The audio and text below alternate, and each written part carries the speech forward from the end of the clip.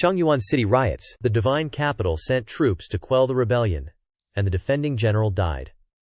Cultmaster Yu was very happy to hear this. A month ago, he led 10,000 followers to attack the Righteous Unification Dao. The Righteous Unification Dao couldn't resist. Sect leader Zhang Yuanshan's whereabouts are unknown. Currently, the Righteous Unification Dao's territory belongs to the Nether sect. Si Wuyai sighed softly upon hearing this. Eldest senior brother is still too impatient. There was no need to do this. If he had followed my plan, Zhang Yuanshan wouldn't have been able to escape. Ye Zhihong continued. Cultmaster Yu doesn't care about Zhang Yuanshan's life or death, Si Wuyai coldly said. When weeding you must pull up the roots. Eldest senior brother's work wasn't thorough enough. Ye Zhihong clasped his hands and bowed his head. Pavilion master is wise. After Ye Zhihong buttered him up, he still didn't leave. Si Wuyai asked suspiciously, is there anything else? Pavilion master, you support Cultmaster Yu so much. What if it makes second senior master angry? I'll explain to second senior brother. Don't worry. Ye Zhihong nodded slightly. The sect's power is growing. Your subordinate is worried that you'll become too powerful and threaten the throne. Throughout history, those who become too powerful and threaten the throne don't have a good end. Si Wuyai is currently that kind of person. Si Wuyai has always helped Yu Zhanghai unconditionally, even going out of his way to help the Nether sect in the dark, which is why the Nether sect has reached where it is today. Yu Zhanghai has promised to bestow many things upon Si Wuyai, but Si Wuyai has always refused. The relationship between them is truly that of senior and junior brothers who are much closer than others. But the problem is that Yu Zhanghai has the ambition to be an emperor. How can this kind of person help the world if he doesn't have the mindset of a king? Si Wuyai turned to look at Ye Zhihong and called out, Zhihong, what do you think is the meaning of a cultivator's existence? Ye Zhihong was startled, not expecting the pavilion master to ask such a profound question. It wouldn't be good if he gave a fake answer, but it would seem too shallow if he answered casually. Si Wuyai smiled and narrowed his eyes. We can talk freely between ourselves, Ye Zhihong replied. Pavilion master, your subordinate believes that cultivators all want to improve their cultivation and increase their strength. Only with strength can one obtain other things. Si Wuyai nodded slightly and slowly sat down. Your understanding is correct. I'll tell you other things when I have the chance later. Ye Zhihong bowed his head and saluted. I respectfully obey the pavilion master's teachings. The next day, at the foot of Golden Court Mountain, the female cultivators of the Evil Sky Pavilion spread out in all directions to patrol, according to Hua Wudao's orders. They were washing clothes with their heads down and bottoms up, while also paying attention to their surroundings. One female cultivator gasped for breath after finishing drying her clothes. Fan Zhong and Zhu Jifeng were hanging upside down from above, looking down, not knowing what they were looking at, probably ogling at their chests and butts. Zhu Jifeng spoke. Elder Hua told us to patrol the surrounding area, but we haven't discovered anything. Drizzit, there was a noticeable fluctuation in the barrier. The female cultivators were attracted by the buzzing sound of the barrier, and everyone looked up at the blue barrier that was showing very clear fluctuations, causing them great unease. Fan Zhong curiously said to Zhu Jifeng, Pavilion Master, the old senior is cultivating in seclusion. Could it be that he's planning to absorb the remaining power inside the barrier? Zhu Jifeng replied. It's hard to say. Sigh, if that's really the case, I just hope the power of the barrier can hold out for a while longer. Fan Zhong looked at Zhu Jifeng. Do you regret it? Zhu Jifeng replied calmly. Never regretted it. Fan Zhong looked at the group of female cultivators standing not far away, then turned to look at Zhu Jifeng. If I told you to go die, would you do it? Zhu Jifeng looked at Fan Zhong with contempt. Fan brother, you're really interesting. Just as the two were chatting about everything under the sun, a female cultivator's voice rang out. What's that? Whoosh! Fan Zhong and Zhu Jifeng also looked up. Way off in the distance, a black dot was slowly making its way over, and as it got closer, it became clear it was a rectangular shape. The female cultivators pulled out their long swords, looking super serious like they were facing some huge enemy.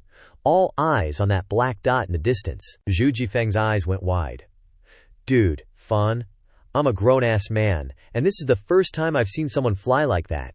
You ever seen anything like it? Fan Zhong was just as bug-eyed, swallowing hard, and said, Nope, never, ever seen that before. As they got closer to Jinting Mountain, everyone could finally see it clearly. It was a black coffin. Zhu Jifeng started to calm down a bit, but his eyebrows were all furrowed. How's he even see where he's going? Did he cut a hole in the coffin or something? Fan Zhong just shrugged. You're asking me. How the heck should I know? The group of female cultivators quickly retreated to the entrance of the barrier.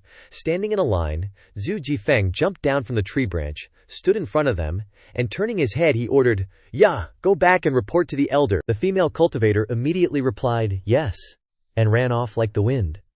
The coffin slowly lowered its altitude, gently gliding over, surrounded by a weird black aura, almost like some kind of special, solidified chi. As it flew, the black aura streamed out behind it, looking like a seriously creepy tail. Whoosh! In a flash, the coffin had flown right in front of everyone and stopped, hovering in the air. No one dared to even breathe heavily, eyes wide as saucers, staring at the bizarre coffin. Never in their lives had they seen such a terrifying entrance. Seeing it now, they were a mix of tense and scared. Maybe it's just human nature to be freaked out by coffins, 'cause seeing it had them all flustered and clueless. The atmosphere was suffocating.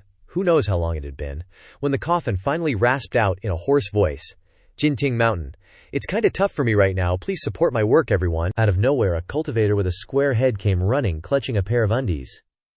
He ran while sniffing around and muttering, "There's still a pair of clothes that hasn't been delivered to the young ladies at Jinting Mountain. This undies delivery can't be delayed, but how can I give it to them in their hands?" Halfway through his sprint he saw something weird and dove behind a big rock way off in the distance. A coffin floating in mid-air, facing a bunch of guys from the Makitian sect. And for a moment, Zhu Jifeng, trying to hide his nervousness, clasped his hands together and said, May I ask if you are Senior Gong Lao? What's the matter? Are you tense?" The voice from the coffin was deep, with a hint of amusement. At that moment, the purple-black aura around the coffin pulsed powerfully. How could Zhu Jifeng not be nervous? Gong Yuandu sighed. After all these years, I still don't deserve to have Brother Ji personally welcome me. Shame, what a shame. Zhu Jifeng and Fan Zhong both looked awkward, exchanging glances without saying a word. "Lead the way," Gong Yuandu's voice continued. Zhu Jifeng mustered his courage and replied, "Senior Gong Lao, the sect leader isn't feeling well, perhaps you could come another day." Whoosh! The chi around the coffin suddenly fluctuated wildly, followed by a low chuckle that sent shivers down their spines. They had no idea why Gong Yuandu was laughing, and Zhu Jifeng immediately barked out, "Retreat!" Snapping out of their shock, the group immediately backed away, all diving back inside the barrier. Fan Zhong looked up at the barrier, his heart filled with worry. The barrier's power was already super weak. How could it possibly stand up to a powerhouse like Gong Yuandu? The gray-faced, square-headed cultivator was equally stunned. Zhu Jifeng and Fan Zhong knew they couldn't stop a big shot like this, so they had no choice but to sneak back into the barrier. But then, the coffin nonchalantly floated right through the barrier like it wasn't even there, and the barrier didn't even react. This is... Zhu Jifeng and Fan Zhong were completely dumbfounded. The coffin continued to hover over their heads, like a pair of eyes was staring right at them. Fan Zhong finally noticed the irregular patterns on the underside of the coffin, and he exclaimed in shock, "Formation patterns! This isn't just a regular coffin! How else could it survive in the sword cemetery for so long without being damaged to dust? The surface is still shiny, but the patterns are all on the bottom." Gong Yuandu's raspy voice echoed. "The younger generation is truly frightening." Zhu Jifeng drew his longsword, looking ready for a fight. "Senior Gong Lao, you better come another day." Gong Yuandu quickly sensed the cultivation levels of the people below. Divine Court Realm, ha ha. Gong Yuandu's mocking laughter made it clear he didn't think much of Zhu Jifeng. Whoosh! The coffin shot downwards. Everyone instantly activated their chi shields, and Yuan Chi, boom! The black coffin shattered their chi shields in the blink of an eye. Zhu Jifeng, Fan Zhong, and the female cultivators staggered back, unable to withstand a single blow. No need for any more showboating, just that one move proved Gong Yuandu's cultivation was at least nascent soul realm. Divine Court Realm was still just Divine Court Realm, and even 100 of them couldn't do anything to a nascent soul realm expert. But the person inside the coffin wasn't going to be brutal?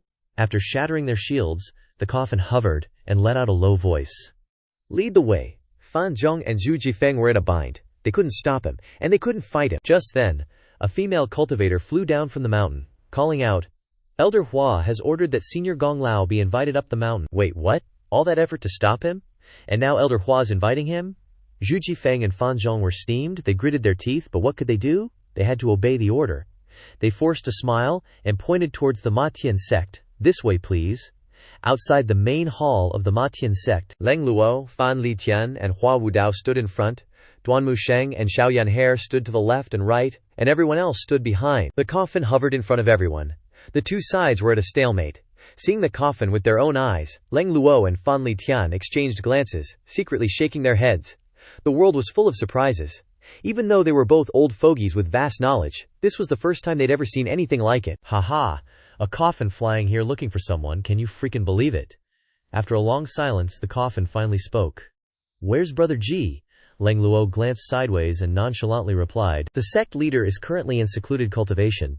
Duan Musheng watched the scene, thinking to himself, they're all sly old foxes who've lived this long. Everyone knows what the other's thinking. Playing tricks now is just a bad move, pointless. Better to be straightforward and honest. Gong Yuandu's voice sounded doubtful. Secluded cultivation. The old man, Fan Li Tian, spoke up. Since returning from the Sword Cemetery, the sect leader has been in seclusion until today, don't you believe it? The square-headed cultivator observed the situation and analyzed to himself. The barrier is indeed much weaker. The coffin has opened a hole and entered. I heard everything that happened just now. After my deduction, I'm 80 to 90% sure I'm right. The coffin is slightly vibrating, and there are very obvious fluctuations of primordial energy around it. Immediately after, these primordial energies suddenly disappear. The coffin flew and hovered in front of Pan Lishan and Leng Luo. Who are you? Leng Luo didn't hide anything and answered directly. Leng Luo, Pan Lishan, also spoke up. This old man.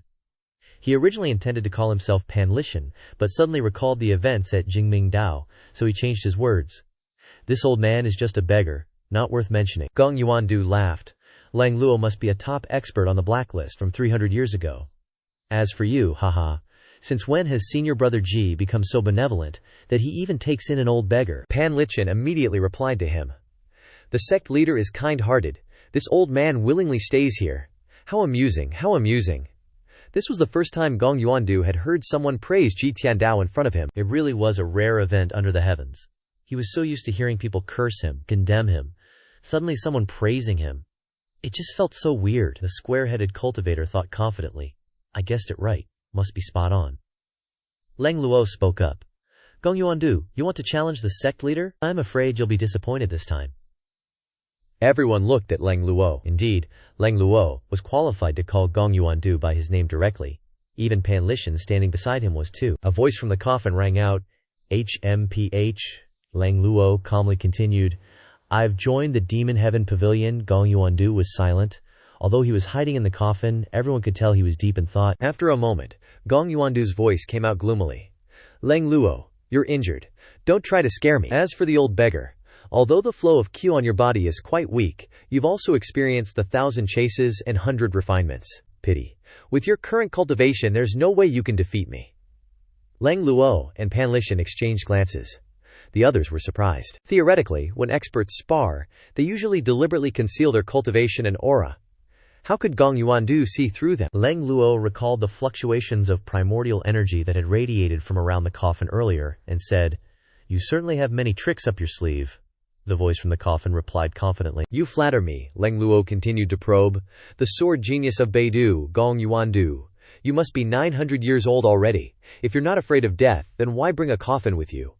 The two sides fell silent again. Gong Yuandu bringing a coffin was a clear sign that he was prepared to die. If he was still in his prime, how could he be so afraid of death? Ha ha. Laughter rang out from the coffin. I only have 2 regrets in my life. One is that I couldn't break the lifespan dilemma, and the other is that I couldn't defeat senior brother Ji. Pity my time is running out. The first one doesn't matter anymore. But if I can fulfill this second regret, I can die in peace. Leng Luo, his eyes cold, growled. If you want to defeat the pavilion master, you'll have to get past me first. Pan Lishan's voice followed. And this old man too. The old man Hua Wudao also grit his teeth. Me too. Duan Musheng's voice shouted loudly. Me too, Granny. Little Yanner wouldn't be left behind either. She widened her eyes like car headlights. Me too. Pan Zhong, Zhu Jifeng, and the group of female cultivators also drew their swords. And us too. Quite the lineup. Finally, the Matian Pavilion's pet pigs, chickens and turtles also stood up and blocked the way, letting out a cry. Gong Yuandu exclaimed emotionally. The waves behind drive on those before. Good, very good. The square-headed cultivator described in detail. A strange stream of black Q is beginning to appear around the coffin. This isn't a signal of attack. The inscriptions engraved on the 4 corners of the coffin are slowly disappearing. It seems Gong Yuandu is actively weakening his power. Everyone looked at the coffin with doubt. Just what was this guy planning to do? The coffin slowly lowered to the ground. Seeing this, Leng Luo's doubts were answered. Gong Yuandu's cultivation has regressed severely. With your current cultivation, I'm afraid you can't even break Elder Hua's 6 Harmonies Dao's seal. How could you fight the pavilion master? Everyone's eyes were on the coffin. Duanmu Sheng and Granny Little Yangar were the most concerned. Granny Little Yangar frowned. Lowered your cultivation so much and still came here? Aren't you just gonna die? It turned out they had been worried over nothing. After that sentence, everyone secretly sighed in relief. Hua Wudao clasped his fist and said, "This junior is incompetent," Cloud Sect Hua Wudao. After the coffin landed, it suddenly stood upright. Boom! The lines under the bottom of the coffin disappeared again. Without this formation, the coffin could no longer fly. A dying man no longer had any reservations. Gong Yuandu's attitude was clear. His voice echoed throughout the Demon Heaven Pavilion. "Let's discuss the sword through the Davio! Discuss the sword through the Davio!" Everyone exchanged glances. The square-headed cultivator thought to himself.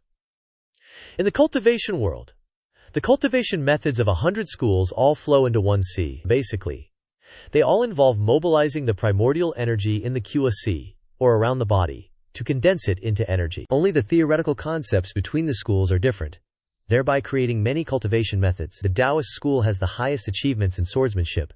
So many cultivators who practice the sword will choose the Taoist school's cultivation methods. Zhang Ai, Luo Shitsan from Sword Cloud Sect, Luo Chongqing, Sword Freak Chen Wenji, and even Leng Luo and Pan Lishan cultivate according to the Taoist school's techniques. The core is the same, but the interpretations are different. That's why some people from the 100 schools are good at escaping, some are good at defending, some are good at attacking, and some have high comprehension and understand a new theory of swordsmanship. Gong Yuandu is such a person. Discuss the sword? Pan Lishan laughed. This old man thought you wanted to fight to the death with us. The coffin was silent. Duanmu Sheng took a breath and said softly, "Then I have nothing to do. Only Old Fourth is good at arguing. I can't do it." These words were really stabbing hearts. Clearly discussing the sword, how did it become arguing in your mouth? Little Yanir said, "I'm also not good at arguing. I don't want to become a shrew in the future." Granny said this sentence. Pan Zhang and Zhu Jifeng were silenced. The two could only watch Granny show off. Leng Luo and Pan Lishan both looked at the coffin, not knowing what the sword genius Gong Yuandu in the coffin was feeling at this moment. Pan Lishan smiled and said, "This old man feels that if you really want to discuss the sword, little Yanner can win against you." Leng Luo nodded. "I agree." Zhu Jifeng and Pan Zhang said in unison. "This junior agrees too." This time, Granny Little Yanshare had question marks all over her face. Gong Yuandu said in a deep voice. "Swordplay, of course, isn't just about sweet-talking. You gotta put in the work." That cultivator hiding behind the big rock outside keeps watching and giving the play-by-play. The coffin's shaking a bit, making spooky noises. The faint yuan qi around it suddenly hardens into sword qi. Kinda like icy stalactites floating next to the coffin. They spin around, then poof! Gone! Looks like Gong Yuandu in the coffin's getting pissed. Oh, Pan Lishan asks, surprised. "You mean we're gonna argue with swords? Like, actually fight?" Gong Yuandu's quick to reply. "Of course." Everyone's startled, their relaxed mood suddenly snapping back tight. This guy's gotta be nuts. And not just a little bit, Gong Yuandu continues, but we don't necessarily have to kill each other. Cultivators can control yuan qi from the body tempering stage to the profound connection stage. Only when they reach the divine tribunal stage of royal Tao can they grasp the Tao. Cultivating using the Tao of royal Tao to control yuan qi, the profound connection stage is called using the sword to discuss the Tao. Sword Tao is basically like that. Pan Lishan laughs. Old man gets it. You mean we only use profound connection stage cultivation to spar? No summoning our dharmic bodies, no weapons? Am I right? Hua Wudao thinks to himself. Put simply, it's suppressing cultivation. Just a simple comparison of cultivation insights and swordsmanship. It's the best method for both sides. Leng Luo and Pan Lishan's cultivation hasn't recovered yet, and Duanmu Sheng and Zhao Yanhe might be strong, but they won't gain anything if they fight to the death. After all, Gong Yuandu is already a dying man. Sure enough, after Gong Yuandu says that, the coffin spins again, leaning sideways on the ground, one side high, one side low, the high side facing everyone. On the coffin are carved two black characters. Order, in seal script, looking super eerie. First we discuss swords, then determine the winner please. Gong Yuandu's voice carries yuan qi, creating sound waves that spread throughout the Demon Sky Pavilion. Hua Wudao waves his hand, turning back to say, "Youngsters, no need to participate in this kind of contest. It relies on each person's insights into Sword Dao, so watch closely. The group bows. Pan Lishan and Leng Luo exchange glances, and Leng Luo takes a few steps forward. I'll go.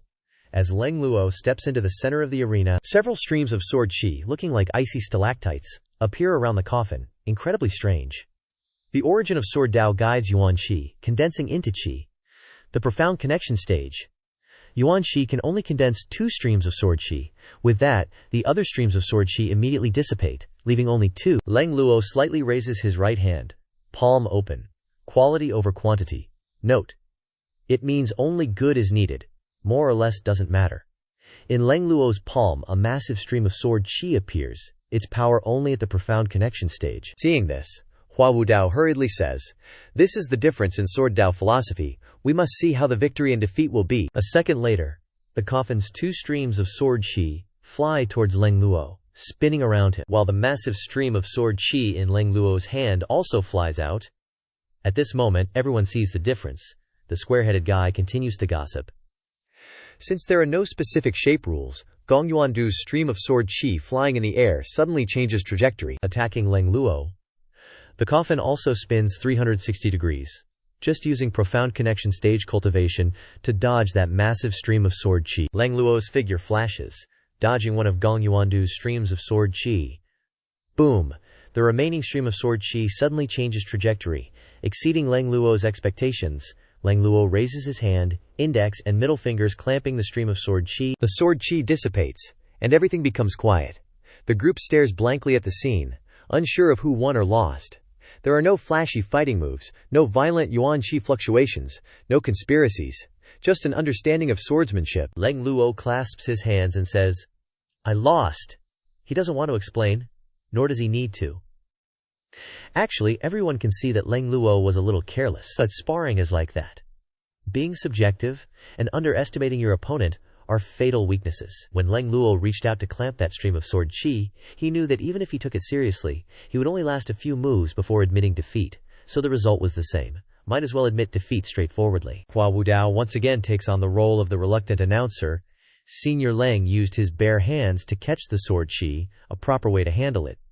But unfortunately, the profound connection stage has just gone through body tempering, so there is no way to use bare hands to catch the sword qi. If it were truly a discussion at the profound connection stage, that stream of sword qi would have cut across Senior Leng's neck. However, Senior Leng is best at the Dao of hidden arts, not skilled in sword Dao.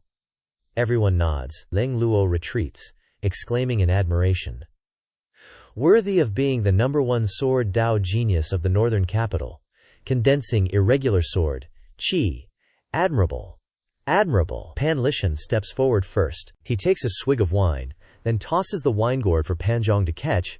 Pan Zhong is dumbfounded, not understanding a thing. Long Ye, old Pan is truly generous, able to casually toss away such a personal weapon. Old man isn't Leng Luo. After all, Leng Luo is too young, lacking in real combat experience. Leng Luo remains silent. Losing is losing, nothing to explain. He hears old Pan's garbage talk every day, nothing new. Gong Yuandu speaks up. "Old beggar Pan Lishan." Pan Lishan replies without opening his eyes. "That would be old man," Gong Yuandu says. The Dao of swordsmanship from the profound connection stage can generate yin and yang, transform into taiji, produce the 4 symbols, extending endlessly, growing without ceasing. Pan Lishan replies, "If it's the profound connection stage, you can only condense 2 streams of sword, qi at most. Don't even talk about growing without ceasing. I'm afraid you can't even do the 4 symbols." Gong Yuandu is about to speak, but Pan Lishan raises his voice again. "Old man has met quite a few sword Dao masters from the southern and northern families. You want to use Gang Qi to make a sword formation, forming the 4 symbols, reaching endless growth." Gong Yuandu excitedly praises. "Interesting." Old man has already said old man isn't like Leng Luo. Pan Lishan seems pleased, turning to look at Leng Luo mockingly. But Gong Yuandu speaks up. "Then let me see what your method of breaking it is." The square-headed cultivator comments excitedly below. A taiji-shaped halo suddenly appears in the coffin, over 2 meters in diameter, 1 yin, 1 yang, the yin and yang rotating, with streams of sword qi floating around. Leng Luo claps his hands. "To be able to do this at the profound connection stage, old Pan, just admit defeat, alright?"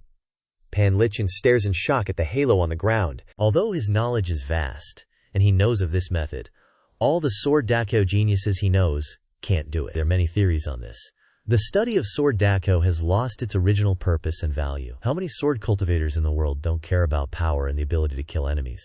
Pan Lishan feels very excited. Although he doesn't know how Gong Yuandu does it, he's thrilled to experience this sword Dao technique. Pan Lishan slightly lifts his right hand, and a Taiji light seal appears in his palm. The cultivator is startled. Holy crap, the old geezer's making a move. Zhu Jifeng, Panzhong. And the female disciple's eyes light up. It's the first time they've seen Elder Pan make a move, also the first time they've seen this legendary old geezer all use Yuan Shi, an old beggar, a great cultivator who was once crippled, becoming a bum on the streets, finally shows a glimpse of his past glory. Pan Zhong asked in surprise. Just a Taiji light seal? What kind of Taoist technique is that? Beneath the mask, Leng Luo also revealed an admiring gaze. Interesting, Pan Lishan unleashed a palm strike. The Taiji light seal emanated a wisp of sword essence, concealing the sword intent within the seal. At the same time, on the opposite side, Gong Yuandu also conjured up streams of sword essences. Theoretically, the Tongshuan realm could only control a maximum of 2 streams of sword essence. But with the small formation, it should be able to generate a continuous stream of origin energy. The sword essences on both sides shot out swiftly, causing everyone to subconsciously retreat, Pan Zhong exclaimed in shock. Damn it, this isn't even a Tongshuan realm battle anymore, it looks like Fan Hai realm. Rumble, rumble, rumble. The sword essences collided. Pan Lishan smiled, stomped forward, and slammed his aged hand onto the ground. Boom! The bluestone floor shattered, and the formation patterns also broke apart. Well done, Pan Zhong couldn't help but applaud. The older ginger is spicier. No one said swordplay could only be used with sword essence. It's perfectly reasonable for Tongshuan realm cultivators to break the floor. The body tempering realm can already do that. Old Pan is about to win. Just when everyone thought Pan Lishan was about to win, those shattered formation patterns suddenly recondensed into firmness, gathering in one spot, then shooting towards Pan Lishan's Taiji light seal. Boom! The Taiji light seal was shattered. Not a single one, more or less. Gong Yuandu still had 2 streams of sword essence floating in the air. Excellent! Leng Luo applauded in admiration. Everyone was puzzled. Pan Zhong curiously asked, why aren't they fighting anymore? The victory hasn't been decided yet. Pan Lishan still has time to unleash new moves. What's the point of Gong Yuandu having 2 streams of sword essence left? While everyone was still confused, Pan Lishan clasped his hands and said, this old man admits defeat. Hua Wudao nodded, and once again played the role of announcer, explaining, the battle has reached the limit of the Tongshuan realm. Everyone was startled and understood. They had indeed forgotten about this. Hua Yuexing exclaimed, Elder Hua is right. The Tongshuan realm can control 1 Dharma seal and 2 streams of sword essence at most. When Gong Yuandu's formation pattern shattered, he still had 2 streams of sword essence in his hand, 1 step stronger than Pan Lishan. Pan Lishan laughed and said, your methods have truly broadened this old man's horizons. After saying that, he retreated a few steps. If even experienced seniors like Leng Luo and Pan Lishan can't defeat Gong Yuandu's swordplay, then others have even less of a chance. Young juniors have shallow cultivation experience, and absolute talent alone cannot compensate for it. Granny, it's Elder Hua's turn, Zhao Yanher said. Hua Wudao clasped his hands and said, I'll pass, I'm only skilled in defense, and besides, the 6 Harmony Dao seal can only be effective in the nascent soul realm, and I have no knowledge of swordsmanship. Hua Wudao waved his hand and also retreated. The female cultivators who witnessed this widened their eyes, thinking, all 3 great ones have conceded. No one can fight anymore. The current situation seems a bit awkward. Gong Yuandu chuckled. I've cultivated bitterly in the sword ruin. Studying swordsmanship for 100 years, it's not surprising that I've defeated you. Duan Musheng brandished the overlord's spear and said softly, it's just empty words, not a true comparison of cultivation. On the battlefield, who would talk to you about fair rules? That's right. Who would suppress their cultivation, hide their trump cards, and not use them? Boom! The overlord's spear slammed into the bluestone floor, and the origin energy on Duan Musheng's body erupted everywhere like a tidal wave, causing the others to retreat continuously. Even Pan Lishan and Leng Luo didn't have that much energy. The current situation is that only Duan Musheng and the person in the coffin can compete. After a moment of silence, Gong Yuandu opened his mouth. If I use my full strength to kill, you will definitely die. Of course, I won't be able to fight again after that. The coffin didn't move, as if giving Duan Musheng time to think. Do you dare? The people of the Demon Heaven Pavilion knew Duan Musheng's temperament, and shook their heads inside. Duan Musheng raised his hand, the overlord's spear shot out of the ground and obediently landed in his hand, the majestic true Qua surrounding the overlord's spear. Then let's try. Boom! A 3 zang tall Dharma body appeared behind Duan Musheng. The golden lotus beneath him bloomed with 2 petals, slowly rotating. Unexpectedly, Duan Musheng was so bold. And unexpectedly, he was not afraid at all, standing in front. The atmosphere became tense. Hua Wudao persuaded. Duan Musheng, listen to my advice, don't be reckless. After all, the person in front of you is a sword genius from Beidou. He set the rules, using the Tongshuan realm to spar. It's already giving us a chance. Why risk your life to fight? It's not worth it. Duan Musheng shouted. Elder Hua, no need to persuade me. With Master not here, who will stand up if I don't? Without Yu Shangrong and Yu Zhanghai, and with Master not here, Duan Musheng naturally had to bear the responsibility. Theoretically, Pan Litian and Lang Luo were both qualified to stand at the front, but their cultivation was far from being restored, so they could only watch. Very good, Gong Yuandu said loudly. I underestimated Brother Ji. I didn't expect Brother Ji to have such a disciple. In that case, I will show you what true swordplay is like. The origin energy around the coffin started to move violently, completely different from before. Lang Luo and Pan Lishan's eyes were fixed on the coffin that was emitting an extremely strong aura in front of them. However, just as the coffin floated up, a deep voice suddenly came from above the roof of Dongge. Retreat. Lu Zhou repeatedly ordered the group to retreat backwards. Duan Musheng's body jolted, and he immediately knelt down on one knee. Master, Lang Luo, Pan Lichin, and Hua Wudao all turned their heads to look towards the eastern pavilion. Apart from those 3, everyone else hurriedly knelt down and shouted, Masters! Grandma! Xiao Yanhair pointed and shouted loudly. Master, you've finally come out of seclusion. That psycho in the sword grave is here to cause trouble. In the eastern sky, Lu Zhou stood with his feet on the backs of 2 birds, gently flying over. Lu Zhou descended to the ground, his hands clasped behind his back, and slowly walked forward. Lang Lu Zhou and the others slightly bowed, and clasped their hands at Lu Zhou. Lu Zhou's gaze fell on the coffin, a hint of scrutiny in his eyes, and then he said, Go prepare wine. Yes, Grandma, the person replied and scurried off. The sound of Gong Yuandu's voice inside the coffin became agitated. It was hard to tell if it was excitement or... Senior brother understands me. Xiao Yanhair immediately ran to the north pavilion, bringing out the 100-year-old brewed wine. The others set up tables and chairs in front of the Demon Heaven Pavilion's main hall. Lu Zhou stroked his beard and said, No matter what, you're still an elder, yet you go and bully the younger generation. This old man feels ashamed for you. Gong Yuandu, who was so fierce just now, unrivaled, was now deflated like a salted fish.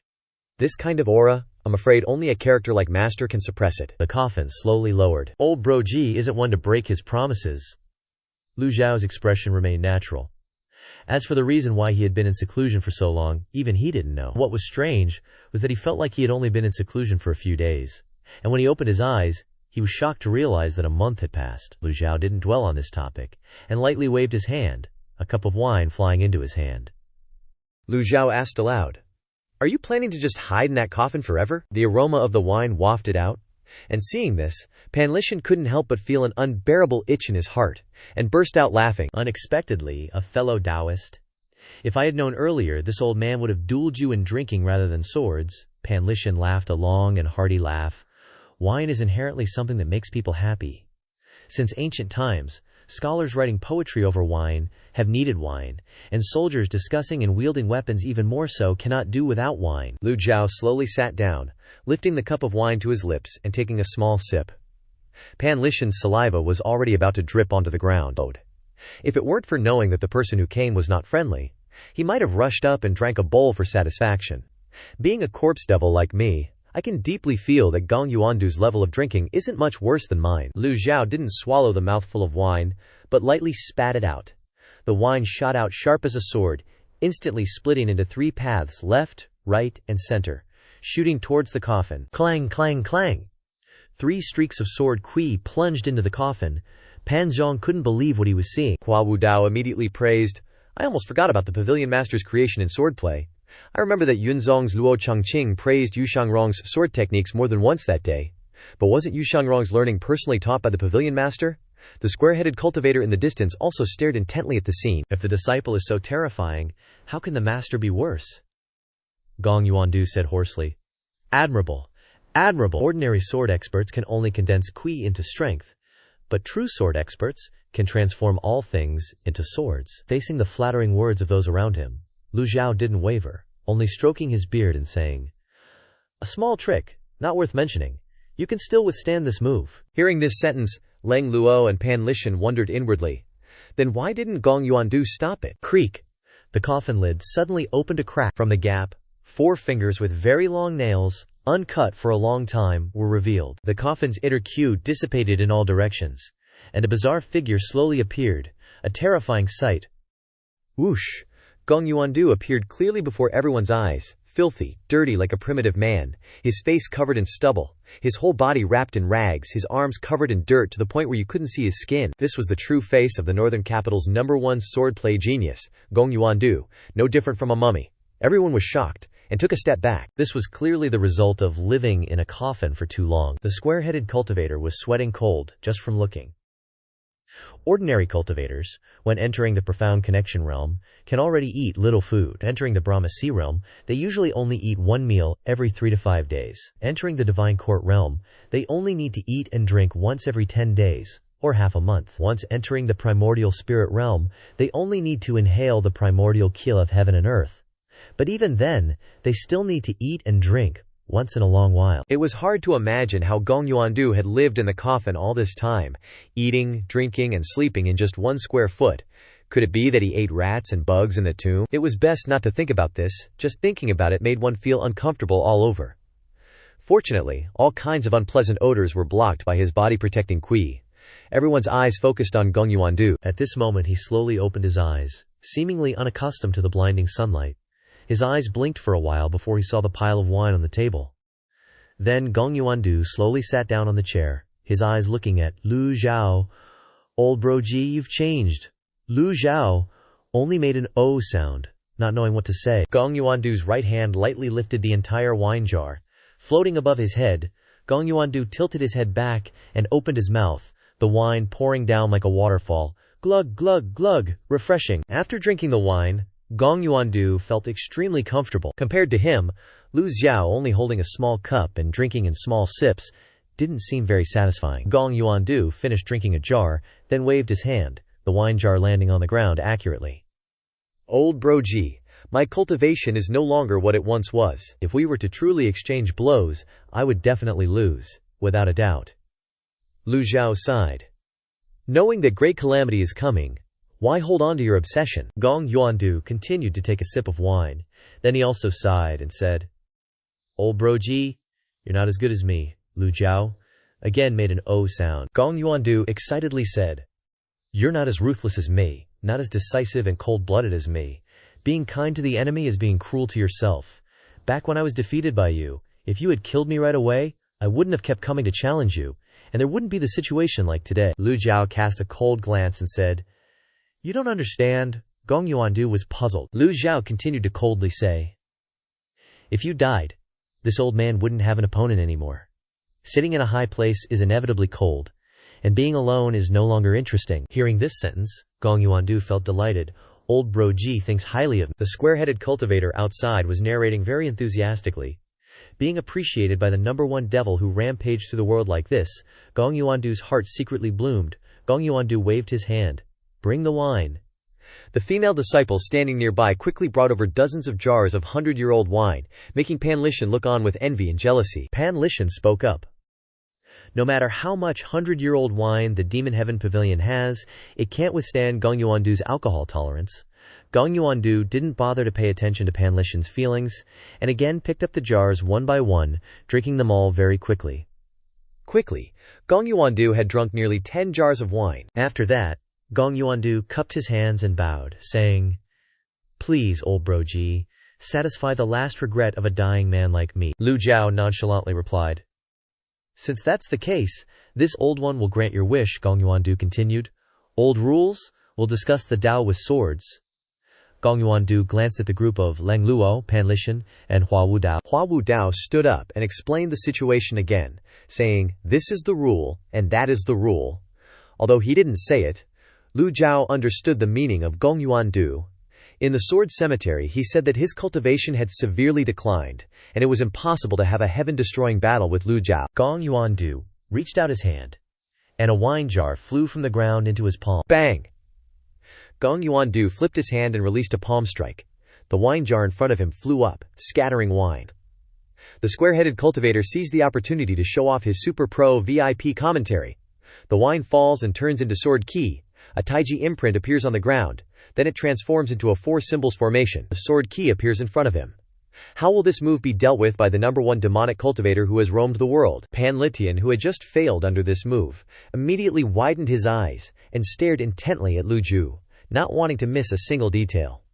But he found that Lu Zhou was still holding his wine cup without moving at all, and his deep eyes revealed immense confidence. Is it too confident? Or is it arrogance? Whoosh, whoosh, whoosh. As the several sword kui flew in front of Lu Zhou, he suddenly flicked his cup, and the wine cup spun, forming a taiji imprint. Pan Litian frowned. My judgment was correct. Boom. The taiji imprint blocked the sword key, and Lu Zhao's hand also came down. The formation patterns were shattered, the taiji imprint disappeared, and the 4 symbols formation also vanished. The only difference was that Gong Yuandu no longer had any sword key in his hand. Leng Luo, observing the scene before him, sighed and intentionally mocked Pan Litian. The same move, but when used by someone else, the effect is so different. Pan Litian's face flushed red. Don't insult me. Leng Luo, of course, didn't miss this opportunity. Pan Litian had insulted him quite a bit earlier. Pan Zhong stared blankly, dumbfounded. Profound connection realm has reached its limit. Fighting evenly? Gong Yuandu shook his head.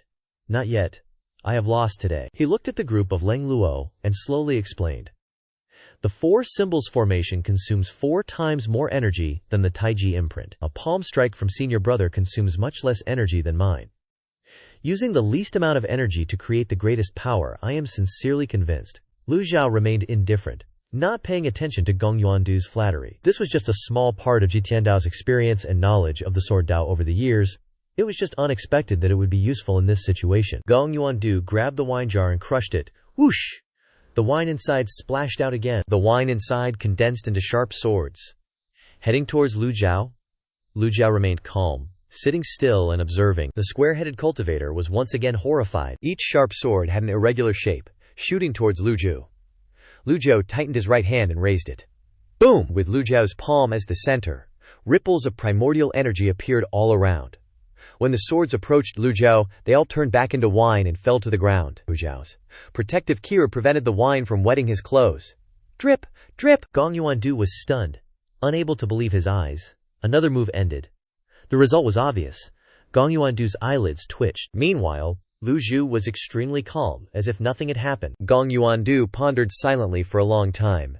This was a sword technique he had painstakingly cultivated in the sword cemetery for years, transforming all things into swords. But it was casually resolved by Lu Zhou. The juniors standing and watching didn't understand. Hua Wudao spoke up. They can only condense qi into essence. How can wine be turned into sword essence? Duan Musheng also joined in. The fun. Wine isn't water to begin with, it's very difficult to freeze it quickly to turn it into a blade. Leng Luo heard this and explained. The key formed has a hollow shape that encloses the wine inside. To do this requires extremely high control over primordial energy.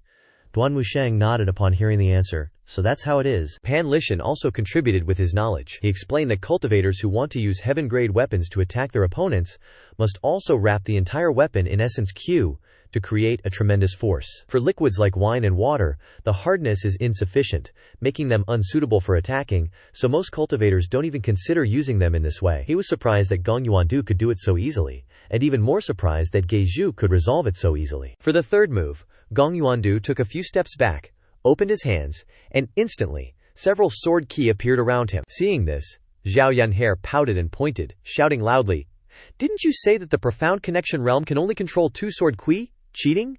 Gong Yuandu didn't look at her, simply explaining. "Girl, who told you that my sword qi isn't 2? Grandma was startled. "Huh?" she exclaimed. Those sword qi spun around Gong Yuandu. Upon closer inspection, she realized that the sword qi were now tiny, just like fingers. Then, they slowly split apart. 1 into 2, 2 into 4. Each time they split, they became half as small, and the number of sword qi increased. The square-headed cultivator broke out in a cold sweat.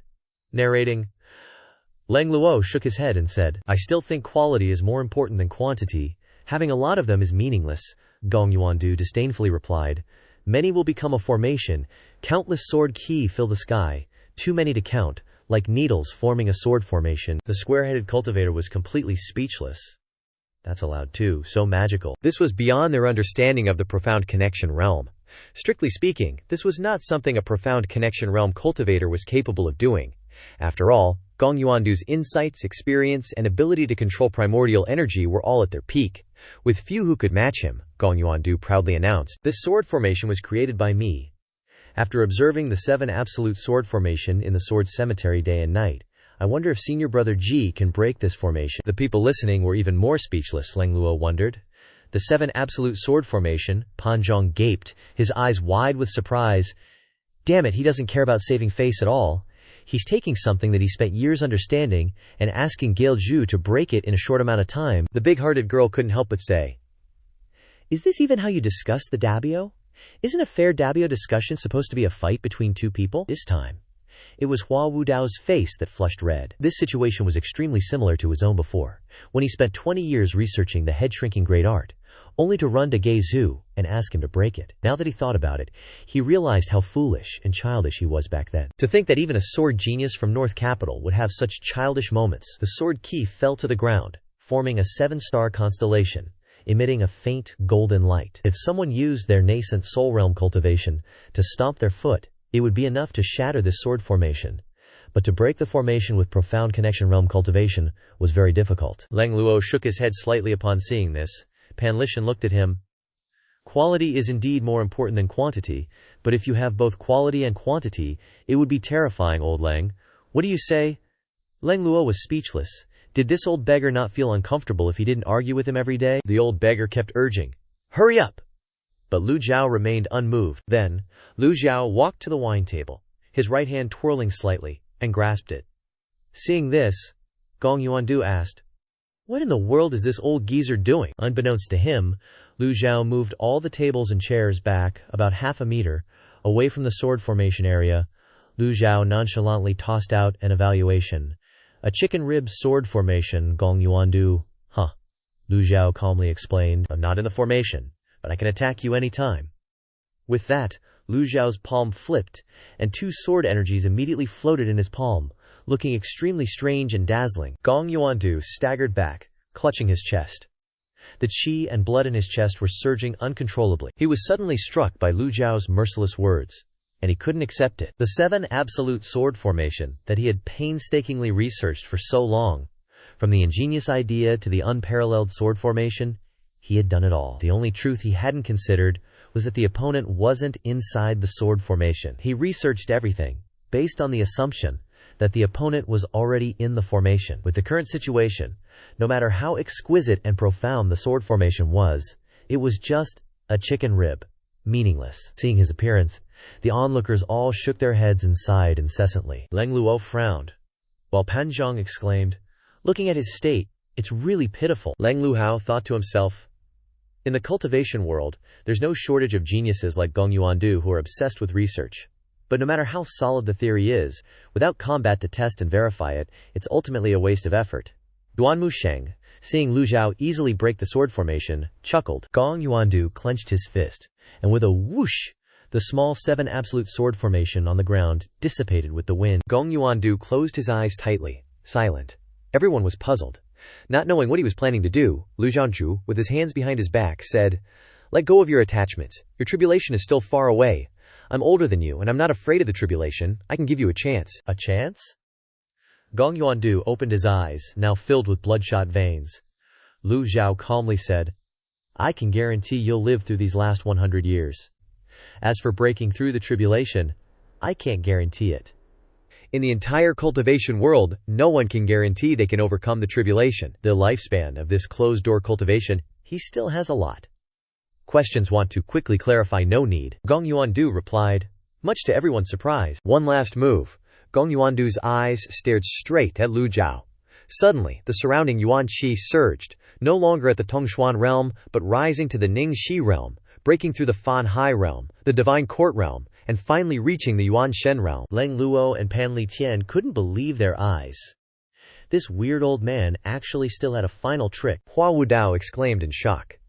The aura around his body clearly indicates that this final dual move no longer uses the Tongshuan realm cultivation, but must be met with full force, even risking his life for a gamble. Gong Yuandu was filled with power, shouted loudly, "Please advise!" The square-headed cultivator was giving live commentary. A massive Dharma body appeared, with countless sword energies swirling around it. In an instant, the entire Evil Sky Pavilion was enveloped in sword energies. The sword energies were constantly converging, this is to kill, irregular sword energies, and many sword energies fell to the ground and solidified into formations, while other sword energies gathered power, growing stronger and stronger. Lang Luo and Pan Li Tian both looked up, and then shook their heads simultaneously. Hua Wudao yelled, "Everyone, don't leave my defense!" Hua Wudao stepped on the Six Harmony Dao seal, covering everyone, except for Lu Zhou, who stood outside the Six Harmony Dao seal with his hands behind his back. Gong Yuandu lightly tapped his toes, his entire body flying straight to the top of the Dharma body. The Dharma body gathered energy, and Gong Yuandu's palms also joined together. Osh. No one expected Gong Yuandu to suddenly unleash a move using his full power. But as Duanmu Sheng said, in the cultivation world, is there such a thing as absolute fairness? Under the control of Gong Yuandu and the Dharma body, thousands of sword energies expanded continuously, as if all the Yuan Qi of Golden Court Mountain was being sucked up by this giant Dharma body. Gong Yuandu's face was full of murderous intent as he shouted, "Please advise!" the square-headed cultivator said very professionally. Birds scattered in the forest, and within 1,000 meters, the air surged, and clouds gathered and dispersed in an instant. The converged sword energies immediately shot towards Lu Zhou. Duanmu Sheng and Xiao Yanhe called out in unison. Master, Hua Wudao, Lang Luo, and Pan Li Tian also worriedly called out, "Pavilion Master." Even the usually gluttonous pets in the Evil Sky Pavilion cried out incessantly. Just as thousands of sword energies were about to pierce Lu Zhao's forehead, he indifferently opened his mouth and uttered an extremely short and concise word. Scram. Lu Zhou's eyes were filled with murderous intent. This was truly a genuine old devil. This wasn't the third heavenly writing divine power that Lu Zhou had just comprehended. This was the very familiar bone character sonic power. Like thunder exploding in everyone's ears, the densely packed sword energies in the sky were shattered into pieces by the sonic waves and dissipated between heaven and earth. More than 1,000 sword energies in front of Lu Zhao's forehead were like they had been shot back, turning around and flying in the opposite direction. Gong Yuandu's huge, radiant golden Dharma body only lasted for a single breath before being shattered by the sonic waves like a soap bubble. Thousands of sword energies flew backward, pointing their tips toward Gong Yuandu. Gong Yuandu was caught off guard, his protective chi breaking like a balloon pierced by the sword energies. Some sword energies tore through his arms, face, and legs. Gong Yuandu's face was filled with shock as he cried out in pain and fell to the ground. Cultivators in a nearby town pointed towards Golden Court Mountain and exclaimed, "Look, the barrier of Golden Court Mountain has been broken." Boom! A powerful shockwave spread outwards from Golden Court Mountain. Boom! The already weak barrier of power was shattered by the sonic waves, immediately falling apart into ashes, then disappeared. The barrier turned to smoke. Pan Zhong and Zhu Jifeng saw Hua Wudao staggering and ran over, calling out loudly, "Elder Hua!" Hua Wudao thought to himself in a daze. The Six Harmony Dao seal was instantly shattered into pieces. The great divine power of the word cut is truly terrifying. Even Hua Wudao, who had witnessed this divine power once before, couldn't help but jump in fright. The divine power of the voices of all beings completely exceeded everyone's expectations. That sound wave knocked Gong Yuandu to the ground, then continued upwards, and finally, Gong Yuandu fell like a dropped jackfruit. The Evil Sky Pavilion became completely silent. Lu Zhou raised his head to look at the sky. There wasn't a trace of the barrier left. Damn, this power seems even greater than before. This is a headache. Lu Zhou really wanted to scratch his head. He didn't want to do it like this. The barrier's gone now. What's the righteous lot gonna think?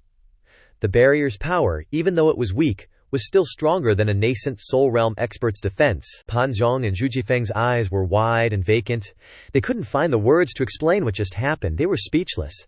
And the flying Lightain Hall fans couldn't wrap their heads around the situation either. Fan Lightain yelled out, "Pavilion Master is truly a high person with an outstanding style, destroying the barrier himself. What a huge action." Lang Luo continued, "Although I don't know why the Pavilion Master did that, but it's too strong." Hua Wudao, his face flushed, explained, "My Six Harmony Dao mark lost. I am not wronged in the slightest." Lu Zhou was a little sad. He scratched his head, lamenting the loss of the barrier, while the people behind him kept cheering, "Pavilion Master is mighty! Pavilion Master is awesome!"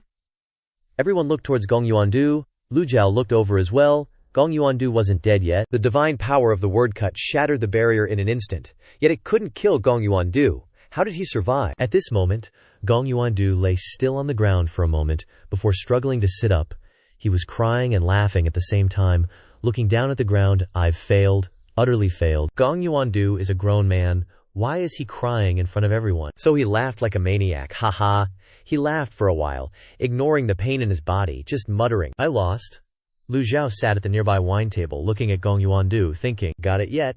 Gong Yuandu crawled up, limped over to the wine table, sat down opposite Lu Zhou, and asked, got what? Lu Zhou calmly took a sip of wine and replied, can't figure out the reason for your failure. Gong Yuandu shook his head and grinned. Lu Zhou poured some wine, handed the wine jar to Gong Yuandu, and asked, you still have 100 years left. Are you really willing to give up? Gong Yuandu took the wine jar and sighed. Senior brother, you don't understand. He didn't pour the wine into a bowl, but picked up the jar and took a big gulp before putting it down. I can't turn back, Lu Zhou continued to ask. Why, Gong Yuandu replied, I've been burning my essence blood for a long time. Lu Zhou froze when he heard this. Essence blood is the origin of life. It's what sustains a person's life. Lu Zhou frowned slightly. Was it to raise your cultivation? Duanmu Sheng, Xiao Yanyer, Leng Luo, Pan Liqian, Zhu Jifeng, and Pan Zhong all broke out in a cold sweat when they heard this. Is this old guy playing it that big? Cough. Cough. Gong Yuandu coughed violently and spat out a mouthful of blood. It was unclear whether it was from the injuries caused by the divine power of the word cut, or from the recurrence of old wounds. Lu Zhou was shocked when he saw this. Said with a sound. Gong Yuandu gave a forced smile and murmured, just a little bit more. Pan Liqian. Said, and thought. Just a little bit more to reach 9 leaves. The people standing around all looked shocked. In the cultivation world, no one doesn't know the meaning of 9 leaves. The 8-leaf nascent soul realm is the limit of human cultivation. To this day, no cultivator has successfully broken through to 9 leaves, or at least, the people who have appeared in the cultivation world have no 9-leaf experts. Not even the mysterious mist forest or the dangerous vortex sea domain has ever seen a 9-leaf expert. In all of humanity's searchable classics, there is no such expert. Lu Zhou said that it was just a little bit short, but it was an insurmountable gap. Gong Yuandu asked, Brother Ji, don't you feel it? Lu Zhou asked. Feel what? Gong Yuandu replied. The feeling of danger. The feeling that one's lifespan is gradually disappearing, mysteriously and unpredictably. Speaking to this, Gong Yuandu lowered his voice. Every time my cultivation increases, I feel like I'm aging extremely quickly, so quickly that I can't stop it. A trace of helplessness appeared in Gong Yuandu's eyes. Once I intend to stop it, the vitality that I have painstakingly accumulated will leave my qi si, Lu Zhou asked. When did you start having this feeling? Gong Yuandu lowered his head to recall, and then replied. In the 10th year after arriving at the sword tomb, and the 30th year, Lu Zhou said to him, So the first time you stopped it, but the second time you couldn't? Gong Yuandu replied helplessly. I had no other choice. If Gong Yuandu's hair wasn't covered in mud, it would have been pure white. That was a sign of his aging. Lu Zhou also fell into deep thought. If Gong Yuandu's words were true, then the limit of human cultivation was 8 leaves. It was a pity that only Gong Yuandu had broken through the limit. There were too few people for Lu Zhou to refer to. At this point, Gong Yuandu couldn't take it anymore. He coughed, cough, cough. Gong Yuandu coughed again, and this time his hair turned completely white. The mud couldn't hide it. Everyone was shocked by this scene, not knowing what was happening. Lu Zhou looked at his white hair. As if it proved something, Lu Zhou said softly. Idiot. Gong Yuandu gave a bleak smile in response to Lu Zhou. If I didn't do that, I would have died instantly. His hand on the wine jar trembled non-stop. After speaking, Gong Yuandu picked up the wine jar again and poured it into his mouth. He said, Sometimes being a little stupid isn't necessarily a bad thing. The 100-year-old wine churned in his stomach, but he didn't feel uncomfortable. He enjoyed it immensely. Pan Zhong felt a little empathy for Gong Yuandu. He said to Zhu Jifeng, Living in a coffin for so many years. Woo. It's been a long time since he felt this way. The wine stimulates his stomach, making him feel alive, still human. Pan Liqian chimed in. But sadly, every time he drinks, his hair turns whiter, the mud peels off, and his skin becomes wrinkled and withered, like bark. Gong Yuandu laughed heartily. To be honest, when I attacked just now, I suddenly had the illusion that I could kill you. Lu Zhou looked at him, his voice confident. If I hadn't held back in the sword graveyard, you'd be dead already. Gong Yuandu nodded helplessly, recalling the 7 absolute sword formation and his demonic sword in the sword graveyard. If Lu Zhou could break that, what was defeating him? Thinking this, he continued, Senior brother Ji is older than me, and his cultivation is much higher. Before long, you'll feel the same way I do. Gong Yuandu chuckled. Perhaps all seniors have this feeling when seeking breakthroughs. Lu Zhou remembered Gong Yuandu's description, and thought of his own closed-door cultivation, and chuckled faintly.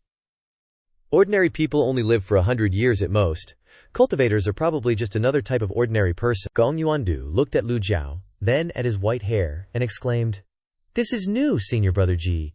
You've changed so much. Lu Zhou just nodded, not denying it. He couldn't directly say, I'm from another world, a very distant, special world. Thinking this, Lu Zhou told him, You too, that dumbass thought, since the two of them just fought, and are now talking like this. They must be long-time rivals.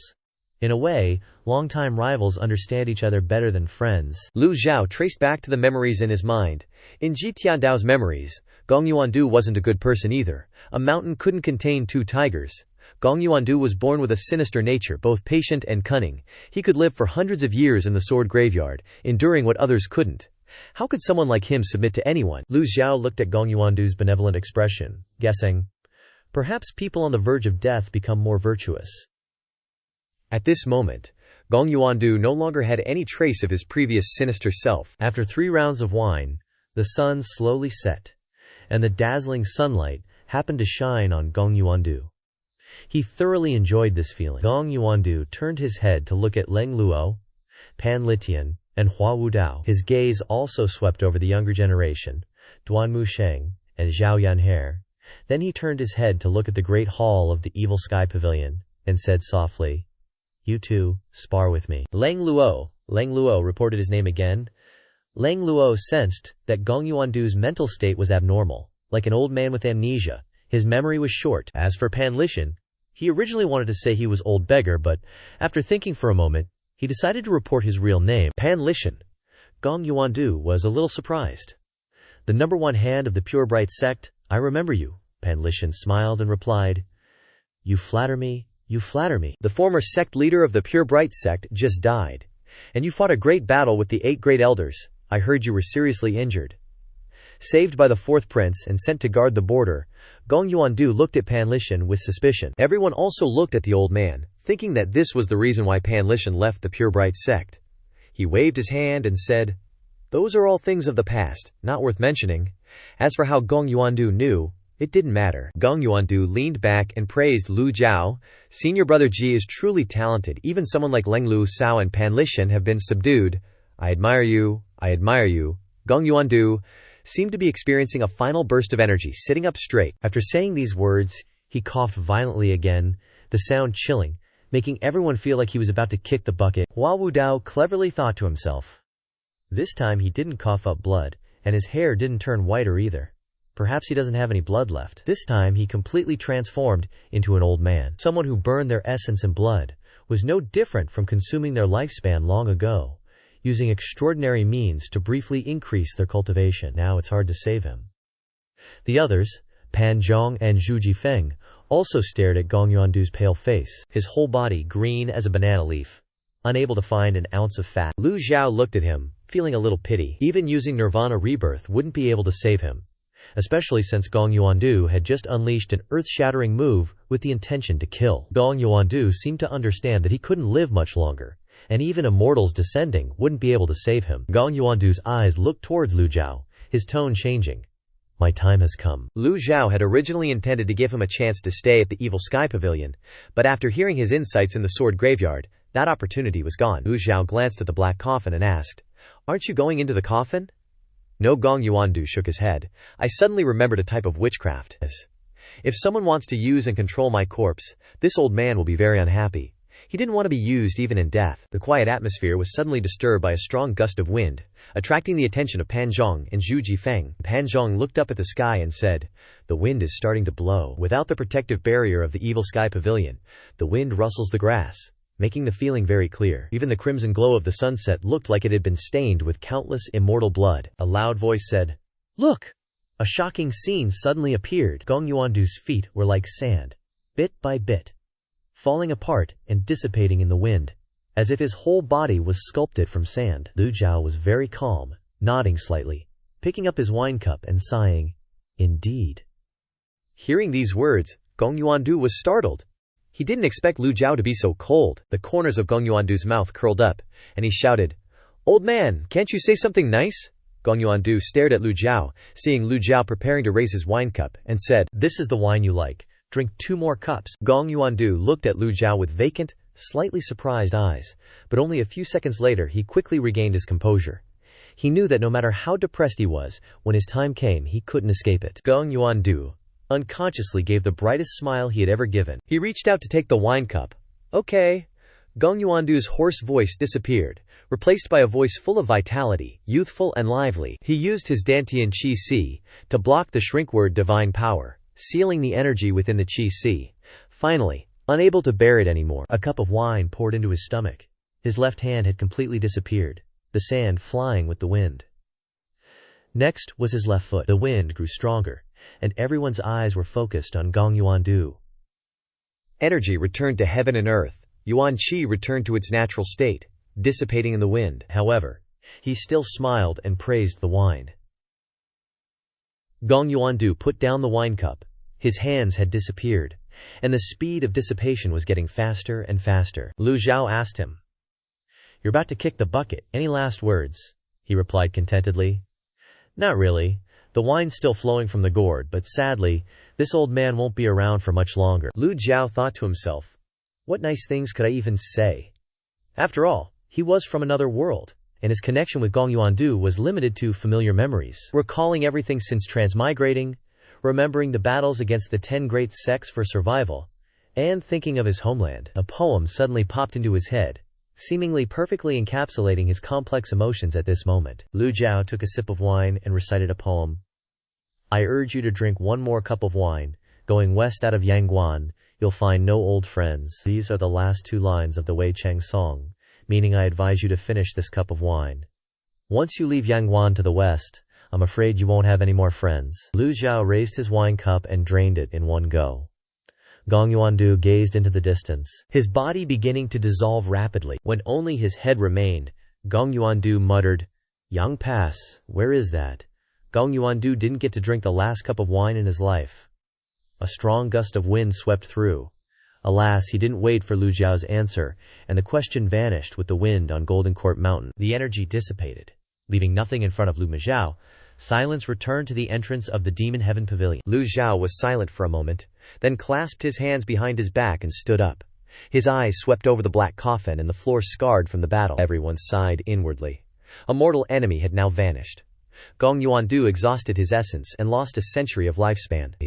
Even if he hadn't come to the Demon Heaven Pavilion to challenge him, he would have quietly died anyway. He originally planned to die in the coffin, preserving his body, but sensing something while drinking, he changed his mind. Lu Zhao calmly ordered, "Clean it up, yes!" Granny exclaimed suddenly. "Get that empty wine bottle." A nearby female cultivator responded, "Yes." Lu Zhou turned and walked back into the Demon Heaven Pavilion, and the others followed in succession.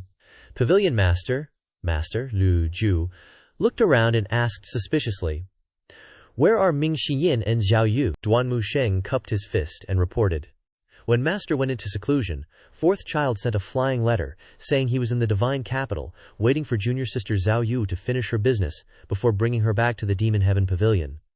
"It'll take some time," Lu Zhao indifferently said. "Whatever." Duan Musheng retreated. Lu Zhao looked at Fan Li Tian, Leng Luo, and Hua Wudao, seeing their white hair and aged appearances, feeling a bit awkward. The Demon Heaven Pavilion is turning into an old folks' home. Only Zhao Yanjie possessed youthful vitality, her face glowing. Lu Zhao recalled the scene of Gong Yuandu being blown away by the wind and fell into contemplation. He could reverse his age and didn't worry, but what about them? Suddenly, Fan Zhong ran in, shouting, "Pavilion Master, there's a flying letter from Jiang Aijian. Read it!" Fan Zhong obediently read the letter. "Senior, the Zheng Yi Dao sect has been annihilated by the Underworld sect, and Zhang Yuanshan's whereabouts are unknown. The Underworld sect's actions have attracted the attention of the royal family. Coincidentally, Ayang City and Shangyuan City are in chaos, leaving the royal family unable to spare resources to deal with the underworld sect. Also, your 4th and 5th disciples in the divine capital are doing well. I will take care of them on your behalf. Here's another piece of news. The 5 rats are dead. The one who killed them was your 6th disciple, Ji Tiandao. Granny rolled her eyes. It was hard to tell what she was thinking. After Fan Zhang finished reading, the entire hall fell silent. Fan Zhang muttered, "I'm just reading the letter." Hua Wudao felt surprised, having anticipated this, but Yi Tiangxin thinking of the Demon Heaven Pavilion under those circumstances was unexpected. Fatty and Li Tian also said somberly, when Yi Tiangxin left the Demon Heaven Pavilion, her cultivation had only just recovered a little. Whether she could survive was already a question. How could she have recovered her cultivation in such a short period of time? Duan Musheng cupped his hands and said, "Master, the matter of the 5 rats happened while you were in seclusion, and this disciple dared not disturb you." Lu Zhou said, "It's all right." When Lu Zhou was in seclusion, he was usually immersed in comprehending the heavenly book, which was very important to him. Even if he was disturbed, Lu Zhou might not have stopped his comprehension to deal with the matter. Hua Wudao said, "Yi Tiangxin was originally a disciple of the Demon Heaven Pavilion. Although she was expelled, it seems she knows how to turn back." Leng Luo sighed. "It's all my fault for being careless and falling for Mo Li's trick, allowing her to control me."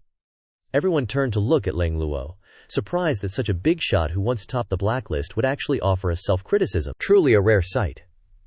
However, this matter couldn't entirely be blamed on Leng Luo. In reality, the one who executed the order to massacre the common people was the 3 armies commander, Wei Zhuoyan, who had long been dead. Only the mastermind behind the scenes, Mo Li, who was still hiding in the royal palace, remained, and she was Leng Luo's mortal enemy. Lu Zhou glanced at the 3 elders, who were old and looked tired. Gong Yuandu's sword duel had exhausted them, so Lu Zhou waved his hand slightly.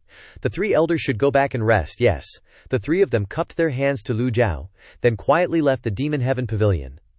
The remaining people stood respectfully, waiting for Lu Zhao's instructions. Xiao Yanhe walked up to Lu Zhao's side. "Master, should this disciple go find senior sister Tiangxin and bring her back?" "No need." Lu Zhou glanced at her, then said nothing more, his attitude very clear. Everyone was silent, not daring to say another word.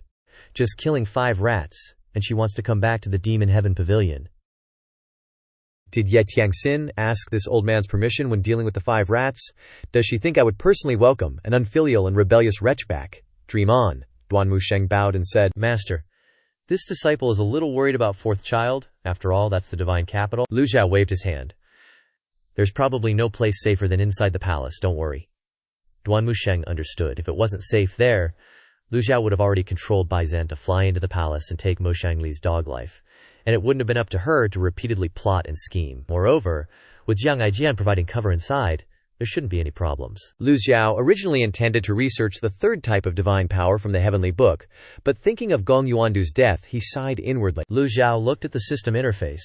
Gong Yuandu's death granted him 1,500 merit points, showing that Gong Yuandu was indeed one of the targets to be killed. The reward points are satisfactory. Is the 9 Leaves realm really the limit of the cultivation world? Has no one ever broken through the 1,000-year Great Tribulation? Although Gong Yuandu was an old opponent, he was, after all, someone from the same era as Lu Zhou.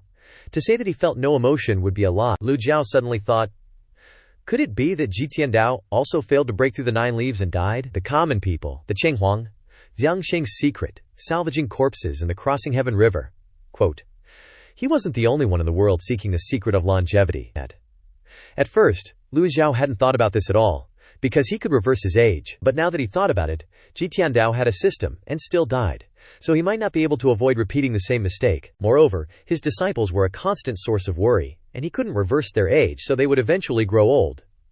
If his disciples died of old age, who would earn merit points for him to use? At that point, he would have no way to achieve immortality either. Lu Zhou thought of Yu Zhenghai and Yu Shangrong. When those 2 rebellious disciples left the Demon Heaven Pavilion, they were already in the 8-leaf nascent soul realm. Many years had passed. With their talent, were they also seeking the secret of the 9 Leaves and the longevity tribulation? Just how many secrets are hidden from 8 leaves to 9 leaves? Lu Zhou ordered. Bring Qin Jun here. Yes. Shortly after, Xiao Yanhe led Qin Jun into the main hall. Pan Zhang chased after him, shouting, "Wait for me! Qin Jun might be the Prince of Qi." But entering the hall and seeing so many powerful cultivators, he was extremely nervous. Sweating profusely, Qin Jun awkwardly clasped his hands. Esteemed elder, Lu Zhou immediately pressed, Cutting to the chase. What dirty deeds have you done for Yu Zhenghai? Zhao Yan'er quickly pointed and scolded. Hurry up, speak, or I'll punch you, old man. Already nervous, and now scared by Zhao Yan'er's fierce look, Qin Jun couldn't help but take a step back. Esteemed elder, I'm wronged. This junior really hasn't helped sect leader Yu with any shady business. The sect leader visited my mansion 3 times, each time just to sightsee the divine capital. Our cooperation was just me passing him some information, but I never dared to give him any info on the Evil Sky Pavilion. Please consider my case. Lu Zhou continued. What information did you pass? Mostly info on the Imperial City's Forbidden Army and the 10 Absolute Formation, the situation in Anyang City and Shangyuan City. And Puhand? Qin Jun scratched his head and continued. And the situation of the 5 princes, Lu Zhou pressed. The Luzhan princes? Qin Jun replied, I don't know why he was so interested in the princes. Continue. Lu Zhou's attitude was clear. Qin Jun had to confess everything, hiding nothing. Qin Jun received benefits from the Evil Sky Pavilion. Of course he knew the rules and reputation of this place, so he didn't dare hide anything. Oh right, the most recent time sect leader Yu came to the divine capital was about a month ago. He said he would have a showdown with Sword Devil Sr. Other than that, there's nothing else, I swear, with heaven and earth as my witness. If I lie, may I be struck by lightning. Lu Zhou stroked his beard and thought, the Prince of Qi probably only had this much information to offer. Lu Zhou had long anticipated Yu Zhenghai's ambitions. Inquiring about the Forbidden Army and the 10 Absolute Formation was clearly for a future attack on Anyang City and Shangyuan City. Surely it's related to him. Seeing the Yuming sect's flying chariot in Anyang City, that time can now be clearly explained. He wanted to have a showdown with Yu Shangrong. Qin Jun replied. Eldest senior brother and second senior brother are both disciples of the Evil Sky Pavilion. Their cultivations are famous throughout the cultivation world. Maybe experts just share the desire to have a showdown. The iron rule of the Evil Sky Pavilion has always been that disciples can't kill each other. These two were very respectful to each other when they were in the Evil Sky Pavilion. How did they become enemies after leaving? Lu Zhou asked. When? Where? It seems to be 4 months from now. As for where, this junior really doesn't know. Both of them are terrifying devils. How could they let outsiders know where they'll fight? Alright, Lu Zhou slowly stood up, walked down the steps, looking straight at Qin Jun. Then do you know Yu Zhenghai's true cultivation? Qin Jun didn't dare to meet Lu Zhou's eyes, only knowing to desperately shake his head. Cultivation is an extremely secret matter. It's not strange that I don't know. Alright, Lu Zhou waved his sleeve. Everyone, leave. This subordinate takes his leave. This disciple takes her leave. After the group left the main hall, Lu Zhou returned to his seat, opening the system interface. Merit points, 1500 points. He really was dirt poor. Everything he had was tied to merit points. This penniless, what am I supposed to buy a dharma body with to increase my cultivation? Lu Zhou always wanted to capture all those unfilial disciples back. But the problem is, these last 3 unfilial disciples are, no joke, 7th is clearly under the bodybinding curse. He has no cultivation but still won't show his face. Moreover, Ming Xinyin has used all his abilities, but still can't bring him back.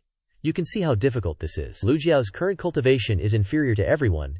He has the 3rd divine power, but still doesn't know what its effect is. But what surprised Lu Zhou was that the Soundwave divine power just now only wasted half of the extraordinary power in his body. In other words, opening the heavenly book not only gave him the 3rd divine power, but also increased his extraordinary power. As for Yu Zhenghai and Yu Shangrong, there's no need to say anything. It can be confirmed that both of their strengths are at 8 leaves. Lu Zhou stood up. I must improve my cultivation.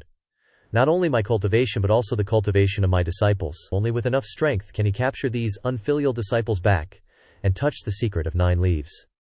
Lu Zhou called out, Yan'er! Xiao Yan'er often cultivated nearby. Hearing her master's voice, she rushed over like a lightning bolt.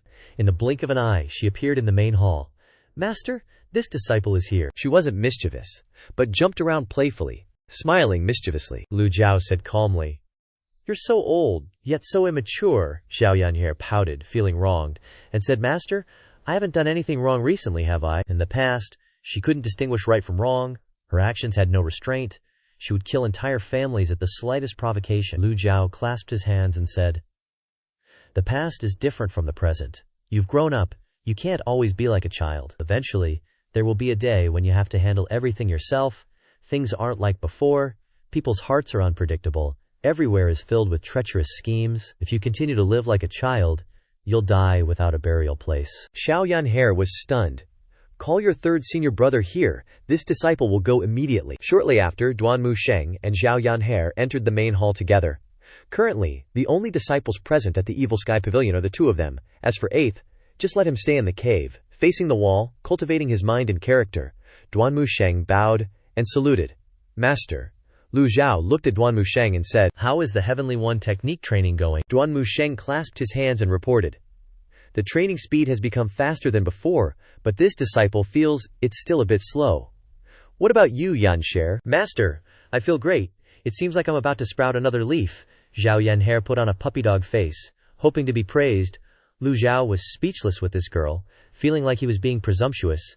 Does a disciple with such monstrous talent really need him to teach her? Lu Zhou, thick-skinned as ever, said calmly, "In the future, this master will seriously teach you." Duanmu Sheng and Zhao Yanye's eyes lit up, they said in unison.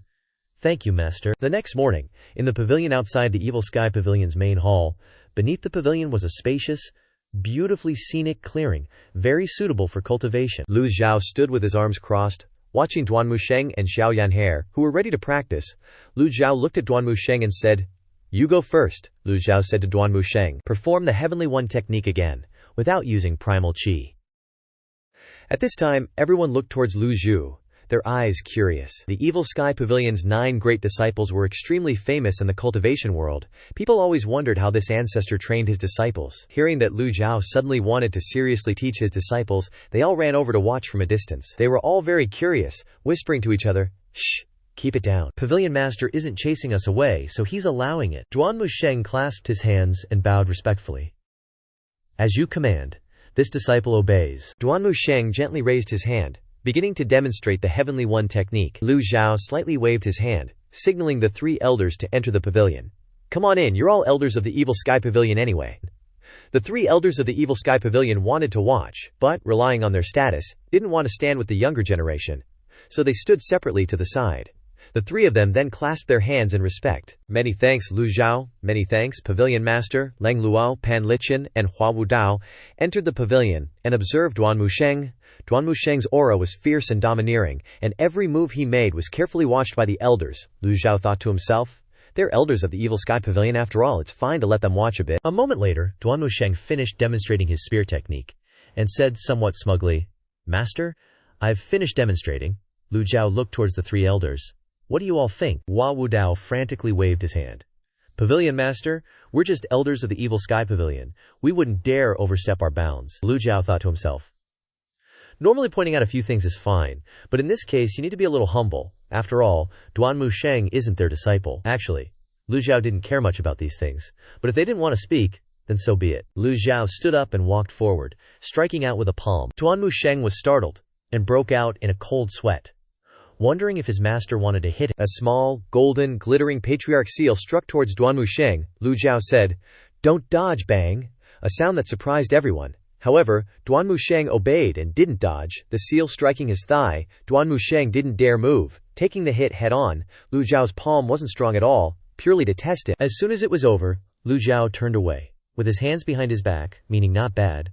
Duanmu Sheng looked at his master, thinking to himself, "Master's palm wasn't that strong, purely a test." Zhao Yanhe and the others, standing not far away, clapped and cheered non-stop, feeling that Duanmu Sheng was really cool at this moment. Lu Zhou turned his face away, thinking to himself, although he has good talent, in front of these seniors, he's still just a junior. It's not hard for a teacher to see a student's problems, especially when it's a group of terrifying old seniors. I have Ji Tiandao's 1,000 years of memories. Even if those memories are missing a part, his experience and knowledge are unmatched. Duanmu Sheng was about to thank him when he heard Lu Zhou add, "But your movements are too forceful, using too much strength too quickly." This could be seen when Duanmu Sheng faced an enemy. Lang Luo and the others nodded one after another. They had indeed all seen Duanmu Sheng's problem, which was closely related to his personality. Duanmu Sheng didn't dare move after being lectured. Lu Zhou said, "Go to the waterfall at the back of the mountain every day to train for 3 Shi Chen, 6 hours. Continuously train for 3 months." At this time, the system also announced, "Successfully guiding Duanmu Sheng, gaining 300 merit points." Lu Zhou heard the system's announcement, and exclaimed in his heart, "Sure enough, strict discipline accounted for most of the reward points before." To gain merit points, You could only guide cultivation here. He had once been rewarded merit points when he guided Xiaoyan Care. Now that he thought about it, he had really been looking far and wide for what was close at hand. Duanmu Sheng thought to himself, Master never taught them properly before, just beat them up and taught them while beating them up. Now, Master has not only become gentle, but also seriously teaches them and points out the correct method of cultivation. How could he not be happy? Duanmu Sheng didn't feel uncomfortable at all, but was extremely happy in his heart. Disciple obeys. Leng Luo also spoke up. Pavilion Master's method is very good. Standing under the waterfall can train patience very well. At the same time, it also tempers his spear technique. Hua Wudao also agreed. It seems that the Evil Sky Pavilion's disciples are so strong for a reason. Mo Lishan only uttered 2 words softly. Understood. With an admiring look in his eyes, Lu Zhou glanced at the 3 elders suspiciously, thinking, I was hoping they would contribute some more ideas, but at this rate, the old age care home probably needs 2 more words to be complete. Old age care home for freeloaders. Pan Zhong and Zhu Jifeng stood not far away. Observing this scene, they were extremely jealous in their hearts. Neither the Pure Clarity sect, nor the Heavenly Sword sect, had ever seen a master teaching their disciples so meticulously. Lu Zhou then said to Duanmu Sheng, use your primal qi and demonstrate it again. Disciple obeys. He told Zhao Yaner, little junior sister, quickly get out of the way. Duanmu Sheng was originally a fierce person. When he couldn't use primal qi, he didn't demonstrate his moves comfortably at all. With so many people watching, he couldn't show his full strength. Now that he heard his master's order, Duanmu Sheng was naturally very excited, wishing for it. The Overlord spear was immediately gripped tightly in Duanmu Sheng's hand. Bang! With a sound, fierce energy shot out from his fingertips. Seeing this scene, the female disciples opened their eyes wide, worshipping him to the extreme. However, Xiao Yanjie quickly herded them away. Duanmu Sheng jumped into the air, his whole body upside down, the tip of the spear pointing towards the ground. He wielded the spear skillfully, moving his whole body in the air, swiftly following each spear path. Duanmu Sheng's whole body radiated an aura like burning fire, accompanied by flashes of lightning. Having the opportunity to show off in front of the heroes of the world, Duanmu Sheng naturally felt his body surging with strength. Duanmu Sheng had finished demonstrating the Heavenly One technique. Throughout the plaza beneath the pavilion, fierce energy ran rampant, bursting out in all directions, each move reaching its limit. Even people with good talent like Pan Zhong and Zhu Jifeng couldn't help but praise him, developing a sense of awe. The 4 old men in the pavilion shook their heads one after another. Seeing this scene, Hua Wudao frowned slightly and said, Heavenly perfection has flaws. He thought to himself, he had sparred with Duanmu Sheng many times, so he understood each of his moves very well. Heavenly perfection has flaws was the strongest move in the Heavenly One. Technique. Lu Zhou had once used this move to kill hundreds of cultivators from the 10 great sects. At that time, the 100 Tribulations insight body was opened, condensing a large amount of primal qi into energy. But Duanmu Sheng's style of attacking from above was rarely seen. What enemy would stand still on the ground waiting for you to make your move? But because this was a demonstration, no one fussed about it. Before the move was struck, thousands of spear shadows appeared at the tip of the spear, instantly merging into one, rotating and striking downwards. Bang! The Overlord spear slammed straight into the ground. Duanmu Sheng stepped into the air, turned 180 degrees, and then slowly descended. He clasped his hands in salute to Lu Zhou. Master, I have finished demonstrating. Pan Zhong and Zhu Jifeng, who were observing, immediately applauded. The female disciples also applauded non-stop. Lu Zhou calmly stroked his beard, looking towards the 3 elders. Do you all have any opinions? Feel free to speak your mind. He was afraid they would refuse to comment like before, so he said 4 more words. Hua Wudao was the most emotional, so he took the lead and clasped his hands, saying, Does Pavilion Master want to hear the truth? Speak. Flashy, that's all. All bark and no bite. Hua Wudao only evaluated Duanmu Sheng with 4 words. Duanmu Sheng was confused, puzzled. Pan Zhong, Zhu Jifeng, and the female disciples also didn't understand anything. Lu Zhou looked towards Leng Luo again. What do you 2 think? Leng Luo understood, and shook his head, saying, waving arms and legs. Duanmu Sheng couldn't understand again, his head full of question marks. Lu Zhou looked at Pan Liqian again. Pan Liqian stroked his beard and replied, Showy moves. Duanmu Sheng was so embarrassed that his face was burning, but he didn't know where he was wrong. He could only bow and wait for his master's assessment. After the 3 elders gave their evaluations, they all returned to their seats. and turned to look at Lu Zhou. Lu Zhou was very calm, not angry at all because of their evaluations, but only looked towards Duanmu Sheng's overlord's spear. Lu Zhou asked, "Have you heard the words of the three elders clearly?" Disciple has heard them clearly. Lu Zhou gently shook his head. "You haven't even mastered the moves of the Heavenly One technique, and you're already plotting to create new moves." Duanmu Sheng's face was flushed red, covered in sweat, but not daring to say a word. He thought to himself, was his master about to start beating him? Lu Zhou asked. This master once personally demonstrated heavenly perfection has flaws at the Evil Sky Pavilion. Do you still remember? Duanmu Sheng immediately replied. Disciple remembers clearly, Lu Zhou then said sternly. Cultivate according to that. When you can break the 6 harmonies Dao seal of the 8 characters, then you will be considered qualified. Hua Wudao was confused, puzzled. A sense of foreboding suddenly rose in Hua Wudao's heart. Disciple will carefully follow master's orders, and will definitely diligently cultivate heavenly perfection. Has flaws. Duanmu Sheng clasped his hands and said, Retreat, yes. Duanmu Sheng stepped on the ground, the overlord's spear bearing the force, shooting out from the ground. The system then announced, successfully guiding Duanmu Sheng, gaining 300 merit points, gaining merit points again, which surprised Lu Zhou. A teacher must impart knowledge and skills. Perhaps this is what a master should do. A strong wind blew over.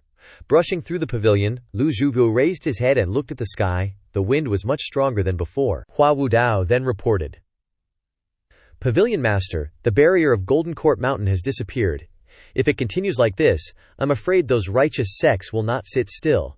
Leng Luo shook his head in disdain and said, Leng here doesn't think so.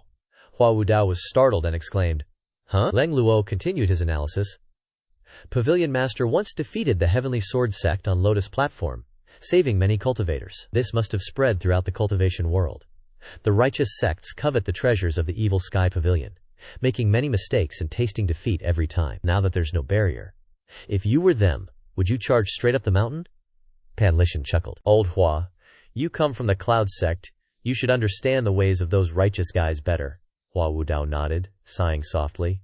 They didn't say it explicitly, but Lu Zhou understood what the righteous path style was all about. Whether it was the first or second time the righteous sects besieged Golden Court Mountain, they always liked to wave the banner of righteousness, using the excuse of punishing the demonic path to gather together. This time would be no different. Lu Zhou stroked his beard and said indifferently, Just a bunch of rats. As long as I, this old man, am in the Evil Sky Pavilion, I won't let anyone step on our heads. His tone was calm and casual, but it contained an undeniable force. Even the 3 elders, with their status, felt a lot more reassured. Pan Lishan sighed and said, The Pure Clarity Dabo, the Heavenly Sword sect, the Righteous Unity Dabo, have all been wiped out. Even if they want to gather allies to attack, they'll have to think very carefully. Just then, Granny Xiaoyaner, looking all serious, was preparing to make a scene from behind. While everyone was nodding in agreement with Hua Wudao's point of view, Xiaoyaner's clear voice suddenly rang out. Master, it's my turn! Xiaoyaner didn't know when she had jumped into the middle of the courtyard. The 4 of them stopped discussing the barrier and turned to look at Xiaoyaner. Leng Luo marveled. Cloud silk dance robe, Hua Wudao continued. Heavenly Brahma silk, Pan Lishan exclaimed. Cloud treading shoes. The 3 old geezers all sighed. Haka. Some people risk their lives to get something, while others are born with it. It's bad enough to be born rich, but to be equipped with heaven-defying treasures from head to toe? How are you supposed to play this game? Too OP, who can stand against someone with gear spewing hot stuff from head to toe? Lu Zhou nodded at Xiaoyaner and said, Practice! Xiaoyaner nodded eagerly. Her whole body burning with fighting spirit, she made a stance with her hands and feet, and began to practice. Granny Xiaoyaner's face darkened, her eyes shining brightly. Then, Granny performed 7,749 sets of fist forms. Hey ha, I'm hitting! Zhu Jifeng and Pan Zhong stared intently, then exclaimed, From footwork and body movement to fist techniques, everything is performed extremely smoothly, with almost no flaws. Especially the 7-star rainbow cloud step, it's also a top-notch footwork technique. With the cloud-treading shoes as a supplement, when Zhao Yanhe uses her primal chi to perform it, everyone can only see after images. After Zhao Yanhe finished practicing, everyone praised her endlessly. Pan Zhong praised, Truly a master. Zhu Jifeng nodded beside him. A master, truly a master. If Zhu Sheng is second to none, nobody is number 1. But it's unclear in which aspect. Everyone was secretly impressed by the excellence of Lu Zhao's disciples. Granny tried her best to walk to Lu Zhao and said respectfully, Master, I'm done. Xiao Yancher waited expectantly to hear her master's praise. She felt that she had performed very well, just like when she watched the other disciples perform. After watching the other disciples perform, Lu Zhou did not rush to comment, but turned to the three elders. "What do you think?" Lang Luo was the first to speak. Tai Ching Jade Guide. Hearing Lang Luo's 4 words, Xiao Yan'er nodded in agreement. Xiao Yan'er replied, "That's right." Her eyes lit up with satisfaction. Lang Luo turned and clasped his hands to Lu Zhou. "I have something I don't understand, and I would like to ask the pavilion master for guidance." Lu Zhou nodded in response.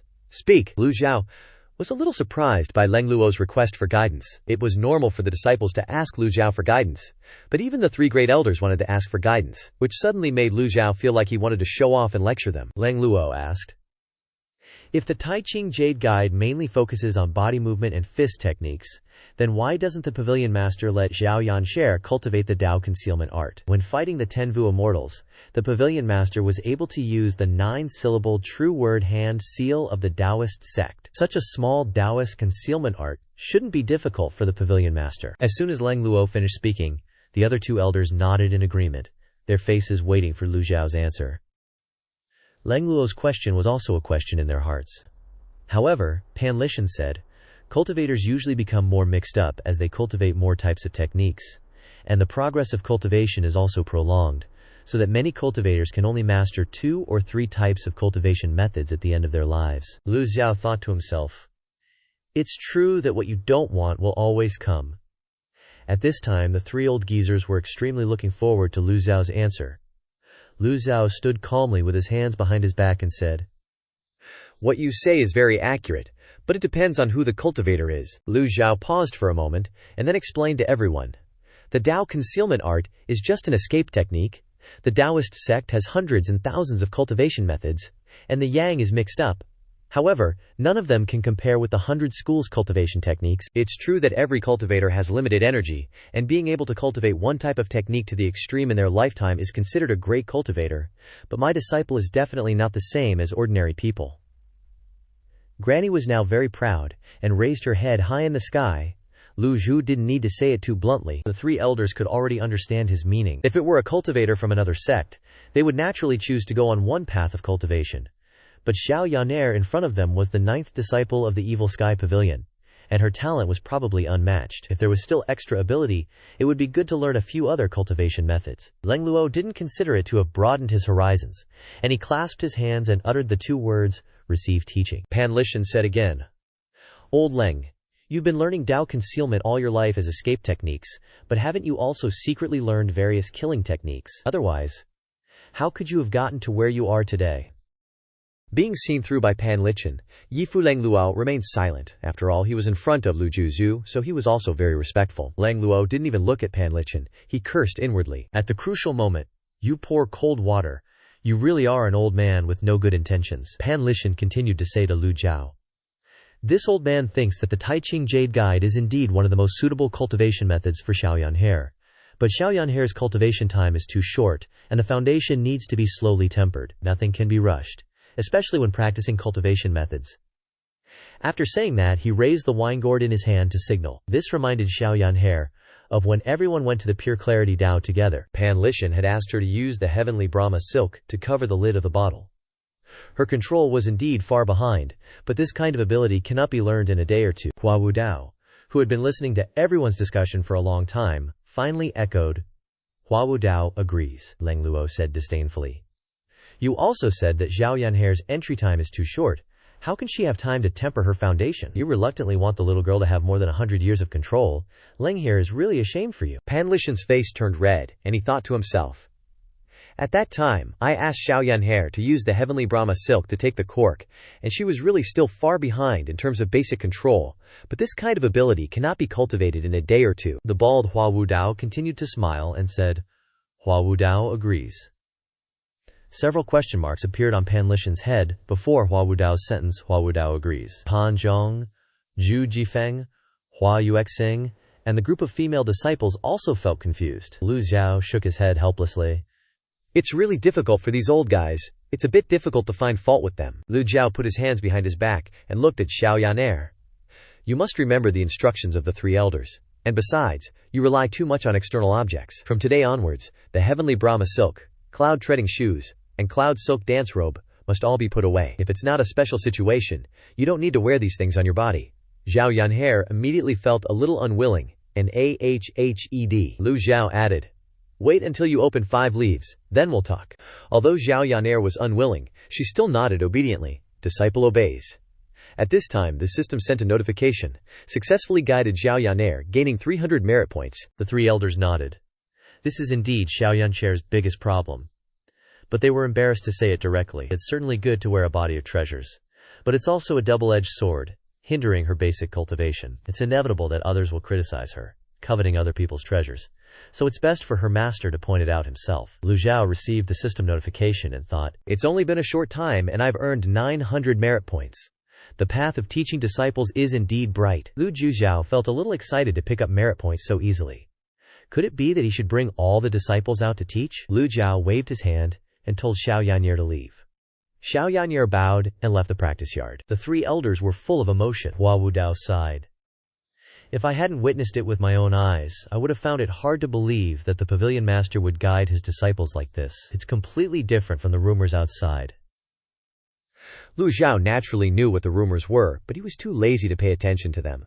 He didn't have time to explain to the world. He just wanted to focus on cultivation and step on the public opinion to live. Pan Lishan slowly stood up and clasped his hands and said, "This old man would like to ask the pavilion master for guidance." Lu Zhou accepted. "Speak," Pan Lishan asked. "This old one has been at the Evil Sky Pavilion for a while now. I heard the pavilion master is researching the specialties of all schools of thought. Is that true?" This question was so direct and to the point that even Leng Luo and Hua Wudao perked up their ears. They knew Lu Zhou was skilled in Buddhist meditation, the golden body of Buddha, even demonic meditation, and the Taoist 9-syllable incantation. As for swordplay and saber techniques, just look at Lu Zhou's disciples to know. Lu Zhou replied, "All schools of thought under heaven, all rivers flow into the sea." Lu Zhou slowly raised his hand. This time, he didn't have an item card in his palm. In Lu Zhou's mind, the feeling of circulating primal ki when using the item card appeared. Lu Zhou seemed to feel that those hand seals became very easy to use, as if every time he used an item card, a grandmaster would appear to guide Lu Zhou step by step on how to use various hand seals. This feeling flashed through his mind. The 100 schools of thought under heaven, all rivers flow into the sea, are essentially mobilizing primal ki, condensing ki into strength. Whether it's offense or defense, gentle fire or overbearing, it's all determined by a single thought. Primal chi gathered on Lu Zhou's palm, forming a bagua circle, rotating counterclockwise. Complete! The hand seal appeared. The 3 elders stared intently at the Taoist hand seal in Lu Zhou's hand without blinking. Leng Luo exclaimed in shock. "Grand Void Imprisonment Seal." Pan Lishan marveled. "Truly an eye-opener." Zhu Jifeng couldn't believe it. How could he do it so effortlessly? Pan Zhong's mouth was agape, his whole body stiff in disbelief. Lu Zhou stroked his beard with his left hand, his eyes looking at the Taoist hand seal in his right hand with satisfaction. Of course, this hand seal couldn't compare to the one created by the item card. But this was just a demonstration. There was no need to put all his strength into it. Lu Zhou was quite satisfied with this effect. The 3 elders clicked their tongues in amazement. Around the Grand Void Imprisonment seal, there were small seal characters rotating, indeed another authentic 9-syllable incantation hand seal of the Taoist school. This old geezer's trying to show off again. Lu Zhou clenched his hand, and the Grand Void Imprisonment seal disappeared. Hua Wudao was still not satisfied, and once again excitedly clasped his hands and said, "Pavilion Master said that, can you also display the 6 Harmonies Tao seal?" Lu Zhou's expression was calm, but in his heart, he had already begun to complain secretly. "Don't do this. This old one doesn't want to show off. How long do I have to keep showing off like this?" Leng Luo had already seen Lu Zhou display the 9-syllable incantation Great Hand Seal of the Taoist school with his own eyes. In his eyes, it was not surprising that Lu Zhou could display other types of hand seals. But the 6 Harmonies Tao seal was a Taoist seal created by Hua Wudao himself, which required the cultivation of the nascent divinity realm to exert its effect. Moreover, this was a great technique that Hua Wudao had studied for 20 years. Lu Zhou was only at the divine court realm. How could he display it? Pan Lishan also excitedly said, "That makes sense. Please, Pavilion Master, demonstrate so this old one can have an eye-opener." Beside him, Leng Luo also joined in the fun. Leng Mu agrees. The conversation of the 4 old men fell into the ears of the younger generation standing not far away. They all listened respectfully, kept absolutely silent, and didn't want to miss any details. They knew very well what kind of characters the 4 people in the pavilion were. Such a scene of exchanging ideas was extremely rare, and could not be missed. They were all very excited. Lu Zhou stroked his beard, took out an item card in his hand, and hesitated. Do I have to use the damage immunity card? This made Lu Zhou think for a long time, because it was really not worth it to waste a precious item card just to show off. Pan Zhong, Zhu Jifeng, Hua Yuexing, and many female disciples were full of expectation, and moved forward. The younger generation had little knowledge and shallow experience. How could they miss such a good opportunity? The 3 elders also looked at Lu Zhou with expectant eyes.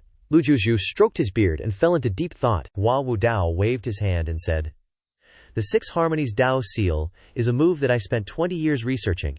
It is based on the 6 Harmonies Seal to create something new. So far, I have only displayed the 9-syllable incantation. When I use all my strength to display it, and add the Bagua Seal blessing, I can defend against the attacks of an 8-leaf powerhouse. Each character formed by the seal requires extremely precise control.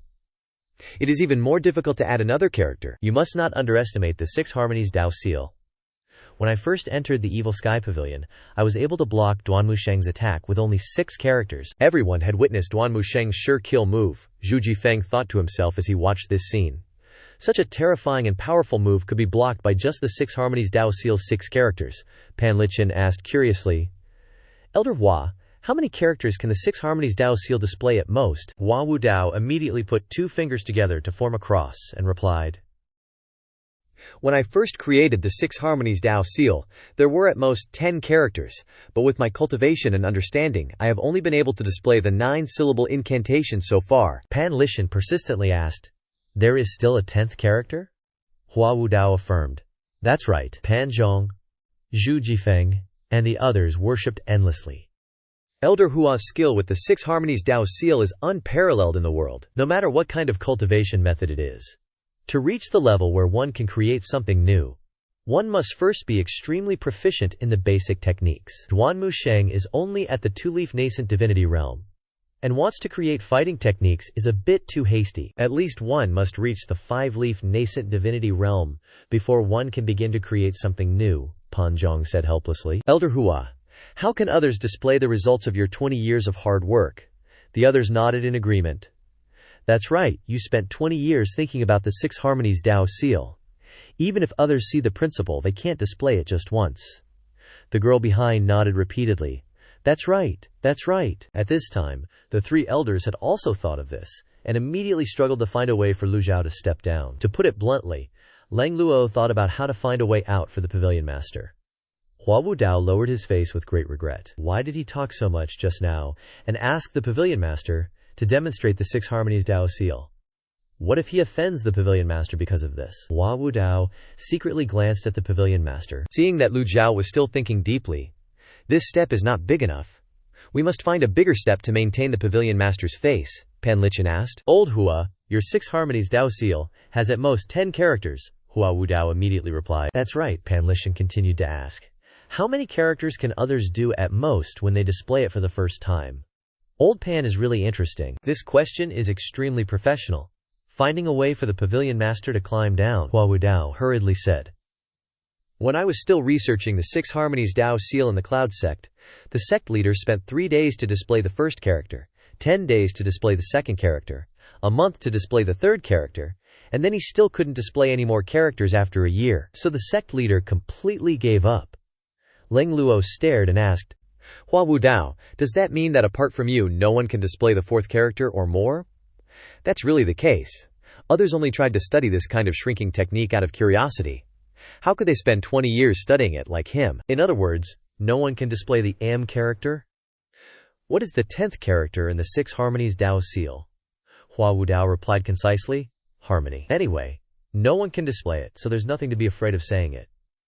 Hua Wudao thought, is this step big enough? It's very normal for the pavilion master not to be able to do it, since no one can display it. Just as Hua Wudao was about to change the subject, Lu Zhou suddenly tapped his toes lightly, left the pavilion, and stepped into the void. Lu Zhou flew into the air, not fast, not slow, with his hands behind his back. Lu Zhou's expression was still indifferent, but he had already thought carefully in his heart. As the founder of the Evil Sky Pavilion, how could he be ridiculed by others? The primal ki fluctuations emitted by Lu Zhou were only at the divine court realm, but his confident and indifferent attitude made people dare not despise him and even feel awe. Everyone's eyes were on Lu Zhou's figure. Lu Zhou stamped his foot lightly, and a cycle of light appeared under his feet. Feng exclaimed in surprise.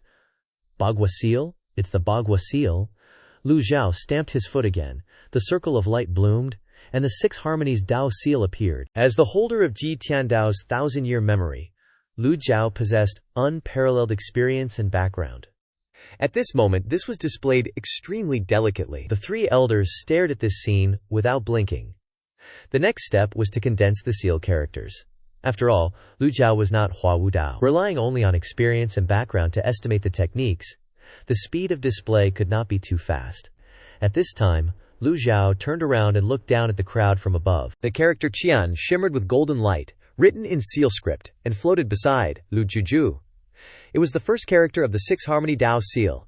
In the eyes of Zhu Jifeng and Pan Zhong, there was only reverence. Lu Zhou raised his right hand, and the character Kun appeared in his palm. It was the second character. After Lu Zhou unleashed the second character, he calmly looked at the crowd below. The effect is not bad. Zhu Jifeng and Pan Zhong's minds were completely blown. The 3 elders still wore expressions of eager anticipation. To be honest, Lu Zhou felt like he'd reached his limit after unleashing the second character. He was only at the divine court realm. With his experience, being able to pull off 2 self-seals was already enough to flex, so why were they looking at him with such anticipation?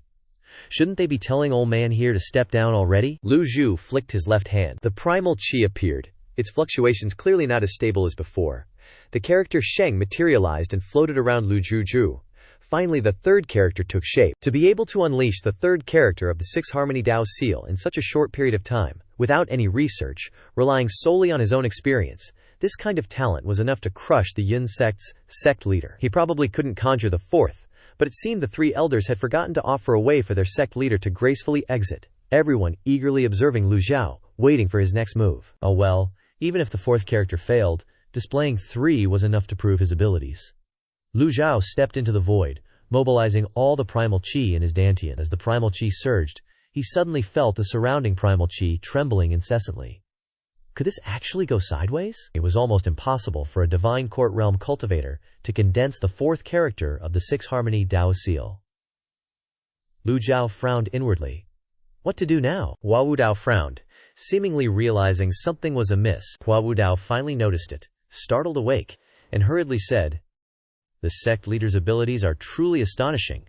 I am in admiration." Truly, Hua Wu Dao thought to himself. Praising the sect leader counts as paving an escape route. Leng Luo echoed him. To condense 3 self-seals of the 6-harmony Dao seal in such a short time is truly unrivaled under heavens. Old folks sucking up, starting to lay down the steps, waiting for Lu Zhou to step down. But at that moment, Lu Zhou discovered that the 4th self-seal was starting to condense and couldn't be interrupted. Lu Zhou knew that when the 4th character was half condensed, it would fail, the primal qi would dissipate, and he would plummet to the ground. His mind suddenly became incredibly clear, and a unique and eerie force erupted. Lu Zhou then flipped his hand and delivered a palm strike. The 8-trigram seal beneath his feet shone even more dazzlingly, several times brighter than before.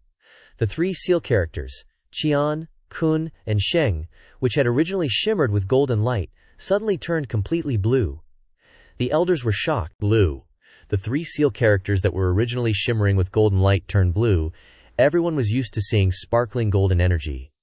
Suddenly seeing a new type of blue energy, everyone widened their eyes in surprise. Pan Lisheng curiously asked, "Elder Hua, is this your 6-harmony Dao seal?" Hua Wu Dao replied, "Yes, there's no way it could be fake," Leng Luo exclaimed, wide-eyed. "Is this the power of the barrier?" The 3 elders couldn't comprehend it. This was the 3rd time Hua Wu Dao had seen Lu Zhou use this bizarre power. The first time was when Lu Zhou was in seclusion in the secret chamber.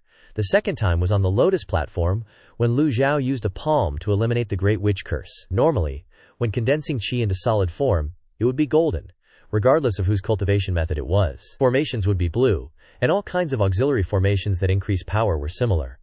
Some healing methods were blue or green. Some formations that use the 5 elements will change colors according to the 5 elements. Demonic meditation is black, so no matter what kind of energy, it had a certain color. The Six Harmony seal really has to be golden. With the blue Six Harmony seal in front of them, they can only think it is caused by Lu Zhou, using the power of the barrier. The next 6 seal characters, Zi, Shui, Huo, Yu, Wu, and Li, all appeared around Lu Zhou. This is Hua Wu Dao was speechless. 9-character 6 Harmony Dao seal. The next 6 seal characters, Zi, Shui, Huo, Yu, Wu, and Li, plus the 3 before, a total of 9 characters. The 9-character 6 Harmony Dao seal was perfectly unleashed. Lu Zhou gazed at these 9 seal characters, and the contents of the heavenly book appeared in his mind.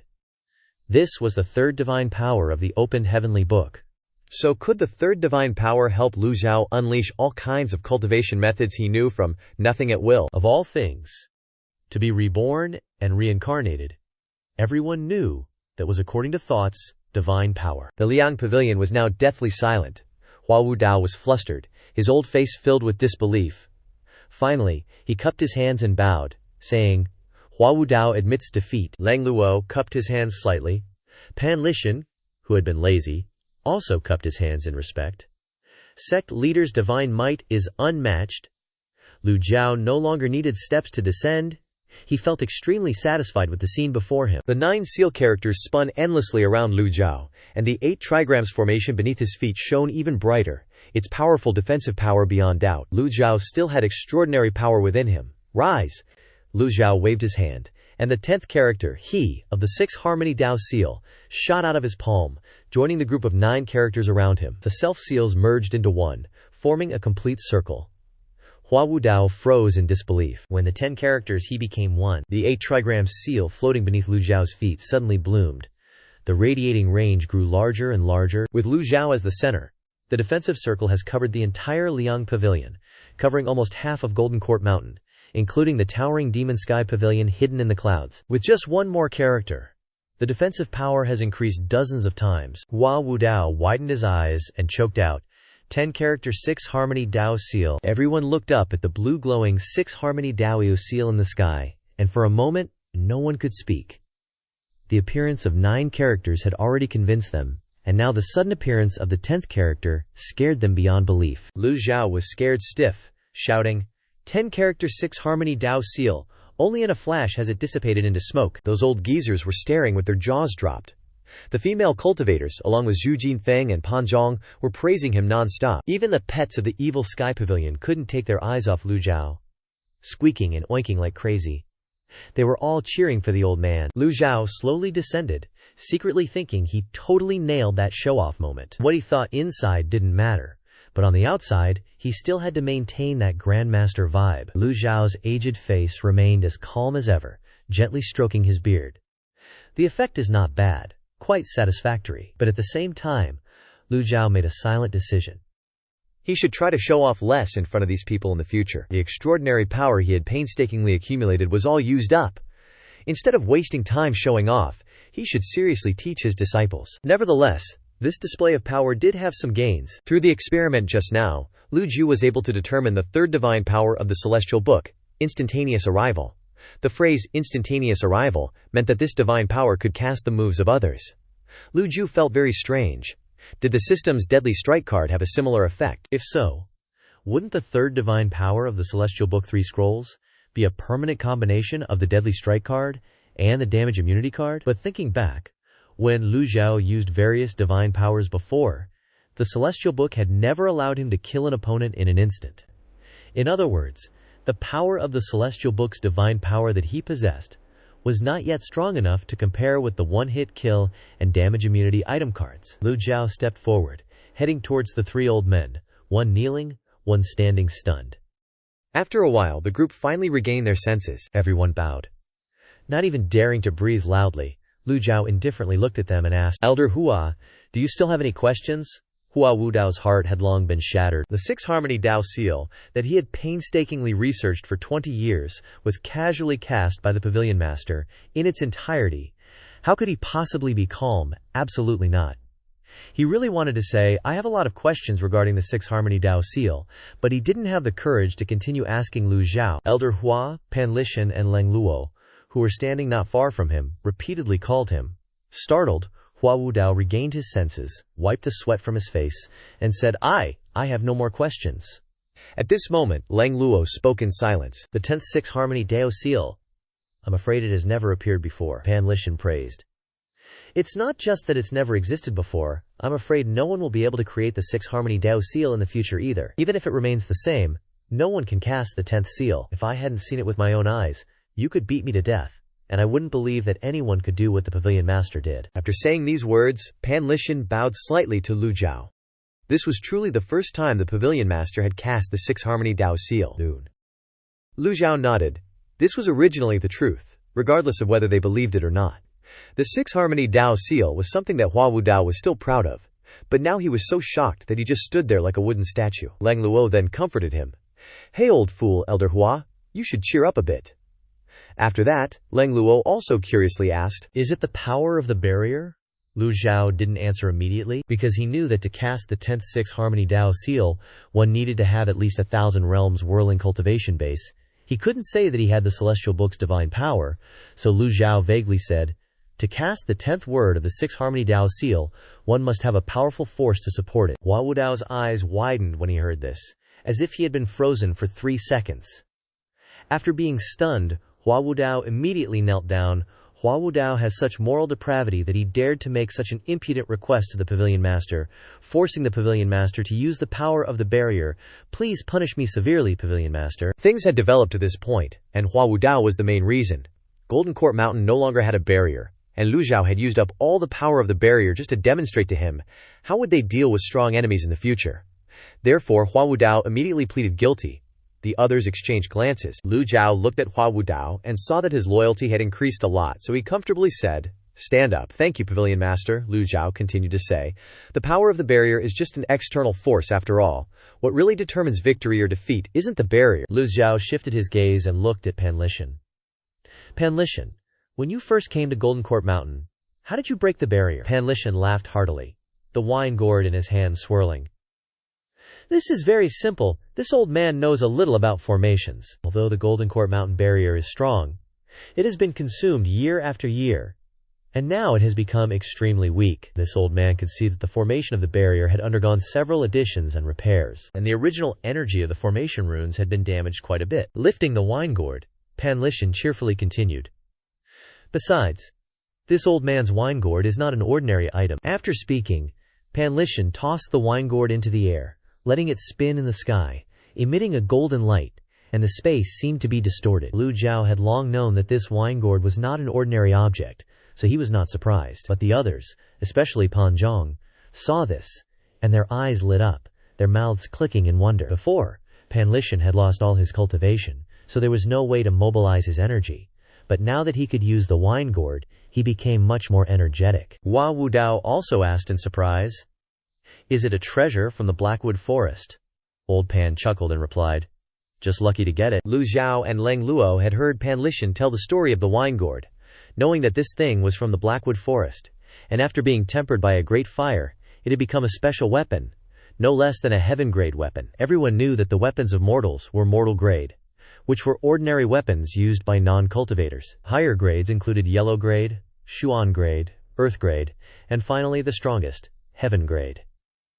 Weapons up to the earth grade already showed a rapport with the user. When the rapport reached its peak, the cultivator who possessed the weapon would unleash a much higher power. Upon reaching the heaven grade, the unique characteristics of each weapon would also be unleashed. Of course, the weapon had to be suitable for the user to unleash its full power. For example, giving knives and swords to Hua Wudao would be a waste, because he only knew how to defend. Or, for example, Hua Yuexing was a good shooter, and there was no weapon more suitable for her than a bow and arrow. People who were skilled in music and sound had weapons like zithers, flutes, and pipes.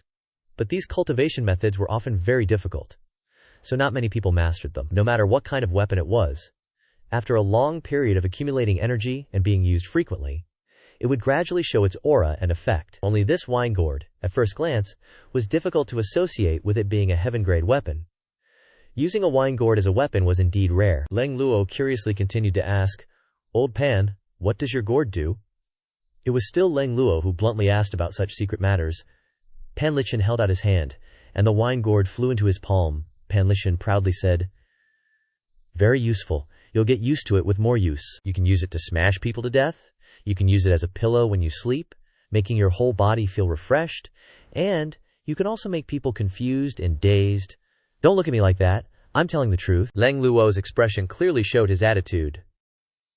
I'd believe you if you died, you old, sly dog, Pan Zhong excitedly said when he heard this. Old Pan, you're really awesome. When will I get such a powerful weapon? It would be too good to have this weapon, Old Pan happily asked with a smile. Pan Zhong, do you want it? Pan Zhong honestly replied, Heaven-grade weapons, who wouldn't want them? I'd want them even in my dreams. It's just a pity that heaven-grade is so rare and hard to find. Pan Lishan continued to cheerfully say, When you enter the nascent soul realm, this old man will give you this gourd, okay? Huh? Pan Zhong was shocked to hear that. Zhu Jifeng, who had witnessed this situation, secretly thought, although the relationship between the two is very good, it's not to the point of giving each other heaven-grade weapons.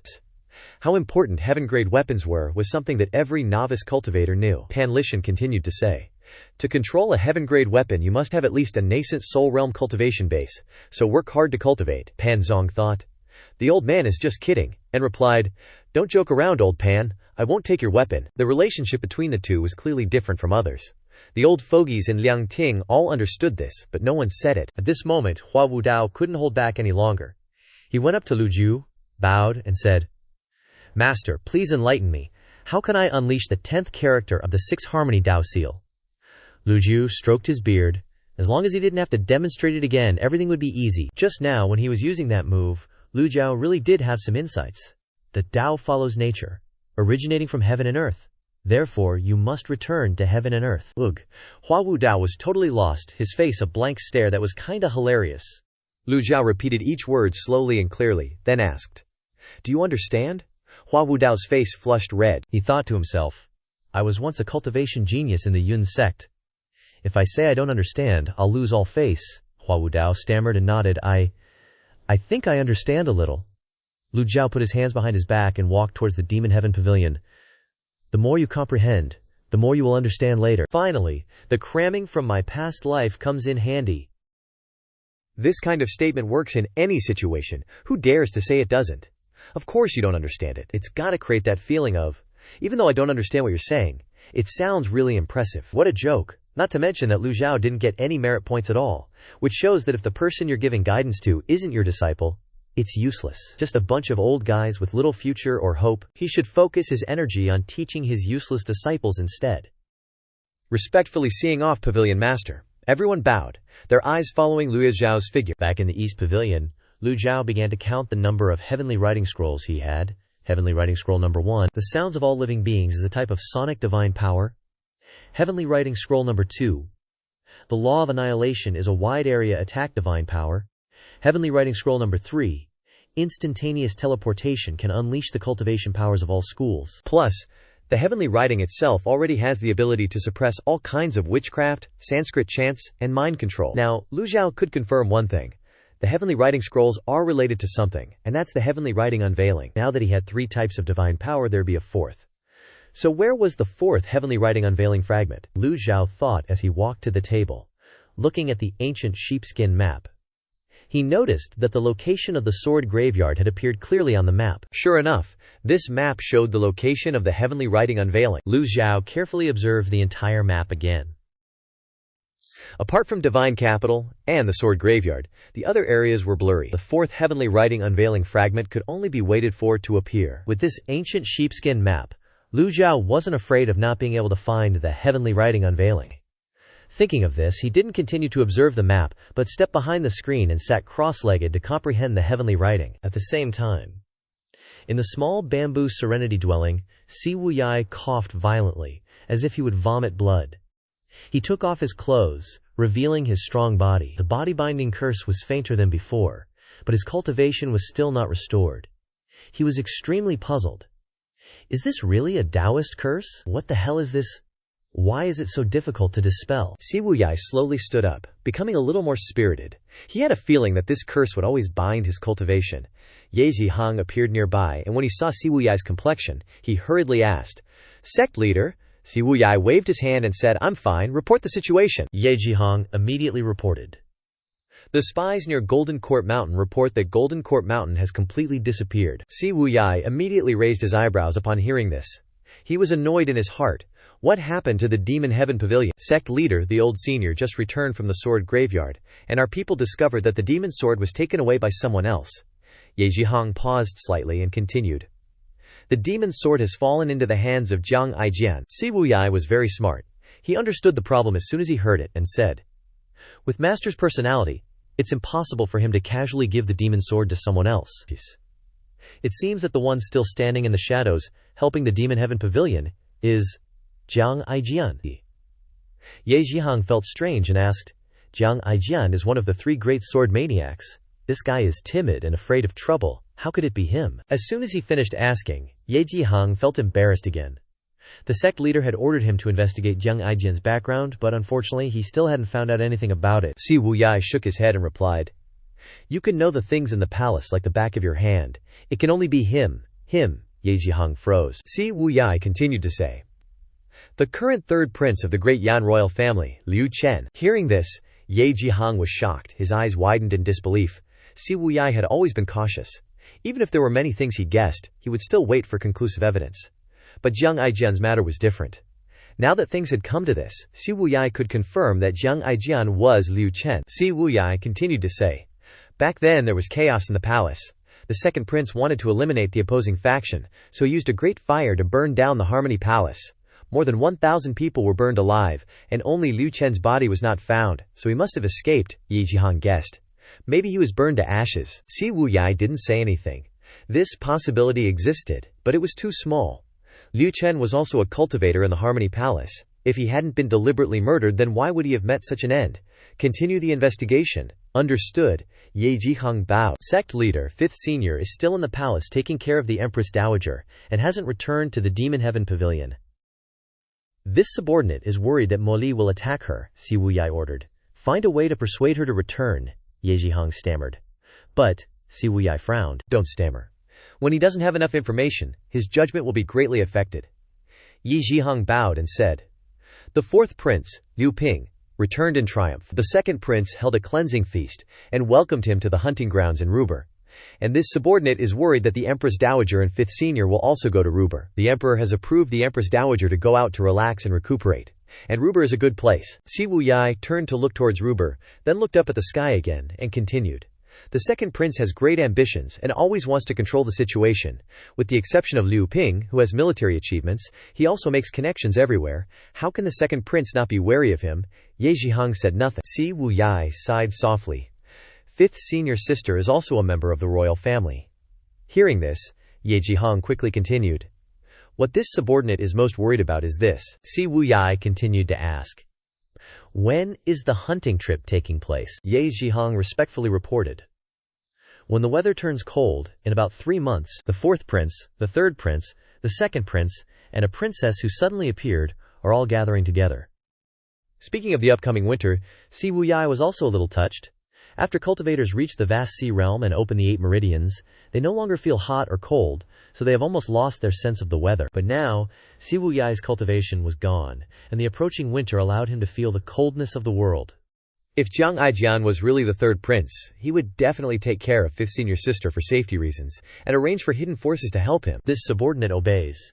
Ye Zhihong cupped his fists, and respectfully retreated to the side. At this moment, a cultivator in a gray robe flew over from afar and reported, Sect leader, 6th senior has arrived. A look of joy appeared on Si Wuyai's face, and he hurried out of the small bamboo house, looking towards the entrance. Perhaps because this place was hidden deep in the mountains and forests, there was a layer of mist at the entrance that blurred people's vision. White clothes, white hair, white shoes, and a white cloak fluttering in the wind.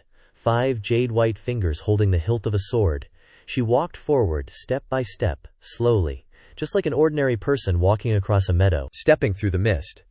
But the dew and dust could not approach her at all.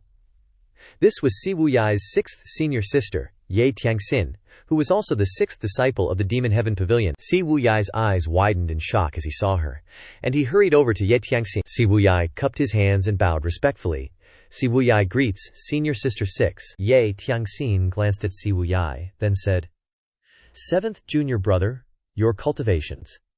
During this time, Ye Tiangxin had been racking her brains to heal her injuries and restore her cultivation. Apart from secretly keeping an eye on the Demon Heaven Pavilion in the dark, She rarely paid attention to other things. Si Wuyai smiled helplessly. I was hit by Master's old man's binding curse.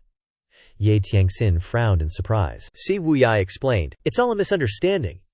Senior brother and I wanted to wipe out the Purebright sect, but, unexpectedly, Master also showed up. I had no choice but to pretend to be senior brother to attract Master's attention, and then I accidentally got hit by the binding curse. Ye Tiangxin's face remained expressionless, her gaze shifting from Si Wuyai's handsome, scholarly figure to somewhere else. With your abilities, breaking the curse shouldn't be difficult, right? Si Wuyai shook his head helplessly. Senior Sister 6, you don't know. Maester absorbed the power of the barrier. His methods are incredible. Even the celestial Maester Taoists can't break this curse. Ye Tiangxin was slightly startled. She remembered when she faced her master before. No matter if it was demonic energy, secret wings, or the power of the barrier, she remembered seeing with her own eyes the golden lotus under her master open up 9 leaves. Could it really have been just my eyes playing tricks on me, Senior Sister 6? Si Wuyai called out when he saw her lost in thought. Ye Tiangxin snapped out of her thoughts. I'm fine, Si Wuyai asked. Has Senior Sister recovered her cultivation since leaving the Demon Heaven Pavilion? Ye Tiangxin replied casually. About 70 or 80%. What are Senior Sister's plans for the future? This question seemed casual, but it was the issue he cared about most. He wanted to know the current relationship between Ye Tiangxin and the Demon Heaven Pavilion, especially after the 5 rats incident. Ye Tiangxin replied, I'm looking for something, but it might not even exist. Si Wuyai smiled and said, what is Senior Sister looking for? Maybe I can lend a hand, Ye Tiangxin questioned. You, Si Wuyai confidently replied. That's right. The Darknet's intelligence network spans the entire world. If I want to, there's no information I can't get. Ye Tiangxin examined Si Wuyai again. She hadn't had much contact with this 7th junior brother since leaving the Demon Heaven Pavilion. She had heard of the Darknet's reputation. What I'm looking for is called Cheng Huang. Si Wuyai frowned. Cheng Huang. Si Wuyai also felt that it was quite difficult. Ye Tiangxin shook her head, revealing a bitter smile. Forget it, I'll look for it myself, so you don't have to be troubled. Senior Sister isn't troubling anyone. Hearing this, Ye Tiangxin was startled, and looked at Si Wuyai. Si Wuyai slowly explained. The ancient state of Bai Min is located in the Dragonfish North. The people are characterized by white skin and white hair, and there is a Cheng Huang that looks like a fox, with horns on its back, and a lifespan of up to 2,000 years. Ye Tiangxin looked at Si Wuyai with a complicated expression. You know about Cheng Huang? After Wei Zhuoyan died, I had people investigate the matter at Du Tian River, and finally found clues about Cheng Huang. Si Wuyai sighed. But then I couldn't find anything else. His meaning was clear. Even the Darknet couldn't find it, so how could you find it on your own? Ye Tiangxin inquired. 7th junior brother, you don't believe this kind of strange beast really exists? This great calamity, lifespan, has always been a thorn in the side of every cultivator. Without exception, Cheng Huang has a lifespan of 2,000 years. Isn't this breaking through the millennium great calamity of cultivators? How can this be believed? Si Wuyai didn't answer, but asked back. Does Senior Sister 6 believe it? Ye Tiangxin replied quickly. I believe it. Ye Tiangxin's tone was extremely certain, making Si Wuyai feel a bit surprised. He didn't know why Ye Tiangxin believed this, but from her tone and determined eyes, he could confirm that she really believed it, and her belief was even more firm than ordinary people.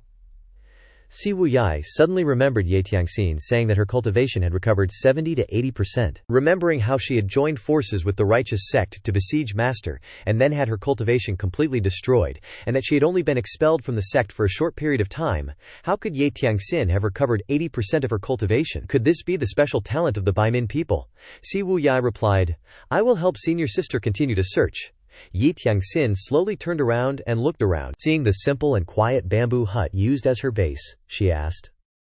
The dignified leader of the Darknet actually lives in a place like this. Si Wuyai smiled bitterly and replied, There's no other way. Now that my cultivation is gone, I can only hide here with my tail between my legs. Ye Tiangxin mocked him. You're still good at stirring up trouble from behind the scenes. What did you say about Cheng Huang? Si Wuyai smiled embarrassedly. Where is Senior Sister staying now? Everywhere is my home. Si Wuyai then suggested that, if Senior Sister 6 didn't mind, she could join his Darknet. Ye Tiangxin chuckled, glancing at the gray-robed cultivator Mo Chengbao beside her. Everyone says you're a very calculating person. Are you trying to calculate your Senior Sister now? Si Wuyai grimaced, waving his hands repeatedly. How dare I? Ye Tiangxin looked straight at Si Wuyai seriously. Speaking of which, when you were in the Demon Heaven Pavilion, you were also considered a rising star. Although Master's temper isn't good, he rarely reprimanded you. Tell senior sister the truth. Why did you leave the Demon Heaven Pavilion? Her reasons for leaving the Demon Heaven Pavilion were different from others. What prompted her to betray her sect was the matter in Yulong Village. Now, looking back, she realized she was completely wrong, and the other senior brothers and junior brothers probably wouldn't have been as bad as her, right? Si Wuyai sighed. Isn't it all because of senior brother and second senior brother? Ye Tiangxin's face was filled with confusion. Senior brother and second senior brother. What does your leaving the Demon Heaven Pavilion have to do with them? When we were in the Demon Heaven Pavilion, those two always liked to compete with each other. If it weren't for the strict rules of the Demon Heaven Pavilion, the two senior brothers would have fought to the death. They've also been arguing a lot in recent years. I didn't want to stand by and watch them kill each other. Yi Tiangxin shook her head. Just like that, just to stop them. That reason isn't enough, Si Wuyai continued.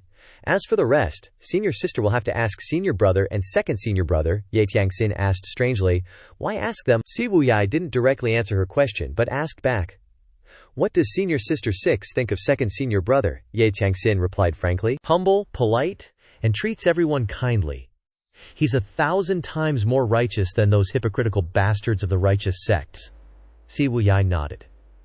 In the northern Daiyan, with neatly dressed and wearing a sword, just wanting to live well, not competing with anyone, there are ephemeral plants that bloom in the morning and wither in the evening, from top to bottom, whether they are scholars or commoners, whether rich or poor. Their words and actions are extremely humble and polite. Ye Tiangxin was initially confused, but remembering Si Wuyai's tone being exactly the same as before when revealing her origins, she was shocked. She didn't ask, but the answer was self-evident, Si Wuyai continued. Trust me, things are extremely complicated, and I must investigate thoroughly. Yi Tiangxin's thoughts were in chaos, recalling how panicked she was when she first learned of her commoner status. Looking back, what's so unbelievable? A gentleman. She should have thought of it sooner. What about senior brother? Si Wuyai replied.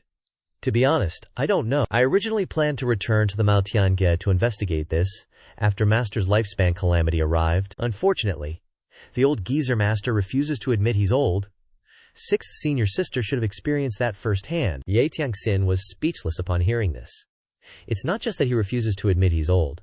Master is completely at his peak. She remembered the time Master summoned the nine-leaf avatar and said, Perhaps Master has broken through to 9 leaves. Si Wuyai shouted in disbelief.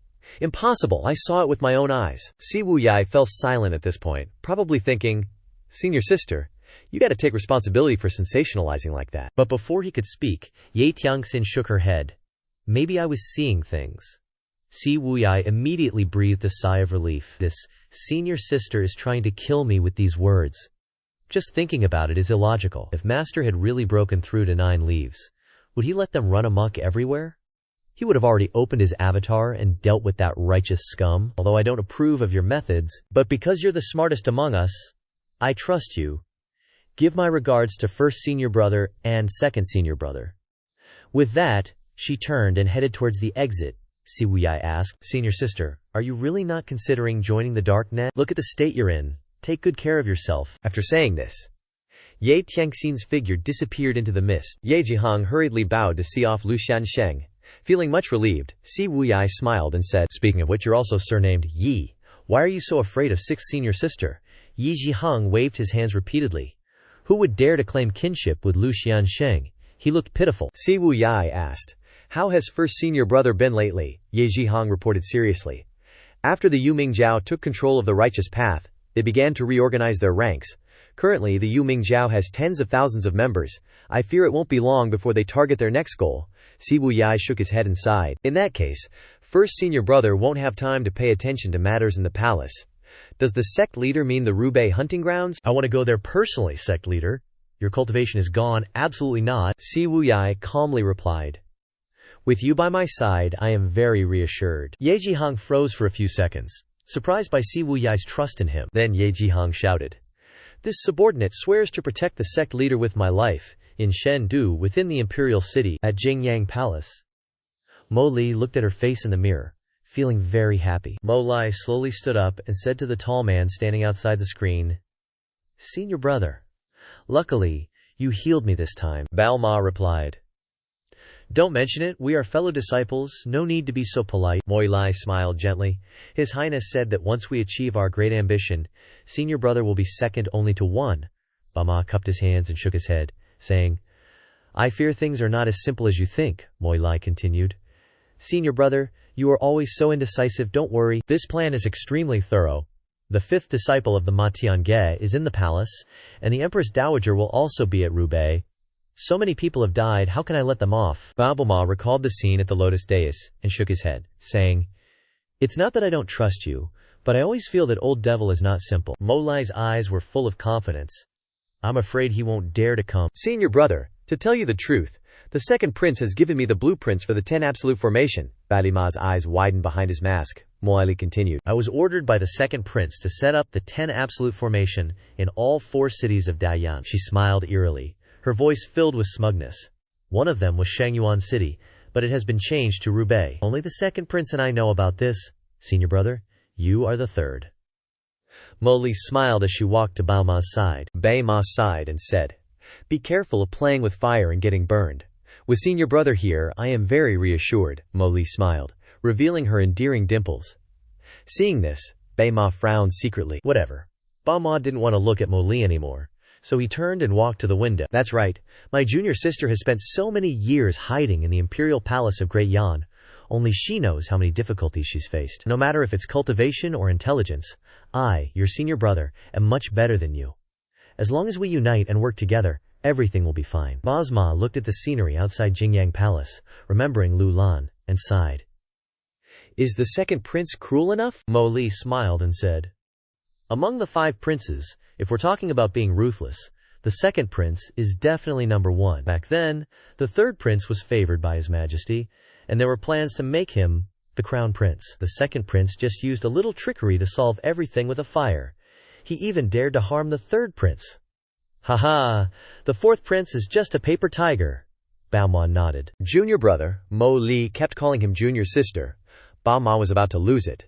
Baoma ignored the goosebumps all over his body and said in a deep voice, I don't care if other people die, but Liu Ping must die. Mo Li coldly laughed. Senior brother, rest assured, I want him dead even more than you do.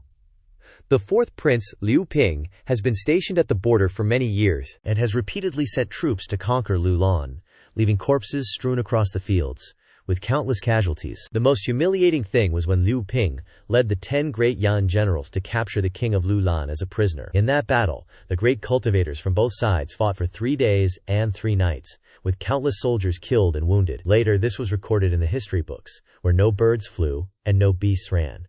Looking around, all you could see were human bones. A month passed in the blink of an eye.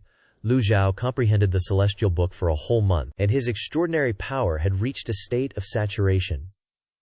During this time, he had also been constantly guiding his disciples in their cultivation. Duanmu Sheng and Xiaoyanhere's cultivation had improved a lot. Lu Zhou approached the waterfall and saw Duanmu Sheng standing obediently under the waterfall. He nodded in satisfaction. Seeing Lu Zhou from afar, Duanmu Sheng bowed and saluted. Master Lu Zhou saw the astral energy on his body constantly resisting the waterfall and said, The waterfall can enhance the endurance of your vital energy, and it can also help you temper your spear techniques. Duanmu Sheng was overjoyed to receive the guidance. This disciple understands. Duanmu Sheng slightly raised his hand, and the tyrant spear stuck in the ground flew into his palm with a whoosh. Duanmu Sheng began to wield the tyrant spear, blasting away the waterfall. Lu Zhou frowned slightly. Duanmu Sheng is very obedient to others, but his disadvantage is that he's a bit slow. If it weren't for the heavenly unity art being a very suitable cultivation method for him, I'm afraid he would have had difficulty reaching this realm. Lu Zhou transmitted his voice. When you reach the realm where you can make the water not wet your clothes without relying on astral energy, then your spear technique will be considered partially successful. Yes. The young man practiced a few basic moves, and already had a spear full of skewered fish. Lu Zhou thought to himself, the waterfall is so big, and the water pours down like it's being dumped. If you simply use spear techniques, without using astral energy to protect your body from getting wet, how is that possible? Unless the spear technique is extremely fast, creating a barrier. Duanmu Sheng secretly cried in his heart, but still obediently followed. His aptitude is good, but it's still not enough. He must work harder to train. Ding! Instructing Duanmu Sheng, you have gained 300 merit points. Lu Zhou took the opportunity to look at the system interface. Recently, he had earned a total of 3,200 merit points just by teaching his disciples. and their cultivation had also improved rapidly. Master, Zhao Yanshare's figure shot from the sky, sometimes darting to the left, sometimes to the right, as she chased after a little bird that was struggling to escape. My disciple's 7 stars rainbow cloud step is now very smooth.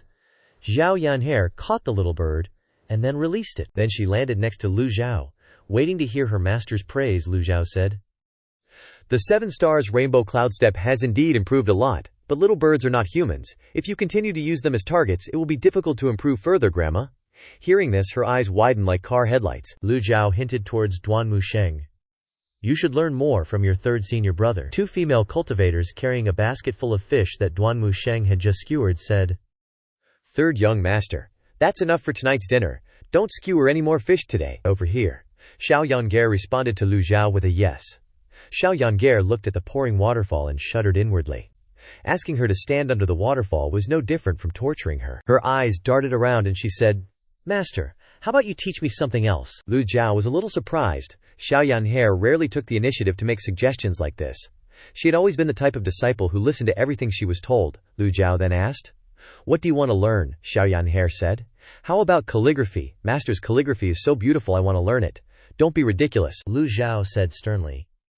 Calligraphy can indeed cultivate your mind, but your path of cultivation is the supreme clarity jade scroll of the Taoist school. Calligraphy is only suitable for the righteous qi of the Confucian school. Yes.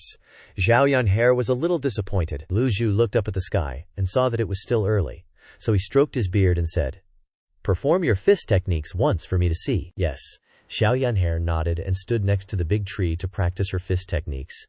After only performing 2 or 3 moves, she stood up straight and reported, "Done practicing." Lu Zhou frowned and pondered. After a month of practice, her fist techniques hadn't improved much, but her temperament had improved a lot. Before, this set of fist techniques was neither fast nor slow, focusing on stability and gentleness. After Xiao Yanche finished performing, Lu Zhou nodded. She performed well, but there are still some flaws. "Not bad, thank you, Master, for your encouragement." Xiao Yanche smiled like a blooming flower as soon as she was praised. This girl's state of mind still needs to be tempered. This can't be rushed. "I'll guide her more carefully later." At this moment, Zhu Jifeng ran over and bowed, saying, "Sect Master, there's a flying letter from Jiang Aijian." "Read it," Lu Zhou said. Zhu Jifeng opened the letter and read in a low voice, "Thank you, old senior, for warning Si Wuyai. He no longer harasses me, and he even gave me some information." Hearing this, Lu Zhou looked doubtful. When did this old man warn that unfilial disciple? Zhu Jifeng continued reading. "The Empress Dowager will be going to Rubei for recuperation, and your disciple, Zhao Yue, will likely have to go with her." Coincidentally, 2 months later, the second prince, Liu Huang, invited Liu Bishu to the hunting grounds in Rubei. Mu Li has experts assisting him, and I suspect they will make a move. If there's any new information, I will quickly send a flying letter. This time, he didn't laugh haha anymore. Lu Zhou frowned. Zhao Yue isn't stupid. Knowing there's a trap, why would she still step into it? Moreover, Jiang Aijian's flying letter doesn't mention Ming Shiyin at all. What is Ming Shiyin doing? Lu Zhou remembered the great witchcraft at Lotus Terrace, and he was extremely angry. How dare they touch my disciples? Zhao Yue is the daughter of Princess Yun Zhao, and is also considered a member of the royal family. How dare Mo Li be so bold? Fortunately, Zhao Yue is currently in the imperial city, so Mo Li doesn't dare to attack her. "Bring Qin Jun here, yes?" A moment later, Zhu Jifeng led Qin Jun to Lu Zhou. Lu Zhou ordered Qin Jun, "I have a task for you." Qin Jun was overjoyed and quickly bowed, saying, "Please, old immortal, give your orders. Return to the divine capital, and be my eyes and ears." Qin Jun was stunned to hear this, and his awkward expression was clearly revealed. Lu Zhou frowned and asked, "You're unwilling. This junior is naturally willing. This junior is very willing to assist old immortal." Qin Jun stammered. "It's just that on the side of great senior." Xiao Yanhe glared and said, "Are you stupid? Don't you know how to distinguish between seniority?" Qin Jun was startled and quickly knelt down. "Ninth senior sister is right." It was Qin Jun who was confused. "Grandma." Glaring, she continued to look at him. Lu Zhou kept pressing, "Qin Jun, how much do you know about the Empress Dowager?" Qin Jun replied, "This junior only knows that the Empress Dowager is unwell and has been resting in the palace. To know more, you'd have to ask Li Yunzhao." "All right, today." Lu Zhou stroked his beard and nodded. Go back and tell Li Yunzhao to take good care of my 2 disciples, Xiao Yu and Ming Xiyin. If anything happens, I will hold him accountable. Also, if you encounter that wicked disciple Yu Zhenghai, send a flying letter immediately." Qin Jun bowed deeply and responded, "I wouldn't dare hesitate. If this junior encounters him, I will send a flying letter to the Evil Sky Pavilion at the fastest speed." Lu Zhou continued to ponder. Initially, it was Li Yunzhao who led Zhao Yu into the palace to see the Empress Dowager, and he even swore on his own head to protect Zhao Yu completely. If anything happened to Zhao Yu, it was only natural that Lu Zhou would hold him accountable. But the imperial city was, after all, the imperial city. With Li Yunzhao and the Empress Dowager around, Zhao Yu shouldn't encounter any problems. Lu Zhou then asked, "Mo Li is a person of the second prince. What kind of person is this second prince, Liu Huang?" Qin Jun honestly replied, "The second prince has very deep thoughts and is very good at forbearance. He won't give up until he achieves his goal." Lu Zhou glanced at Qin Jun. "Why do you evaluate the second prince like that? In the end, you are just a subject. Evaluating someone in the royal family like that is a bit of an overstep." Qin Jun sighed and replied, "His Majesty has a total of 10 princes, but due to various reasons only 5 remain. The first prince, Liu Zihe, who is also the current crown prince, will inherit the throne if nothing unexpected happens. But the crown prince is obsessed with the customs of the northern Rong and cannot control himself. He even set up scenery in the palace for palace maids to perform various dances of foreign tribes. His Majesty found out about this and was greatly angered. Now, the position of crown prince is only in name. The second prince, Liu Huang, has outstanding abilities, decisive and resolute, but his thoughts are very secretive, and his actions are extremely ruthless. The third prince, Liu Chen, was favored by His Majesty and was likely to replace the crown prince, but he encountered a great fire disaster in Jinghe Palace. In just one night, more than 300 people were burned to death, and the third prince's whereabouts are unknown. This junior once investigated this matter and learned that the person behind ordering the arson of Jinghe Palace was none other than His Highness, the second prince." After speaking, Qin Jun lowered his head to the ground to show his attitude. The things he said were all major secrets within the palace. If they were leaked, not only would he lose the black gauze hat on his head, but he would also have difficulty keeping his little life. As for Lu Zhou, he clasped his hands behind his back, frowned, and thought to himself, "I didn't expect this second prince to be so vicious. Mo Lai is willing to let him use him." Birds of a feather flocked together. This group of vicious people cannot be forgiven. Lu Zhou sternly asked, "Qin Jun, do you think the second prince will attack the fourth prince at the Rubei hunting grounds?" Qin Jun immediately replied, "This junior dares not be certain, but based on the second prince's past actions and style, the possibility is very high. The hunting grounds were the place the second prince invited him to. I guess he won't strike right there but will choose a place in Rubei. The second prince only needs to find an excuse to shirk responsibility, and even if everyone knows he deliberately designed it, they won't be able to say anything." Lu Zhou coldly spoke, "I'm too lazy to care about the infighting in the palace. The lives or deaths of those princes have nothing to do with me." Lu Zhujuju stroked his beard again and lightly waved his sleeve. "Take him down the mountain." "Yes." Zhu Jifeng led Qin Jun away from Golden Court Mountain. Lu Juju looked at Duanmu Sheng, who was standing under the waterfall carving the tiger and cultivating, and then turned his head and said to Xiao Yanher, "Yanher, you must cultivate diligently and not be lazy." Yes, Xiao Yanher practiced her fist techniques while watching her master leave. Currently, only Duanmu Sheng and Xiao Yanher are on the mountain. The other disciples are not present, so Lu Zhou has no opportunity to lecture them. Halfway there, Lu Zhou turned around and walked towards the facing-the-wall cave. Lu Zhu glared at the cave, where Zhu Honggong was repenting, and slowly walked inside. At this time, Zhu Honggong was snoring like a pig, the fatty snoring loudly, with drool even flowing from his mouth. Hearing the approaching sound, Zhu Honggong's eyes widened, and his 3 souls and 7 spirits vanished in shock as he saw his master visiting him. Zhu Honggong was so overjoyed and excited that his eyes welled up with tears. He immediately somersaulted in the air and then prostrated on the ground, kowtowing and saying, "Disciple greets Master. Master's visit makes this disciple so happy that I wouldn't be able to sleep for 3 days and 3 nights." Lu Zhou was completely immune to such low-level flattery. "Bullshit, you were just sleeping like a pig, and you say you can't sleep." He stepped inside the cave and said, "Tell me where you were wrong." Zhu Honggong nodded, and raised 3 fingers to list his crimes. 1. This disciple should not have listened to 7th senior brother's enticement, and left Golden Court Mountain. 2. This disciple should not have worked for 7th senior brother. 3. This disciple should not have passed on information about the Evil Sky Pavilion to him.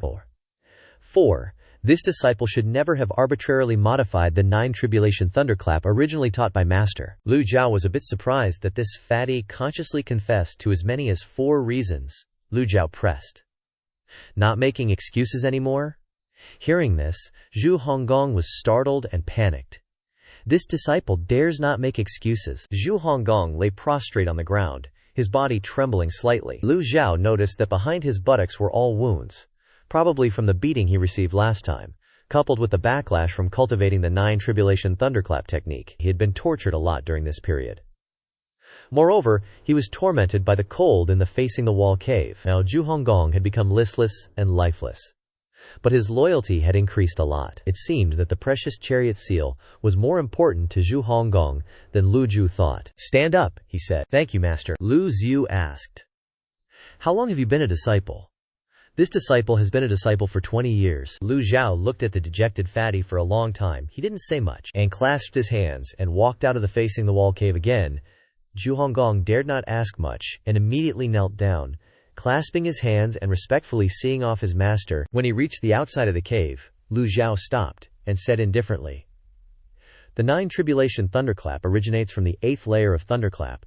Reincarnation requires using the method of evolution to continuously multiply, with yin and yang uninterrupted, so as not to fall into the 9th layer of reincarnation. The sala symbolizes the twin sala trees, half withered and half green. When the sala flower blooms to its peak, all hiss. Within 3 months you must eliminate the backlash energy. If you fail, stay in the facing the wall cave for 3 years. If you succeed, return to the southern pavilion." After speaking, without waiting for Zhu Honggong to respond, Lu Zhou strode towards the Evil Sky Pavilion. Zhu Honggong was dumbfounded, as he heard Lu Zhou say for the first time that he would be allowed to leave the facing the wall cave. Zhu Honggong was a bit slow on the uptake. After a moment of stunned silence, he happily kowtowed, prostrating himself on the ground. "Disciple thanks, Master. Disciple thanks, Master. Disciple is grateful." Zhu Honggong's voice echoed through the entire big cave. Zhu Honggong was usually good at flattery, but at this moment, his vocabulary was so poor that he couldn't say anything other than, "Thank you." When he raised his head, his face was already covered in tears. As Lu Zhou returned to the Evil Sky Pavilion, he heard the system notification. Ding! Compensated the 9 tribulation thundergong, gained 1,000 merit points. Ding!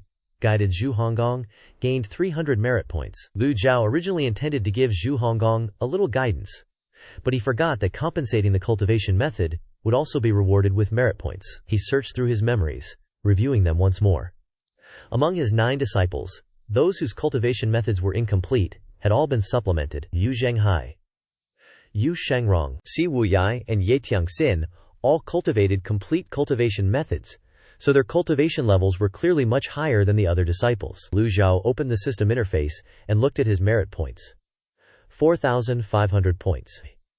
He looked at the price of the 9 transformations yin-yang dharmic body, and secretly shook his head, closed his eyes, and continued to comprehend the Book of Heaven. Over the next 3 months, Lu Zhou spent his time guiding Duanmu Sheng and Xiao Yanger in their cultivation. Lu Zhou carefully instructed Granny Yanger to remove her equipment before practicing, "Yes, Master." When he was free, he would go to the waterfall to fish. He would watch Duanmu Sheng practice his spear techniques, and occasionally he would call someone to Bing Cave to check on Zhu Honggong's situation, to prevent any unexpected events from happening. Unfortunately, Lu Zhou received no news of Ming Xiyin and Zhao Yu. If they were on Golden Court Mountain, he could give them some guidance. Then, one morning, after comprehending the Book of Heaven, Lu Jiuqiao saw Zhu Jifeng enter the main hall with a flying letter in his hand. "There must be news from the divine capital. Pavilion Master Qin Jun sent a flying letter. Read it, old mister." Zhao Yue is by the side of Empress Dowager Li Yunzhao, saying that the Empress Dowager's situation is not good. In addition, Ming Xiyin is not in the imperial city. Li Yunzhao is constantly being brave and will protect Zhao Yue completely, asking old mister to rest assured. Finally, the 2nd prince and 4th prince have set out for the Ru northern hunting grounds. If nothing unexpected happens, the Empress Dowager will set out there in a few days. Zhu Jifeng took the initiative to speak. "Pavilion Master, this subordinate is willing to go to Ru Northern and infiltrate to investigate. Even Jiang Aijian and Qin Jun, who both come from the divine capital, can't find anything out." "What can an outsider like you do?" Lu Zhou replied coldly. "Not for anything." Lu Zhou stroked his beard. While thinking about how to deal with Mo Li, he was her master, How could he continue to let her go? At this moment, Lu Zhou noticed that the task interface popped up with a new task. Kill Mo Li. The task appeared very logically, but whether there was a task or not would not affect his decision. Mo Li's end was definitely death. Lu Zhou cracked a strange smile, which frightened Zhu Jifeng. Step down. Lu Zhou waved his hand for Zhu Jifeng to step down. He immediately understood and bowed respectfully. This subordinate takes his leave. After Zhu Jifeng left, Lu Zhou continued to comprehend the extraordinary power. Currently, Lu Zhou could use the extraordinary power of the Book of Heaven twice. Continuing to comprehend the Book of Heaven could only increase the speed of comprehension, but could not store more extraordinary power. Lu Zhou opened the system and checked his merit points again. 7,500 points. Lu Zhou suddenly remembered that he had been diligently teaching his disciples for the past 3 months, so he had gained quite a few points. Luck value, 41 points. Lu Zhou suddenly remembered that it seemed like it had been a long time since he had drawn a prize. Lu Zhou pondered for a moment, then decided to draw 10 times in a row. After a while of struggling to draw prizes with countless hopes of getting a good prize, the system said, "Thank you for participating in the game," he said helplessly. Speechless, well, let's just leave it to fate. Lu Zhou continued to draw prizes just for the sake of it, not expecting anything anymore. Just then, the system sounded, ding. Consumed 50 merit points. Consumed 51 luck points. Obtained a special treasure box. Quantity 1. Hearing the notification, Lu Zhou was overjoyed. Finally, the system had a conscience. Or rather, he was getting lucky. This time, it only cost him 51 merit points to receive a special treasure box.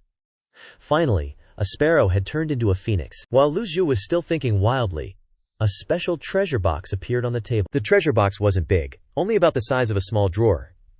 According to the previous pattern, the object inside the box shouldn't be bigger than this size. The system also informed him that the box had to be opened within 3 days. After that, the treasure box would automatically disappear. Lu Zhou bent down to observe the treasure box, wondering if this treasure box also needed the weapons of his 9 disciples to open it. If so, 3 days would be too rushed. Lu Zhou probed for a while and found that the 6 sides of the box didn't have any special patterns. Instead, there was a button on the lid to open it. Lu Zhou suddenly laughed loudly, excited. "Haha, if you can open the box directly, then why are you giving me a time limit, system?" Unexpectedly, the system could be so idiotic sometimes. The system's voice sounded again. Ding. Host will obtain the 9 transformations yin-yang dharmic body. A freeze card, quantity 1, will take effect immediately after opening the box. Reversal card, quantity 20. Fatal damage block, quantity 50 times. Do you want to continue opening? Seeing this notification, Lu Zhou was immediately shocked. He didn't expect that the system would become so generous, with such rich rewards. The 9 transformations yin-yang dharmic body was equivalent to 30,000 merit points, plus 20 reversal cards. He had 2 reversal cards previously, so he would have a total of 22 reversal cards. Lu Zhou curiously stopped his eyes on the freeze card, thinking, what is a freeze card? Lu Zhou didn't continue to press the open button. As a transmigrator, he understood very well the meaning of the word freeze. Freezing was used to describe the fact that players had to wait for a certain period of time before they could perform an action. This special card was very likely to have a limiting effect after receiving the generous rewards. If that was the case, then he had to carefully consider whether he should open this box or not. Lu Zhou slowly stood up. The 9 transformations yin-yang dharmic body, plus 2 reversal cards. It would be a lie to say he wasn't tempted. However, the system's time limit was only 3 days. Lu Zhou frowned and muttered, "The prince's hunting trip is about to begin. System, are you trying to increase the difficulty for this old man, aren't you?" he sighed. Just as he was about to open the treasure chest, a voice suddenly came from outside the main hall. Sect leader, Lu Zhou slowly turned around, seeing Leng Luo striding over quickly. Leng Luo wore a silver mask, and her eyes were bright and full of spirit. Back when Lu Zhou decided to recruit Leng Luo into the Evil Sky Pavilion, he knew the guy was a total wildcard, super hard to control. But, judging by how things were going, it wasn't half bad. The moment Leng Luo arrived, he was already bowing, ready to do the whole respectful greeting thing. But Lu Zhou waved his hand. No need for the formalities. Leng Luo bowed deeply anyway, then sighed lightly. "I heard the pavilion master's planning to get involved in the hunting grounds shenanigans?" Lu Zhou nodded. "That's the plan." Leng Luo jumped right in, all respectful like. "Mo Li is the mastermind pulling the strings, so I, Leng Luo, am humbly requesting that the pavilion master allow me to accompany you to Ru northern region. Lu Zhou remembered promising Lang Luo he'd take down Mo Lai. Right now, all Lang Luo cared about was offing Mo Lai. If he didn't get his revenge, he'd have a mental block, and his injuries might never heal, the poor guy. Lu Zhou went silent for a sec, then said, "Your injuries aren't fully healed yet, and your cultivation hasn't completely recovered. Are you sure you want to tag along with me?" Lang Luo straightened up, clear as day. Mo Li's always been hiding deep inside the palace. The fact that she dared to show her face is a godsend opportunity. Lu Zhou came back with, "Revenge is a dish best served cold, 10 years from now or whatever." But Lang Luo was all, Lang Luo, ain't no gentleman." Hearing that, and seeing Lang Luo's hardcore determination, Lu Zhou was kinda surprised. Who knew Lang Luo was such a stubborn mule? Lu Zhou stroked his beard. "Alright then, I'll stick to my promise." Lu Zhou looked at Lang Luo, asking, "How many % has your cultivation recovered?" Lang Luo replied honestly. 40%, Lu Zhou nodded. Lang Luo's situation was different from Pan Lishan's. Pan Lishan just had his cultivation crippled. The Black Lotus helped him to recover quickly. But Lang Luo blew up his Dantian in a fight with the 10 Vu immortals. So, 40% was already a big achievement. Lu Zhou asked again. 40%. If you don't summon your avatar, you can barely fight someone in the early nascent soul realm. Are you confident you can kill Mo Lai? Thump. Lang Luo dropped to his knees, clasped his hands together, and said through gritted teeth, "Please grant my request, Pavilion Master." The main hall went dead silent. Lu Zhou ignored Lang Luo, strolling around with his hands behind his back, sometimes standing in front of Lang Luo, sometimes behind him. He kept an eye on Zhang Yu in God Capital, and Ming Xiyin, who was lurking in the shadows. Lu Zhao's plan was that if Mo Li dared to show her face, he would ride his mount, and use a lethal strike card to end her. But the problem was, Mo Li had a ton of strong people around her, including a great Vu who showed up on the Lotus Dais. With just his divine court realm cultivation, there was no way he could handle them. Mo Li was way smarter and sneakier than Wei Zhuoyan, so bringing Lang Luo along was a good move. After some serious thinking, Lu Zhou's voice boomed, "Don't move." Lu Zhou suddenly reached out his hand, and in his palm appeared a healing card of annihilation. The miraculous energy swirling in his palm, burning like a freaking bonfire. Lang Luo gasped, "This is..." But he didn't budge. He knew that if the pavilion master wanted to kill him, it would be a piece of cake. No need to wait until now. Before Lang Luo could figure it out, the energy formed a vortex, engulfing his body and seeping into his extraordinary meridians. This energy was even stronger than the kind from universal salvation, like 100 times. Lu Zhou pulled his hand back, saying, "Meditate." Now Lang Luo understood that the pavilion master was healing him. Lu Zhou told him to sit down, and he immediately sat cross-legged, took a deep breath, then stacked his palms together, starting to meditate. The energy whirled around Lang Luo. Lu Zhou watched him, satisfied. The powered-up healing card of annihilation could only heal injuries. But his cultivation, he'd have to work hard to restore that himself. Half an hour later, Lang Luo slowly opened his eyes. After taking in his surroundings, Lang Luo took a deep breath, pulled back his hands, and stood up straight.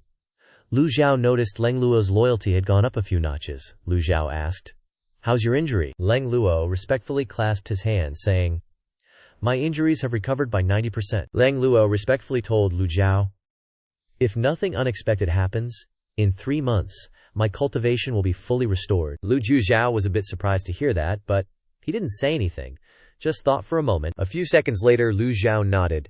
"Good, give the mask to Lang Luo. Wear it." "More handsome," Lang Luo confidently added. "Just give me the chance, and I'm confident I can seriously wound Mo Li with one blow." He looked at Lang Luo, thinking to himself, after all, he's a nascent soul realm powerhouse. Even a skinny camel is bigger than a horse. Lu Zhou vaguely believed in Lang Luo's abilities. "What's your plan? Tell me about it." Lang Luo slowly said, "Back when I was in the Black Knights, I met the Emperor a few times.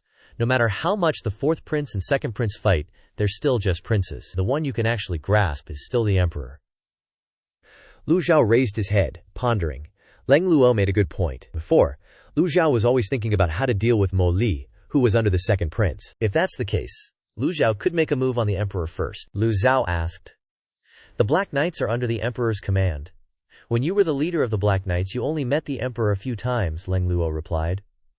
"Most of the time, it was the palace guards relaying messages." Lang Luo sighed, saying, "The palace guard's cultivation has always been super deep, and they're the emperor's most trusted people. Over the years, there have been tons of assassination attempts on the emperor, but all the assassins were stopped by the palace guards. Don't even mention seeing the emperor. Lu Zhou thought to himself, that's right. How could the king of a country just show his face so easily? And the Black Knights are a secret force, not in God capital. They can't expect the emperor to come looking for his subordinates. Lu Zhou listened intently. Keep talking. Lang Luo continued. Zhao Yue is the daughter of Princess Yun Zhao, so she definitely has the chance to meet the emperor. Not to mention, Zhao Yue is also the Empress Dowager's right-hand woman. With the Empress Dowager as her backing, it's most appropriate to have her pass along the message before the Empress Dowager sets off. It's just that the emperor is, after all, an emperor. Imperial methods are always super deep, making him hard to get in touch with. Lu Zhou nodded, saying, very reasonable. Lu Zhou was about to call someone when Zhu Jifeng slyly walked in, looking a bit anxious. Pavilion Master, Rang Aijian, sent a flying letter, saying the Empress Dowager has already departed. Lang Luo immediately said, opportunity knocks. His eyes lit up with determination, like a light bulb just went off in his head. Zhu Jifeng, being the clueless guy he is, asked, opportunity? What opportunity? He didn't hear a thing, totally lost, Lang Luo explained. Forget about getting close to the emperor for now. I, Leng, am willing to sneak back into the Black Knights. He used to be the leader of the Black Knights, and now that he's recovered half his cultivation, using his old connections shouldn't be too hard. Lu Zhou stroked his beard and nodded. You're going solo with the Black Knights? You sure you can handle it? Lang Luo hesitated. He was kinda hoping to do this with Lu Zhou. Figured it'd be safer to have the big boss backing him up. But, looks like the chief has other plans, doesn't he? Besides, he wouldn't dare ask for too much. The chief even letting him go is a pretty sweet deal. He thought for a sec, then said, no problem. Lu Zhou gave him a thumbs up, like, alright. His expression was as cool as a cucumber. Lang Luo didn't say much more, just clasped his fist and left the main heaven hall. Zhu Jifeng watched him go, thinking, Lang Elder's looking kinda handsome these days, ain't he? Lu Zhou turned to Zhu Jifeng and said, you can go too, yes, master, Zhu Jifeng replied. As soon as he left the hall, he sighed to himself. The old senior really is something else, scheming and plotting from 1,000 miles away without even breaking a sweat. As he stepped out of the main heaven pavilion, he bumped into Duan Musheng, drenched in sweat, and clutching his overlord's spear. Zhu Jifeng greeted him. Greetings, third senior brother, Duan Musheng exclaimed excitedly. Let's go, I just came up with a new training method for the basics of spear play. Hearing this, Zhu Jifeng's legs turned to jelly. He stayed silent, not daring to make a peep. Seeing his reaction, Duan Musheng said, don't worry, I'm sorry I went overboard before, I'll make it up to you. This is a perfect chance for you to practice your swordsmanship too, so we both benefit. Duan Musheng apologized, but he didn't waste a second before dragging Zhu Jifeng towards the back mountains. Zhu Jifeng didn't want to go, but he didn't dare to refuse. Talk about being stuck between a rock and a hard place. Lu Zhou returned to the East Pavilion, and, as usual, went to examine the ancient parchment map. The map was still the same as before, only showing the areas of Divine Capital and Sword Graveyard. He stared at it for a moment, thinking, looks like there won't be any news about the Heavenly Book of Creation anytime soon. Lu Zhou waved his hand, and Yang Tishu appeared before him. Lu Zhou sat cross-legged, holding his breath as he stared at the bronze treasure coffer. Only 3 days left to open it. Lu Zhao's mind raced. What if I don't open it? Could I miss out on a huge reward? And become incredibly unlucky too, doomed to live a life of poverty. The problem is, if he opens the coffer, he has to abandon Mo Li and obediently hide on the mountain until the freeze is over. Forget about completing the system's missions. And he doesn't even know what's going to be frozen. Suddenly, he burst out laughing like he'd had an epiphany, but the laughter was a bit manic. Haha, you think increasing the difficulty will let you control me? Lu Zhou raised his hand and slammed down on the open button. Click! As soon as he pressed the button, the system popped up the same prompt as before. Lu Zhou didn't hesitate. He chose Open. Ding! Acquired. 9 transformations Yin-Yang Dharma Body. Freeze card, quantity, 1. Reversal card, quantity, 20. Fatal blow block, quantity, 50. Ding! Initiating freeze state within 7 days. All item cards are frozen. Countdown begins. Lu Zhou mentally exclaimed. Knew it. He opened the item interface and saw that all the items were grayed out and showing a countdown, 6 days, 23 hours, 59 seconds. Luckily, his weapon and mount weren't frozen. Lu Zhou muttered to the system, guess you're not totally heartless. With that, Lu Zhou used the 8 methods unfettered Dharma Body to disappear, and the 9 transformations Yin-Yang took its place. At the same time, a powerful surge of energy flowed into his meridians. The next morning, when Lu Zhou opened his eyes, he felt refreshed. Based on his experience, Lu Zhou knew his cultivation had reached the enlightenment realm within the divine court realm. He was confident that he would soon enter the primordial spirit realm. Only in the primordial spirit realm could a cultivator truly have a place in the cultivation world. Lu Zhou also curiously opened his lifespan interface and saw that he had 6,582 days left. If he didn't have the reversal card, he'd probably have a heart attack from looking at that number every day. After all, who wants to know exactly how many days they have left to live? Talk about pressure! Just as he was about to use a reversal card, Lu Zhou remembered that all the item cards were frozen, so he had to give up on that idea. He said to himself, 7 days isn't too long. I can wait. Outside, Zhu Jifeng's voice rang out, "Chief, Senior Leng has departed." Lu Zhou stepped out and saw that Pan Litian and Pan Zhong were also waiting outside. He frowned and asked, "What is it?" Pan Litian said. "This old one is just worried that something might happen to Leng Luo, so I'd like to request permission to accompany him to Rushinan." Zhu Jifeng and Pan Zhong echoed, "We are willing to go as well." "We agree."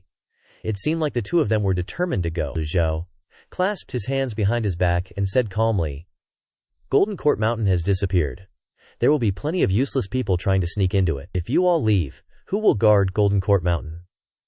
Lu Zhao's words immediately shocked the three of them, leaving them speechless. Lu Zhao continued, "Protect Golden Court Mountain well. There will be a time when you can show off your skills." Seeing that Lu Zhao's words made perfect sense, the three of them bowed at the same time and replied, "Yes, master." He didn't want to bring too many people, because it wouldn't help, and would only give the enemy more targets. It would be too easy to attract attention. Protecting all of them would be impossible for Lu Zhao. Bringing too many people who would slow him down wasn't his style. Lu Zhao had everything planned out. Moi Li would be dealt with by Leng Luo. With his methods, finding an opportunity to strike Moi Li down wouldn't be a problem. Lu Zhao didn't need to do much. He just needed to secretly observe and hide from prying eyes. He wasn't some impulsive hothead like Ji Tiandao, rushing in and walking straight into a trap. That wasn't strength, that was stupidity. Lu Zhao summoned Zhao Yanhe and Xiu Tu, and the two of them rode the Bai Zi out of Golden Court Mountain. Meanwhile, in a tower in Runan city center, the view from the tower was excellent. From above you could clearly see the streets of Runan city. "Your Eminence, the Empress Dowager has set out. She should be resting at Shuntian Mountain Villa." "Understood," Si Wuyai casually replied, then asked, "Has Zhang Aijian released the news?" Ye Zhijing responded, "He should have released the news." Si Wuyai really disliked that word, because it implied uncertainty, just guesswork. Ye Zhijing bowed and said, "Although our people have discovered that Zhang Aijian is a spy for the main heaven pavilion, he is extremely cunning. It's impossible to monitor him every second of the day." Just as he finished speaking, a figure suddenly appeared outside the tower, and a mocking voice rang out, "Want to monitor me? You guys are still too green." Si Wuyai immediately ordered, "Chase after him." "Yes." Ye Zhijing obeyed, and immediately gave chase. Si Wuyai stood up and looked out the window. Ye Zhihong's figure flashed like lightning after that person, disappearing in the blink of an eye. Si Wuyai suddenly turned around, feeling like something was off, but he couldn't put his finger on it. He thought to himself. The moment Ye Zhihong jumped out the window, Si Wuyai realized something was wrong. Maybe something happened from the moment he left Little Bamboo's Serenity to when he appeared here. A figure appeared at the entrance of the pavilion, standing with hands clasped behind their back.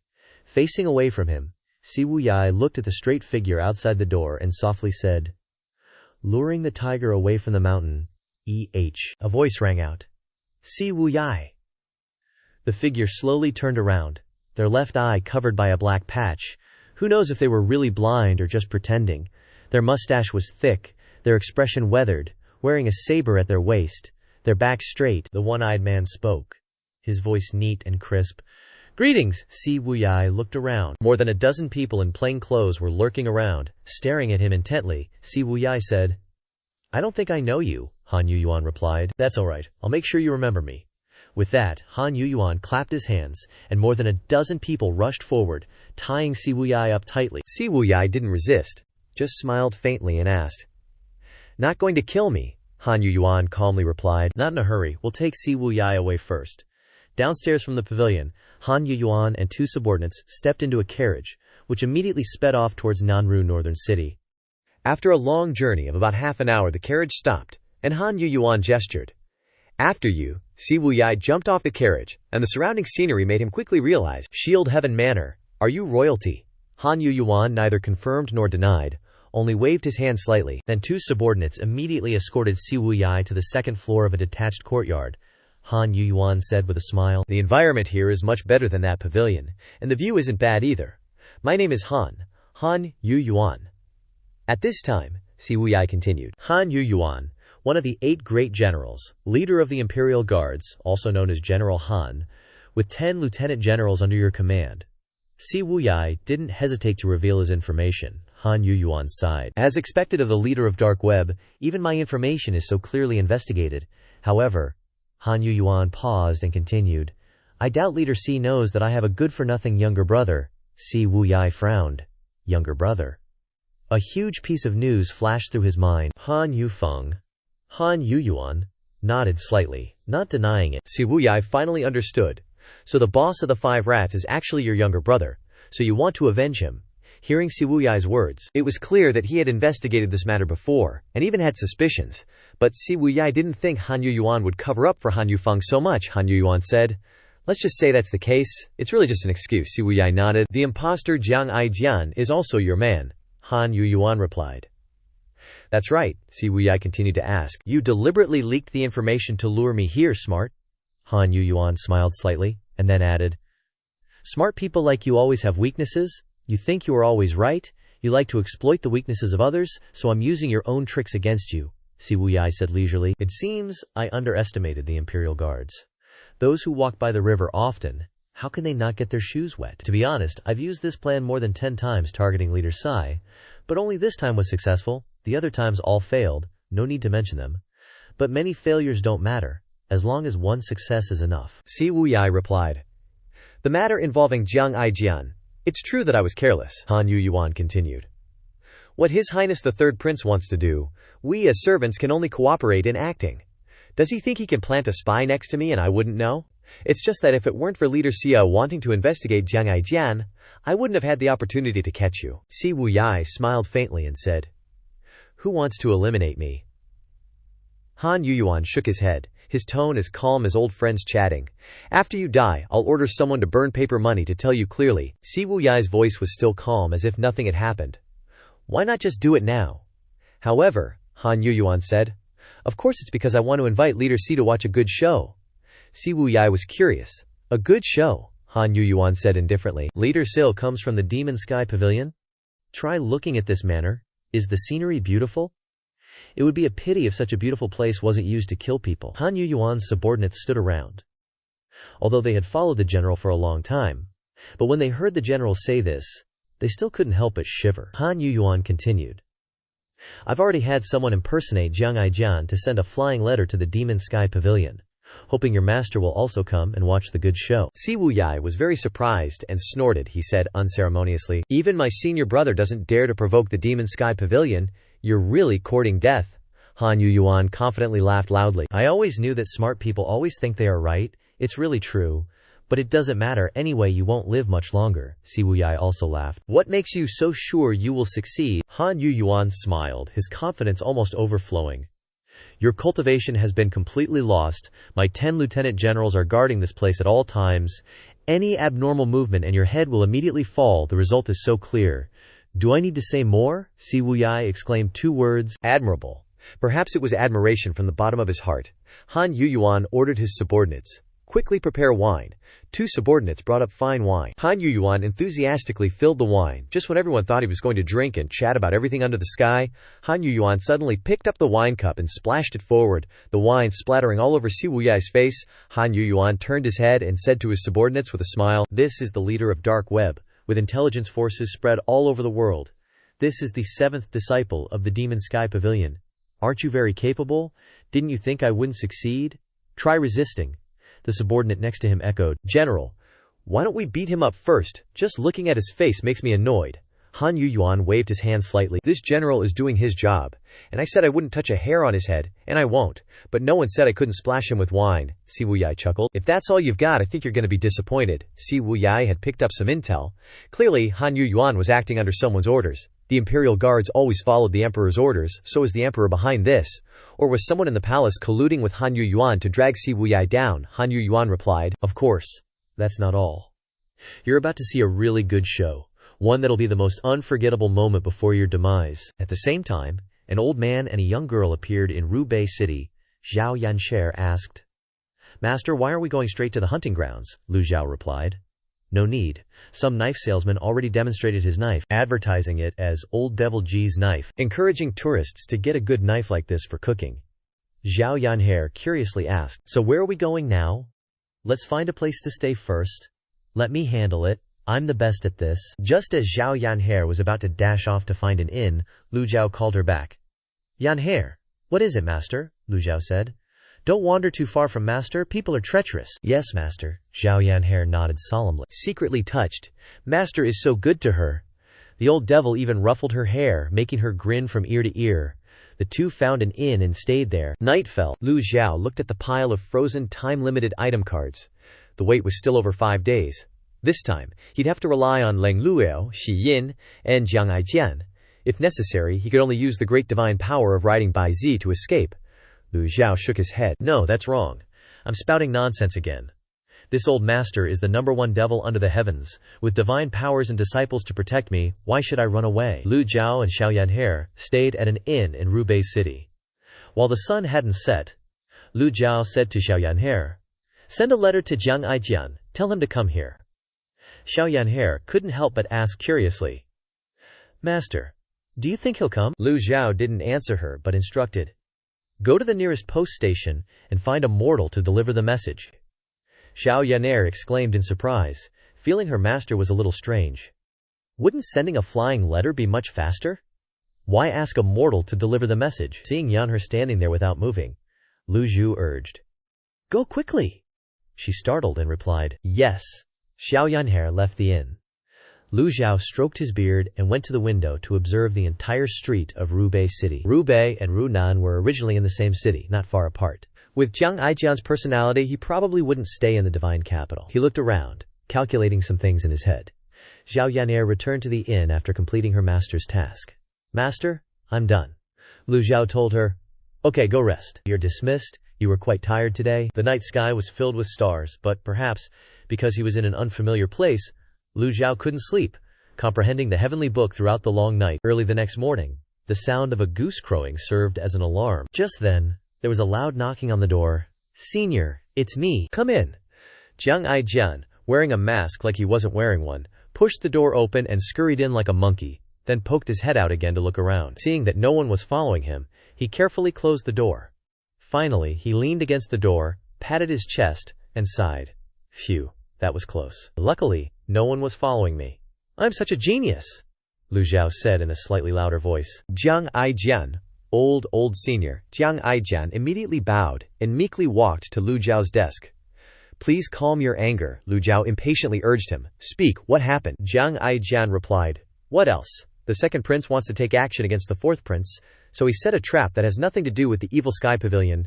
Zhang Yu is very safe, HMPH. Lu Zhou frowned. As expected. Hearing the word expected, Jiang Aijian was a little frightened when he saw Lu Zhou glance at him. Unsure of what the old devil meant, Lu Zhou continued. "Someone impersonated you and sent a flying letter to the Evil Sky Pavilion." Jiang Aijian jumped. "Huh?" He startled again, then nodded a moment later. "I was wondering, why would Senior ask a mortal to deliver a message today? The most low-level method is truly the safest." I don't mean to criticize you. I mean, Senior suspected that someone knew of my existence?" Lu Zhou just glanced at Jiang Aijian, then slowly stood up and walked to the window. The sun was rising in the east. Jiang Aijian asked, "Was it your seventh disciple, Si Wuyai? He found out my identity a long time ago and destroyed quite a few of my eyes and ears. I haven't even settled accounts with him yet." This time, he deliberately spread the news. "Luring Senior here. Is he trying to commit patricide? Shameless, what guts?" Lu Zhou said nothing. The possibility couldn't be ruled out, but Si Wuyai and Yu Zhenghai were originally on the same side.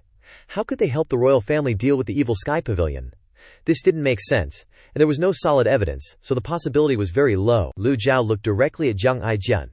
Are you sure the people around you are all trustworthy? Hearing this, Jiang Aijian was slightly stunned. He never used people he suspected, and if he did, he wouldn't doubt them. No one could have absolute faith in others, guaranteeing that others had no ulterior motives. Jiang Aijian stroked his chin and calmly replied, "If it's not Si Wuyai, then it's someone else entirely." Jiang Aijian was angry and snorted coldly. Who's the fool who dares to impersonate me? But at this moment, he also suddenly realized and turned to ask Lu Zhou, "That's not right. If Senior saw through the situation, then why did you come to Rubei City?" Jiang Aijian looked at Lu Zhou suspiciously. "To kill Mo Li." Lu Zhou opened his eyes. Lu Zhou predicted that someone would kill Mo Li. Jiang Aijian grinned wickedly. "Oh my, does Senior want to go take a look?" Lu Zhou grunted. Jiang Aijian continued. "The Empress Dowager is recuperating at Shuntian Mountain Manor. The second prince and fourth prince have arrived at the hunting grounds. I bet the second prince wins. Who does Senior bet on?" Lu Zhou stared at Jiang Aijian. Without blinking once, Lu Zhou didn't reveal any emotion on his face, just silently looking at the person in front of him, making Jiang Aijian's heart tremble. Jiang Aijian quickly waved his hands. Just kidding, just kidding." Lu Zhou hadn't thought about this. After all, Jiang Aijian and they were all brothers. You're using them for gambling? Does that make you feel good? You want to lead this old man there? His original plan was to stay here, not go anywhere, and then quietly wait for Lang Luo's news. After all, Lang Luo was an 8-leaf expert, and no one could stop him if he went crazy. Jiang Aijian said again, "I heard there are 7 formations in Rubei, and I happen to have a way to sneak in, and similarly, a way to escape. I've thoroughly researched Mo Lin's tricks, Senior can rest assured." That shabby Shuntian Manor has tons of secret passages that even Liu Huang doesn't know about. There, as long as I want, we can ditch this place anytime. Ah, no, wait, with old Senior's cultivation level, why would we even need to run? Lu Zhou didn't make a sound. He was busy recalling what Qin Jun said. The entire Jinghe Palace was burned alive. You can tell Jiang Aijian held quite the grudge against Mo Li. It's understandable, really. Lu Zhou had been wondering why Jiang Aijian, who had left the palace, was still so concerned about palace matters. Then it hit him.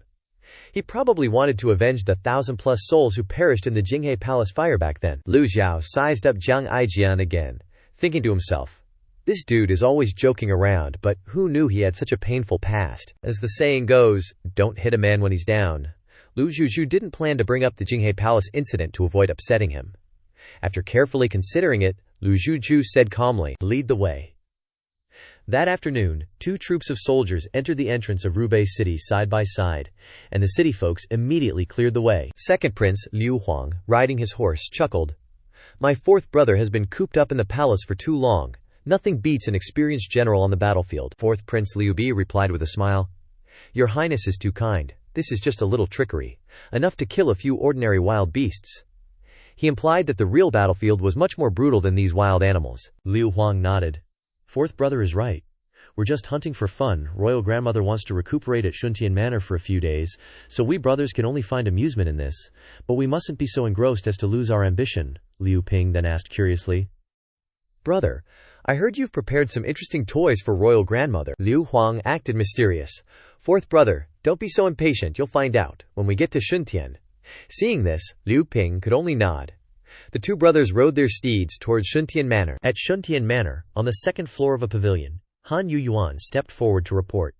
"How did Si Jiaochu rest last night?" Si Wuyai, observing the quiet manner through the window, said without looking at him, "Not bad. I'm just curious. When will your so-called good show begin?" Han Yuyuan chuckled. "So impatient. Good things take time." Si Wuyai turned around, presenting his tightly bound hands to Han Yuyuan. "Indeed. I'm a bit impatient, General Han. Would you be so kind as to untie me?" Upon hearing this, a subordinate standing beside him scolded. "Offered wine, yet you want a beating. Why waste words with him? Just kill him with one strike." Han Yuyuan turned his head and glared at the subordinate. "Don't be rude." After speaking, he smiled and waved his hand to untie Si Wuyai. The subordinate exclaimed in surprise, "General!" Han Yuyuan suddenly turned around and slapped the subordinate hard, the sound of which was painful just to hear. The subordinate was slapped so hard that he spun around, his face swollen, and staggered. Before falling to the ground, Han Yuyuan shouted, "Get lost!" The subordinate trembled in fear, repeatedly saying, "This subordinate knows his mistake. This subordinate takes his leave." Han Yuyuan paid no further attention to the subordinate, but turned to Si Wuyai with a smile. He's always been like this, with clear likes and dislikes, but he's very loyal, one of my most capable generals. You can't judge him by appearances. Don't think he's hot-tempered, because he's actually very efficient and decisive when working, and doesn't like to dawdle." After speaking, Han Yuyuan raised his hand, and a surge of qi flew over, untying Si Wuyai. Si Wuyai rubbed his wrists and sighed with relief.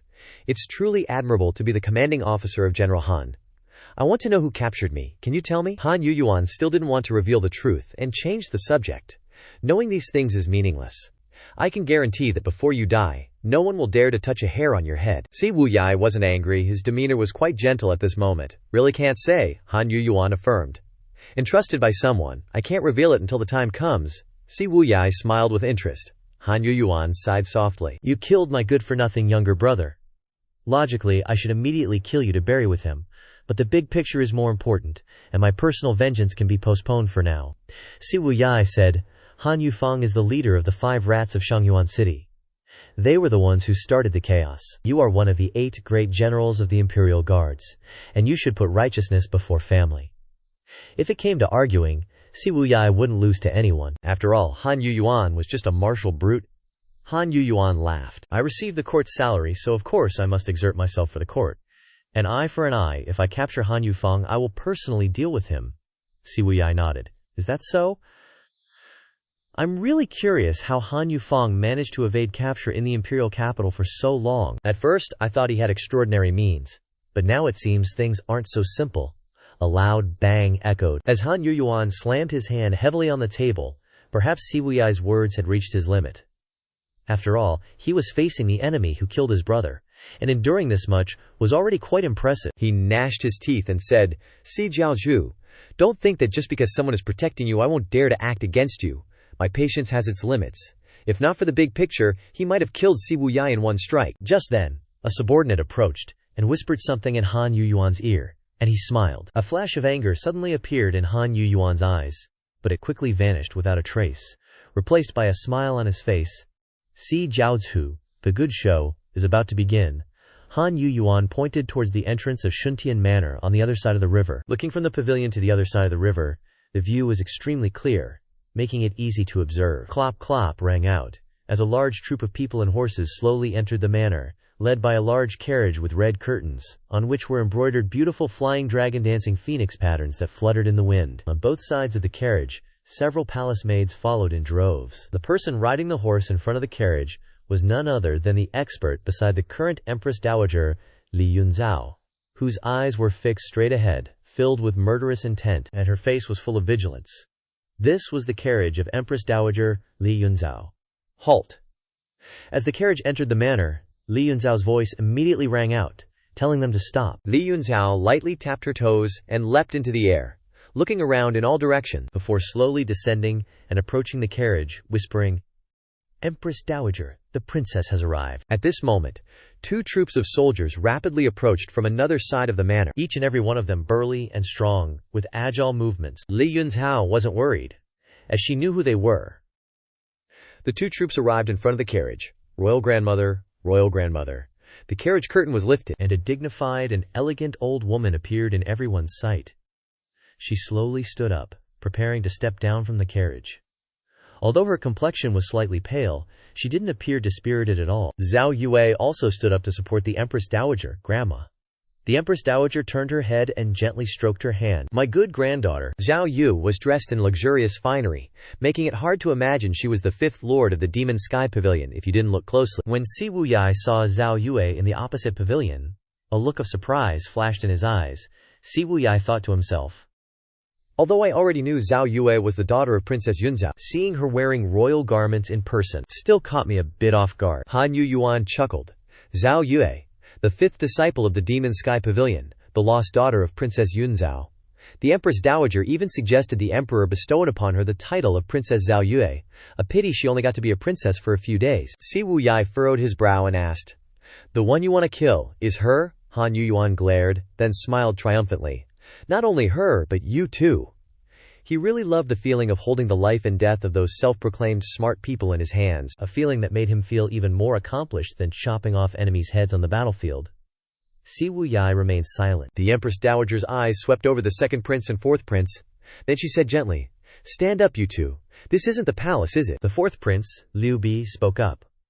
Royal grandmother, this grandson knows you wanted to come to the manor to recuperate, so I caught some wild animals with my royal brother and found the best chefs in Rubei City to cook for you. The second prince, Liu Huang, not wanting to be outdone, hurriedly said, This grandson has prepared a lot of fun things for royal grandmother to see. It's usually so boring in the palace, now that we're in Rubei.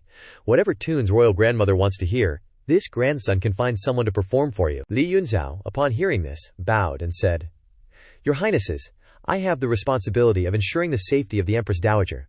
Those without duties should best not be here. The second prince, Liu Huang, glanced at him and gritted his teeth.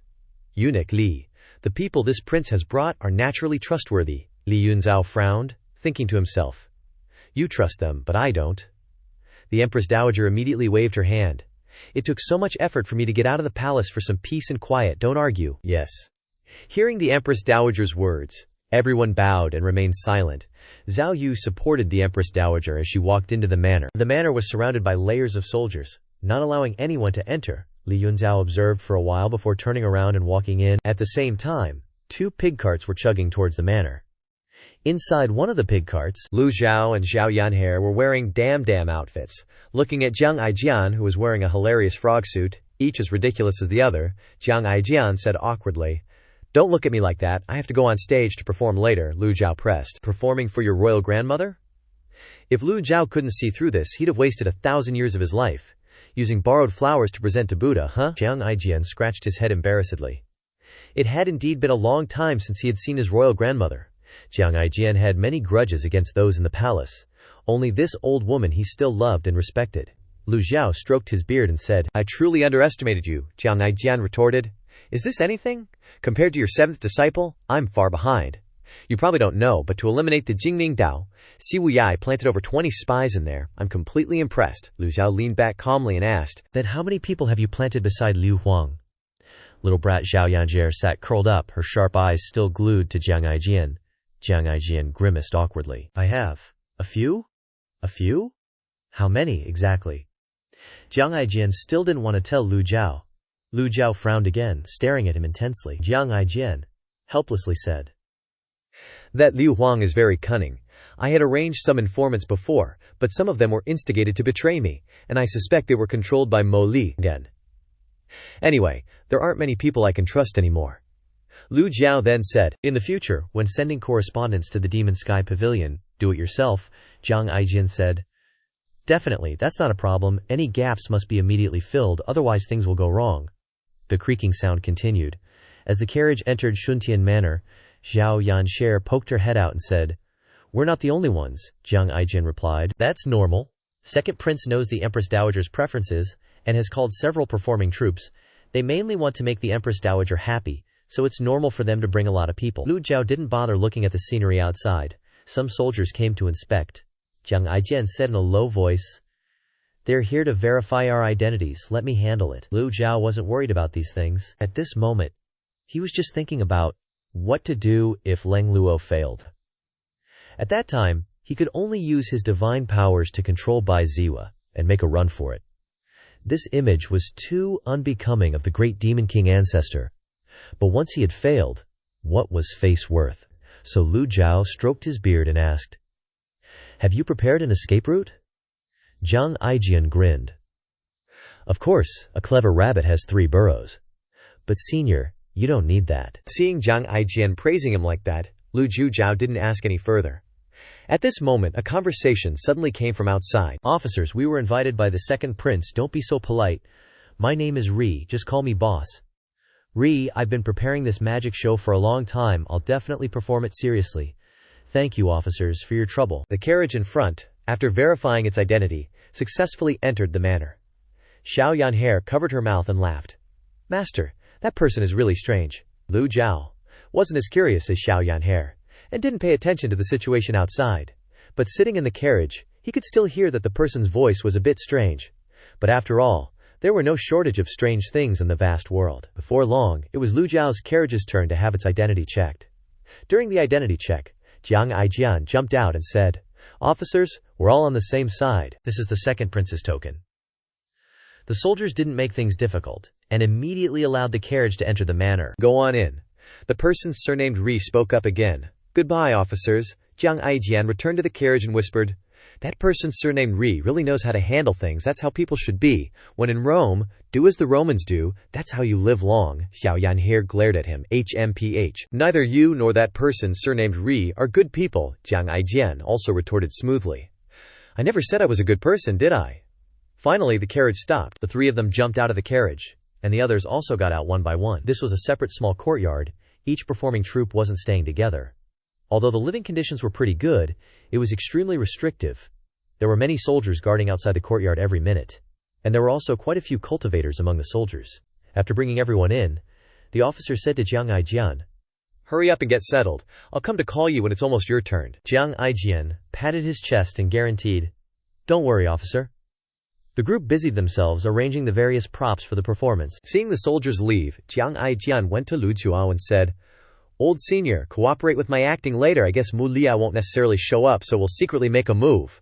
Lu Zhou heard him say that and growled, "Cooperate with acting." Seeing Lu Zhao's harsh tone, Jiang Aijian was a little apprehensive. Jiang Aijian joked, "Just a little, you just need to be an audience member." Lu Zhao nodded. "That's acceptable."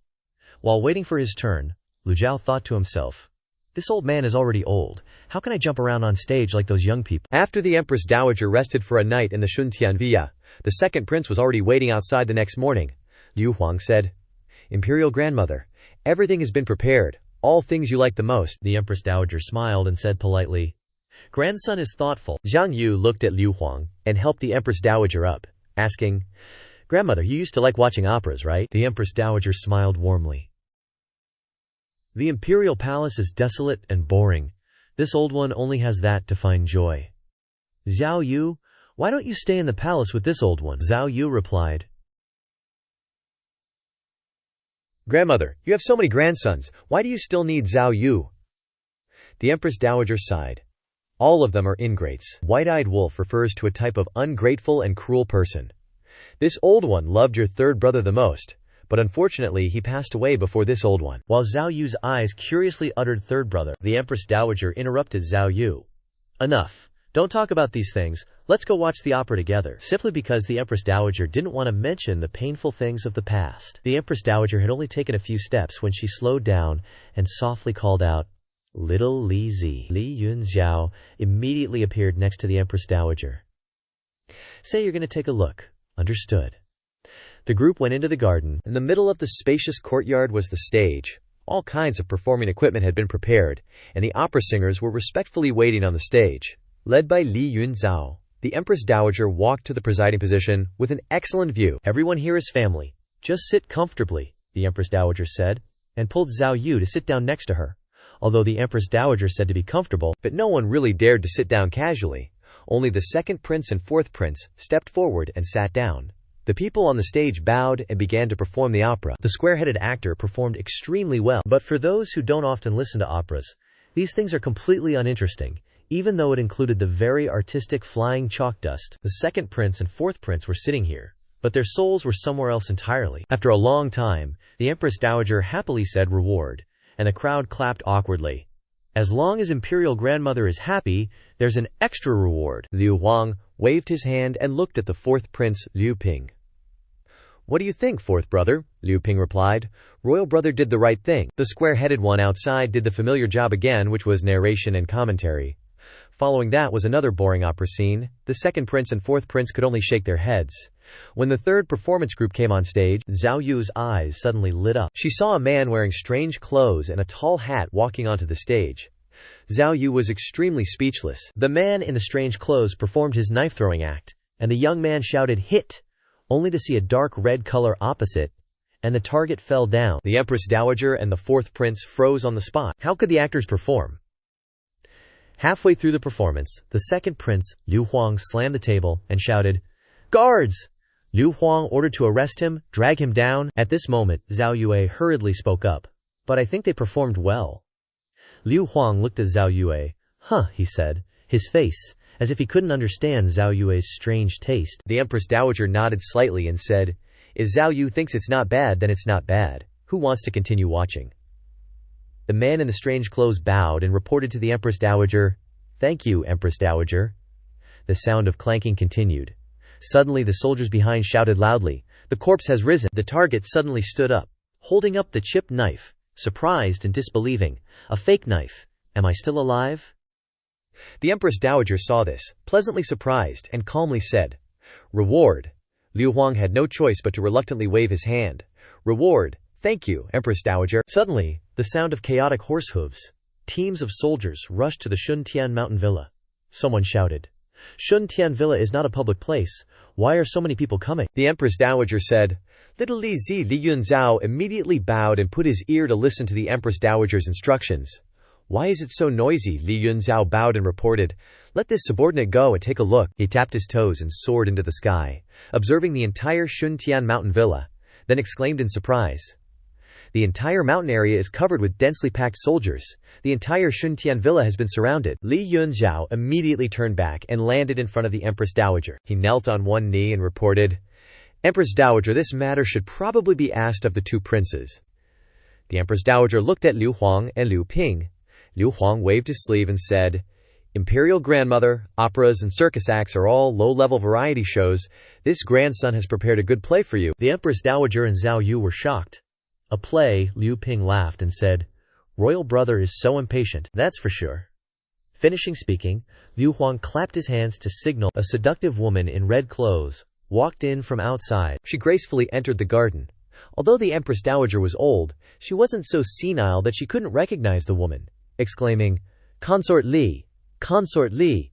was the title given to Mo Li. Mo Li moved like the wind, arriving before the Empress Dowager, nimble but also very proper. She lowered herself and said, "This humble one greets the Empress Dowager." The Empress Dowager asked again, "Consort Li, shouldn't you be in the imperial city? What brings you here?" Suddenly, several shouts rang out. "Seize them!" It was Mo Li's voice. The fourth prince, Liu Ping, sitting to one side, laughed. "Seize them? Who here would Consort Li dare to seize? Royal brother, you're making a mountain out of a molehill. Besides, why would royal brother want Consort Li to do the dirty work?" The second prince, Liu Huang, stood up and said, "Fourth brother, don't be impatient. Although Consort Li is a woman of the harem, she's unusually insightful. Let's hear what she has to say." The squarehead continued to narrate the conversation between the two, which suddenly reeked of gunpowder. With the second prince as her backer, Mo Li feared no one. Mo Li curled her lips into a sneer, pointing toward the strangely dressed man standing on the stage. "Seize him." Ming Xinyin was stunned, unable to believe it. "I've been exposed." "How could this be?" he hurriedly said in a strange voice. "You misunderstand." "Misunderstand." A rustling sound came from the roof, and two men in armor immediately appeared on the pavilion roof in the Shuntian garden. Mo Li lowered herself and said to Liu Huang, "This humble one has not disappointed your highness's expectations." Liu Huang nodded approvingly. "Mo Li, very good." Mo Li looked toward the Empress Dowager and continued, "This man is the fourth disciple of the Evil Sky Pavilion, Ming Xiyin." Everyone erupted in an uproar, including the actresses who had just taken the stage, terrified. Who wouldn't tremble at the mention of the Evil Sky Pavilion? But this strangely dressed man didn't look like the legendary fourth devil at all. Liu Ping said suspiciously. "Ming Xinyin," Mo Li affirmed. "That's right." She lowered her head and continued, "Imperial grandmother, the Evil Sky Pavilion has been at odds with the imperial city for many years. Jilao almost stole the imperial family's token. The Shiyu princess was kidnapped by the Evil Sky Pavilion's Yu Shangrong on her way to marry, and the seventh disciple, Si Wuyai, has frequently stirred up discord between Great Yan and Rongbei, causing tens of thousands of cultivators to die in the wars." Mo Li glared. "How can we not kill such a heinous person?" The Empress Dowager coldly looked at Mo Li. "This is the good show Yuan said someone would put on for me," Mo Li replied. "Imperial grandmother, this humble one is a consort, and naturally must relieve your highness's worries," the Empress Dowager asked. "What do you want to do at this moment? Ming Xinyin's escape routes have all been cut off," Mo Li coldly said. "Execute him immediately," everyone gasped, shocked as they looked at Mo Li. The squarehead, covered in injuries, continued to comment. People in the palace only knew that this woman of the second prince was no ordinary person, but they didn't expect her to be so decisive. Whoosh! Suddenly, Ming Xinyin stomped heavily on the ground, his entire body like an arrow shooting into the garden air, darting away. "Consider yourself formidable. I'll come play again next time."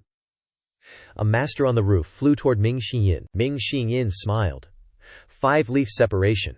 The jade in his hand flashed with a bright light. The palace master immediately sneered. 5 leaves are enough to capture you. Several continuous sounds rang out deafeningly. As the two sides engaged in fierce battle, Ming Xinyin had originally intended to escape, but was caught up in the fight. Mo Li nodded in satisfaction. Princess Zhang Yu, how do you feel? Zhao Yu said. Are you talking to me? Mo Li bowed slightly. The princess is the 5th disciple of the Evil Sky Pavilion. This humble one wants to capture your senior brother. I hope the princess will forgive me. The Empress Dowager frowned.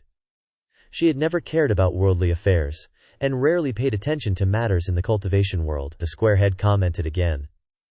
If it weren't for wanting to increase her lifespan, she wouldn't have bothered with cultivation. She hated the fighting and killing, so what she cultivated were only methods of self-cultivation and character refinement, to control herself. After the Yongshu Emperor passed away, she completely abandoned those methods. But she never thought that in the days she had left in this world, she would meet her long-lost granddaughter, the daughter of Princess Yun Zhao, whom she loved the most. How could she allow others to harm Zhao Yu? The Empress Dowager angrily shouted, "Consort Lai, your audacity knows no bounds." Mo Li knelt down. Reporting to Imperial Grandmother, this humble one does not understand your meaning, the Empress Dowager said in an irritated tone. Zhao Yue is a member of the imperial family, the daughter of Princess Yun Zhao. Now that she has returned, she is the emperor's own granddaughter. How dare a small consort Fei create such a disturbance? The second prince, Liu Huang, frowned. He had never seen the Empress Dowager care about the struggles in the palace. After the Yongshu Emperor passed away, she was completely indifferent to everything. He didn't expect the Empress Dowager to protect Zhao Yu to such an extent. This situation was a little tricky. In the garden sky, Ming Xinyin and the Five-Leaf Master were fighting fiercely, evenly matched. Ming Xinyin fought while trying to find a way to leave. He knew that the longer he stayed here, the more disadvantageous it would be for him.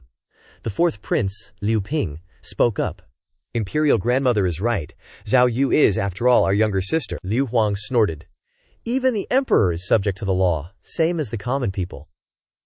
Immediately, several whoosh sounds rang out, as the soldiers standing on both sides immediately drew their sabers. The Empress Dowager angrily stood up, her eyes stern. I want to see who dares to lay a hand on Zhao Yu. The fourth prince, Liu Ping, chimed in. Royal brother, Imperial Grandmother came to Shuntian Mountain Manor for quiet contemplation. If you cause her qi to become disturbed and affect her health, you won't escape punishment. Liu Huang bowed. Imperial Grandmother, please consider the bigger picture. Li Yunzhao, hurry and help the Empress Dowager back. How could Li Yunzhao have achieved his current position if he didn't know how to read the situation? He replied calmly. I only follow the Empress Dowager's orders. Up high, Ming Xinyin was fighting extremely intensely. The squarehead commented very enthusiastically. How could Li Yunzhao have sat in his current position without any skills? He could read people's faces. The atmosphere became tense like a drawn bow, each person with their own calculations. The Empress Dowager didn't care about so much. In her mind she only cared about one thing, protecting Zhao Yue. Mostly once again chimed in to support Liu Huang. Imperial Grandmother, please consider the bigger picture. The Evil Sky Pavilion cannot be allowed to exist. Imperial Grandmother doesn't care about worldly affairs and doesn't know the cruel actions of the Evil Sky Pavilion. That's right. Imperial Grandmother can ask these actresses and see. The Empress Dowager shook her head. Little Li Zi. Li Yunzhao's eyes turned to look at the Empress Dowager. Yes, whoosh, Li Yunzhao's figure was as fast as lightning. Appearing before Mo Li in the blink of an eye, he raised his hand, forming a violent wind, smack, slapping Mo Li straight across the face. Mo Li didn't dodge or evade, reluctantly taking the slap. A drop of fresh blood trickled from the corner of her mouth. A second later, Li Yunzhao was back in his original position. Liu Huang raised an eyebrow, inwardly furious but daring not to say a word. Who would dare interrupt the Empress Dowager striking someone? The Empress Dowager coldly said, Consort Li, do you have anything else to say? Mo Li bowed. This concubine knows her mistake.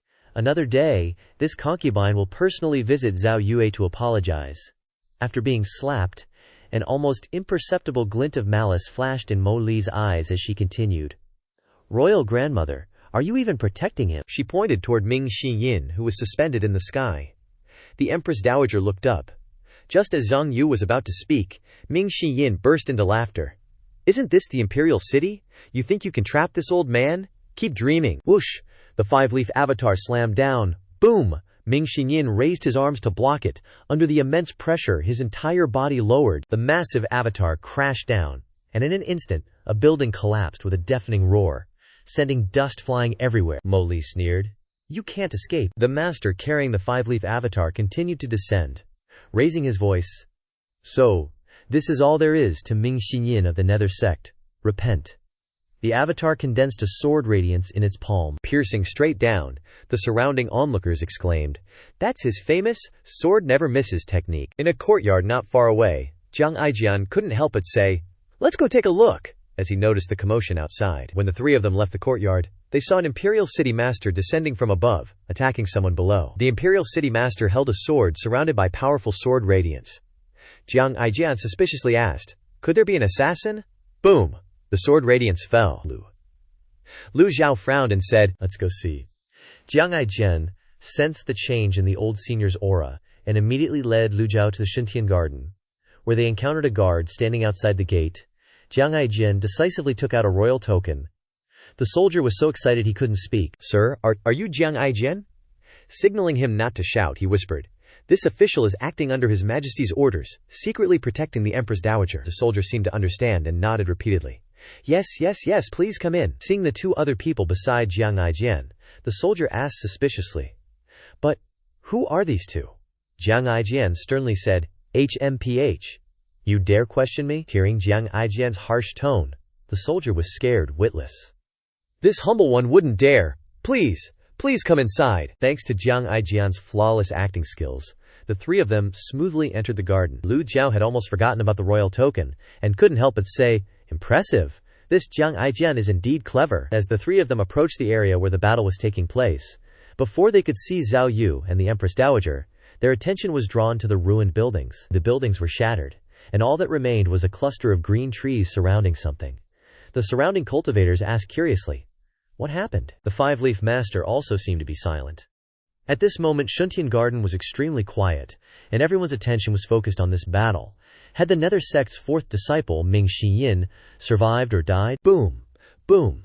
Another series of explosions rang out, and the cluster of green trees suddenly burst open. The square-headed, O-mouthed guy exclaimed, "Heavens!" It exploded. From within the dense trees, a three-leaf avatar suddenly appeared. With a golden lotus above the three leaves, Ming Xinyin burst forth, tearing through the sky.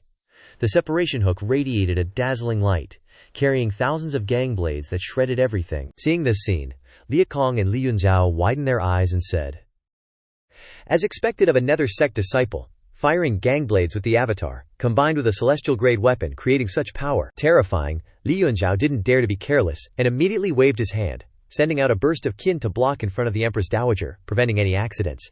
His main task was to ensure the Empress Dowager's safety. If anything happened to her, his head would be forfeited. However, Li Yunzhao's worry was unnecessary. This move of Ming Xinyin's was clearly aimed at the five-leaf master. Ming Xinyin shouted, "No one can survive this strike of mine. Sword never misses." In the sky, the separation hook and thousands of gang blades, like hooks, swept across the Imperial City Master's avatar. Whoosh! The separation hook flew back into Ming Xinyin's hand. He held the separation hook in his hand, his expression somewhat calm. Ming Xinyin repeatedly shouted, "Sword never misses! Sword never misses!" The Imperial City Master was startled and cried out. A slicing sound rang out, and Ming Xinyin, with the separation hook in his hand, slashed horizontally, sending blood and flesh flying everywhere. Only the Imperial City Master's hand could be seen reaching up in vain. Another thud sounded, attracting everyone's attention. Everyone's eyes turned to the source of the sound. The five-leaf master had fallen to the ground, his eyes wide open, his body covered in bloodstains. Just looking at it was enough to tell how painful the wounds were. Seeing this scene, everyone was shocked. All eyes were fixed on Ming Xinyin, who was ablaze in the sky, and the entire space seemed to freeze. Lu Zhou stroked his beard and nodded slightly. He silently pondered for a moment, saying nothing, but his hands were busy covering Grandma's mouth. Xiao Yanhair was so excited she almost jumped up. She seemed to want to shout, "Fourth senior brother is awesome!" Luckily, Lu Zhou stopped her in time. Jiang Aijian praised in a low voice, "Old senior, this disciple of yours is truly extraordinary. With only a three-leaf avatar, he actually killed a five-leaf. It's like a dream." Jiang Aijian couldn't hide the admiration in his eyes towards Lu Zhou, because when it came to the Nether sect, everyone felt a little apprehensive. Almost every cultivator knew very well that when reaching the nascent soul realm, each additional leaf greatly increased one's cultivation, yet Ming Xiyin had killed a five-leaf. It was truly astonishing, even Lu Zhou hadn't expected it. Ming Shiyin was only a 2-leaf before, but now he had erupted in battle and become a 3-leaf. However, Ming Shiyin's rapid progress made Lu Zhou happy, and he couldn't bring himself to praise him, but he was very pleased in his heart. Ming Shiyin succeeded with one strike, raised his hand to wipe the blood from the corner of his mouth, and quickly flew away. "Don't chase me, this old man has a ton of killer moves left." The young man flew away at the speed of sound without daring to look back. Mo Li shouted, "Activate the formation." As soon as Mo Li's voice rang out, Ming Shiyin quickly tried to escape from the crowd. The cultivators standing around began to move, their auras surging, shouting loudly, "Activate the formation!" The square-headed guy continued to comment, "The cultivators are starting the formation." Not far away, Jiang Aijian, seeing this scene, shook his head and said, "This Mo Li is originally a witchcraft cultivator. It's normal for her to set up a witchcraft grand formation now. But what's puzzling is why she didn't continue to send people to pursue Ming Shiyin. Instead, she ordered these small fry here to activate the formation. This is truly not in line with her style." Lu Zhou looked around, scanning for Leng Luo's figure, but he couldn't see him. Lu Zhou thought to himself, "Activate the formation then. Anyway, witchcraft won't affect this old man. On the contrary, it will make it easier for this old man to make a move." So he calmly waited for the grand formation to form. Jiang Aijian turned to Lu Zhou and said, "Your disciple is truly cunning. He actually managed to escape." Whether he was praising or mocking Ming Shiyin with that statement is anyone's guess. But what's really got me curious is why Mo Li isn't the one chasing Ming Shiyin. On the second floor of a pavilion north of Shuntian Mountain, Han Yuanyuan watched Ming Shiyin's figure dart away and casually remarked, "Fourth cult master, your fourth senior brother is way more cunning than you, knowing how to conserve his strength. But too bad for him, he still can't escape you." Si Wu Yai wasn't buying it. He shook his head and said, "I don't think so. If you think that, you still haven't figured out my fourth senior brother." Si Wu Yai's words were so firm that Han Yuanyuan gasped in surprise. Si Wu Yai, dead serious, declared, "My dark web spans the whole world, but even I can't pinpoint fourth senior brother's movements." Han Yuanyuan clicked her tongue, eyes wide, and exclaimed, "Wow, the Lord of the Dark Web actually knows humility.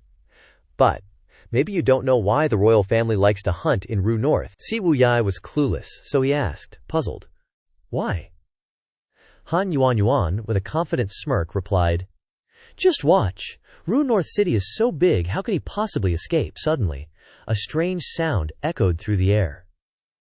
A bizarre humming. From the pavilion, they could clearly see a transparent energy barrier appearing on Ru North's city wall, emitting a resonant sound. The wind howled, stirring up a storm over Ru North City. This bizarre scene shocked the city's residents.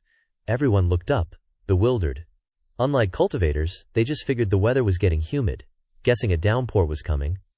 Only cultivators sensed the unsettling feeling. Whispers broke out. "The vital energy is blocked. What's going on?" The cultivators had caught on that something was up, and they all stared at the sky. They couldn't mobilize their vital energy. A layer of barrier appeared around Shuntian Manor. The cultivators nearby backed off, knowing this was royal territory and not wanting to mess with the heavily guarded area. Inside Shuntian Estate, everyone was looking up. Jiang Aijian, Xiao Yanhe, and Lu Zhou all felt the strangeness. Jiang Aijian stammered, "Oh crap, it's not a voodoo formation, it's the 10 absolute formation." Lu Zhou stroked his beard and muttered, "The 10 absolute formation? That's a big deal formation reserved for the divine capital, so why is it here?" Jiang Aijian, sweating bullets, replied, "But only the 10 absolute formation has this kind of power." Xiao Yanhe, ever the eager beaver, felt the oddness, and said to Lu Zhou, "Master, I can't mobilize my vital energy." That chatty Jiang Aijian chimed in, "Don't even bother trying, all vital energy is sealed off. That's the scariest thing about the 10 absolute formation." Lu Zhou showed no reaction, just quietly tried to mobilize his vital energy. Sure enough, his body felt empty. What about his extraordinary power? Lu Zhou tried again. A cool sensation spread through him. Lu Zhao's heart stirred. This felt as refreshing as a lost traveler finding water in the desert. Once the so-called 10 absolute formation was set up, the entire Shuntian estate turned into a restricted zone. Everyone inside became immortal, stripped of their cultivation. At most, they'd just be stronger than regular folks. Even masters of martial arts were helpless in this situation. Lu Zhou thought, if that's the case, I'll leave this place to Leng Lu Chao. Xiao Yanshi piped up, "Jiang Aijian, lead the way out of here." Suddenly, Lu Zhou noticed something at the entrance to Shuntian Estate, and a familiar voice called out, "Ouch! You guys are heartless! I'm Princess Xiang Yu's senior brother. How dare you be so rough? Let go of me!" Two tall, imposing generals stood on either side of Ming Xinyin, escorting him into the garden. Han Yuan was right. Poof! Ming Xinyin finally got caught. Mo Line gloated. Heh, this is the 10 absolute formation. Didn't see that coming, did you? Li Yunzhao frowned in shock, and Xiao Yu's face changed. Mo Li continued. In the 10 absolute formation, all beings are equal. That means everyone in Shuntian estate right now is just a regular person, the square-faced guy added.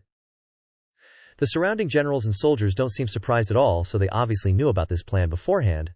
Fourth Prince Liu Ping clapped his hands and chuckled. Impressive, impressive.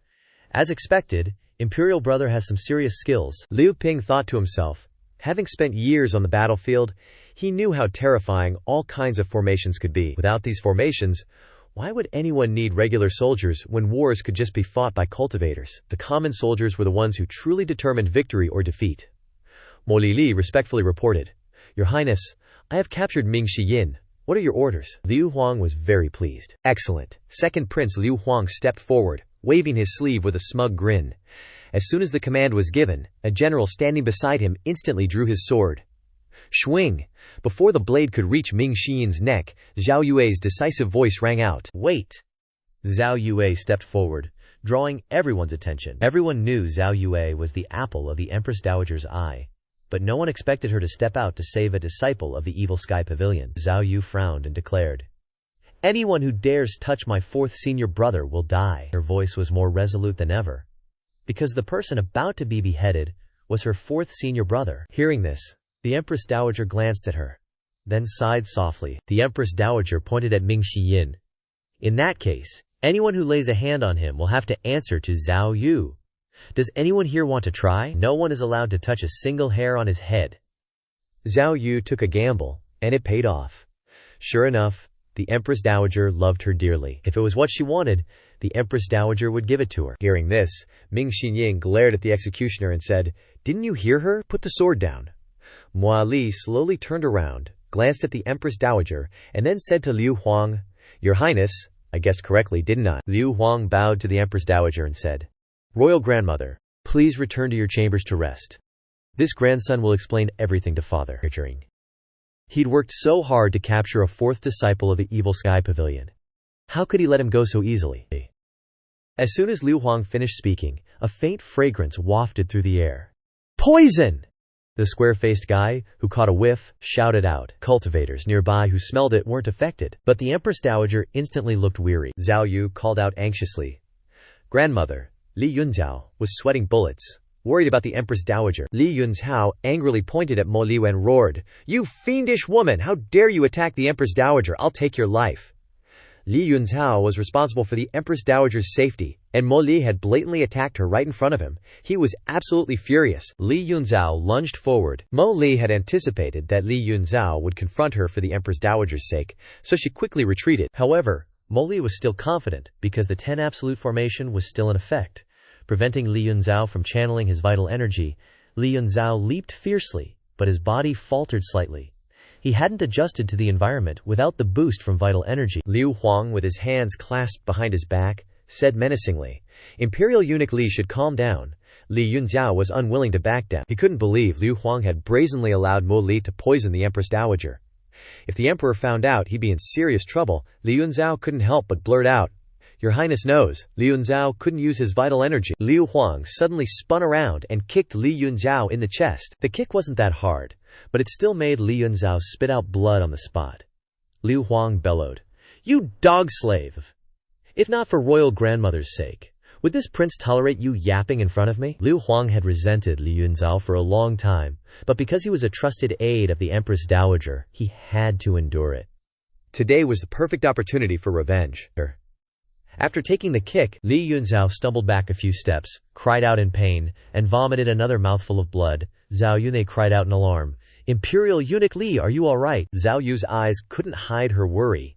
Li Yunzhao, trying to suppress the pain, told Zhao Yu, I'm fine. I promise someone that even if I die, I must ensure Princess Zhao Yu's safety. Li Yunzhao took out a jade tablet from his bosom. This is the Empress Dowager's jade tablet. Princess, take it. Seeing this, Mo Li's face iced over with anger, and she snorted, her voice dripping with smugness.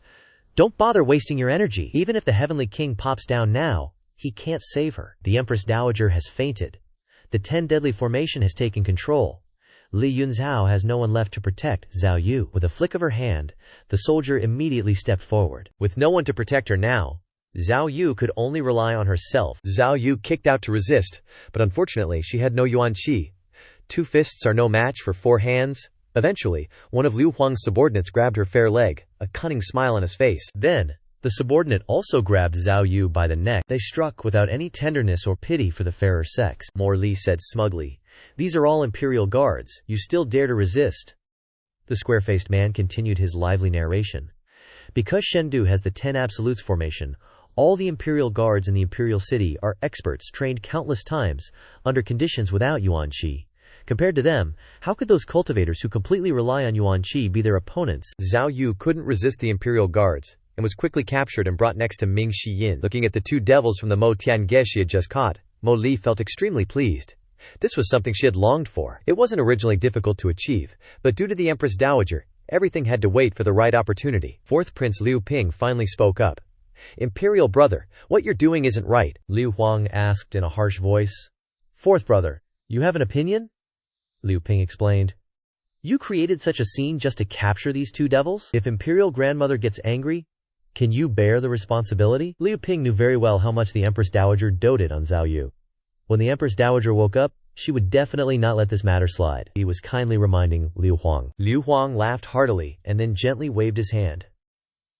The soldiers standing next to Liu Ping suddenly drew their sabers. "Then, 4th brother, I'll have to wrong you," Liu Ping asked. "What do you mean?" Liu Huang's voice revealed his insidious nature.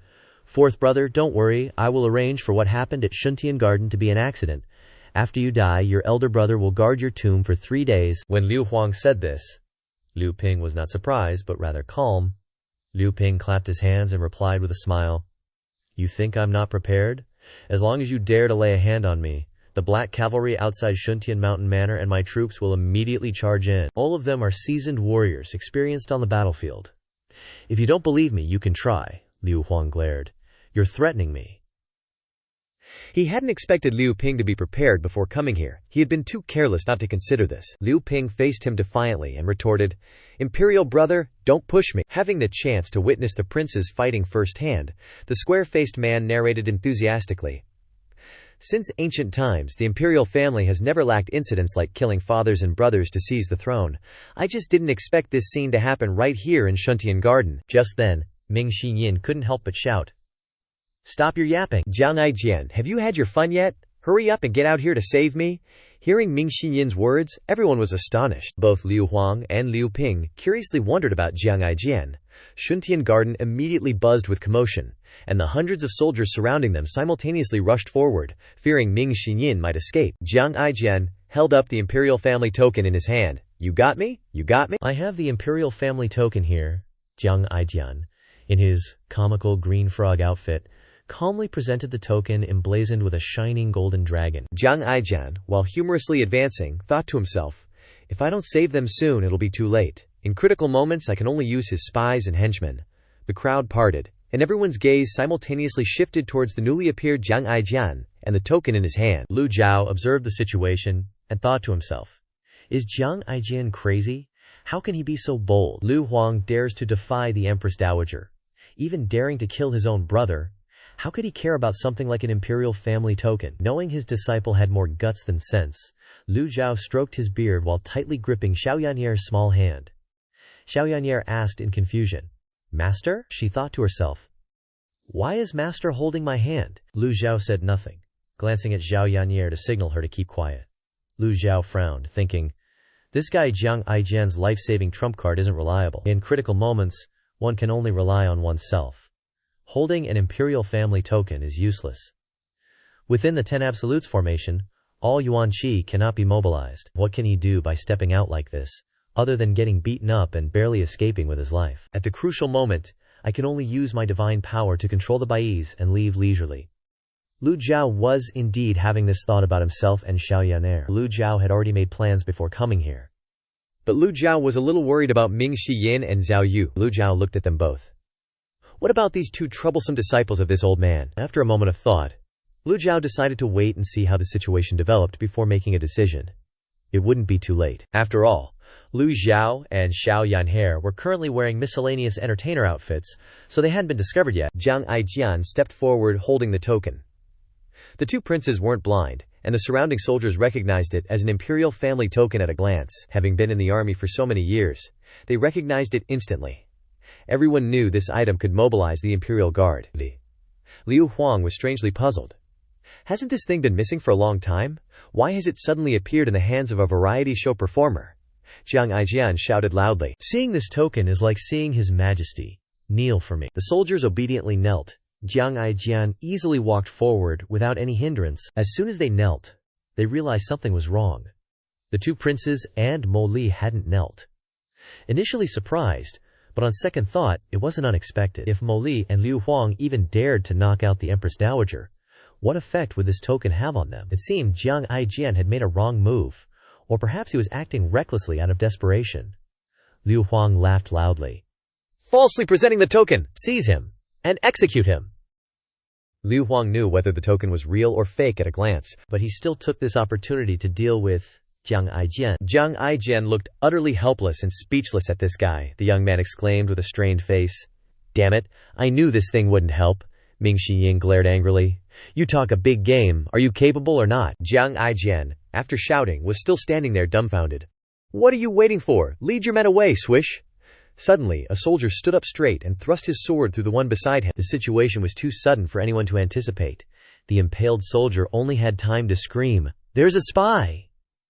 The soldiers locked their gazes on Mo Li and Liu Huang. Sure enough, a second later, several soldiers standing behind Liu Huang suddenly raised their sabers and attacked Liu Huang and Mo Li. Mo Li and Liu Huang immediately drew their sabers to defend. Lu Zhou watched this scene and thought, Jiang Aijian does have some skills, huh? This is his mole who's been lying low next to Liu Huang for the past few years. I asked him about it on the carriage, but he kept it a secret until the very end. Liu Huang was shocked and desperately wielded his sword, fighting back-to-back with Mo Li as they struggled against Jiang Aijian's men. Liu Huang never dreamed that someone by his side for so long could be Jiang Aijian's eyes and ears. He was furious. But the important thing now was dealing with these people. The imperial guards and surrounding soldiers, seeing their master besieged, immediately swarmed in. Some of Liu Huang's underlings shouted, "Assassins! Protect His Highness!" Liu Huang and Mo Li, on the verge of death, had no choice but to fight with all their might. Jiang Aijian flew over to Ming Shiyin like the wind, exclaiming in shock, "These bastards! How are Liu Huang and Mo Li fighting so well?" Amidst the flashing blades, Jiang Aijian reached Zhao Yu and Ming Shiyin, pulling them along. "Quick, follow me!" They had only gone a short distance when Jiang Aijian was blocked by the soldiers outside. A dense array of gleaming blades blocked their path. Ming Shiyin shook his head, looking at Jiang Aijian with suspicion. "I shouldn't have trusted you. Now we can't leave. This is embarrassing." Jiang Aijian turned to look at Mo Li and Liu Huang. His men were suffering heavy losses, but Liu Huang and Mo Li, aside from being disheveled, weren't even scratched. Mo Li could activate the 10 absolute formation, which meant she had practiced a lot without primeval essence. Suddenly, a clapping sound echoed, and Liu Ping applauded, saying, "It seems that Imperial Brother hasn't wasted his cultivation." Liu Huang retorted irritably, "Cultivators are powerful, capable of taking on 10,000 enemies alone.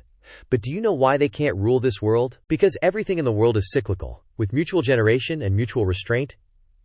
If you're ever smart enough, you'll realize that the whole world is just a cage of the heavenly Davos cycle." Mo Li smiled brightly like a blooming flower. "Your Highness speaks so well." She walked over to Li Yunzhao, lifting a leg and delivering a powerful kick. "I've endured being emotionless and acting like a normal woman long enough." She didn't dare to attack him before, out of consideration for the Empress Dowager. Now, this was a once-in-a-millennium opportunity, and Mo Li naturally wanted to avenge Heiji. Angered by the kick, Li Yunzhao cried out in pain, rolling on the ground, spitting blood.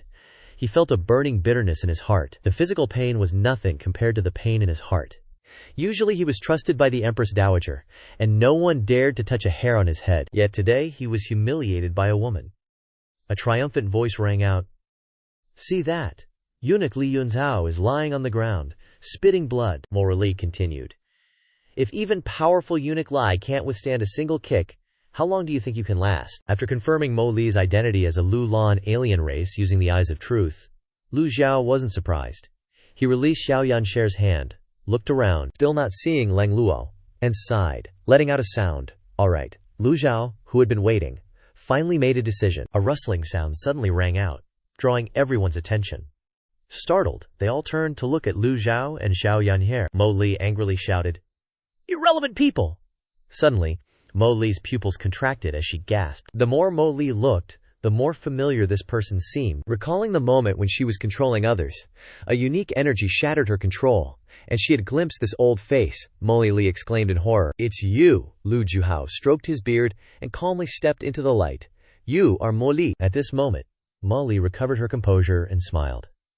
This harvest is truly unexpected. The 10 absolute formation was designed to capture Ming Shiyin, Zhao Yu, and Fourth Prince. But even the ancestor of the Evil Sky Pavilion has entered. How could she not be happy? Even in her dreams, Mo Li couldn't have imagined that she would capture the Evil Sky Pavilion's ancestor so easily. Liu Huang seemed to have realized something. His eyes blazed as he stared at Lu Zhou. He blurted out 3 words. "Ji, old devil." Upon hearing the name of the Evil Sky Pavilion's founder, the surrounding soldiers faltered and retreated in fear. However, Mo Li said, "Don't panic. What are you afraid of inside the 10 absolute formation? Even the Evil Sky Pavilion's ancestor is just an ordinary person now. How can he use his essence?" Hearing this, they calmed down. Mo Li said triumphantly, "You had a path to heaven, but you didn't take it. You entered hell when there was no gate." Mo Li didn't say much, and immediately waved her hand, giving orders to her men. The 10 great generals by her side lined up in a row, taking a step forward, ready and waiting for Mo Li's next command.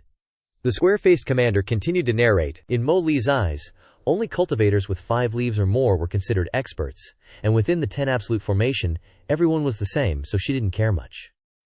Capturing the Evil Sky Pavilion's ancestor today would be a major achievement. Lu Zhou slightly raised his hand, sensing the extraordinary power he could use, and the unnamed sword appeared in his palm. Seeing this scene, everyone's expression was filled with horror. The moment Lu Zhou stepped forward, Lu Bi recognized the person. He couldn't forget Lu Zhao's face. He remembered meeting Ji Laomo once at the Prince Qi's residence. Only the chaos in the Shuntian courtyard had distracted him from noticing the old man's presence. He muttered in his mouth, "Senior." Liu Ping retreated several steps in fright, no longer daring to act as recklessly as before. His heart was now 7 parts worried and 3 parts frightened. Only Mo Li remained triumphant. Mo Li bowed and said to Liu Huang, "Your Highness, may I handle things here?" He naturally agreed. Liu Huang folded his hands behind his back and walked over to sit beside the Empress Dowager. He glanced to the side, seeing that the Empress Dowager was still unconscious, and felt reassured. He didn't want to harm his royal ancestor. It's just that the Empress Dowager was too big of a shield, making it difficult for his plan to succeed. Mo Li turned to Liu Huang and said, "Thank you, Your Highness." Mo Li turned to Lu Zhou. You can practically see the confidence oozing out of her. These 10 generals are all experts from the Imperial Guards. 3 are at the 3-leaf stage, 4 at the 4-leaf stage, and 2 at the 2-leaf stage. Having them take care of you isn't exactly a slight. She loudly ordered, "Kill all his disciples first, then kill him." The generals obeyed the order. Space seemed to freeze, the atmosphere as taut as a drawn bowstring. Everyone was wondering whether the famous Demon Sky Pavilion's old ancestor could withstand Mo Li's 10 absolute formation. In a distant pavilion, Han Yuanyuan laughed so hard he couldn't close his mouth, slapping his thigh and saying, "Principal C, surprised? A pleasant surprise, haha. It's just fate playing tricks, surviving only to court death. From now on the Demon Sky Pavilion will be nothing but a pile of dirt." He turned and said to Han Yuanyuan, "How dare you?" Si Wuyai looked through the window, and when he saw the old man stroking his beard with indifference, his face filled with shock. "Why is master here?" Bang! Han Yuanyuan stomped on the table in front of Si Wuyai, shattering it instantly. He gnashed his teeth and said, "When your head is separated from your body, let's see how arrogant you can be." Back in Shuntian Garden, seeing Maester suddenly appear in the crowd of entertainers, Zhao Yue and Ming Shiyin shouted in unison, "Maester," Squarehead commented. However, in this situation, they didn't know whether to be happy or worried. It was true that the 10 absolute formation could lead people to a dead end, and even the greatest experts would be helpless. The only thing was, they didn't know that their master had other secrets up his sleeve. Lu Zhou didn't respond to his 2 disciples, only stared at Mo Li. "You dare lay a hand on my disciples?" Lu Zhao's calm voice infuriated Mo Li. Mo Li ordered, "Kill him! You will be great contributors to Great Yan!" One of the generals shouted. "Your subordinate obeys!" With that, the group of people rushed towards Lu Zhou. "Let me!" The general drew his saber from his waist, and without a word, slashed fiercely towards Lu Zhou. The first fierce general self-employed cannon fodder here to offer guidance. Ji Laomo, accept your death. Lu Zhou tilted his body slightly, and a cold glint suddenly appeared in his hand. With a whoosh, in the blink of an eye, Lu Zhou rushed past the general, appearing behind him. The general's body stiffened, his eyes wide open, filled with disbelief. With a thud, the general's entire body fell to the ground, no longer moving. Even while facing the general, Lu Zhou never took his eyes off Mo Li, quickly dealing with this troublesome general. At this moment, the system sent a notification. Ding. Killed a target. Gained 1,000 merit points. Lu Zhou was a little surprised. A general alone could earn 1,000 merit points. It was worth his effort. Seeing this scene, the Imperial Guards couldn't help but be shocked. Mo Li also stared at Lu Zhou, speechless for a moment. Squarehead's eyes widened in disbelief. This is the Ji Laomo of the Demon Sky Pavilion? Sauce oozed from the corpse, and flies were already buzzing, calling their swarm. The smell of tomato sauce filled the air. Even though there were many people standing there, Shun Tian Garden suddenly became extremely quiet. Squarehead continued to comment. In the 10 absolute formation, there's no primal chi, and he's an old man, yet he can still kill people. Morelai's fingers trembled. She clenched her fist tightly, her palm already wet with sweat. The surroundings were deathly silent. Everyone's eyes were fixed on Lu Zhou, but no one dared to say anything. They thought that today, they would easily capture the master and disciples of the Demon Sky Pavilion. But the reality before Molai didn't seem as easy as she thought. Lu Zhou said indifferently. You're wrong. My life is approaching its end, and my cultivation is not as good as yours, so I am extremely satisfied with this 10 absolute formation. Lu Zhou thought to himself. It's true, if he used his cultivation, this group of Imperial Guards would give Lu Zhou a headache, but now he had the extraordinary power of the heavenly book to sustain him, and he had a famous sword in his hand. When it comes to skill and experience in killing people, who could surpass him? Mo Li shook her head, disbelief written all over her face, and ordered again. Don't listen to his nonsense. He's an old man on the verge of death. He can't hold on for long. After saying this, Mo Li still felt it wasn't enough, so she added, You are great Yan soldiers. Are you really inferior to an old man about to go to the grave? Hearing Mo Li's incitement, another general rushed forward with his saber. Let me, first horse self-employed, Mao Shangguai. Squarehead continued his commentary program. In the 10 absolute formation, all beings are equal. Although it is said that without primal chi, all cultivators are the same, but in this world is there anything absolutely fair? This sword, at a glance, was not an ordinary object, worthy of this great leader, like a mad Junma. Not to mention that Lu Zhou has so many treasures, who can win against him? Seeing the general rushing towards him with his saber, Lu Zhou also assumed a defensive stance. Xiao Yanhe, Ming Shiyin, and Zhao Yue shouted at the same time, Master, be careful, Master! In this situation where primal chi couldn't be mobilized, the three disciples could only hope in their master. Ma Shangguai slashed with his saber without holding back, and Shangguai arrived. His eyes were full of murderous intent. Old man, go to hell! On the gleaming blade of the famous sword, a faint blue extraordinary power flashed. Lu Zhou held the famous sword at a 45-degree angle, swiped across the general's blade, and then slashed at his throat. Then Lu Zhou stood still, sensing the remaining extraordinary power of the heavenly book. Because Lu Zhou didn't use divine powers, the extraordinary power was consumed extremely little, only about a small drop, making his mental state extraordinarily full. Suddenly, several clanging sounds rang out, and the broadsword broke into two, one half falling down. The general's eyes widened, his lips trembling. How is this possible? He couldn't inhale, only exhale, and tomato sauce poured out from the cut in his throat. His eyes rolled back, and until his death, he couldn't understand what was happening. Lu Zhao's voice was as cold as ice. This life is for my disciple Zhao Yu. Zhao Yue was deeply moved when she heard these words from her master. The system immediately sent a notification. Ding! Killed a target. Gained 1,000 merit points. So far, 2 people have earned 2,000 merit points, which is both revenge and merit points, killing 2 birds with 1 stone. Liu Huang also realized the seriousness of the situation, so he stood up and ordered, You, and you, come forward together, obey the order. 2 generals rushed up, Squarehead's face never left the battle, and he said loudly, At this moment all tricks were meaningless. The only thing that truly determined victory or defeat was the art of killing. Zhao Yanshi suddenly realized why her master made them not use primal chi when practicing, because he knew that one day they would encounter this kind of battle. She sighed inwardly. Master is truly as omniscient as a god. Lu Zhou was at ease, not in a hurry, his hand still tightly gripping the famous sword, gently stepped forward, and from a bizarre angle, slashed across the two generals. Two swishing sounds rang out, the sound of the famous sword slicing through armor. Lu Zhou explained to them before they went to see King Yama. "These 2 lives are for Jiang Aijian." The system quickly notified. Ding! Killed 2 targets, gained 2,000 merit points. Jiang Aijian looked at Lu Zhou, moved to tears, and he blurted out, Two lives, one more than Xiao Yue." Seeing this scene, although Mo Li didn't say anything, she was a little frightened in her heart, and her eyelids twitched non-stop. She retreated a few steps in fear. Lu Zhou was calm and collected, holding the famous sword, slowly approaching at a moderate speed, neither arrogant nor inferior. Those who acted as Jiang Aijian's eyes and ears walked on the edge of a knife all year round, as close to the king, as close to a tiger, not knowing when they would lose their lives. From the moment they decided to support Jiang Aijian, they knew they might die. Dying like a feather, death like a breeze, perhaps no one would ever remember them, but they still faced death without fear, willing to follow him. Hearing Lu Zhao's words, Jiang Aijian's heart was in turmoil, and his impression of the Ji Lao of the Demon Sky Pavilion changed again. What is a demon? Why is it a demon?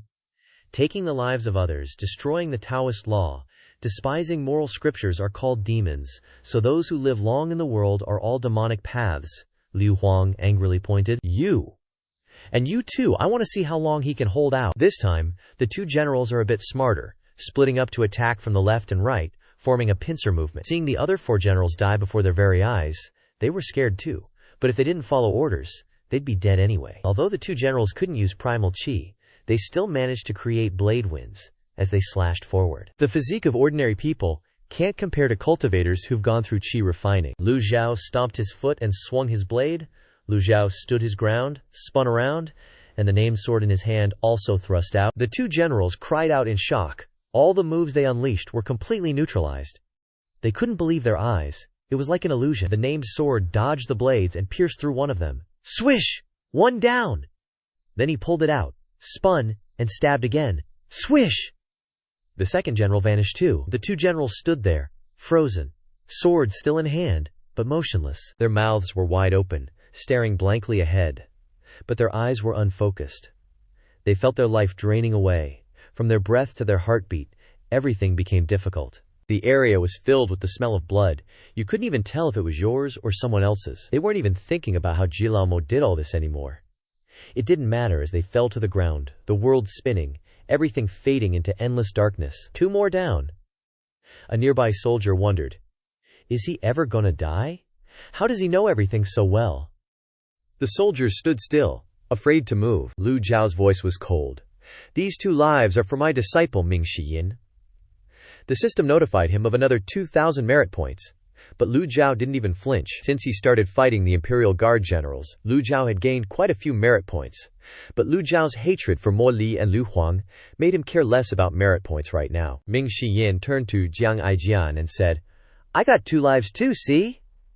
The sunlight was blinding, making it hard to see straight, and even the smell of blood was overpowering. Shuntian Manor, once a place of lush greenery, had suddenly turned into a bloody battlefield, with no fancy primal chi, no dazzling energy, just slaughter and corpses. This scene horrified the remaining cultivators and Imperial Guards. Even Lu Zhou's disciples didn't expect their master to be able to fight so fiercely in the 10 formation demise.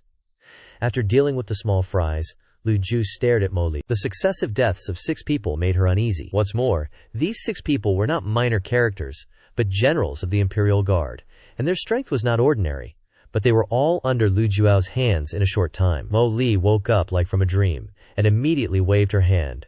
"Generals, retreat quickly, obey the order." The remaining 4 generals quickly retreated. At this point, no matter how powerful a master was, they couldn't accomplish anything. Better to let ordinary soldiers rush forward. Throughout history, countless heroic figures have been overwhelmed by the sea of people tactic. No matter how superb the skills are, they cannot withstand attacks from so many people. After thinking carefully for a while, Liu Huang ordered, "Kill Ji Laomo. A reward of 10,000 taels, and you'll be ennobled as a marquis and appointed as a general." His words had 2 meanings. 1. Liu Huang must eliminate the Evil Sky Pavilion. 2. He wanted the emperor to know that there was a reward for brave men. The nearby soldiers, holding long spears, charged forward. "Kill, kill, kill!" Seeing the dense imperial guards rushing towards Lu Zhou, Jiang Aijian stood in front and said, "Old senior, let me help you. To hide from prying eyes, he didn't bring the Longyin sword, so he looked a little lonely, but his heart was really commendable. Ming Yin and Zhao Yue also stepped forward. Isn't it just killing people? It's been a long time since I felt this way. Xiao Yanhe, eager for battle, also jumped in front of everyone. Don't forget me, senior brothers and sisters. How can little Yanhe, this grandmother, be missing when there's a fight?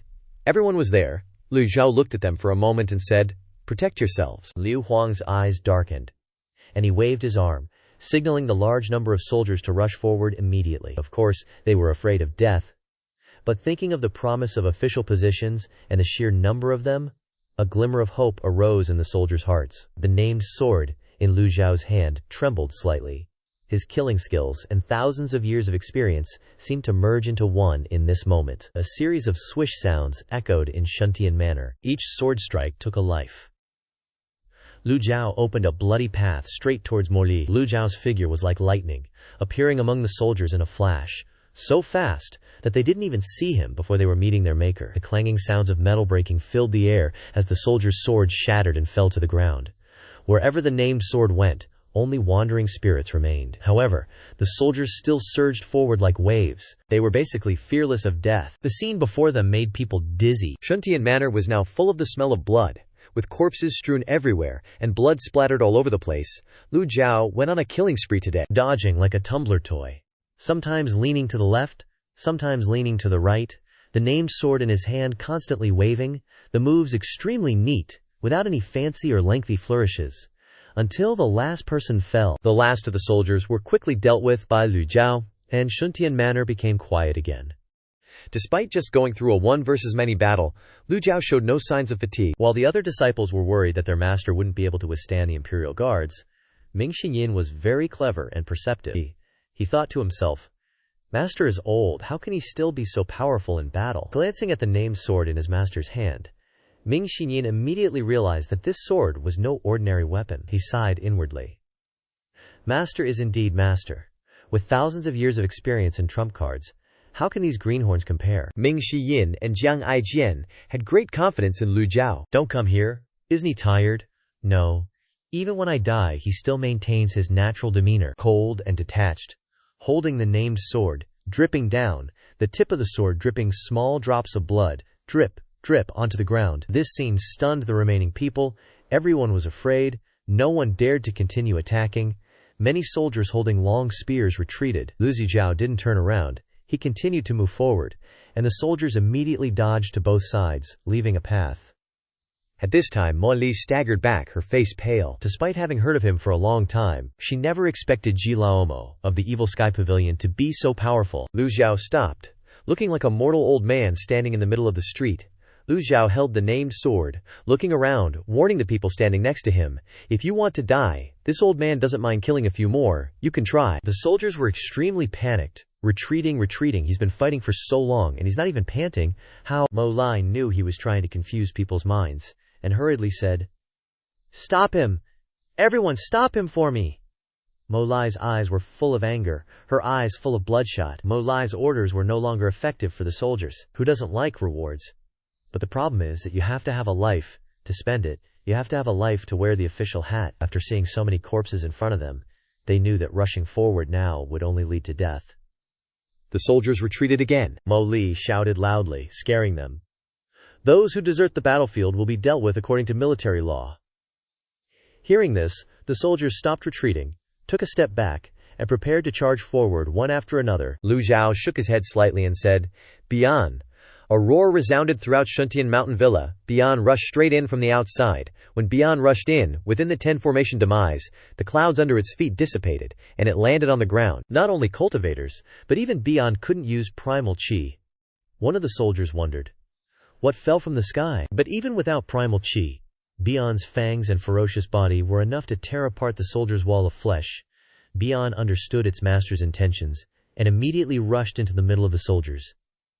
Before their horrified eyes, wherever its claws reached, someone would be sent flying. In an instant, the soldiers' formation was in chaos. What is this thing? Ji Laomo's mount, how is this possible? The people's hearts were already shaken, and now they were even more disintegrated by Bian's impact.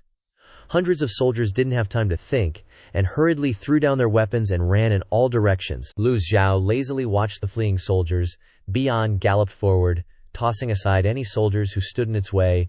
"Let me go home, I don't want to play anymore. Help, this thing eats people." Old hag was beating up some guy, punching him black and blue, but her eyes lit up when she heard Bian. When it reached Jiang Aijian and the others, Bian finally stopped and sat down, looking as majestic as a guardian deity, which made no one dare to approach. The young Jiang Aijian waved his hand. "Damn, old senior, if you had this thing, why didn't you call it out earlier?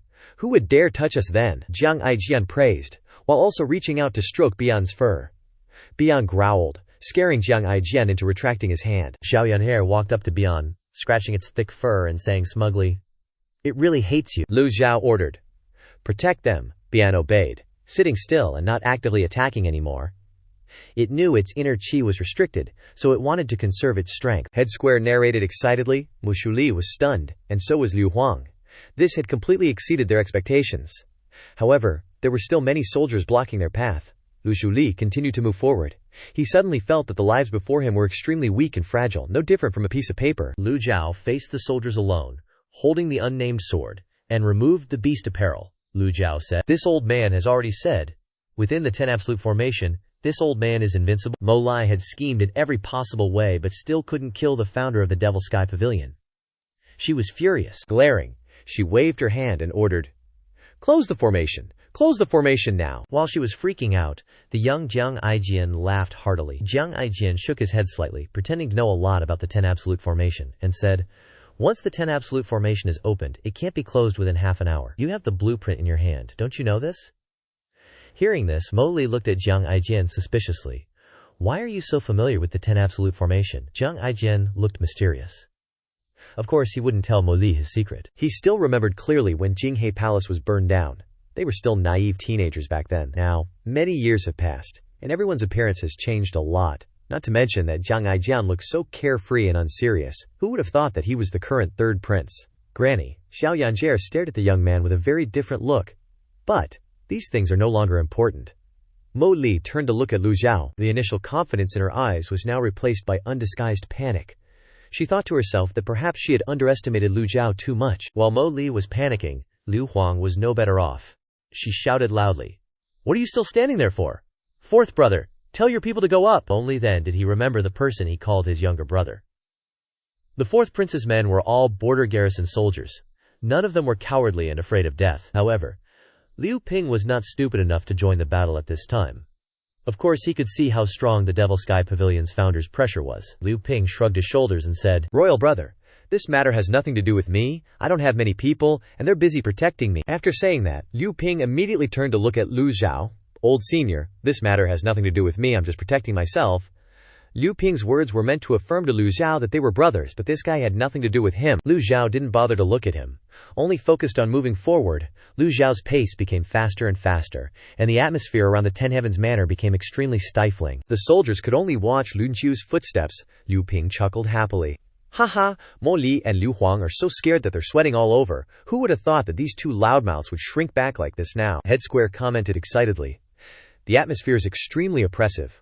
Mo Li and Liu Huang are in a panic. They feel what it's like to cry to the heavens but get no response, to cry to the earth but get no answer. Even breathing feels difficult." At this moment, Mo Li was constantly calculating how to change the situation. Not giving up on even a glimmer of hope, Mo Li retreated while shouting loudly, "Black Cavalry!" Liu Huang's heart became stable and immediately ordered, "Black Cavalry, listen to my orders. Kill everyone from the Evil Sky Pavilion, regardless of the crime." Soon, 4 generals protected her in front. Immediately afterward, the entire Black Cavalry rushed into Shuntian Manor from outside, and the soldiers did not stop them. Black Cavalry hooves.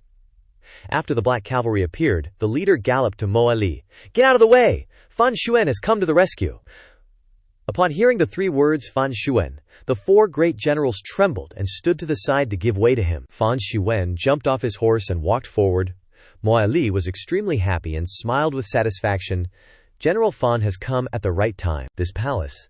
She didn't finish her sentence when thwacking a sound, Mo Li's voice becoming smaller and smaller. "This palace." Everyone around was shocked and turned to look at Mo Li, their mouths wide open. The space seemed to freeze. Even though they were standing far away, they could clearly see the Black Cavalry leader coldly use a sword to perform the stunt of stabbing through Mo Li's stomach, not to mention that there were many soldiers here who spent all year on the battlefield. Very quickly, they saw but couldn't understand the problem. Everyone's eyes immediately left Lu Zhou, placing a huge question mark on Fan Xuan's person. At this time, Mo Li looked up at Fan Xuan's face in front of her, still wearing the same mask, but underneath it, there was a pair of eyes full of murderous intent and hatred. "It's you?" The two words "this palace" were still stuck in her throat. Mo Li only had gurgling sounds left, and her whole body became weak. She couldn't believe that she would have such an ending, that the person she trusted would be the one to kill her. Mo Li slowly lowered her head and looked at the sword stained with fresh blood stuck in her stomach, the blood already staining her clothes red. Mo Li was originally wearing bright red clothes, but now the color of the clothes seemed to merge with the fresh blood. Mo Li's pupils continued to dilate. Mo Li was still trying to hold on, unable to give up. The sword in Fan Xuan's hand had stabbed to the hilt. The leader of the Black Cavalry coldly replied, "That's right, it's me." Liu Huang was the most confused. The leader of the Black Cavalry was personally promoted by Mo Li to his current position. Why would he suddenly attack Mo Li? Countless questions popped up in Liu Huang's brain, but all of them were stuck in his throat. One by one, the people closest to him were killed. Liu Huang's anger was burning. "Fan Xuan, you are so brave! How dare you do this?" Leng Luo spent a lot of time entering the Black Cavalry camp, killing the fake Fan Xuan, and then pretending to be Fan Xuan. Haha, what an interesting story. I actually have to impersonate myself. Liu Huang hugged his head and shouted. Fan Xuan's Louis Fi sword stabbed into his beloved concubine, who was also his most capable arm. How could he not be angry? The faces of the generals standing on both sides were full of disbelief. They swore to protect Mo Lin to the death, but she was stabbed to death by someone. They didn't know what to do. Leng Luo, what a big mouth, too big. On the orders of His Majesty, execute the rebellious traitor Fan, Empress Mo Li, and all her accomplices will be dealt with. The appearance of the Black Cavalry completely reversed the situation. Seeing Leng Luo kill Mo Li with one strike, Ming Shiyin, Zhao Yaner, and Jiang Aijian simultaneously breathed a sigh of relief. Hearing Leng Luo's words, the brothers in the Black Cavalry camp were all stunned. Didn't we say from the beginning that we would kill the fourth prince and the demonic cultivators of the Evil Sky Pavilion when we entered? Now it's suddenly changed to Mo Li? What should we do now? At this time, Liu Huang regained his senses, widened his eyes, and said, "Good, very good." He waved his sleeves. "Do you really think that this prince only has these methods?"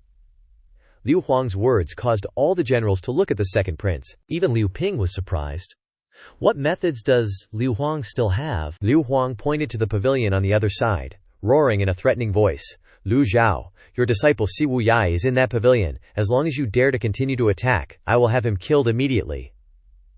The generals couldn't help but look in the direction of Liu Huang's hand in surprise. Suddenly, with a loud bang, the window of the pavilion was blown open.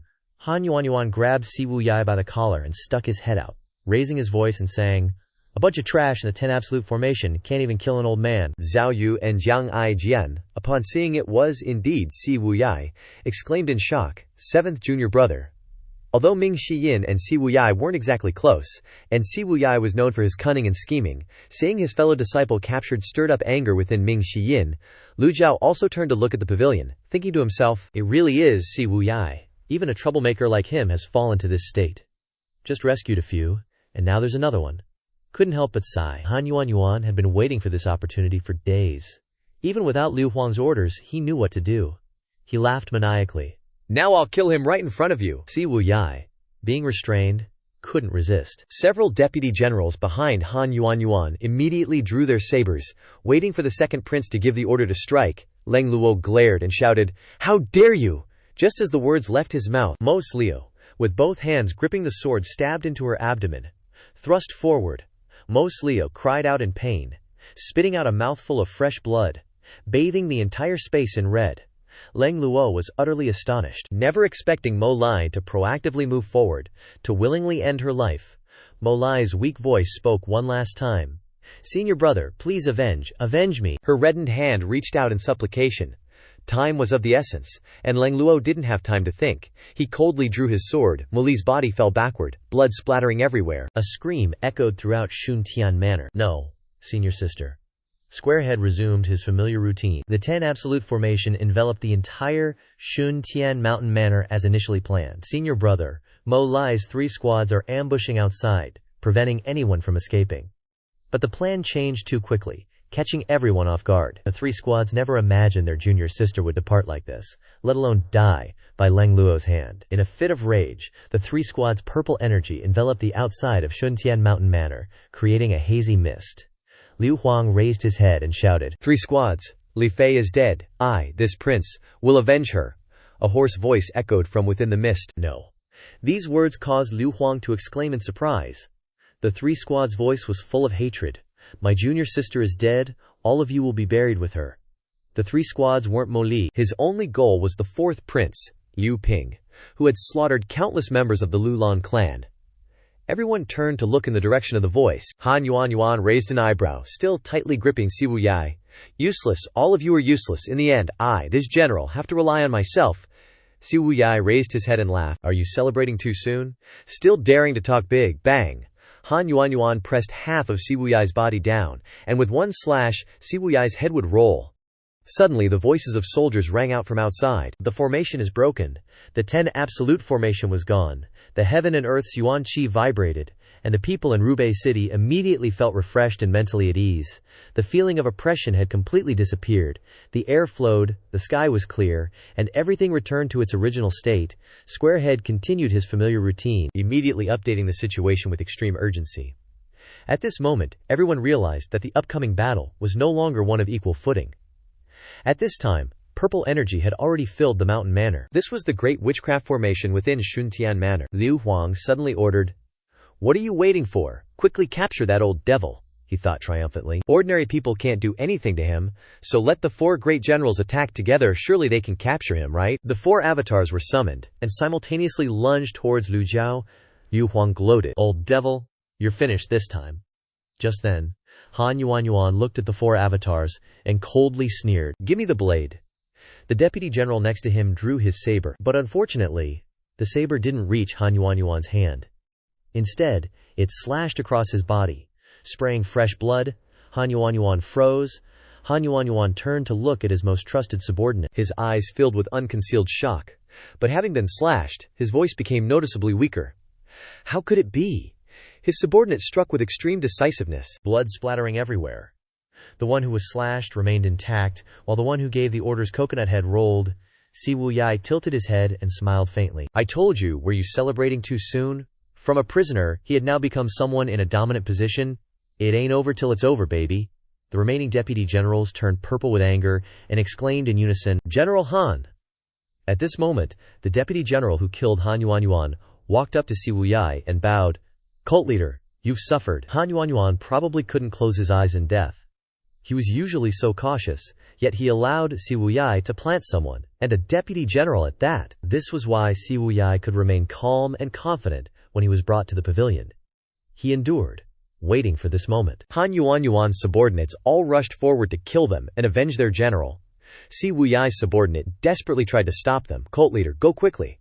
But at this moment, Siwu Yai saw a scene that was unforgettable, and not only him but everyone in Shuntian Manor couldn't help but look up. What is that? In the sky, rolling purple clouds enveloped the entire heavens amidst the overwhelming attack of the 4 great avatars. Lu Zhou suddenly jumped into the air. Lu Zhou stepped on the blue lotus and uttered a soft shout, a thunderous boom reverberating to the ends of the earth. All the extraordinary power of the heavenly book bloomed in this instant.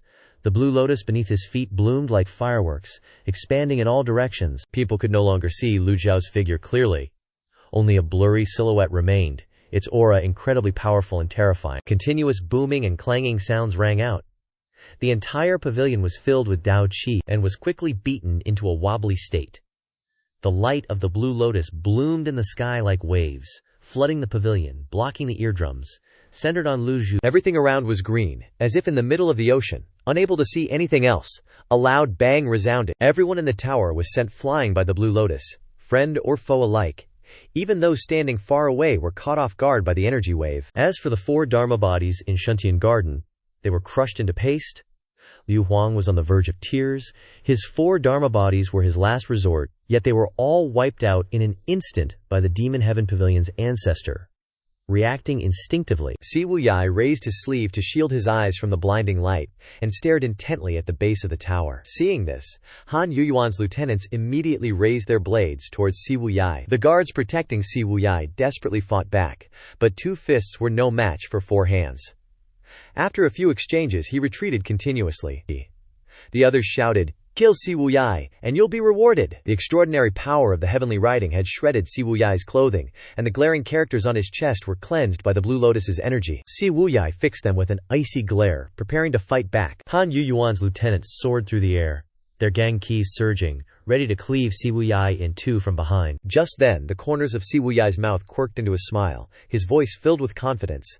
"I'm back." Si Wuyai gently unleashed a palm strike, releasing countless strands of Gengqi towards Han Yuyuan's lieutenants. The attack caught them completely off guard. What? Wasn't his cultivation sealed? Si Wuyai's patience and willingness to take a beating was all for this moment. Si Wuyai adjusted his posture, regaining his composure. Without looking, he already knew the outcome.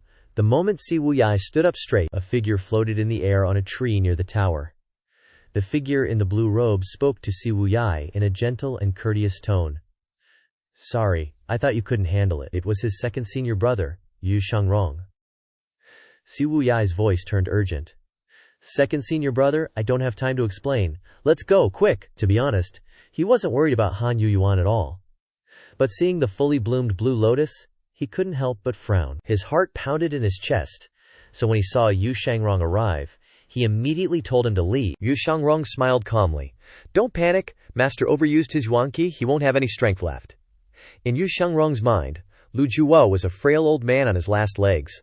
They'd already exchanged blows a few times, so there was nothing to worry about, Si Wuyai emphasized. "Trust me, this is not something to be taken lightly.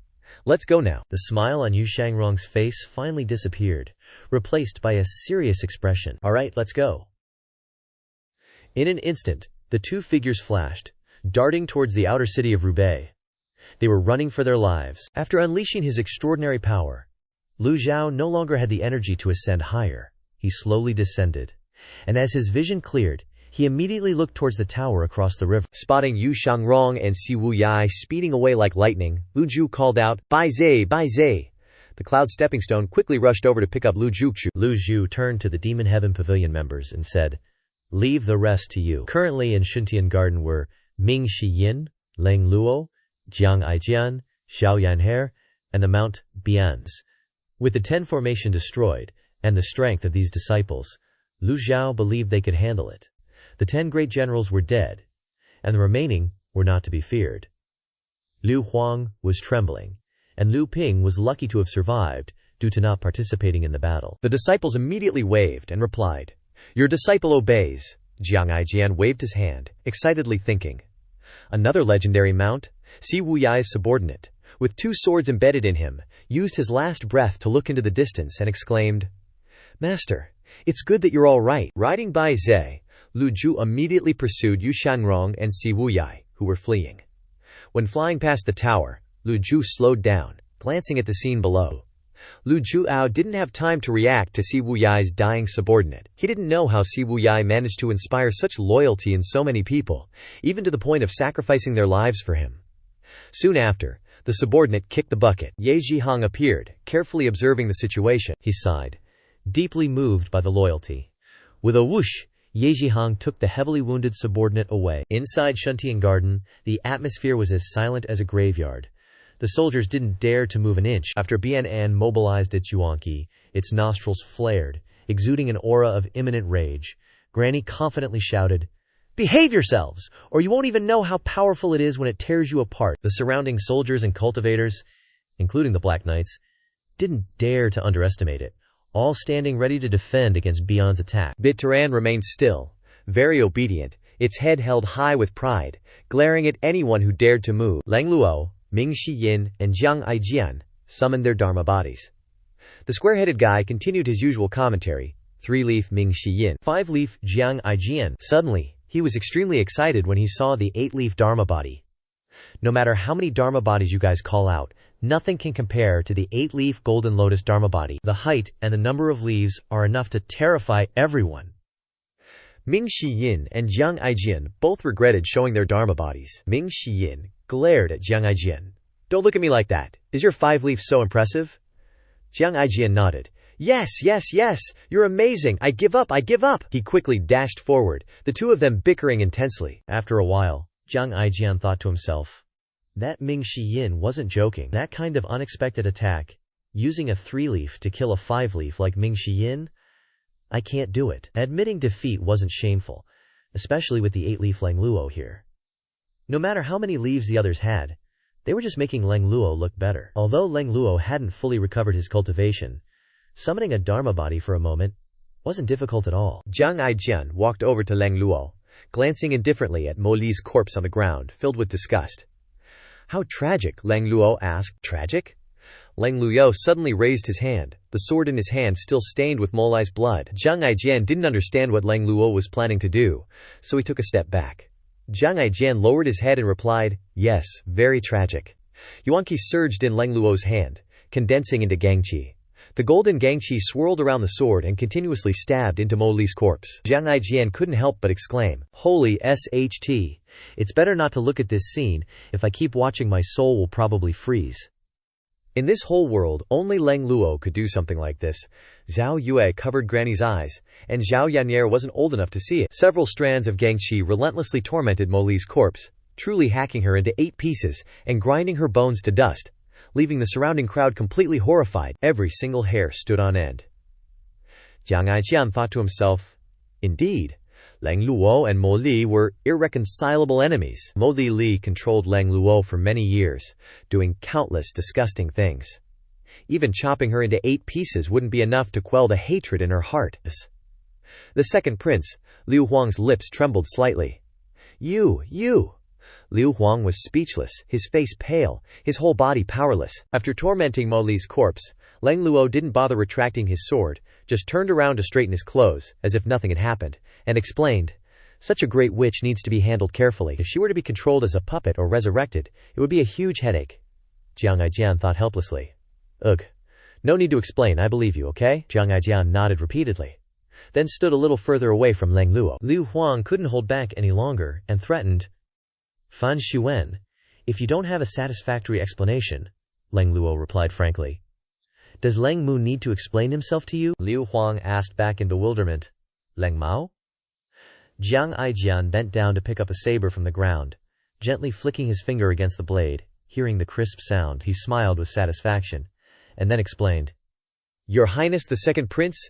You don't even know this person? This is Lang Luo, who topped the blacklist 300 years ago, a once famous figure. Everyone was shocked. The old subordinates in the Black Knights only knew Fan Xuan and had no idea of Lang Luo's existence. After the deaths of the 4 Black Knights, no one in the Black Knight camp knew the true identity of Fan Xuan as Lang Luo. The remaining Black Knights looked blank. Isn't the Black Knight leader someone Mo Li promoted to the position? Why has he suddenly become Lang Luo? But what's the point of analyzing this? An 8-leaf golden lotus is enough to prove his identity. Second Prince Liu Huang's eyes seemed to shoot fire as he stared at the two of them. So what if you're Lang Luo? Killing Yu Fei means paying with your life. Jiang Aijian laughed and said, it seems you really like controlling other people's fates. Liu Huang continued to show off smugly. That's right. Jiang Aijian put on a fearful expression and approached Liu Huang. Please don't, I'm really scared of dying. Your Highness, please don't hold it against me. Hearing Jiang Aijian say this, Liu Huang became even more contemptuous. The fear of Lang Luo's 8-leaf golden lotus was reduced by half, and he shouted straight at Jiang Aijian's face, kneel before this prince. Jiang Aijian was not angry at all but smiled even more gleefully. Behind him, Ming Shiyin, seeing this, cursed. Why waste words with him? Just fight him and wait for master to come back and deal with him. Jiang Aijian walked up to Liu Huang. Liu Huang lightly flicked his sleeve, continuing to act arrogantly. Kneel. Jiang Aijian lowered his head and replied with a cold word. Okay. Suddenly, everyone's pupils contracted sharply, and the entire space seemed to freeze in place. Shik. Before that was the sound of a blade piercing flesh, very distinct, very crisp, and very easy to recognize. All anyone could see was Jiang Aijian gifting Liu Huang a saber right into his body. In an instant, the surrounding generals were enraged. Finally, they understood why Jiang Aijian had picked up that saber. It was for this very moment. The saber completely pierced through the second prince's chest, the tip of the blade exposed behind his back. The soldiers just stood there, dumbfounded, As they watched, Jiang Aijian stab second prince like he was a pig. Liu Huang and a bunch of other masked subordinates were also stunned, their eyes wide with disbelief. Liu Huang stared wide-eyed at Jiang Aijian, his face so horrified he couldn't utter a word. It was a pity that everything was too late, as he had been completely unprepared for Jiang Aijian, and now the saber was deeply embedded in him, red liquid spurting everywhere. The atmosphere in the Shuntian courtyard was so quiet that the sound of blood dripping on the ground could be heard clearly. The entire space seemed to be frozen. Everything was still. Fourth Prince Liu Bing stood in the corner of the garden, raising his hand in shock. But his throat seemed to be choked by something, and he didn't say a word in the end, only helplessly shook his head and withdrew his hand. He had initially chosen not to participate in this battle because he wanted to wait for an opportunity. Liu Huang had failed, and he should have been happy. But now he couldn't do anything in the face of the current situation. Life and death are predetermined. Wealth and honor come from heaven. Even if he had to kneel, he would have to walk to the end of his chosen path. And even if he died, he wouldn't blame heaven or anyone else. Zhao Yue and Ming Xinyin were also stunned. They knew why Jiang Aijian had picked up that blade, why he had strummed it. Strumming it was for this moment, pure theatrics. Lang Luo was slightly surprised when he saw this, then raised his hand to warn the soldiers and the masked subordinates. Anyone who dares to move, Lang Mu will kill them. No one else dared to move. Jiang Aijian narrowed his eyes and smiled, a clear smile in his eyes. He gripped the hilt of the blade tightly, steadily pressing the blade deeper into Liu Huang's body. Red liquid gushed out wherever the blade pressed. Liu Huang's pupils contracted at this moment, unable to say a word. The blade was covered in red liquid, the wound growing deeper, accompanied by the sound of drips, each drop of red liquid sliding down the blade and falling coldly to the ground, splattering on the stone slabs to form dazzling crimson flowers. After who knows how long, Jiang Aijian burst into laughter, but there was a hint of sadness in the laughter. Cough, cough, Liu Huang choked. Finally, Liu Huang vomited a mouthful of red liquid that flowed out continuously, unable to hold on any longer. Jiang Aijian didn't dodge but leaned towards Liu Huang, whispering in his ear, "Over 1,000 lives in the Jinghe Palace are watching. They are all watching you atone for your sins. You finally reached this day." Hearing this, Liu Huang flinched, his eyes widening. Jiang Aijian shook his head, Gang Qi suddenly appearing in both hands. "Hurry up and atone for your sins!" Boom! A splatter of red liquid. Liu Huang's pupils contracted sharply. Jiang Aijian had struck him with a very strong palm. Liu Huang flew backwards and fell to the ground, still impaled with the saber. The second prince Liu Huang's corpse collapsed, dying on the spot. Jiang Aijian coldly turned and walked away. Everyone in the Shuntian courtyard watched, swallowing their saliva. Jiang Aijian laughed and restored his usual frivolous and joking appearance. "I didn't do it on purpose. Who knew? He was so weak." Jiang Aijian immediately ran back to the crowd, then turned to look at Bian, Ming Xiyin, Xiao Yan'er, and Zhao Yue. Bian and the others all stared at Jiang Aijian with extremely strange eyes. Normally, Jiang Aijian was seen as frivolous and not serious at all, but today he was like a true great hero. Although Zhao Yu was nominally related to Liu Huang, she didn't have much contact with him. Furthermore, Liu Huang had designs on the Demon Heaven Pavilion, so she wasn't saddened by his death. At this moment, Ming Xinyin glared, smirked, and asked eagerly, "What should we do with the remaining one?" The Demon Heaven Pavilion had won a great victory this time, and Ming Xinyin felt very excited. He turned to look at Bian, also raising his nose to the sky. Since birth he had loved this kind of feeling of bullying people with power, of bullying people with a beast. Jiang Aijian closed his eyes tightly, immersed in the indescribable feeling of avenging the victims of the Jinghe Palace. As for Granny, Xiao Yan'er, and Lang Luo, they glared at the soldiers with their eyes. The soldiers behind Liu Bing stood motionless, not daring to breathe loudly even once. At the same time, in another place, Lu Zhou rode guise, flying at the speed of light, passing through the forest. He didn't know how long he had been chasing. He only felt that he was getting closer and closer to his target, and he was also calculating in his heart.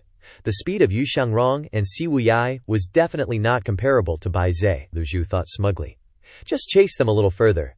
Let's see how far you rebellious disciples can run. Bai Zhe understood its master's intention, so it flew through the mountains and forests at an extremely fast speed. However, suddenly, Lu Juju seemed to realize something, and exclaimed, "That's not right." He suddenly signaled Bai Zhe to stop, then frowned and pondered. Obeying the order, Bai Zhe understood and nodded, hovering in mid-air. It raised its head and roared loudly, the roar extremely terrifying, quickly spreading from the side. At this moment, Yu Shangrong and Si Wuyai suddenly staggered and landed, slowing down too quickly, the friction with the rocks below causing dust to fill the area. Unexpectedly, Yu Shangrong stumbled over a rock in his path, his body staggering. Si Wuyai looked up at Yu Shangrong in front, and reassured him when he saw Yu Shangrong about to fall face first. "Second senior brother, don't panic." Fortunately, Yu Shangrong's cultivation was very high, so after being startled, he immediately adjusted his posture and slowly landed on the ground. "I'm fine," Yu Shangrong replied calmly, and continued, "I'm not panicking. We've run so fast, Master probably can't catch up." They both looked back, observing the movements for a while. Si Wuyai felt relieved and said, "It seems Master isn't chasing after us." Yu Shangrong appeared calm and composed. "Even if he did chase us, there's nothing to be afraid of. Besides, that old devil expended too much primal energy earlier. He doesn't have the strength to chase us now." Si Wuyai was dumbfounded. Clearly, they were just running for their lives, but he's saying there's nothing to be afraid of. What kind of showboating is this? Si Wuyai didn't quite agree with what Yu Shangrong said. However, he pondered in silence for a moment and felt something was off. Si Wuyai quickly corrected himself. "Second senior brother's cultivation is profound, so of course you're not afraid. It's just that my body fortification divine curse was just lifted, so I'm not feeling too comfortable yet." "Please, second senior brother, take me away from here quickly," Yu Shangrong readily replied. "All right, I'll do as you wish." Si Wuyai didn't say anything more, silently manipulating his stellar energy with Yu Shangrong. The two continued to fly swiftly forward. Si Wuyai didn't have time to explain Lu Zhou's changes to Yu Shangrong, because he knew that only by running fast could they avoid being caught by Master. The two flew toward the forest, constantly looking back. Si Wuyai, while looking behind, breathed a sigh of relief and said, "Master probably isn't chasing us anymore. We've run very far." Yu Shangrong nodded slightly, then asked curiously, "How was your divine curse lifted?" Si Wuyai replied, "I don't know what happened either." He recalled the shocking scene he witnessed in the Tower of Lockdowns, and he still felt scared remembering it. Yu Shangrong then said, "In any case, it's more convenient to have it lifted." Although they guessed that Master wasn't chasing them anymore, with their cautious nature, the two continued to fly quickly without slowing down. Si Wuyai looked ahead and asked suspiciously, "Where are you planning to go, second senior brother?" Yu Shangrong calmly replied, "To Yun Zhao." Si Wuyai couldn't help but jump in surprise. "Right now?" Yu Shangrong's voice was resolute. "Yes, right now. We have to go there immediately." Si Wuyai didn't understand. But seeing Yu Shangrong's seemingly unhappy expression, he didn't dare to ask any further. He still had to rely on Yu Shangrong's profound skill to escape Master, so he couldn't afford to offend his senior brother. Yu Shangrong's speed clearly increased, leaving behind streaks of blurry trees. Speaking of Lu Zhou, after the shock of remembering that all his item cards were frozen, Lu Zhou realized that all of them were still on cooldown. How embarrassing. He actually forgot about this while chasing them just now. This is a headache. He almost lost face. What's worse, the extraordinary power of the heavenly book has been used up. Now he's chasing after those treacherous disciples alone. Won't he get slapped in the face? Lu Zhou stood on Baizin's back, looking at the item cards in the system interface. The cooldown time is a whole 5 days. Then, Lu Zhou thought for a moment and asked Baize, "Are my disciples, Zhao Yu and Mingxi Yin, in danger?" Baize tilted its head and made a questioning sound, seemingly implying that there was no danger. Lu Zhou seemed to understand Baize's meaning, and casually said, "It's good that you understand me," Baize cried out, as if in response. Just as Lu Zhou was about to order Baizin to return to the Shuntian manor, a black flying chariot suddenly flew past. The flying chariot's speed wasn't fast, and it seemed relaxed as if it were sightseeing. Lu Zhou was puzzled. A black flying chariot?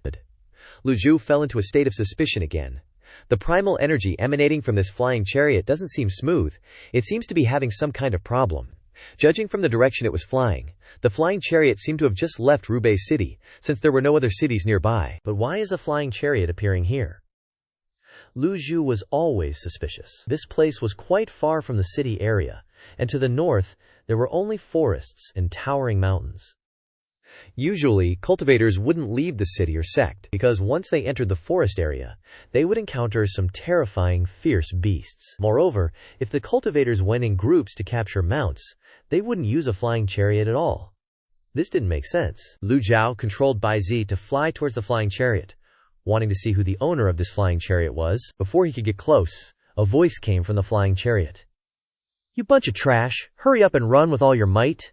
Inside the flying chariot, someone replied, "Sect leader, we really can't run any faster." The energy burst just now destroyed many of the formations on the flying chariot. Sect leader, why don't we abandon the flying chariot? If those demonic cultivators catch up, we're finished. Hearing the conversation, Lu Zhou was even more certain that the other party had also run out of Rubei City. It really was a case of enemies meeting on a narrow road. Unfortunately, Lu Zhou didn't have any means to catch them now, so he could only consider them lucky. Just as Lu Zhou was about to leave, a black shadow suddenly shot out of the flying chariot. Its aura towered to the sky, and Lu Zhou immediately recognized that it was an art of concealment, and it was a master at that. That figure shot out like lightning, attacking Lu Zhou. Lu Zhou glared and shouted, "Who dares to approach?" Lu Zhou raised his eyebrows, broke out in a cold sweat, and thought to himself, "Bai Zhen, don't let me lose face." However, the black shadow stopped as soon as it approached Lu Zhou, carefully observing him. "Celestial dear Qi, it's Bai Zhe." He then looked at the old man standing on Bai Zhe's back, and in his heart he recognized the old demon in front of him. The black shadow immediately stopped in midair, reluctantly dissipating its attack force, causing its body to retreat backward. He immediately knelt down, clasped his hands, and bowed. "This junior pays respects to the old senior. It's a misunderstanding. It's all a misunderstanding." Lu Zhao's face remained as calm as water. When he recognized the person in front of him, he asked, "Duanxing?" The black shadow that had just appeared was none other than the third chief of the demonic astral sect, Duanxing. After the great battle with the Tenvu in Gengzi town, the sect leader of the demonic astral sect, Ren Buping, had died, and Duanxing had become the new sect leader. Since then, Lu Zhou had never met this person again, but he didn't expect to run into him here. Duanxing said awkwardly, "Old senior, aren't you in Rubei City? Why did you suddenly appear in this place?" As soon as he finished asking, Duanxing immediately regretted it. Wasn't he just asking something stupid? The other person was riding a legendary mount, while he was sitting in a rickety flying chariot. The speed was obvious. Lu Zhou stood calmly on Bai Zhe's back, stroking his beard and asking, "Are you questioning me?" Duanxing hurriedly replied, No. How would this junior dare?" Lu Zhou continued to coldly ask, "Where are you going?" "This," Duanxing stammered, looking in the direction the flying chariot wanted to go, "to watch a show." At this moment, the creaking sounds in the flying chariot rang out again. Lu Zhou asked with an ice-cold face, "Watch a show?" Duanxing shook his head. "Old senior, it's not strange that you don't know about this. Your first and second disciples have agreed to have a great battle at Yunzhao Peak. Not many people know about this. It would be a pity if you didn't witness this kind of high-level battle in person, so this junior took the risk to come and see it." Hearing Duanxing say it himself, Lu Zhou was taken aback. "You're saying that my two treacherous disciples, Yu Zhenghai and Yu Shangrong, want to fight at Yunzhao Peak?" After hearing Lu Zhou ask about Yu Zhenghai and Yu Shangrong wanting to fight, Duanxing hurriedly nodded. "That's right." Lu Zhao's eyes looked towards Duanxing's flying chariot. Clearly, Duanxing also knew a lot of things in Rubei City. Lu Zhou stared at Duanxing thinking, is this just a coincidence? Lu Zhou didn't think so. Clearly, when the Blue Lotus bloomed in Rubei City, Duanxing's flying chariot was there, which was why it was damaged like this. All this way he had clearly been chasing him, Lu Zhou said indifferently, and when Duanxing heard his name called he respectfully replied, "Yes, this junior is Duanxing." Lu Zhou glared at him with cold eyes and said in a low voice, "Don't try to play games in front of this old man. Someone like you, what qualifications do you have to even watch a battle of this level? Just what are you scheming in the end?" Duanxing was caught red-handed and immediately broke out in a cold sweat. His fingers trembled as he truthfully said, "This junior wouldn't dare, absolutely wouldn't dare to hide anything. This junior knew that senior had arrived in Rubei City, so I came to witness it, and I personally saw senior display your divine might. This junior is filled with admiration." With that same icy gaze, Lu Zhou asked again, "What do you want from me?" Duanxing lowered his head and sighed. "Alas, the demonic fiend sect is not what it used to be, and it's declining day by day. All the brothers want to survive, but the underworld sect is determined not to leave us a way out, and they want to hunt us down and kill us all. This junior originally intended to go to the Evil Sky Pavilion to seek guidance, but senior, I didn't expect you not to be there. After investigating for a while, this junior then ran to Rubei City." This explanation seemed reasonable enough, and Duanxing continued, "After the flying chariot was damaged, this junior kept chasing after senior from behind, fearing that the flying chariot was too slow to catch up with you. Remembering what happened just now, Duanxing quickly explained. That was a complete misunderstanding. This junior thought that someone wanted to ambush me, so I took the initiative to attack. This junior didn't know it was senior, so I begged senior for forgiveness. Finishing speaking, Duanxing secretly thought in his heart, you rode by Z and flew away. Even if it was slow, it couldn't be as slow as this broken flying chariot, right? Who would have thought that a flying chariot as slow as this would catch up with you? I was scared to death. These words, he only dared to think to himself while sweating profusely, because if he said it out loud, Lu Zhou might get angry and give him a palm strike, and he'd be done for. Lu Zhou stood on Bai Zhen's back, stroked his beard, nodded, and then crossed his arms, and solemnly said, accompany this old man on a trip to Yunzhao Peak. Having obtained Lu Zhao's approval, Duanxing was overjoyed, and hurriedly bowed and said, this junior obeys senior's command. This is the first time this junior has ever ridden on the back of the legendary mount, Bai Zi. After speaking, he was about to jump onto Bai Zi's back. The smile on his face hadn't faded yet, but it was immediately extinguished by Lu Zhou. Lu Zhou shouted softly, get lost. Duanxing was dumbfounded, and several large question marks appeared in his head because he didn't understand what was happening. He opened his beady eyes wide and stared at Lu Zhou. Lu Zhou casually said a few nonchalant words. The mountains and rivers are beautiful, and the scenery is so touching. If you don't appreciate it carefully, wouldn't it be a pity? Finishing speaking, he controlled Bai Zhen to slowly walk towards the flying chariot. Duanxing understood Lu Zhao's meaning, and he hurriedly said, this junior understands. Please enter, senior. With a shake of his body, Lu Zhou had already appeared on the flying chariot. Duanxing then shouted to his subordinates, a bunch of useless trash! What are you still spacing out for? Quickly welcome, senior! The disciples of the demonic fiend sect bowed one after another, not even daring to breathe loudly. Lu Zhou walked on the flying chariot, and then gently waved his hand to let Bai Zi leave. Duanxing said in a respectful tone, pointing his hand towards the two chairs, senior, please be seated. Two dark-skinned maidens brought clothes over, and then bowed and said, we greet senior. The flying chariot is flying high and the wind is strong. Let us help you change your clothes. Afterwards, Duanxing's voice continued to ring out. This flying chariot is a bit broken, so the flying speed won't be too fast. Please don't mind it, senior? It's all right. Lu Zhou gently waved his hand, sat down, and then stroked his beard and said, it's good to be a bit slow anyway. I wanted to look at the beautiful scenery. Finishing speaking, he looked at the system interface again. The stack of item cards was still frozen. There was no need to rush during this period of time. Just slowly admire the scenery and the new outfit. The sun was setting, and the flying chariot flew slowly in the sky like a drunkard. Lu Zhou stroked his beard while looking at the scenery outside. The flying chariot constantly swayed, but it didn't hinder Lu Zhao's enjoyment of the scenery. When it was twilight, the flying chariot finally flew to the Yunzhao Peak area. Duanxing walked to Lu Zhao's side and bowed and said, senior, we have arrived at Yunzhao Peak, but I estimate it will be 2 days before your disciple appears. Lu Zhou was a little surprised. So fast? Duanxing scratched his head, looking a bit silly. You call this fast? The sun is almost completely set. Duanxing felt that flying by himself would be much faster, but since he had already committed, he had to continue. Duanxing flattered. This junior will personally steer and run at full speed, not daring to waste senior's time. Lu Zhou frowned and said nothing, only unhappily waved his hand. The stack of item cards was still frozen. How could he be happy? Duanxing was embarrassed, and he couldn't help but think in his heart, what exactly did I do wrong? Throughout the journey here, he didn't dare to speak for fear of disturbing senior's enjoyment, so why was senior still unhappy? He racked his brains but couldn't guess Lu Zhao's thoughts. Lu Zhou stood up and observed Yunzhao Peak. Familiar memories flashed through his mind, and scenes buried deep in his memory suddenly appeared. Yunzhao Nunnery. Lu Zhou looked towards the temple located on the mountainside of Yunzhao Peak, and he had almost forgotten about it. This was where Yunzhao Nunnery was located. The nunnery was thousands of miles away from northern capital, and it looked extremely lonely and desolate, truly for those who had left the world and didn't care about fame and fortune. Duanxing continued. Senior's knowledge is truly vast. There is indeed a temple here called Yunzhao Nunnery, and it's full of nuns. In his heart, Duanxing secretly thought, men and women are different, and the nunnery is full of nuns. They are a group of men, how can they enter?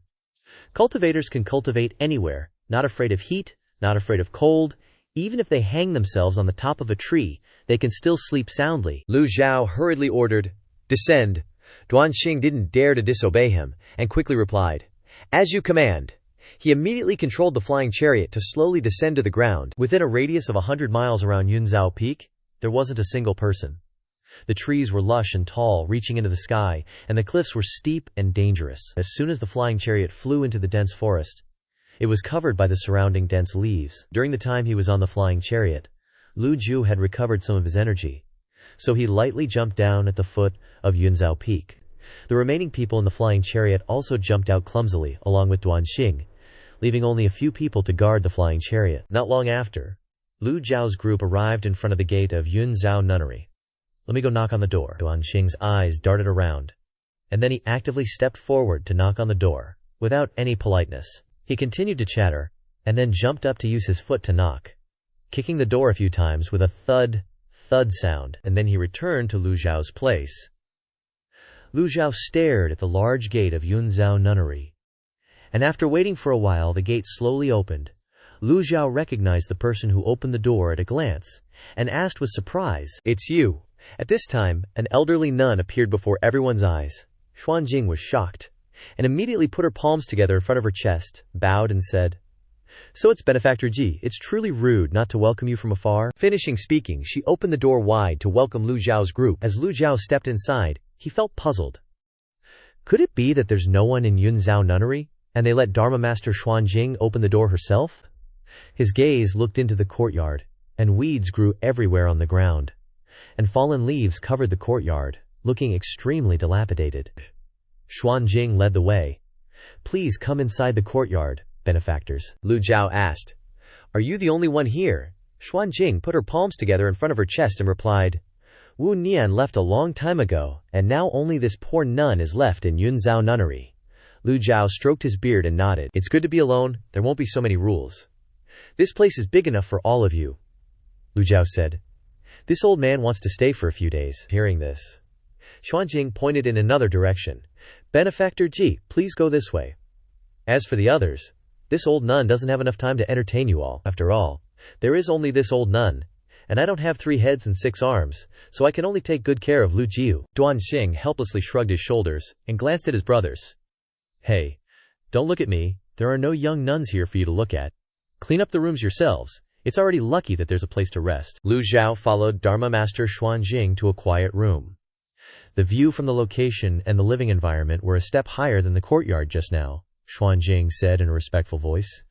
"Please." Lu Zhao nodded slightly and entered the room with his hands clasped together. The interior was decorated very uniquely and elegantly, with bookshelves, a reading table, and even a round windowsill that could look directly out at the Yunzhou Peak mountain range. Xuanjing slowly said, "Back then, Benefactor Ji and my master discussed the Tao in this very room, discussing the Tao on Yunzhou Peak, watching the moon on Zijia Mountain, fishing by Bai Ye Lake. The Tao discussion was very strange back then. The more you listened, the more you liked it." Recalling these things, Lu Zhou shook his head and sighed. Jing Yan's talent wasn't bad, but it's a pity that she couldn't eliminate the impurities. Xuanjing's eyes flickered with a hint of sadness. "Benefactor Ji is right. My teacher once said the same," Lu Zhou asked softly. "How did she die?" Xuanjing shook her head, sighing involuntarily. "My teacher's great tribulation came 200 years early," Lu Zhou pondered silently. Cultivators in the nascent soul realm have a lifespan of 600 years, and each time they open a leaf, their lifespan increases by 50 years. No one has ever broken through to 9 leaves, so no one can overcome their millennium tribulation. The saying of a millennium tribulation originated from this. As long as one doesn't seek death, living to 900 or even 1,000 years is not a problem. Lu Zhao wondered, why did Jing Yan's tribulation come 200 years early? Xuanjing, with tears streaming down her face, explained, "My teacher reluctantly comprehended the 9 leaves realm, but ultimately failed, resulting in the loss of essence and blood, leading to her death." Lu Zhao stared curiously. Again, because of the 9 leaves, he remembered the sword genius Yuan Du of the Beidou Palace, who had also spoken about this before his death. But according to the usual cultivation rules, every time a person has a breakthrough in cultivation, their lifespan will increase. Why is it that only the 9 leaves consumes lifespan? Xuanjing clasped her hands and bowed, continuing, Before my teacher passed away, she warned us that if anyone in the Yunzhou temple breaks through to 8 leaves, they must not attempt to break through to 9 leaves, Lu Zhou said with a hint of sarcasm. When I and she discussed things, how spirited and determined she was. Her determination to break through to 9 leaves burning like a raging fire. Xuanjing continued to respond to Lu Zhou. Benefactor Ji has been at the peak of 8 leaves for a long time. In terms of insights and comprehension, you must have far surpassed my teacher. Lu Zhihao remained silent. Because Xuanjing was right, Ji Tiandao was also at the perfect 8 leaves. Could it be that he had attacked the 9 leaves? If so, was that the reason Ji Tiandao died? Please, benefactor, make yourself at home. This humble nun will take her leave. Seeing that the hour is late, Xuanjing did not continue to disturb him, and turned to leave. As soon as Lu Zhao lay down, he fell into deep thought. How many strong cultivators who reach the peak of 8 leaves are willing to stop at 8 leaves? Lu Zhao's eyes widened as he remembered the reversal card. If attacking 9 leaves consumes lifespan, then wouldn't someone with a reversal card like him become the first person to step into the 9 leaves realm? After thinking for a moment, it's possible that I could be the first to step into the highest realm.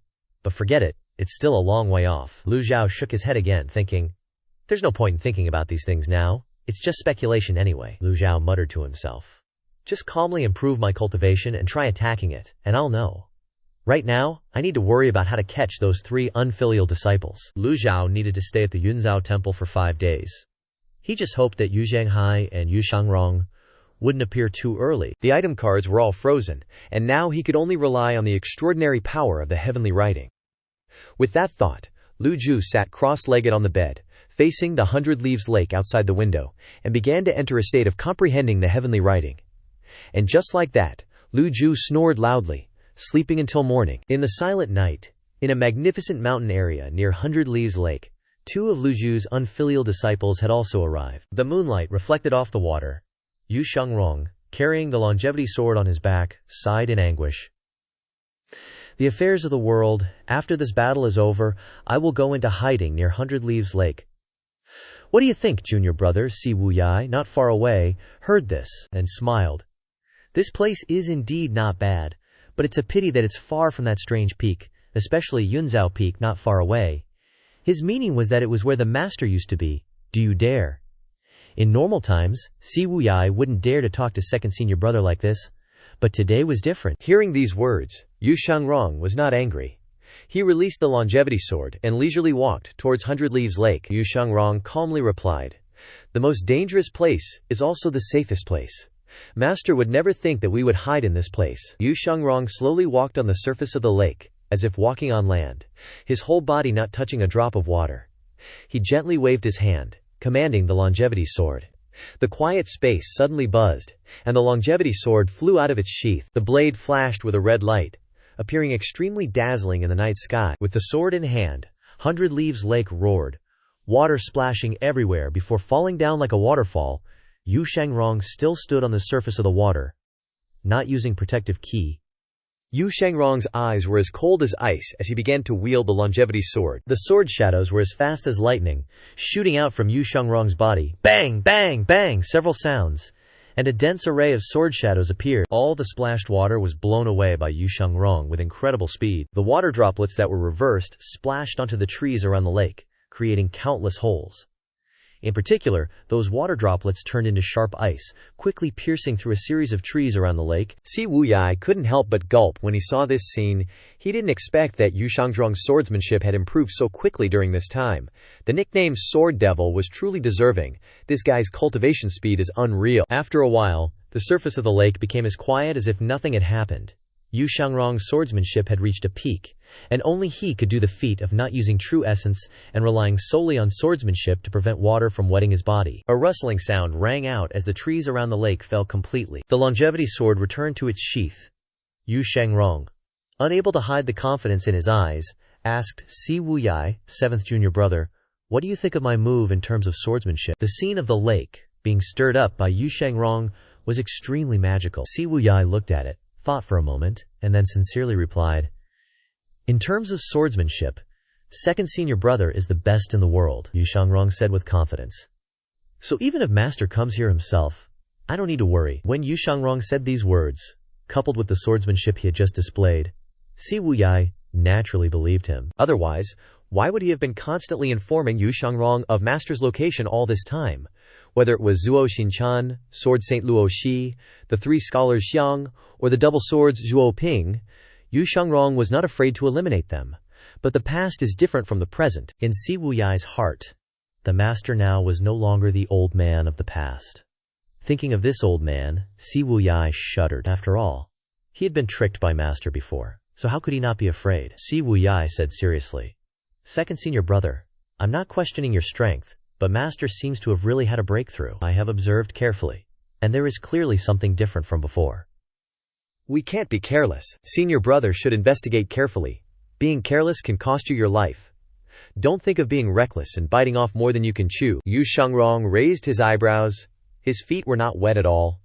He stepped back towards Si Wuyai. The rampant true energy instantly dried the water on his shoes. Yu Shangrong stood in front of Si Wuyai, seriously waiting for him to explain.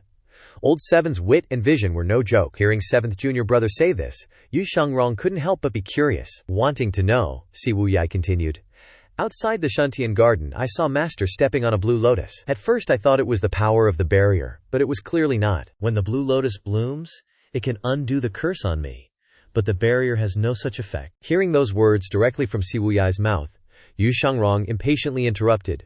"Junior brother, are you sure? Really sure?" Si Wuyai affirmed. "Positive, bro. Absolutely." Si Wuyai continued seriously. "Perhaps Master has really found a way to break through the lifespan tribulation." Hearing that, Yu Shangrong's expression remained normal, but there was a hint of displeasure in his voice.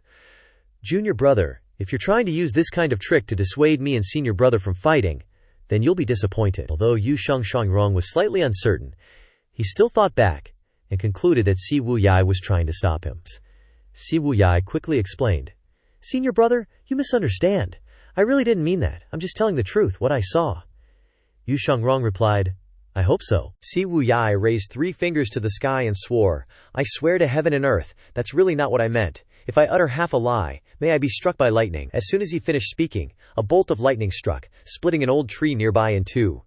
Si Wuyai forced a smile. "Just a coincidence, bro." He didn't dare say another word. Seeing that, Yu Shangrong was speechless. What a strange coincidence. Yu Shangrong didn't dwell on the topic and slowly turned around. The Chengsheng sword flew back into its scabbard behind him. Yu Shangrong asked, "Seventh junior brother, who do you think will win between me and senior brother?" Here we go again, another impossible question. This question requires IQ of the top 1% in the world, man. Si Wuyai felt choked inside, but he still tried to appear calm. Knowing that this question was a bit difficult, he still had to answer, "Of course it's second senior brother." Yu Shangrong felt satisfied, and his voice became gentler. "I think so too." "It's late. Seventh junior brother, rest early." By now, the moon was high in the sky. As soon as he finished speaking, a blue glow suddenly flickered from Yunzhou Peak, like fireflies in the night sky. Unfortunately, the scene was too far away, several miles away, so from their position, they couldn't see anything except the dark night. Si Wuyai continued to meditate and adjust his breathing. He had to try his best to restore his cultivation. Within these few days, not wasting a single second, Si Wuyai meditated all night. The next morning, as the sun rose, dew fell on Si Wuyai's face, and the coldness startled him awake. As soon as he opened his eyes, he saw second senior brother standing next to him, pointing towards Yunzhou Hermitage. "There's smoke from the kitchen!" Si Wuyai really wanted to say, "Senior brother, standing next to someone like that so early in the morning is terrifying, you know?" But he didn't dare to open his mouth. He could only swallow those words back into his stomach. Si Wuyai was extremely curious. The kitchen smoke on the mountaintop was a wisp of smoke rising high, shaped like a school of tadpoles with tails swimming and wriggling in a long line. Si Wuyai observed carefully for a long time and then said, "I investigated Yunzhou Hermitage. After the presiding Dharma Master Wu Nian lost all her cultivation, she left Yunzhou Hermitage. The others couldn't do anything, so they disbanded. Now only Dharma Master Xuanjing is left propping it up alone, so why is there kitchen smoke appearing now?" Yu Shangrong closed his eyes and softly replied, "Amusement, my dude. Sometimes people's amusement is that simple. You wouldn't understand the joy of the flames of the mortal realm, bro?" Si Wuyai nodded. "Perhaps so." Yu Shangrong chuckled softly, then stepped on the ground. His whole body flew straight into the sky, his aura burning like fire. "I know what you want to say." The Chengsheng sword in his hand was immediately activated. An 8-leaf Dharma body bloomed in the sky. The Dharma body was 10 zang tall, and the 8-leaf golden lotus rotated, creating a dazzling golden light that made Si Wuyai have to cover his eyes. Yu Shangrong stood inside the Dharma body, coldly laughing. Junior brother, after this battle, my swordplay will have no equal. I'm too OP? No one knows what he was thinking. Suddenly he added, except for Master. That old man is too cunning. I gotta avoid him at all costs. Si Wuyai's gaze towards the Dharma body was extremely complex. Sometimes he felt that second senior brother was very stupid, and sometimes he felt that he couldn't understand him at all. He had always wondered, what was this sword demon, whose name alone struck fear into people's hearts, actually pursuing? The Dharma body ascended to the peak, fiercely. At the same time, inside Yunzhou Hermitage, Lu Zhou used binoculars to look towards the 10-zeng-tall Dharma body several miles away from Yunzhou Peak. He quickly recognized that they were his two disciples. 100-Leaf Lake, Lu Zhou growled. You unfilial disciples are actually so close to me. However, Lu Zhou couldn't punish those two unfilial disciples just yet, because the freeze time was more than 10 days, and even if he was anxious now, it wouldn't change anything. It was better to wait patiently. While Lu Zhou was deep in thought, a hurried voice from Duan Xing outside called out, Senior, something's happened. Duan Xing's voice was urgent. An 8-leaf Dharma body was discovered near 100-Leaf Lake. Lu Zhou calmly replied in a short sentence. I know. Why are you yelling so loudly? Take it easy, bro. Duan Xing thought that after reporting this news, the senior would rush over immediately, but he didn't expect Lu Zhou to be so calm. He wanted to ask, aren't you going to take action? But he felt that it would be too disrespectful to such a high-level expert. He thought to himself, does it matter to you whether the senior takes action or not? So Duan Xing bowed and said, please await good news from the senior. Lu Zhou walked away with his hands behind his back looking all mighty and stuff. Duan Xing ran outside, observing the Dharma body clearly, and thought to himself, in any case, the massacre sect, and even Duan Xing himself, can only run errands and cheer before the battle. Other things, they want to help, but they can't. That's an 8-leaf Dharma body. Anyone with a normal brain knows not to get close. Getting close is just asking for a beatdown. What can they do? At this time, several of his subordinates were hanging upside down in a row, watching the battle. After the Dharma body disappeared, 100-Leaf Lake became quiet again. Lu Zhou closed his eyes again.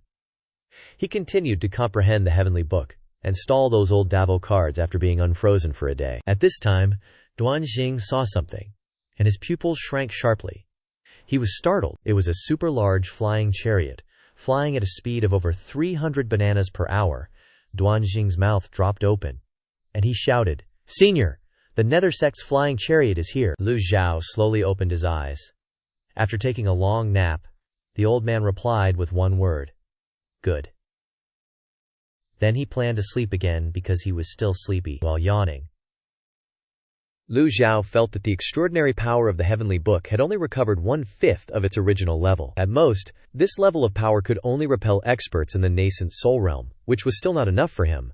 But Lu Zhou had no other choice. Time was too short, and the speed of comprehension was not enough. To show respect, the people of the massacre sect and Duan Xing stood respectfully, waiting for Lu Zhou. After a while, Duan Xing saw Lu Zhou come out and said respectfully, It has now been confirmed that your eldest disciple and second disciple will have a peak battle on 100-Leaf Lake. It's indeed a great place to spar. Suddenly, Duan Xing's eyes and those of his subordinates went completely white, and their heads were full of question marks because they saw something. Lu Zhou was lugging this massive bag on his shoulder, using climbing gear and everything. He was hauling himself up the mountain thinking, gotta find a better spot to watch this showdown, can't be stuck in a room, my view's gotta be prime. Sure, Baiyi Lake's got a good view, but these guys are fighting on a whole different level. They'll be miles away in a blink. Gotta keep up. Meanwhile, Duan Xing and his crew were scrambling behind him. He yells, pushing his guys, Move it! Move it! We're falling behind! No way we're gonna let this old geezer beat us young bloods to the top. As Duan Xing was chasing Lu Zhou up the mountain, he spotted this huge, black flying chariot heading toward Baiyi Lake from Yunzhou Peak.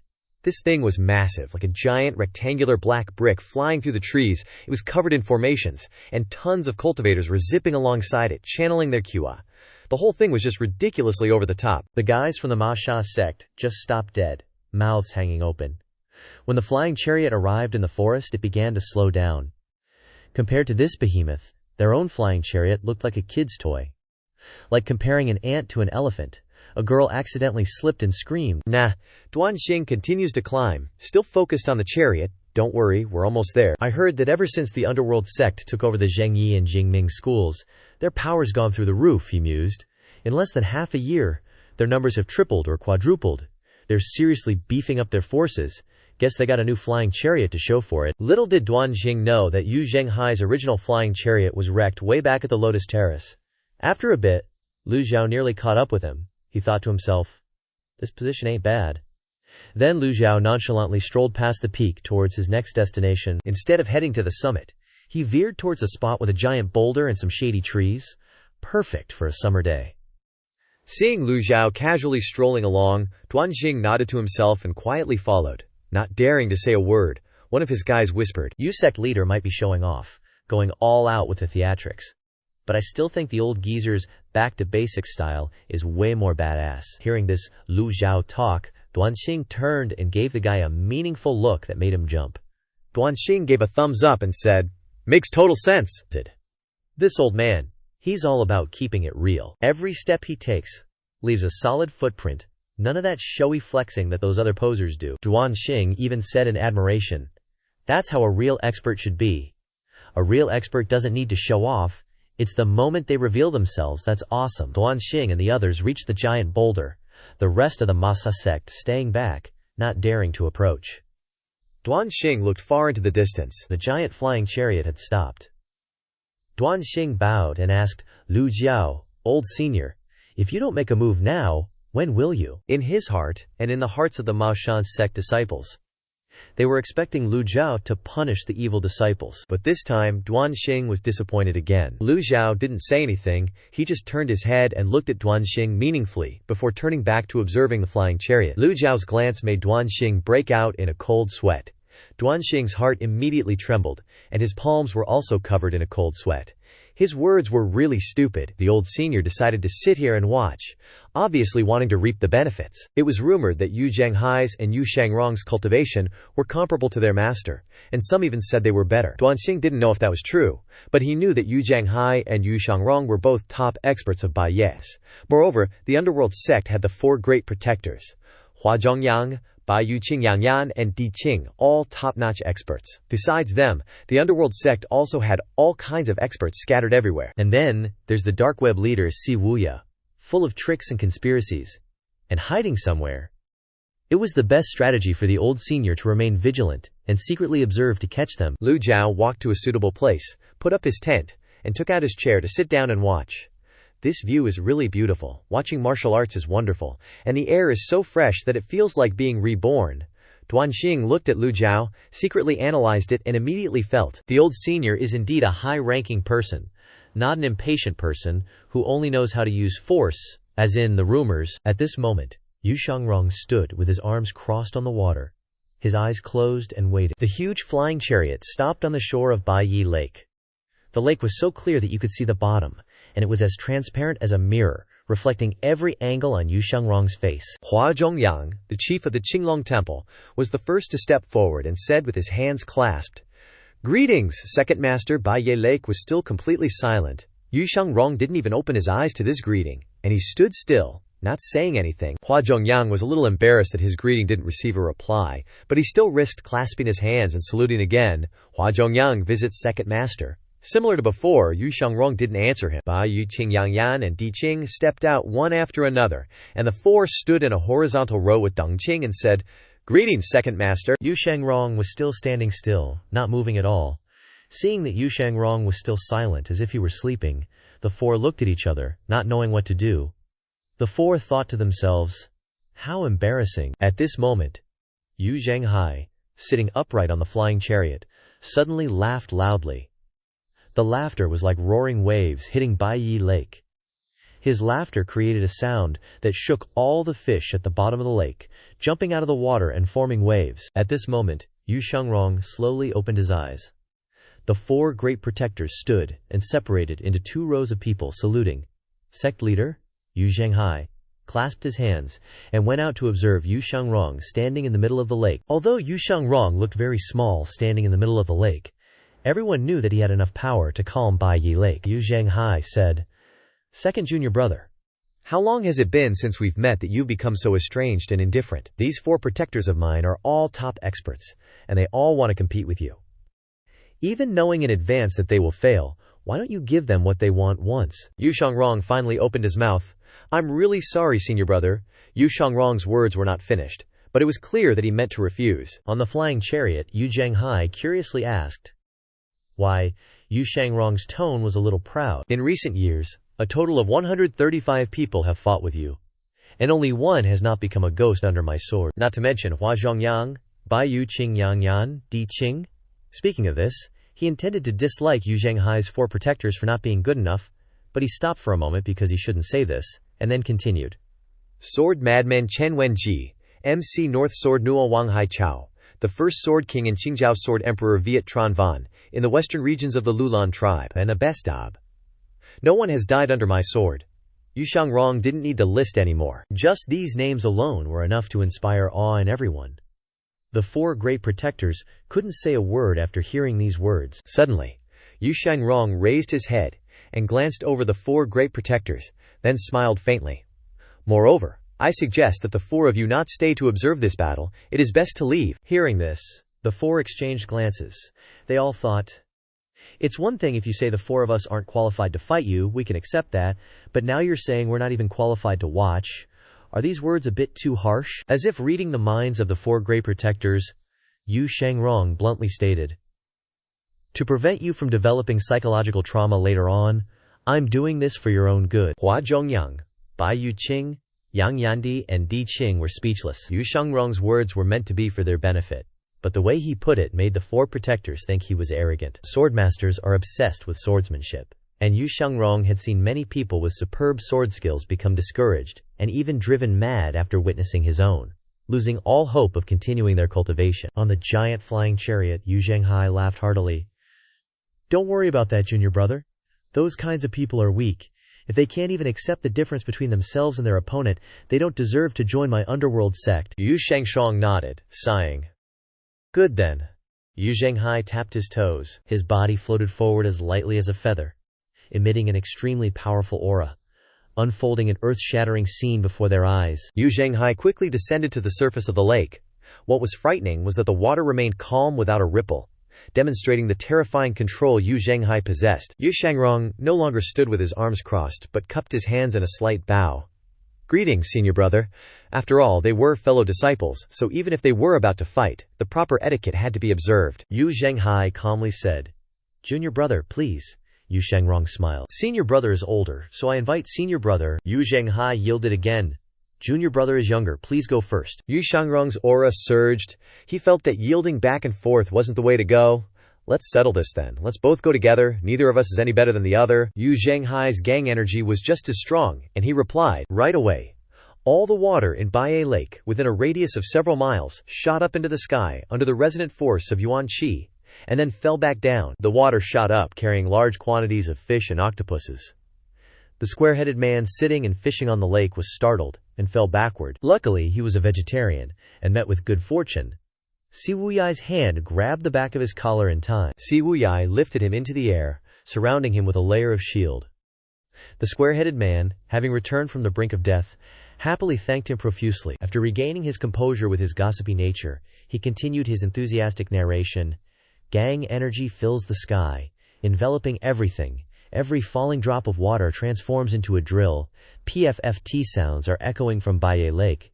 The innocent lotus leaves are being pierced like a wasp's nest. The giant flying chariot retreated, and the water under Baiye Lake continued to shoot up. Si Wuyai also retreated. Before the contest of the 2 great senior brothers who were considered the best, he couldn't help but be curious. In the middle of the lake, the 2 still stood motionless. Those gang energy drills didn't harm them in the slightest, because they dissipated automatically before they could even get close, and the water still hadn't finished falling. Behind Yu Zhenghai, strands of starlight appeared like gang seals, and he loudly commanded, Emerald Jade Saber. The Emerald Jade Saber shot out of the flying chariot, covered in a large amount of gang energy. It spun and descended, looking like a windmill. This was the Grand Shuan Heaven Formation. Shuan Heaven's starlight. Yu Shangrong was not to be outdone by his senior brother, he shouted. Longevity sword. The square-headed man witnessed this scene and broke out in a cold sweat, his mouth agape. Swoosh! With a flash, the longevity sword shot out of its sheath, and a rain of swords appeared in the sky. This was the Giwan sword art, Sword Devil's Destiny. The collisions of the saber and the sword created deafening sounds, accompanied by streams of gang energy showering down like lightning. Everyone stared in disbelief, stunned by the peak battle before their eyes. Duanxing's mouth was wide open, his eyes bulging as if they were about to fall out. He couldn't help but feel a chill down his spine and screamed, "Is this a discussion?" With this kind of skill, even if they leave the cultivation world, they can work as mountain diggers and be guaranteed to be paid generously. As for the disciples of the Demon Slaughter sect, they stood rooted to the spot, their bodies stiff. There was a reason why Yu Shangrong warned the four protectors, and others, to leave the arena. This level of combat had completely surpassed their knowledge. No matter how magnificent a battle they imagined in their heads, it was far from the scene before them. On by a lake, the two still stood motionless. But instead, a saber and a sword were competing in the air. The battle between the two grown men was indeed so quiet that only the sounds of weapons and skills could be heard. The sky suddenly lit up. With brilliant golden lights, Duanxing couldn't help but look up, sighing, "Is this 8 leaves?" He saw 8 leaves last time, but he was still shocked this time. He was extremely curious, secretly glanced at Lu Zhou, and thought to himself, his disciple is already so heaven-defying, so how strong was Pavilion Master when he was at his peak? While people were fighting fiercely, Lu Zhou said indifferently, "Bring out the grilled fish from the nearby bank and bake it. So considerate." Seeing the life-and-death battle, Duanxing couldn't help but ask, "Old, senior, who do you think will win?" Lu Zhou sniffed the grilled fish and gave him a very safe answer. "Keep watching," Duanxing nodded. "I dare not have an opinion. Keep watching, senior is right, I'm too curious." The truth was that Lu Zhou didn't want this battle to end too quickly. The freeze time of his item was almost 3 days. If they ended too soon, Lu Zhou could only risk controlling Baizine to chase them until the item card finished freezing, before he could deal with those unfilial disciples. The scene before his eyes was exactly what Lu Zhou wanted to see. Evenly matched. Let them fight slowly. It had to be said that they were indeed evenly matched. At the same time, the 4 great protectors stood on the flying chariot, observing the battle.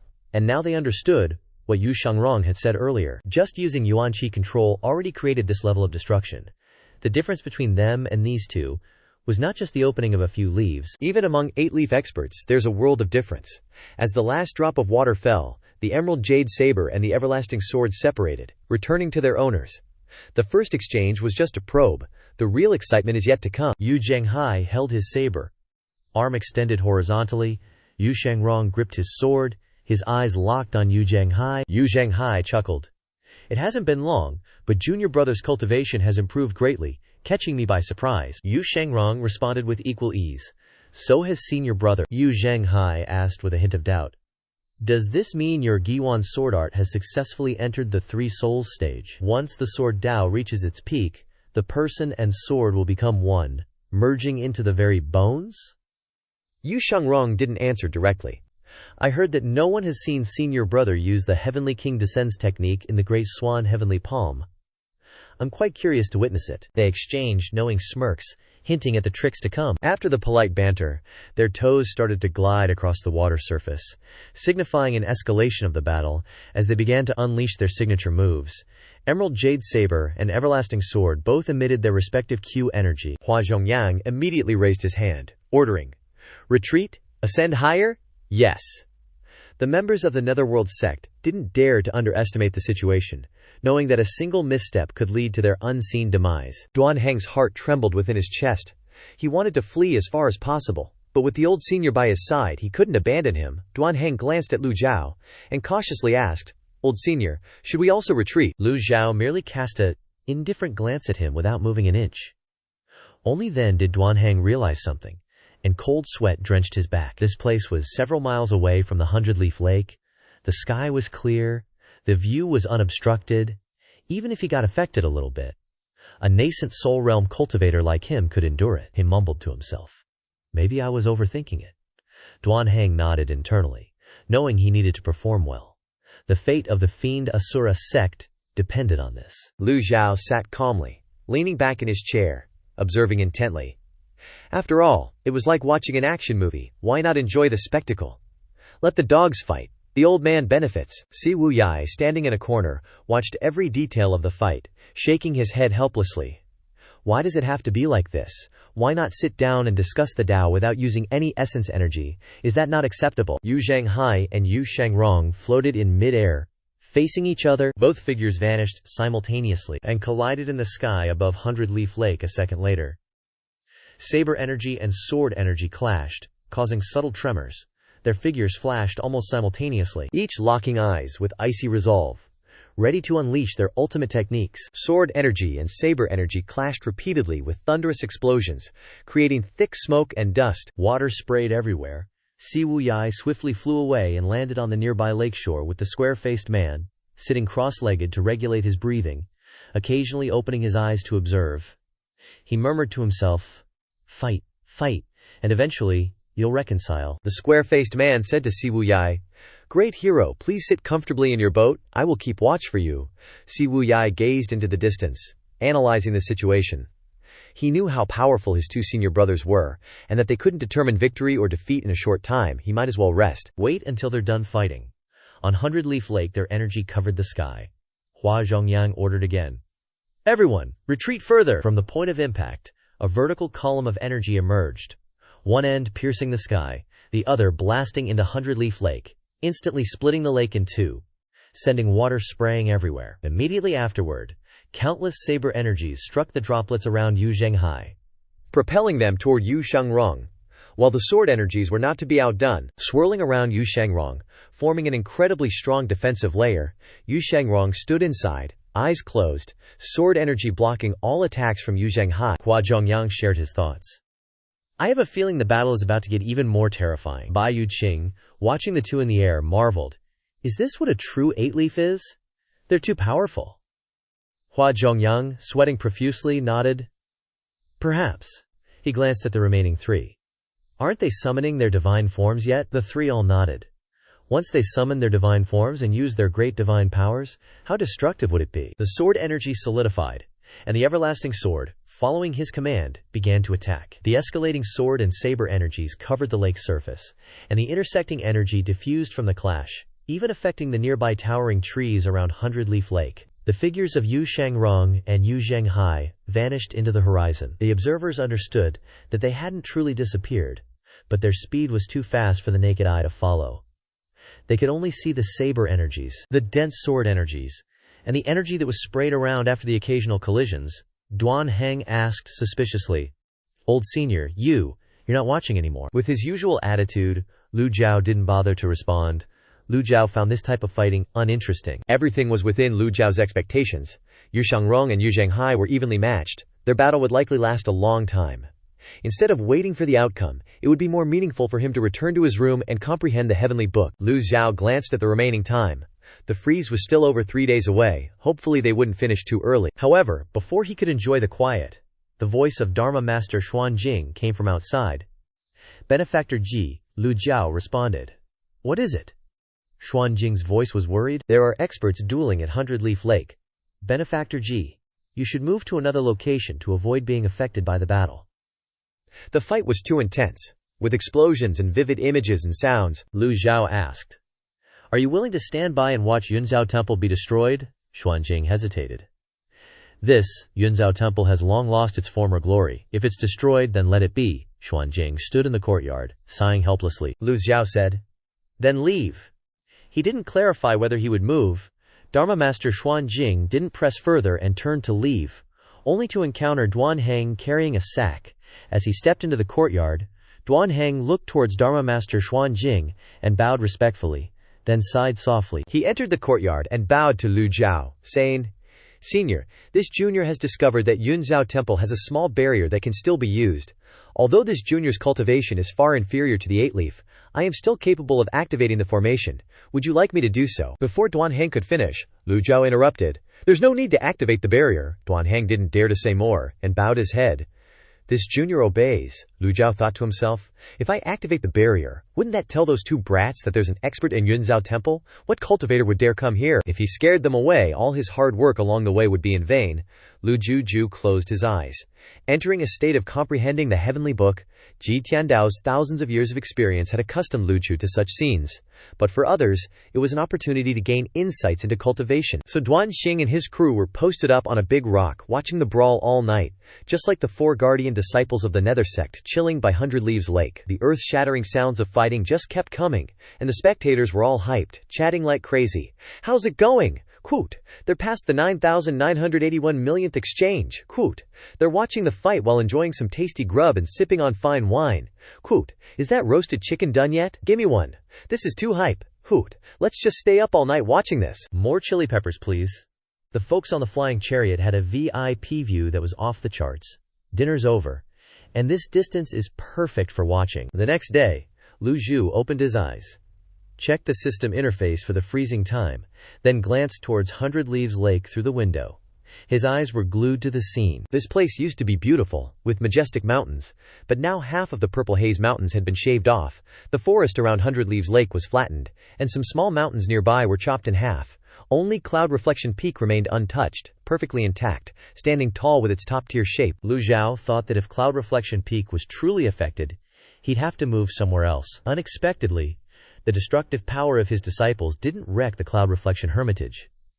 Lu Zhou understood that they clearly tried to avoid affecting this place. Duanjing and the spectators gawked, continuing to peer through their binoculars, wondering, why did they say 8 leaves are so strong? At this moment, everyone understood why. Duanjing was stunned. He pinched his cheek to see if this was real. Ouch! Damn, this is real. This is seriously too powerful. The figures of Yu Zhenghai and Yu Shangrong flashed as they clashed like lightning. Yu Zhenghai and Yu Shangrong fought for a day and a night, and the battlefield shifted from 100 Leaves Lake to the Cloud Reflection Forest area, causing hundreds of thousands of magical beasts to flee in terror. Some ferocious beasts that couldn't escape were slain by the overwhelming saber and sword aura. But the battle raged on. Another day passed, and they were still fighting non-stop. Lu Zhou woke up from his enlightenment of the heavenly book once more. He sensed that the sounds of aura clashing were gone, and it was quiet instead. The intense fighting that went on for 2 days and 2 nights suddenly stopped, which made everyone curious. Lu Zhou slowly stood up and looked towards 100 Leaves Lake. On 2 peaks of the Purple Haze Mountains, 2 figures stood silently, the battle seemingly over. The emerald jade saber floated to Yu Zhenghai's right, and the longevity sword hovered in front of Yu Shangrong. Yu Zhenghai calmly asked, "Junior brother, how much primordial qi do you have left?" Yu Shangrong smiled and said, "Almost full. How about you, senior brother?" Yu Zhenghai replied, "Me too." Yu Shangrong smiled again. "Then let's go all out." "That's what I wanted." As soon as he finished speaking, booms rang out, and the sound of energy resonating echoed to the horizon. The avatars were summoned. 2 10-zang-tall avatars stood in the sky, their radiance illuminating a corner of the heavens. Beneath the avatars were 2 spinning 8-leaves golden lotuses, each emitting tremendous power. This was the signature of a nascent divinity realm 100 Tribulations Insight Avatar Master, and the 8-leaves golden lotus was the symbol of ultimate power. Seeing this, Hua Zhongyang decisively ordered, "Retreat 10 miles! Retreat 10 miles now!" Since the battle began, he had repeatedly ordered the cultivators to retreat, or else they wouldn't be able to keep their lives. Si Wuyai and the square-headed guy also focused their eyes on the 2 avatars. After a moment, Si Wuyai shook his head wearily, finally going all out. He slowly reached out, grabbed the square-headed guy by the collar, and dragged him away. "Let's go! Staying here to watch the show will get you killed with no remains." Then, Si Wuyai leapt into the air, finding himself a spot to watch from easily. As soon as the 2 avatars appeared, Duanxing turned around and flew away without saying a word. "It's better to get out of here." The binoculars were dropped without anyone noticing. The demonic slaughter sect disciples were stunned, then desperately ran after Duanxing, retreating behind a mountain. One of them saw Duanxing running away without saying anything to Lu Zhou, and asked curiously, "Sect leader, what about the old senior?" Before he could finish, Duanxing interrupted, "Worry about yourself? Do you have time to care about the old senior's affairs? Did your brain get slammed by a door?" The female cultivators heard Duanxing scolding and thought, "He's right. He's the master of 2 great experts. Does he need us useless folks to worry about him?" Duanxing quickly led the demonic slaughter sect disciples away from Cloud Reflection Peak. Lu Zhou was also watching the 2 enormous avatars from inside the Cloud Reflection Hermitage. After a moment, he nodded inwardly. Seeing is believing. He could finally confirm that the rumors were true. Yu Shangrong's cultivation and power were indeed mighty, no less than Ji Tiandao's. When Ji Tiandao's calamity arrived, his cultivation declined, and naturally he couldn't control these 2 disciples anymore. Lu Zhou suddenly realized a problem. How could he stop their destructive force? Lu Zhou frowned repeatedly, thinking, "My divine court realm cultivation hasn't recovered yet, and I've only accumulated less than 2/5 of the heavenly book's extraordinary power. Moreover, extraordinary power is precious, It would be a waste to use it just to block the aftermath. Lu Zhou turned around, calculating, it's still better to avoid it. Just as Lu Zhou was about to turn around and leave, Duanxing loudly reported from afar. The two 10 tall avatars are suddenly rushing towards the Purple Haze Mountains. Lu Zhou glared around. Yu Zhanghai and Yu Shangrong flew and attacked with their avatars, destroying everything in their path. Cloud Reflection Peak is a good place, it can't be destroyed, agreed.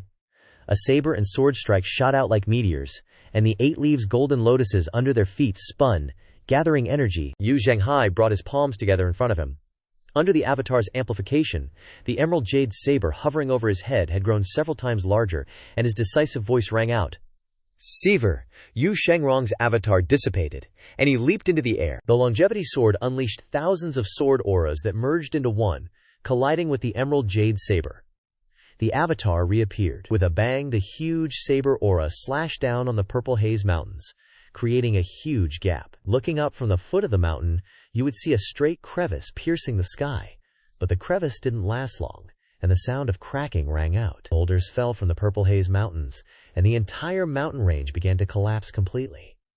The trees on the mountainside were shattered by the broken boulders, and the wild beasts under the mountain desperately fled. Hua Zhongyang stood on the flying chariot, looking down at the collapsing Purple Haze Mountains, his face pale with fright, and yelled, "Turn around!" The flying chariot quickly flew towards Cloud Reflection Hermitage. Hua Zhongyang, who was spectating, shouted, Yu Zhanghai, the sect leader, and Yu Shangrong are still going at it hammer and tongs. Wherever they go, trees are falling left and right. They're tearing deeper into the Yunzhao nunnery. After a while, Hua Zhongyang exclaimed in disbelief. The Thousand Realms whirling avatar is a huge drain on one's vital energy. How long can they keep this up? Brother Zhongyang, you're a 7-leaf cultivator. If you don't know, how would the 3 of us know? That makes sense. Hua Zhongyang couldn't help but gulp, watching the 2 avatars darting between the sword and saber chi. Considering he was also a 7-leaf dude, he still got the chills watching this. In the sky, each saber chi strike was several times larger than before. Yu Shangrong's figure was as fast as lightning, flying to the center of the avatar's forehead. He raised his right hand, and the longevity sword flew into his grasp, his 5 fingers closed, and streams of qi shot out from between his fingers. Yu Shangrong's voice was still confident, his eyes ice cold as he said, Senior brother, please accept this move. Yu Zhanghai frowned, retracting his avatar. His whole body flew straight into the sky, and then the avatar reappeared, great saber raised high. He sized up his opponent with a strange look in his eyes, then said indifferently, Very well. Seeing the earth-shattering combat about to begin again, Hua Zhongyang and the others held their breath, not daring to blink, as if afraid of missing a single moment. Yu Shangrong's right hand flickered, leaving behind afterimages as his voice echoed in the air. Grand divine power, origin return swordplay, boundless sword intent. The square-faced dude gaped in amazement. What shocked everyone was that his Thousand Realms whirling avatar was also creating afterimages.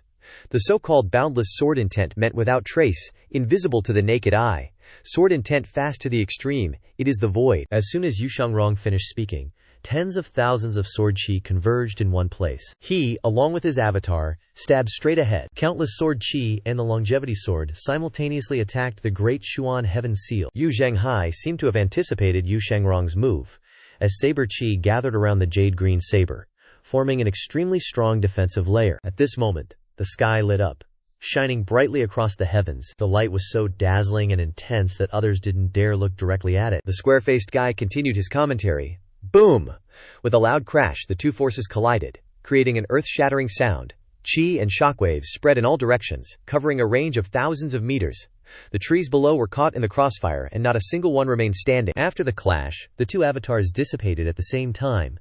Yu Zhanghai and Yu Shangrong retreated simultaneously, standing opposite each other in mid-air, with a burning aura still emanating from their figures. Yu Zhanghai gripped the jade green saber tightly, his fingers slowly closing, the veins on his hand bulging. Yu Shangrong's little finger twitched slightly, then also slowly closed. Yu Zhanghai raised his voice and said, You're much stronger than I imagined. Senior brother is too kind, so are you, Yu Shangrong smiled. Junior brother is the first to force me to use my full strength. Yu Zhanghai's tone became serious. I only hope I can satisfy. Senior brother, Yu Zhanghai opened his palm. The jade green saber rotated, and the Thousand Realms whirling avatar reappeared, with a whoosh whoosh sound. Yu Shangrong wasn't about to be outdone. As soon as his avatar appeared, she fell like rain in the sky. The battle situation was extremely intense. Lu Zhou was still sitting by the window, occasionally opening his eyes to look at the battle. He couldn't help but think, these two unfilial disciples are quite sensible, not running over here. Lu Zhou suddenly thought of another unfilial disciple, muttering in his mouth, Si Wuyai, where is he? Because it was too far away, Lu Zhou couldn't find Si Wuyai's figure. But he was sure of one thing. Si Wuyai followed Yu Shengrong to Baiyi Lake. Lu Zhou thought to himself, where is he hiding to observe the battle? There are 3 enhanced versions of the binding cage. Everything is ready, just need the right timing. Time flew by, and another day passed. Lu Zhou remained in the Yunzhou nunnery waiting. As the sunlight shone on his face, a low collision sound reached his ears, and Lu Zhou opened his eyes. Baiyi Lake was now a complete mess, and there was no trace of the two at the end of the horizon. He ate a bowl of noodles while looking at the remaining 5 hours of freezing time. From afar, Duan Hang's voice came. Old senior! Lu Zhou clasped his hands and walked out of the room, seeing Duan Hang standing respectfully in the courtyard. Watching the battle continuously for 3 days and nights didn't make Duan Hang tired or bored, but instead made his whole body look very invigorated. Duan Hang sighed and said, this junior has broadened his horizons, extremely broadened his horizons. Unlike previous times, Lu Zhou was curious this time. Lu Zhou asked, what was the result? As he asked, he speculated in his heart. These two are evenly matched. The longer the fight, the more it will be determined by willpower and personal experience. So it is likely that Yu Zhenghai will win. It's just that Lu Zhou hasn't been with them for many years.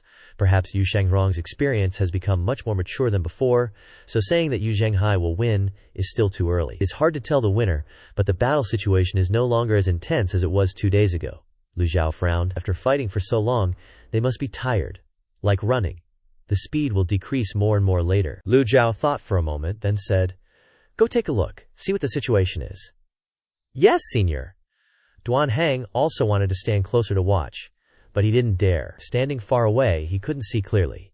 And standing close, he was afraid of being discovered by the 4 great protectors of the Nether sect. Now that he had the old senior as his backing, he didn't need to worry about this anymore. Duan Hang immediately waved and invited the old senior onto the flying chariot. Although this flying chariot was quite tattered, it could still be used in critical moments, and Lu Zhou didn't complain at all when using it. As soon as he got on the flying chariot, Duan Hang kicked away the little brother who was controlling the steering wheel.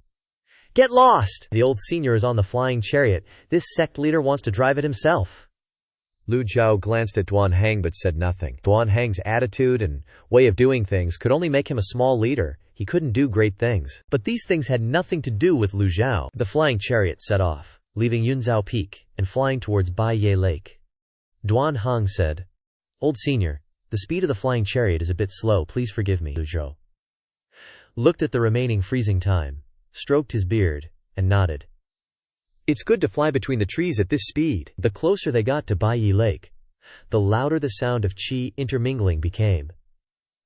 When the flying chariot flew to Baiyi Lake, the view of the crowd became much clearer. Duan Hang smiled and said, this junior is about to speed up. Lu Zhou raised his hand to stop him. No need. Duan Hang widened his eyes and asked, why? Lu Zhou felt a little annoyed in his heart. This Duan Hang guy asks so many questions. Thinking about it, he asked Duan Hang, who did you hear the news from that the two of them were fighting at Yunzhou Peak? Duan Hang was controlling the flying chariot while thinking. Before this junior came to Pingdu Mountain, I managed to find out, after a lot of difficulty. At that time everyone was talking about it non-stop, hearing that the eldest disciple of the Evil Sky Pavilion and the second disciple wanted to fight. Duan Hang recounted. Lu Zhou said again, if you can hear this news, then others can too. At this moment, Duan Hang jumped in fright. Old senior, do you mean there are other people around here? As if understanding something, Duan Hang immediately slowed down and controlled the flying chariot to fly towards the forest. Lu Zhou said nothing. Although it was just his speculation, the possibility was very high. Duan Xing cautiously looked around. After the flying chariot entered the dense forest, the space became unusually quiet, and he regretted it immensely. Old senior is right, this junior is truly foolish. Making such a racket just scared all the timid rats away. Seeing Lu Zhao's expression remained calm, without a hint of anger, Duan Xing secretly breathed a sigh of relief. As the flying chariot passed over Xinjia Mountain, Duan Xing's group was in awe. The collapsing mountain range and the terrifying destructive force of blade and sword energies caused everyone to tremble. Everywhere was a scene of desolation, with continuous rumbling sounds. The sound of gang qi colliding grew closer, Duanxing said. Ahead is Yun Zhao Forest. The flying chariot deliberately avoided the battle area, slowly appearing nearby. The nether sect's flying chariot just happened to see the two great dharma bodies disappear into the sky. Yu Shengrong and Yu Zhenghai simultaneously flew backward, doing several aerial spins before stabilizing themselves. The 3-day, 3-night battle, coupled with the constant display of the 100 Tribulations' insight dharma body, proved just how terrifying their cultivation was. But it wasn't hard to tell that both disciples were exhausted. Duanxing's face was full of excitement. Old senior, they seemed tired. Lu Zhou stroked his beard, looking at the two in the distance. Take it easy, no rush. Duanxing didn't dare question him. If old senior said no rush, then he definitely had a plan. Yu Shengrong, who always seemed calm in any situation, now had sweat on his forehead, and the aura around him was unstable. Yu Zhenghai on the opposite side wasn't doing much better, with sweat constantly dripping down his arms. The sunlight shone on the sweat, making it glitter. The four great protectors, who had watched for 3 days and 3 nights, were completely convinced. The two had pushed their strength to the limit, but still, it was an even match. Yu Zhenghai didn't hold back his praise. The Guan swordplay is exquisite. Yu Shengrong forced a smile. So is the great Xuan Heaven Palm. Hua Zhongyang was speechless. Watching this scene, they had been praising each other non-stop for 3 days and 3 nights of fighting, and Hua Zhongyang was fed up of it. As soon as the boasting stopped, the expressions of the two suddenly turned ashen, and then immediately, a sinister and scheming smile appeared on their faces, as if they were brewing some dark plot. The look in their eyes was so cunning that anyone who saw it would feel a chill. The two plunged back into the fierce battle, only this time the power seemed much weaker. Although it had weakened, other cultivators were still no match for them. Hua Zhongyang's gaze turned towards Baiyi Lake. The mile-wide Baiyi Lake had been destroyed. Zizhia Mountain, nearly 100 zang tall, had been split in 2, and the peaks of 10 mountains near Yunzhao Forest had all been cut off. Along the way, the sword and blade energies had swept through, felling countless trees, and killing birds and beasts without mercy. At this point, the scene there was no different from the Blackwood Forest after a great fire, or a battlefield just after a fierce battle. Not a single place was intact. The square-headed guy continued to comment enthusiastically. At the same time, Si Wuyai didn't fly up to observe, but quietly waited in the forest, waiting for the battle to end. He didn't want to see his senior brothers fighting. But things had come to this point, and he also wanted to know the result, being both 8-leaf experts, who was stronger between senior brother and second senior brother. 4 hours passed again. Si Wuyai was no longer sitting and waiting in the forest. The square-headed guy was startled and spoke up. Young hero, what are we doing next?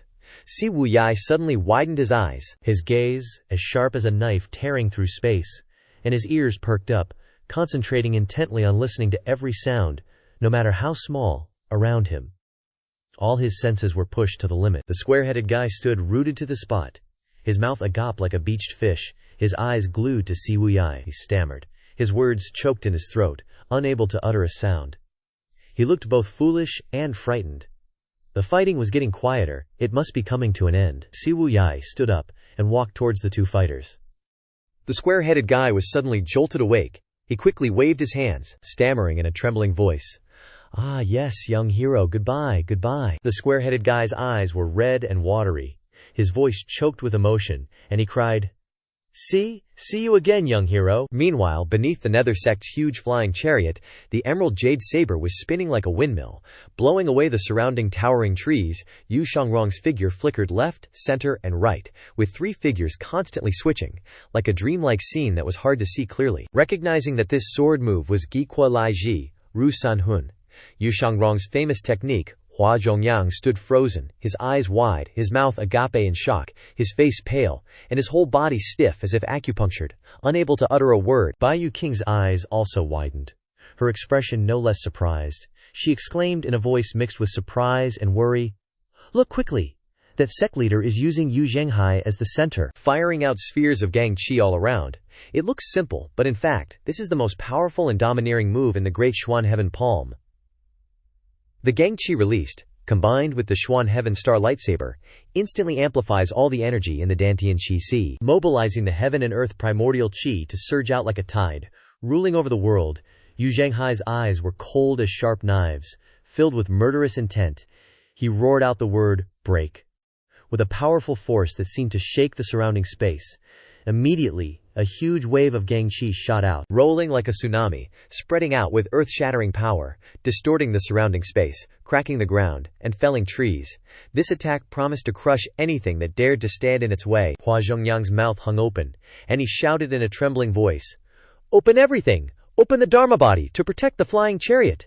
The seven-leaf Dharma body immediately appeared. The remaining three protectors, seeing this, understood the seriousness of the situation, and quickly summoned their Dharma bodies, with the four Dharma bodies surrounding and protecting the flying chariot. With a bang, the light in the sky grew stronger and stronger, and the gang qi that shot over was blocked by the four Dharma bodies. However, under the powerful force of the gang qi, the flying chariot was still blown away. In fact, the four great protectors were red in the face, straining to resist, and in their hearts, besides trembling, there was only awe. This time they knew that Yu Shengrong's warning at the beginning was not arrogance at all.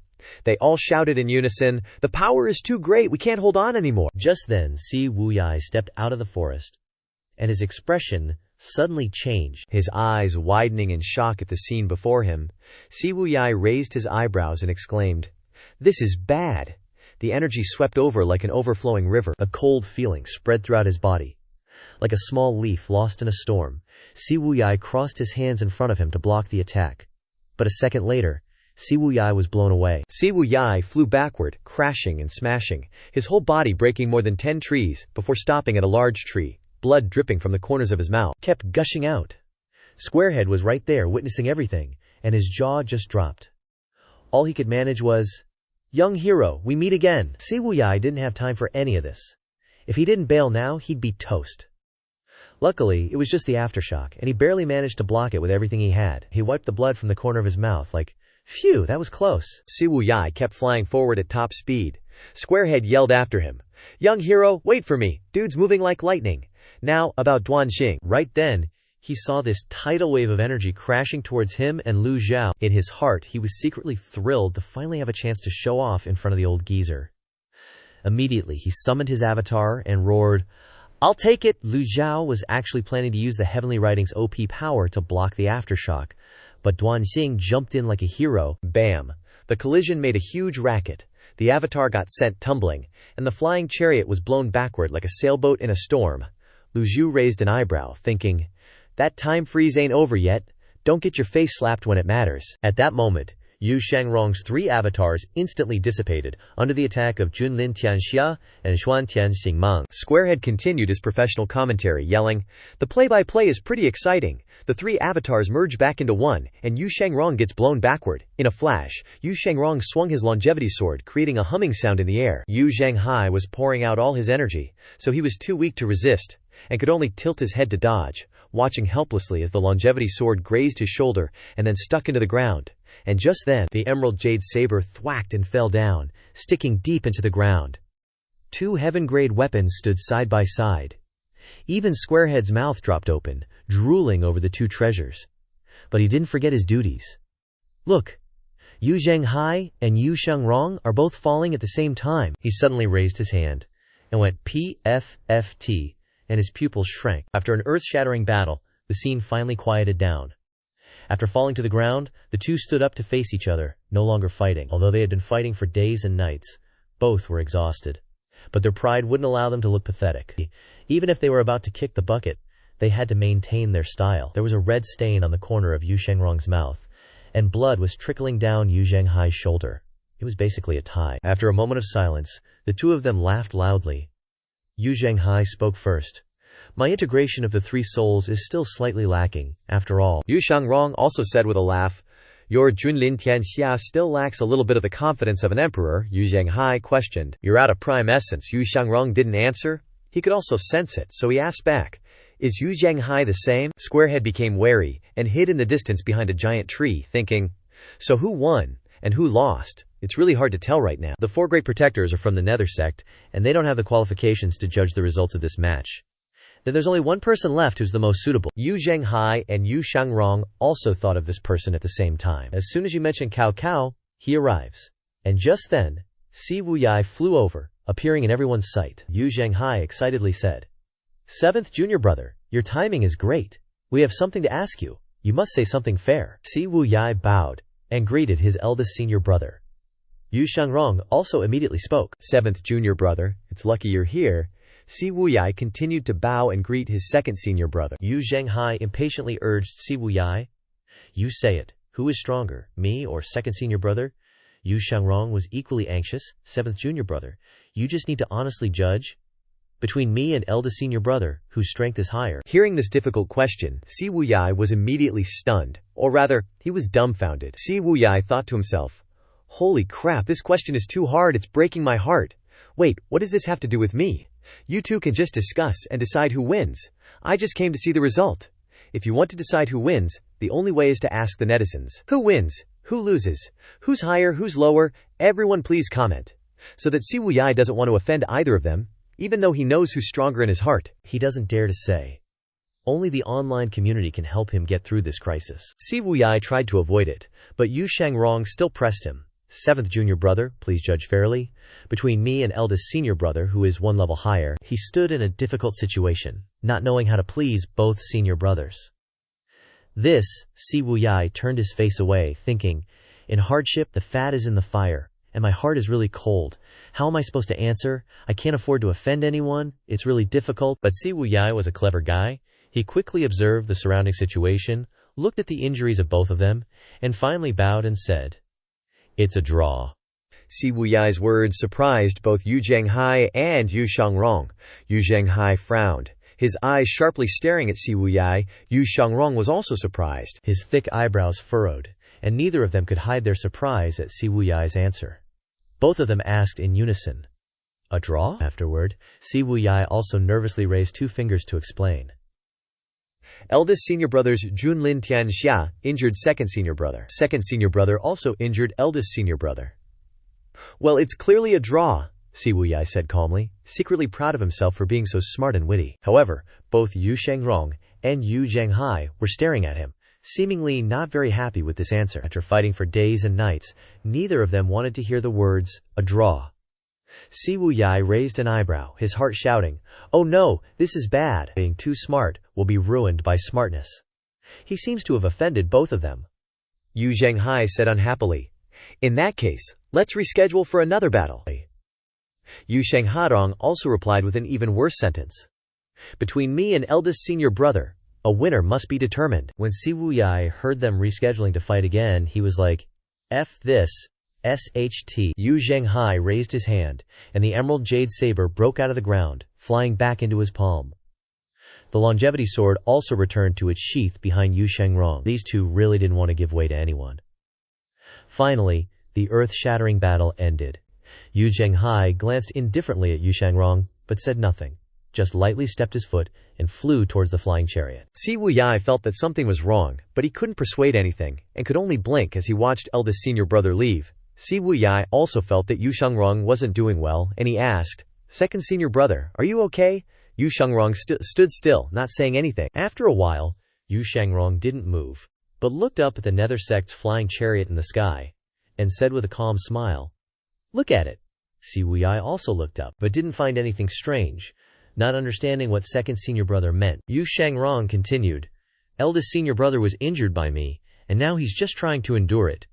Who told me to be his junior brother? I just said that to save face for eldest senior brother. Si Wuyai nodded.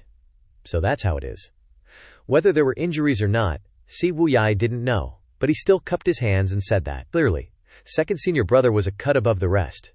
Yu Shangrong still replied with a nonchalant expression, not worth mentioning. Even though he said that, he looked like he wanted to crack a smile. At the same time, Yu Zhenghai strode back, his footsteps on the floor sounding like heavy thuds. His face was flushed, veins popped on his forehead, his eyes were bloodshot, and his aura was blazing like he was about to explode. Clearly, the conversation just now had pushed his anger to the limit, turning him into a volcano about to erupt. Hua Chongyang, Bai Yuqing, Yang Yan, and Dian Qing bowed in unison to welcome him. Sect leader Yu Zhenghai said nothing, his expression unchanged as he walked inside, then sat down majestically on the main seat. Immediately after, he let out a painful groan, and a drop of red liquid flowed from the corner of his mouth. By this point, he couldn't hold it in anymore, not much, but enough to prove that the sect leader Yu Zhenghai, of the #1 demonic sect under heaven, who had swept across countless enemies, was injured. Seeing this scene, the 4 Dharma protectors were shocked. However, they just stood in silence without daring to say anything. Yu Zhenghai raised his hand to his mouth, slowly wiping away the bloodstains. His eyes flashed with a cold light, and his low voice carried an undeniable command. This must not be revealed. He emphasized each word, his gaze as sharp as daggers piercing the person in front of him, and the surrounding atmosphere suddenly became suffocating and heavy. Clearly, the matter just now was not simple, and Yu Zhenghai was trying to cover up this shameful affair. The 4 Dharma protectors all obeyed, but everyone understood. If the world knew that the dignified sect leader of the #1 demonic sect was injured by his junior brother, what face would he have left? Hua Chongyang understood the seriousness of this matter, so he turned around indifferently, as if nothing had happened, and ordered, "Let's go!" The flying chariot quickly turned its head and flew towards Purple Haze Mountain. However, creaking sounds began to ring out as the flying chariot flew at high speed. The flying chariot emitted strange sounds, and the disciples of the Nether sect all looked around. Hua Chongyang bowed and reported, "Sect leader, the flying chariot has suffered some impact, but it does not affect the flight speed." Yu Zhenghai nodded. The flying chariot began to accelerate. Yu Zhenghai looked outside, and at this time the sun had risen high. The bright sunlight shone through the clouds. Looking as beautiful as a celestial realm, Hua Chongyang suddenly said, "Sect leader, a discovery." Yu Zhenghai was surprised, and couldn't help but exclaim. He and the 3 Dharma protectors turned their heads to look in the direction Hua Chongyang was pointing. Hua Chongyang's voice was extremely urgent. "It's a small black flying chariot, resting on 2 giant trees." Bai Yu King was stunned. Her eyes widened, her mouth agape as she looked at the 2 giant trees, her expression full of doubt, her voice mixed with surprise. "There are others?" The appearance of the mysterious flying chariot made her uneasy. Di Qing clasped his hands, his expression as cold as ice, his eyes filled with killing intent, and reported, "Sect leader, these people have guts as big as the sky. This subordinate asks to take action and kill them all." Yu Zhenghai was a little annoyed, so he said indifferently, "Go." He didn't forget to instruct, "Remember to act quickly and decisively." Bai Yu Qing suddenly saw a wisp of aura carrying an auspicious omen flashing quickly towards the black flying chariot, and exclaimed in doubt, "Ah, what is that?" Yu Zhenghai's eyes also glanced in that direction.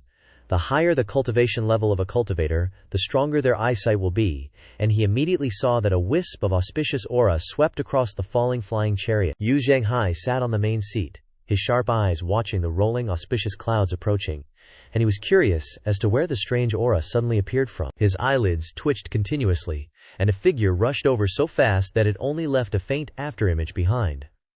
On the back of that mount, the figure of an old man gradually appeared. This old man was very familiar. The moment he recognized who it was, Yu Zhenghai's pupils contracted like pinpoints, his whole body stiffened, and cold sweat poured down like he had taken a bath. Large drops rolling down his pale face, Yu Zhenghai tried to breathe, but his throat was as if being squeezed, and he could only let out a few choking coughs. "Grand, grand!"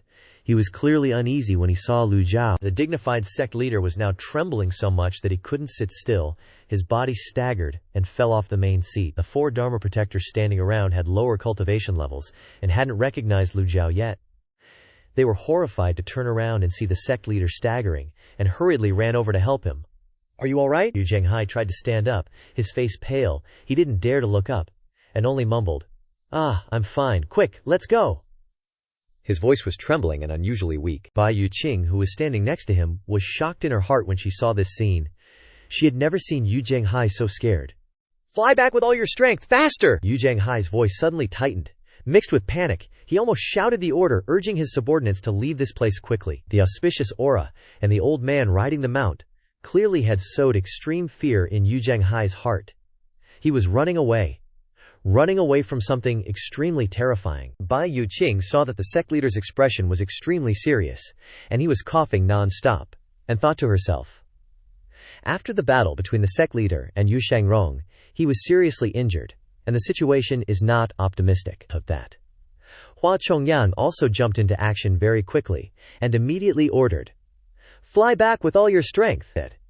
The disciples of the demonic sect shouted, "We respectfully obey the sect leader's orders." The flying chariot immediately accelerated and flew towards the horizon, the creaking sound resonating all the way. Previously, at the border of the Cloud Reflection Forest land, the flying chariot of the Devil Slaughter sect could not withstand the force of the collision between Yu Zhenghai and Yu Shangrong, so it was blown away for several miles. The flying chariot was damaged and had to land, lying precariously on the treetop. At this time, Duanheng was so frightened that his face was green, and he hurriedly bowed and pleaded guilty. "Senior, please forgive this incompetent junior." He pointed to the large flying chariot that was flying away into the sky. "Senior, that is the flying chariot of the Nether sect." Lu Zhou looked back. The time left on the frozen time card was 15 minutes. At this time, he felt that every second passed like a year. Lu Zhou was looking at the system interface, and when he heard this, he immediately looked up, and at this time the flying chariot was far away on the horizon, and the countdown for freezing time was more than 10 minutes. With only 10 minutes left, and about to miss a wicked disciple, he was a little unwilling.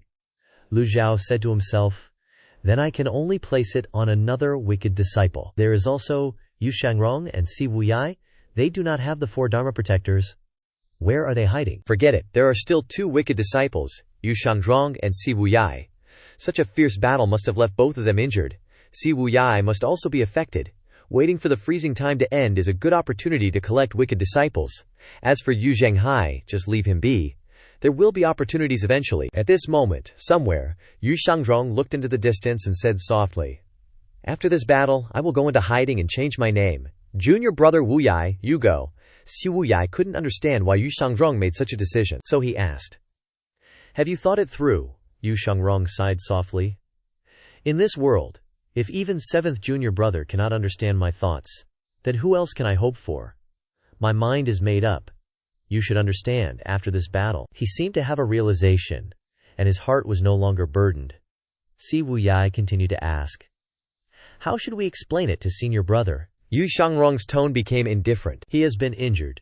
The victory or defeat has already been decided, and he will not come back to spar with me again." Si Wuyai saw that Yu Shangrong didn't reveal any expression on his face, so he said, "Second senior brother, I support you in going into hiding and changing your name, but it's not to the point of severing all contact with each other. In the future," before he could finish speaking, Yu Shangrong coldly scolded, "Get lost." Yu Shangrong, who was always polite and courteous, suddenly spat out the word, "Get lost," which shocked Si Wuyai greatly. Si Wuyai swallowed back the words he was about to say.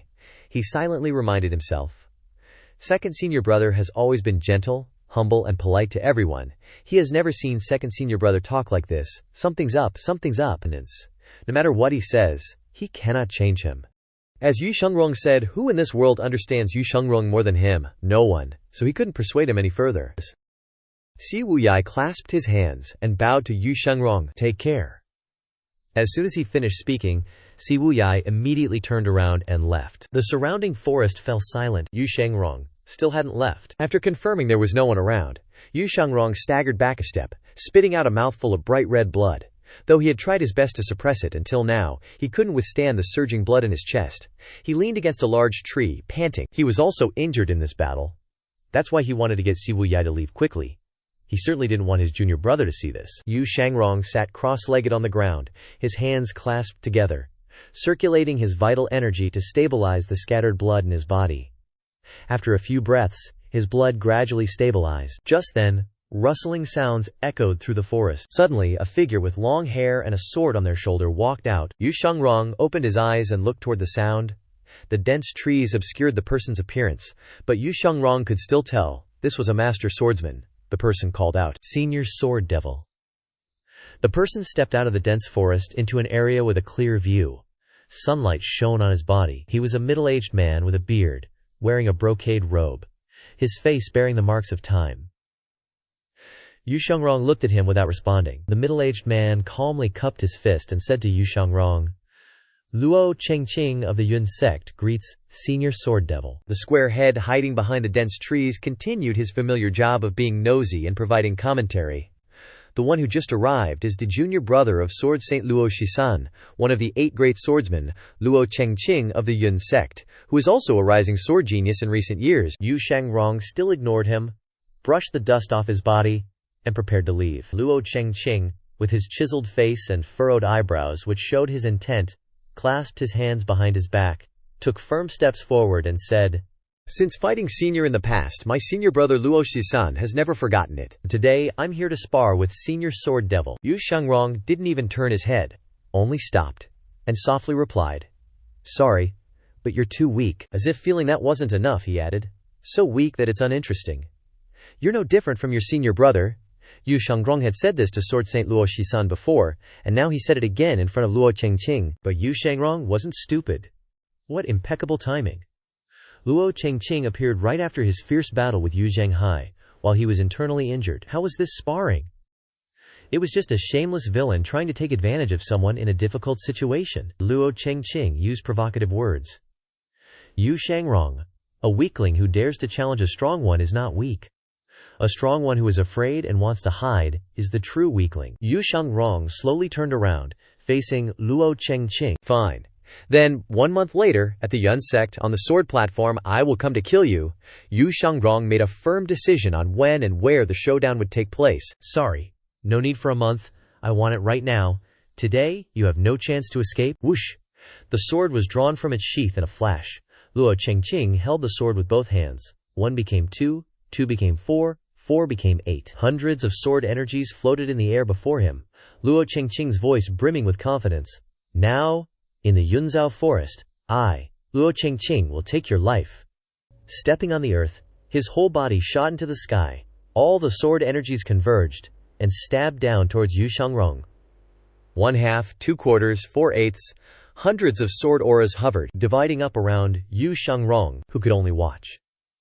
As the sword tips approached, his face darkened. If it were before, Yu Shangrong would have 1,000 ways to break this move, but now things were different.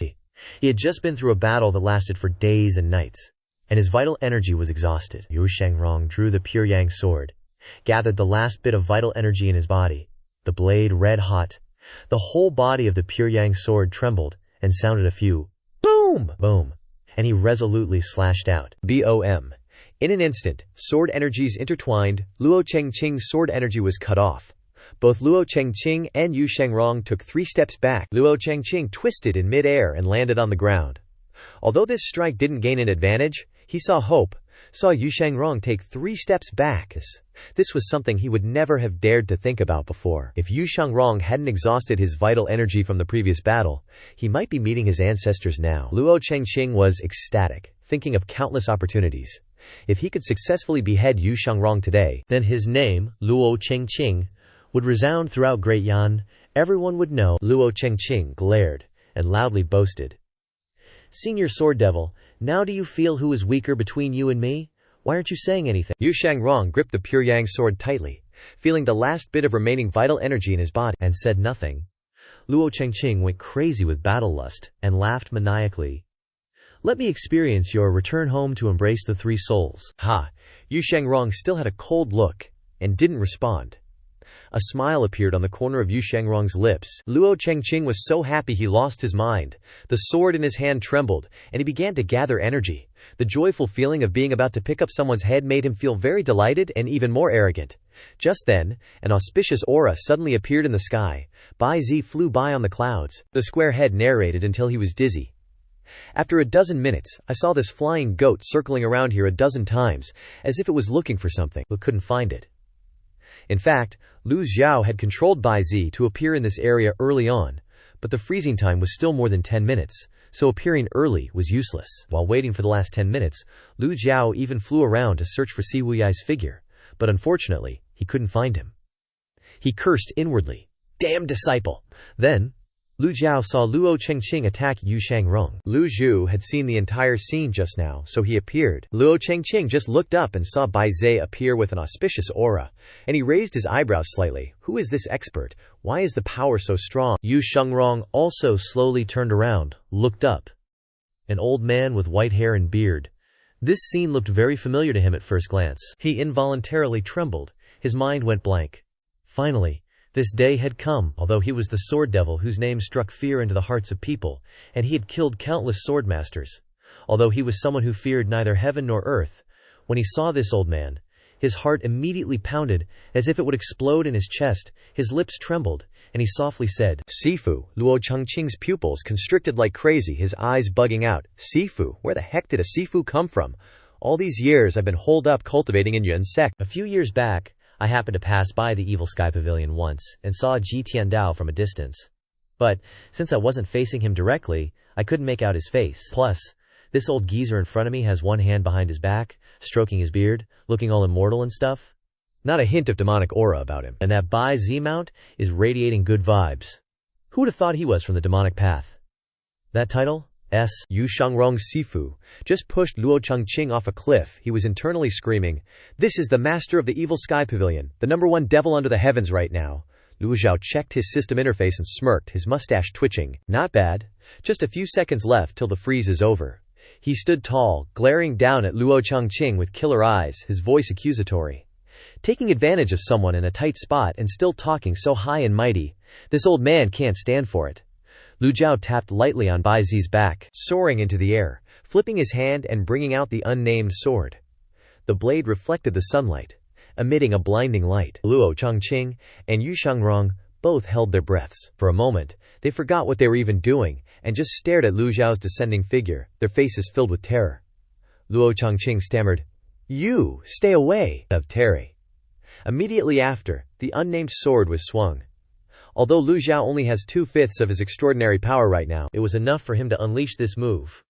Luo Chengqing was scared silly, rapidly retreating, his long sword gathering energy. Thousands of sword beams turning around to face Lu Zhao, who was descending from the sky. Lu Zhao dug through his brain for any memories related to the Giwan swordplay, while muttering the incantation of the heavenly writing divine power in his head, Suzhu Sui Nian. Illusory images appeared before Lu Zhao's eyes, left, middle, right. This was precisely Yu Shangrong's signature ultimate move. Return, come forth, enter the three souls. Unfortunately, his eyes had started to grow dazed, as if he had just entered a dreamscape. Whoosh! In a flash, the three figures merged, and all surrounding sounds went silent. The unnamed sword sliced through thousands of sword beams, slashed through the sword in Luo Chengqing's hand, and sliced cleanly through his chest and up to his head. He looked down at his chest, a cut burst open, gushing red liquid like a spring, his life draining away at an alarming rate. All of Lu Zhao's movements were as smooth as flowing water, without any fancy tricks, not even a trace of primal ki being emitted, just one sword strike, and it was all over. Luo Zhao's figure reappeared behind Luo Chengqing. Yu Shangrong stood frozen, his eyes wide, staring at the scene before him. He couldn't believe what he had just witnessed. Luo Chengqing was a top expert, and he was defeated in a single move? His face kept shifting from white to pale, cold sweat pouring down him like a shower, and the only thing in his head was, just what realm has Sifu's strength reached? Yu Shangrong frowned, his eyes filled with fear and dread. Though he was still alive, the terror he felt was no different than that of Luo Chengqing, who was about to kick the bucket. Luo Chengqing struggled to open his eyes, his gaze falling on Yu Shangrong, who was standing opposite him just a few meters away. Luo Chengqing's voice echoed in the air. Filled with despair, Luo Chengqing raised his left hand, trying to point at Yu Shangrong, and stuttered, "Save, save." Luo Chengqing's body was split in two. His eyes widened, the focus disappearing from his eyes, turning blank. His body slowly fell backwards, splat, his corpse hit the ground. The large and long sword in Lu Chengqing's hand was also broken in half by Lu Zhu's sword energy. Falling to the ground, Lu Zhao stroked his beard, turned around, and once again looked at Yu Shangrong. Lu Zhao's voice coldly uttered two words, "Traitorous disciple." Lu Zhao held the unnamed sword tightly in his hand, ready to give that traitorous disciple a major whooping with his sword. The system immediately notified him. Killed a nascent soul realm target. Gained 1,500 merit points. The extraordinary power of the heavenly writing in Lu Zhao's body had been depleted, but in exchange, the freezing time for the item card had ended. All the item cards in the system panel emitted a flickering light, which meant he could use them at will, and the unfilial disciple in front of him was about to meet his match. Yu Shangrong couldn't believe his eyes. He stood there stiffly and asked softly, "You, Sifu?" He couldn't understand how Sifu had appeared in the Yunzhao forest. Yu Shangrong's emotions fluctuated very clearly. Why? Lu Zhao stroked his beard, looked at Yu Shangrong seriously, and shouted softly, "Insolent disciple." As Lu Zhao spoke, he took steps to approach him. "How did this old man teach you back then? Do you still remember?" Lu Zhao's feet moved faster and faster, and this feeling of being pressed step by step caused Yu Shangrong's mind to be in chaos, and he took steps back. Lu Zhao glared and said each word. Betraying the Evil Sky Pavilion, killing fellow disciples. Yu Shangrong was frightened and stuttered, "Sifu, you want to kill me again? Why would I want to kill you?" Lu Zhao paused, looked at Yu Shangrong, and said, "Isn't it worth killing you?" Yu Shangrong felt the injuries in his body, and a sad look flashed across his face. He smiled and stood up straight. not wanting to look too embarrassed. In my hometown, there is a kind of grass called Junhua grass. It blooms in the morning and withers in the evening. It hears the dado in the morning and withers in the evening. Sometimes I think, if you know you are going to die, why bother taking care of it? With a whoosh, the longevity sword flew out of its sheath, and the aura of the grass swirled into a burning fire. Please, old man, death is a normal thing for people. Lu Zhou heard what he said and shook his head secretly, thinking, insolent disciple, still an insolent disciple. Don't try to find reasons for what you have done. Who doesn't have to die in this world? If that's the case, then according to what he said, shouldn't people kill themselves when they are born? It's just sophistry. Lu Zhou took a step and continued, it's precisely to live. Who doesn't want to live longer? And to live happily? Yu Shangrong's eyes were extremely complicated, and he murmured, but no one can escape this constraint. Lu Zhou shouted even louder when he heard this nonsense. Nonsense! Why don't you confess your sins? Yu Shangrong shook his head slightly. Sifu, one day as a teacher, a lifetime as a father. Please forgive this disciple for not being able to return with you this time. He called himself a disciple, Lu Zhou asked softly. Can you escape? Yu Shangrong stepped on the ground, and all the primal qing erupted, sending him flying into the sky. You underestimate this disciple. Even if Sifu didn't take action, that Luo Changqing was no match for me. The square-headed guy hiding behind the trees, stomping his feet, was given a close-up narration by Ye. Yu Shangrong leaped onto the Chengsheng sword, controlling the sword to fly. Taking advantage of the tacit understanding between him and the Chengsheng sword, he could reduce the consumption of primal qi while also increasing the speed of flight. It's a pity that most people can't do this. What a treasure a heaven-tier weapon is, and you still have to have a tacit understanding that reaches perfection. Lu Zhou indifferently raised his hand, mobilizing primal qi within his palm, and coldly yelled 2 words, rebellious disciple. Within his palm, the prop card imprisonment cage, enhanced version shattered, and the golden light energy formed a counterclockwise rotation, creating a vortex. Yu Shangrong flew away on his sword, rapidly rushing into the depths of Yunzhou forestland. He flew fast, leaving whistling sounds in the air. Duanxing and his subordinates standing below looked up and couldn't help but marvel at Yu Shangrong's speed of over 300 bananas per hour. So fast, golden light flickered, radiating energy, forming an enormous word, brilliance, that streaked across the sky. Yu Shangrong, startled, whipped his head around to look back. The giant word bind was already right behind him, rushing like a shooting star, hitting Yu Shangrong accurately. A loud bang echoed, and Yu Shangrong cried out in pain. All the remaining primal qi in his body was bound in an instant. Yu Shangrong exclaimed in shock, God-binding curse! His body staggered and fell, and the Chengsheng sword wasn't doing any better, falling right beside him. His Dantian Qi Si was empty at this moment. He couldn't control the Chengsheng sword to fly anymore. His whole body fell to the ground. Inside Yunzhou forestland, Duanxing led the Masatsu sect brothers standing in a horizontal line. Slowly walking forward, Duanxing raised his hand, giving the order, stop. Don't get close. That's the sword devil. We'll stand here and wait for the old senior's orders. Duanxing saw Yu Shangrong in front of him and couldn't help but swallow his saliva, cupping his hands and saying, Greetings, Sword Devil Senior. Yu Shangrong, having just fallen to the ground, saw the Masatsu sect people.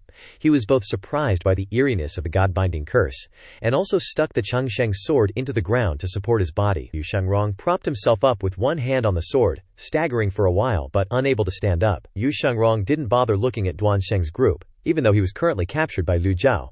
But people like them weren't worthy of talking to him. Lu Zhou clasped his hands behind his back, leisurely and slowly walking forward. The system sent another notification. Captured the rebellious disciple Yu Shangrong. Reward 1,000 merit points. At this moment, Lu Zhou was completely relieved. Having been hit by the god-binding curse, Yu Shangrong had no cultivation, so where could he escape to? So he had solved one rebellious disciple. Yu Shangrong helplessly glanced at Lu Zhou. Yu Shangrong took a deep breath. This was the only old man in the world who made him lose the intention to resist. Lu Zhou walked in front of Yu Shangrong, stopping a few steps away from him. Duanxing's group didn't dare to approach Yu Shangrong and Lu Zhou. After all, in front of them was the famous sword devil of the era, who would launch a massacre at the slightest disagreement, terrifying people just hearing about it. Compared to Yu Shangrong, the Masatsu sect people were just a bunch of trash fish and rotten shrimp. The rest of the people also bowed respectfully, not daring to act rashly. Yunzhou forestland completely fell silent. Lu Zhou calmly looked at Yu Shangrong, not saying a word, and Yu Shangrong could only let his master punish him. He knew that this time, even if he could fly to the heavens, he couldn't escape. Bong bong. The sound of the bell coming from Yunzhou Temple inadvertently broke this rare silence. In the few days staying at Yunzhou Temple, the sound of the bell still rang every day. Lu Zhou had gradually become accustomed to this kind of ancient sound. At first he felt annoyed, but listening to it became familiar. Lu Zhou glanced around. Suddenly thinking of Si Wuyai, he finally opened his mouth to ask, "Where is the rebellious disciple Si Wuyai?" Yu Shangrong shook his head. He has left. But this disciple doesn't know where he went. Lu Zhou glared at Yu Shangrong and said, "I transferred a body of cultivation to you, and you only have so much ability." Yu Shangrong was doubtful, not understanding the meaning in his master's words, but he didn't say anything, only kept silent. The winner is king, the loser is bandit. This is the truth. From ancient times, Lu Zhou waved his hand slightly, ordering Duanxing and his subordinates to lead him away. Duanxing was startled. He immediately bowed. "Yes, sir." Yu Shangrong glanced at Duanxing's group, using force to straighten his body, softly saying, "Can I go by myself? Sorry to trouble you guys." Hearing these words, Duanxing's group retreated, bowing their heads, and not daring to continue forward. Duanxing felt that he was disliked, but what could he do? Although Yu Shangrong was now a prisoner, he wasn't the kind of person that Duanxing could mess with. Yu Shangrong's cultivation could be said to be only below Lu Zhou, but above 10,000 people. However, being able to personally see this kind of peerless character being captured and brought back by his master was also a joyful thing in life. Perhaps one day when Duanxing grew old, he could boast to others that he had once witnessed the peak battle between the great disciple and the second disciple of the Motation Pavilion.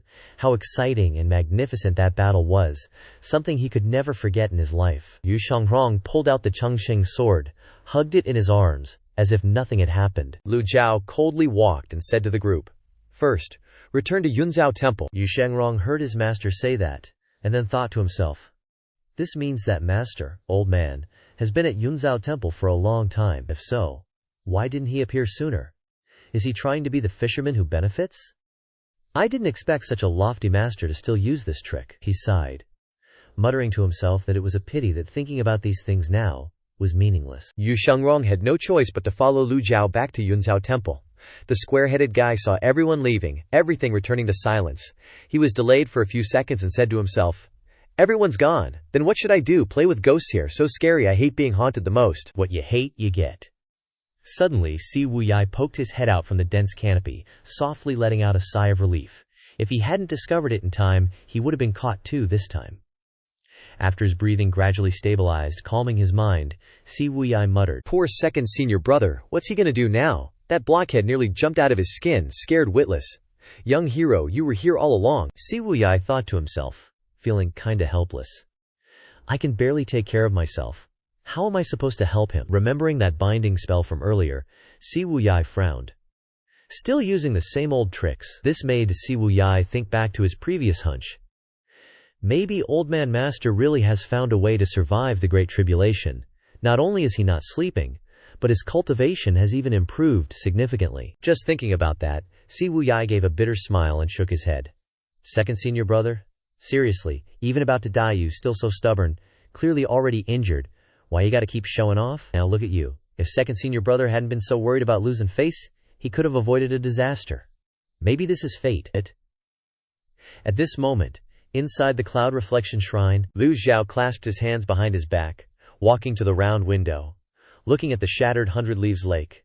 Feeling utterly melancholic, Yu Shangrong stood behind Lu Zhou, his face devoid of any emotion, and he was silent for a while. Lu Zhou finally said, "Yu Shangrong, sit." Clang! The longevity sword had fallen to the ground. Yu Shangrong wasn't worrying about saving face right now. He immediately bent down to pick up the sword, his expression terrified, looking like some clown with a dumb look on his face. Normally, the longevity sword would never fall to the ground. The rapport between Yu Shangrong and the longevity sword had reached perfection. The sword would automatically absorb his vital energy. Lu Zhou stroked his beard, glancing at the longevity sword in Yu Shangrong's arms. As if just remembering something, he spoke up. "You've been a disciple for 275 years. Do you still remember the first rule I told you when you first joined?" Yu Shangrong picked up the longevity sword and quietly looked outside. He could also see the devastated Hundred Leaves Lake through the window. He was stunned for a moment, then replied, "No internal strife among disciples," Lu Zhou said in an annoyed and irritated tone. "You knew that, and still dared to violate it." Yu Shangrong lowered his head, not daring to look up, and replied, I and the eldest senior brother were only discussing cultivation methods, Lu Zhou growled. Discussing? Lu Zhou immediately walked in front of Yu Shangrong, his eyes as cold as ice, still staring straight at him and questioning. I can give you cultivation, give you weapons, and I can also take them back. Do you believe me? Hearing this, Yu Shangrong's heart skipped a beat. His face turned pale as a ghost, and his hand holding the longevity sword tightened slightly. Yu Shangrong lowered his head and thought helplessly. Before, no matter who he had to face, Yu Shangrong had never felt so nervous and scared. Standing in front of his master, all his arrogance and status seemed ridiculous. Yu Shangrong bowed his head in silence. After a long time, he was like a child who had done something wrong. Lu Zhou looked directly at Yu Shangrong and asked him point blank, "Why did you leave the Dark Heaven Pavilion?" Yu Shangrong frowned, not daring to raise his head to look at Lu Zhou. You really don't remember? Lu Zhou thought of the missing memory fragment and replied calmly, forgotten. At least for Lu Zhou, this memory fragment was no different from being forgotten. Yu Shangrong's eyes were filled with complexity. Looking at the master in front of him, seventh junior brother said, "You've changed a lot. I didn't believe it at first, but now it seems to be true." Seeing his master's appearance, Yu Shangrong suddenly remembered many things from the past. When he had not yet entered the mountain gate, and was still a small child. When he was asked by his master to fetch meals and water without daring to say a word. In the blink of an eye, nearly 300 years have passed. Yu Shangrong has become a sword demon, whose name terrifies everyone. But his master is about to reach the end of his life. This made him sigh. Lu Zhou glared, and said calmly, "This is not important." Yu Shangrong bowed his head and quickly replied, "It's good that you forgot." Lu Zhou raised an eyebrow, clasped his hands, and stood up. Rebellious disciple Yu Shangrong didn't think much. Immediately knelt down like a conditioned reflex. Without daring to say anything more, Lu Zhao's eyes stared at Yu Shangrong, continuing to ask sternly, "You still won't speak?" Yu Shangrong lowered his head, looking at the ground. "This disciple just wants what's best for you. It's better that you forget about this matter." Lu Zhou waved his hand, and a burst of energy struck. Smack! Not too hard and not too light. Yu Shangrong didn't dodge, and he took a slap to the face. He raised his head blankly, the slap burning hot on his face. The system then notified. Ding!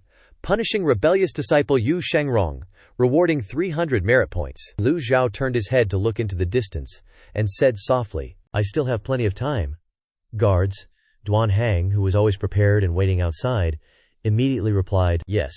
Junior Duan Hang immediately ran like he was going to shit his pants, opened the door, and stepped inside. He kowtowed once, wanting to shake his brain and break his head. "Please give your orders, senior. Even if I have to climb a mountain of knives or jump into a sea of fire, I will not hesitate." Lu Zhou coldly waved his sleeve and spoke up. "Take him away." Duan Hang acted as obedient as a puppy. Once again, Lu Zhou waved his sleeve, and a burst of energy pushed the door open. He clasped his hands behind his back, walked out of the room, and shouted, "Bye!" Hearing the order, Bai Zi stepped on the clouds and flew over, slowly landed in the courtyard, and then cried out once. Lu Zhou looked up at the sky. It was noon. The time was not too early. Duan Hang now dared to raise his head and look at him, hurriedly followed Lu Zhou, and then stammered and asked, Old senior, who are you taking away?" At this moment, Yu Shangrong walked out of the room. That posture and temperament were clearly saying, "Don't touch me." His whole body exuded the aura of an overlord. "Get away from me. How dare Duan Hang stay close?" Lu Zhou turned his head back and glared, and asked, "Are you very afraid of him?" Although Duan Hang was so scared he nearly pissed his pants, he tried to encourage himself and said, "This junior is not afraid. This junior has old senior as a support. No need to be afraid." "That's good." Lu Zhou flew onto Bai Zi and left. Duan Hang went to Yu Shangrong's side. His eyes were scanning very carefully, and his pupils contracted extremely strongly. Because he was scared out of his mind, Yu Shangrong only glanced at Duan Hang, and then indifferently looked away. Duan Hang was almost about to cry. "How can I not be afraid? I can't do this." Lu Zhou, on Bai Zi's back, turned his head to look around. He originally planned to stay here for a few more days, reminiscing about some fun memories from back then. But he still had a lot to do, so he had to return. Everything in his mind was the past, and everything he saw was regret. Just as Lu Zhou was about to leave, Abbess Xuanjing of the Yunzhou nunnery, with one hand clasped in front of her chest, said, "Amitabha, please take care, Benefactor Ji." Xuanjing kept her hands clasped, staring intently at Lu Zhou. Lu Zhou saw the shadow of Jing Yanzi in Xuanjing, a persistent, independent, and steadfast person. Especially since this was such a scenic place, wouldn't it be even more of a shame to see it fall into ruin? Besides, this place was far from the mortal world, a natural sanctuary for relaxation and rejuvenation. If he had nothing else to do in the future, he'd still want to drop by for a rest. Thinking this, Lu Zhou said loudly, "Beneath the portrait in the room is a Buddhist technique left behind by this old man years ago. You must cultivate diligently and not let this place become desolate. Yunzhou Nunnery is a very good place. I don't want it to fall into ruin. Everything depends on you." Lu Zhou waved his hand. "Handle it yourself." With that, he controlled Bai Zi to ride the clouds and fly away. They both left at breakneck speed. Xuanjing, hearing this, her originally dim eyes suddenly lit up. She immediately knelt down and said to Lu Zhou, "Thank you, Benefactor Ji. This poor nun thanks Benefactor Ji on behalf of my teacher. This poor nun will definitely do her best and live up to Benefactor Ji's expectations." Seeing Lu Zhou return, the group from the Mosha sect bowed respectfully. "Sect leader, we, your subordinates at the Mosha sect, welcome you back." Just then Duan Hang boldly mobilized his kyo and carried Yu Shangrong, flying after him. "Sword Devil Senior, rest assured, my follow-up skills are also considered top-notch." And so a scene of pursuit that was too fast and too dangerous unfolded at breakneck speed in the sky. But how could Duan Hang keep up with Bai Zi, a mythical mount?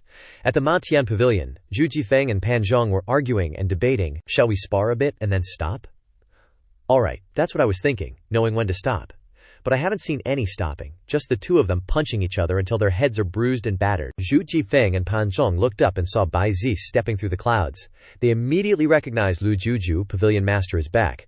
The two immediately stopped what they were doing, turned their eyes to Duan Hang carrying Yu Shangrong, flying behind Bai Zi, revealing a look of confusion. Who are those two? Pan Zhong and Zhu Jifeng came from the Jingming Dao and Tianjian sect, respectively, and were just young whippersnappers. At most, they'd heard tales about Yu Shangrong, but they'd never actually seen him. Not to mention Pan Zhong or Zhu Jifeng, even some big shots hadn't met Yu Shangrong before.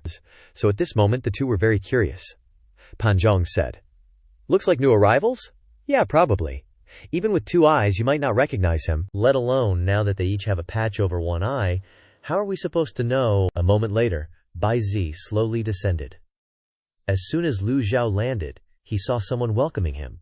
"Greetings, Pavilion Master! Greetings, Pavilion Master!" Lu Zhou jumped off Bai Zi's back and waved his sleeves, saying, "Take him to the reflection grotto." Pan Zhong and Zhu Jifeng looked at each other in confusion. "Not a new arrival?" The two immediately replied, "Yes, sir." The two, having stumbled once, were now wiser. From now on, no matter who came, they would treat them with respect and humility. They naturally understood that the kind of person acknowledged and brought back by the Pavilion Master couldn't be ordinary. Pan Zhong suddenly felt that Lu Zhao's attitude this time seemed very familiar, like those days when the Fate Snatcher, Zhu Honggong, was brought back and treated the same way. Pan Zhong's heart skipped a beat. Could this gentle and polite man before us also be a disciple of the Pavilion Master? The curiosity in Pan Zhong and Zhu Jifeng's hearts kept growing. If so, is this senior brother number 1 or number 2? No matter which one he is, he's someone we can't mess with. Pan Zhong quickly nudged Zhu Jifeng with his elbow. "I'm not afraid of opponents as strong as gods, only teammates as dumb as pigs." The respectful attitude, correct posture, tone, and demeanor were all extremely standard. The two thought to themselves, "This time, there shouldn't be any problems, right?" Pan Zhong and Zhu Jifeng went to Yu Shangrong and Duan Hang. "This way, please." Lu Zhou turned around in confusion and asked casually, "What are you two doing?" Pan Zhong and Zhu Jifeng were startled. Duan Hang jumped, let out a cry, and hurriedly waved his hand. "I'm a guest, not me." Saying that, he pointed at Yu Shangrong. Yu Shangrong found the two's nervousness a bit amusing, so he smiled faintly and said, "I can go myself, no need to trouble you two." Yu Shangrong humbly and politely walked towards the back mountain. Returning to the Matian Pavilion this time, Yu Shangrong couldn't help but glance at the scenery here. Learning from the previous experience with Zhu Honggong, Zhu Jifeng hurriedly followed. "Let me take you to the reflection grotto for repentance in the back mountain. It has a simple barrier that can only be entered but not exited." Yu Shangrong no longer had any cultivation, so once he stepped inside, he wouldn't be able to get out. Lu Zhou asked Pan Zhong, "Where is Lao Si?" Pan Zhong hurriedly replied, Reporting to the pavilion master, Senior Brother 4 and Senior Brother 9 have not yet returned, but Senior Brother 4 has sent a flying letter, saying that he should be back tomorrow. Lu Zhou stroked his beard, nodded, and returned to the Mao Tian pavilion. Duan Hong seemed embarrassed. Not knowing what to do, Pan Zhong suddenly winked at him. "May I ask, how do you address yourself?" Duan Hang gave a thumbs up and smiled. "Mo Shan's sect, Duan Hang." Pan Zhong showed his bruised face and continued to ask, "Who was that humble and polite brother just now?" Duan Heng continued to give a thumbs up and replied calmly, "That's Senior Brother 2, Yu Shangrong." Upon hearing this, Pan Zhong's face turned pale. He took a deep breath. That was close, that was close. Damn it, I'm really talented. Zhu Jifeng bowed and followed Yu Shangrong to the front of the reflection grotto. "Please, please." Along the way, Yu Shangrong couldn't help but shake his head and turn to Zhu Jifeng. "I don't mean to be sarcastic, but the old man's eyes, I mean my shifus, have really gotten much worse lately." Yu Shangrong's meaning was very clear. He didn't even know what his own identity was, and was already fawning so obviously. For this kind of person to be allowed into the Mabia Tian pavilion, his shifu's judgment must have really declined. Zhu Jifeng still bowed as before. "You're right." Looking at his face with a black eye, it was truly hilarious. Immediately afterward, Zhu Jifeng shouted into the reflection grotto, "Eighth Senior Brother." Zhu Honggong's voice echoed from inside the reflection grotto. "Spit it out if you have something to say. Release the Zhu family now. You're still struggling to cultivate. Don't bother me unless it's important," Zhu Jifeng said politely. "The sect leader ordered me to bring the newcomer into the cave. I hope 8th Mister can understand." As soon as he finished speaking, Zhu Honggong, who was sleeping face down, grumbled, "Get lost. Tell him to sleep outside. Also, he has to fetch water to wash my feet from now on." Hearing Zhu Honggong's extremely domineering words, Zhu Jifeng was speechless with helplessness. In his heart, Zhu Jifeng began to worry. Although he didn't know who this humble and polite newcomer was, he was definitely someone he couldn't afford to provoke. But he also didn't dare to disobey the gentleman in the cave. Standing frozen, Zhu Jifeng kept thinking, what to do? There's really no way to help this newcomer with Hishan. He is 8th Mister of the Nether sect, who once caused quite a stir. Zhu Jifeng was about to say something, but Yu Shangzhuang waved his hand. Indicating that he didn't mind, Zhu Jifeng lowered his head, extended his hand, and said respectfully, "Please come in." Yu Shangzhuang glanced at him and nodded slightly. "You've worked hard." Zhu Jifeng waved his hands repeatedly and replied, "It's nothing, it's nothing. This is what I should do." Seeing how kind the person was, Zhu Jifeng was very touched. He had been in the Nether sect for so long but had never heard anyone say, "You've worked hard," to him. So Zhu Jifeng reminded the brother, "Yu Shangdrong?" "Huh?" Yu Shangdrong responded. Meanwhile, Zhu Jifeng thought to himself that he had to remind this brother a little. Zhu Jifeng warned, "The person in the cave is 8th Mister of the Nether sect. Please bear with him." Yu Shangrong nodded, gave a friendly smile, and calmly walked into the Bihan cave. Hearing the footsteps, Zhu Honggong, who was cultivating bitterly in the cave, immediately turned purple with anger and shouted, "Didn't you understand what I said? You dare disturb me? You must be asking for a beating, right?" Then he stood up furiously, widened his eyes, and shouted loudly, "Ah!" But before he could finish his sentence, as soon as he turned around, Zhu Honggong froze as if struck by lightning. His eyes widened, and his whole body was stunned in place. His pupils reflected the image of Yu Shangrong. Yu Shangrong smiled, standing in front of Zhu Honggong, without saying a word. He understood that he didn't need to say anything to make Zhu Honggong scared shitless. Zhu Honggong finally regained his senses and immediately knelt on the ground, changing his tone 360 degrees to fawn over him. "Second Senior Brother, have you washed your feet yet? Let me fetch water for you." After saying that, he bowed low, his face full of flattery, and hurriedly prepared to run away. As Zhu Honggong ran to the barrier at the entrance of the cave, he heard Yu Shangrong's cold voice, "Come back!" Zhu Honggong immediately stopped, because his legs wouldn't move. With just 2 words, Zhu Honggong felt extremely heavy, even heavier than his own weight. He trembled and turned around, kneeling heavily on the ground. "Second Senior Brother, I was wrong." Zhu Honggong was so scared that he wanted to piss his pants and kowtowed as hard as he could. Yu Shangsheng walked to the opposite side and slowly sat down. "Don't be nervous, I won't blame you. Besides, my cultivation is restricted. What are you afraid of?"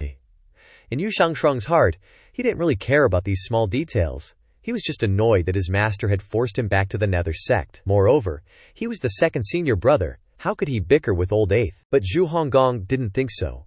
Looking at his senior brother's serious expression, he couldn't calm down at all. His courage was inversely proportional to his weight. He slapped himself in the face. Slap, slap, senior brother, I was really wrong, please don't mind it. Each slap resounded. He didn't hold back at all, slapping his chubby face repeatedly. Seeing that it wasn't enough, Zhu Honggong slapped himself a few more times. He tried to make Yu Shangrong happy. Zhu Jifeng, who was standing outside, suddenly heard strange noises, so he approached to observe the door. As soon as he looked at the scene in front of him, he was stunned. The situation was completely reversed from when he first arrived, and Zhu Honggong had become the underdog again. Adding the conversation between the two, if he still didn't understand, then he was an idiot. His eyes rolled back, and his expression became stupid. Zhu Jifeng was so frightened that his whole body staggered. Then, he desperately got up and ran back to the nether sect, but his legs couldn't lift up.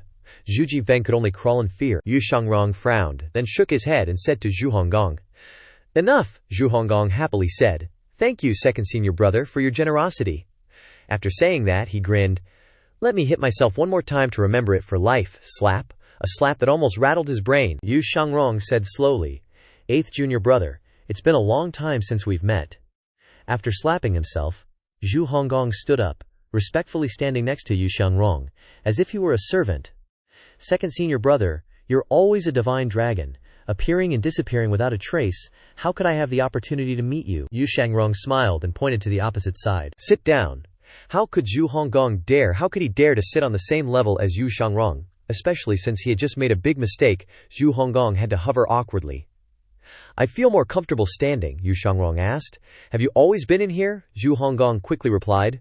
"Of course, I have to accept master's punishment." Yu Shangrong looked Zhu Honggong up and down, then said in surprise, "You're actually about to break through to the divine tribunal realm?" Yu Shangrong couldn't hide the surprise in his eyes.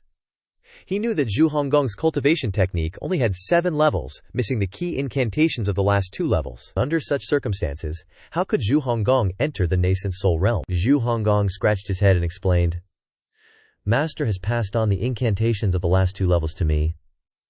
The old man even said that as long as I successfully break through, I will be able to return to the southern pavilion." Hearing this, Yu Shangrong was incredulous, and asked in a daze, "Master passed on the complete cultivation technique to you?" Zhu Honggong nodded repeatedly. "That's right."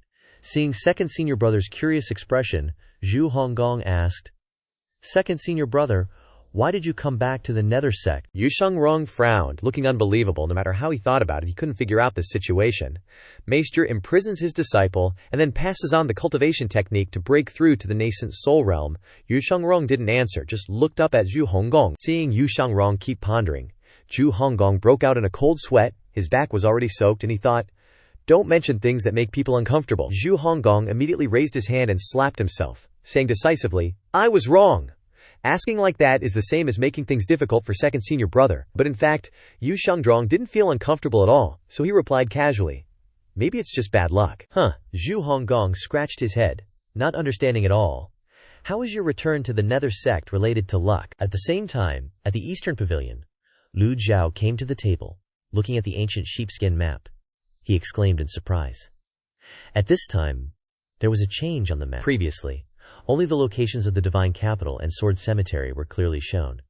But now, in the northwest of Yang province, a symbol of a blade of grass had appeared. Although the lines of the Yang province area were not very clear, Lu Zhou could also guess that the location was a transmigrator. Reading maps was just a basic common sense. Lu Zhou looked suspiciously at the blade of grass symbol, Hun Hoa grass. Lu Zhou suddenly remembered that the system had previously announced that any of his actions could trigger the appearance of new tasks. In other words, his capture of Yu Shangrong had activated the Huan Hoa grass task. Lu Zhou didn't look at the map anymore, but opened the task interface to check. There was one main task, educate Yu Shangrong, and 2 side tasks, the lifespan of Huan Hoa grass and opening the new heavenly book. Lu Zhou murmured, "It really is." It's just that at the moment, all Lu Zhou knew was that Ji Tiandao and Yu Shangrong had a conflict.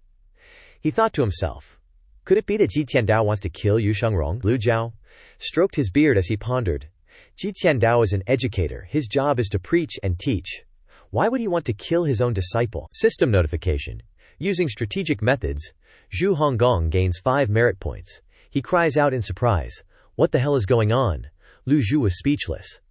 This situation can also get merit points, but obviously the merit points gained through teaching Zhu Honggong have decreased a lot. These are all problems for which temporary answers cannot be found. Lu Zhou put aside the previous problem and checked his personal information and the number of item cards. Name: Lu Zhou. Race: human. Cultivation: divine court realm. Dao transformation. Merit points: 2,750 points. Dharma body: 9 revolutions yin-yang. Remaining lifespan: 6,575 days. Items: 1 hit kill, quantity 2. Damage immunity, quantity 2. Fatal blow block, quantity 62. Passive binding cage, quantity 8. Refining talisman, quantity 1. Ji Tiandao peak state card, quantity 1. Bai Zi, Bi An, absolute terrain healing, quantity 2.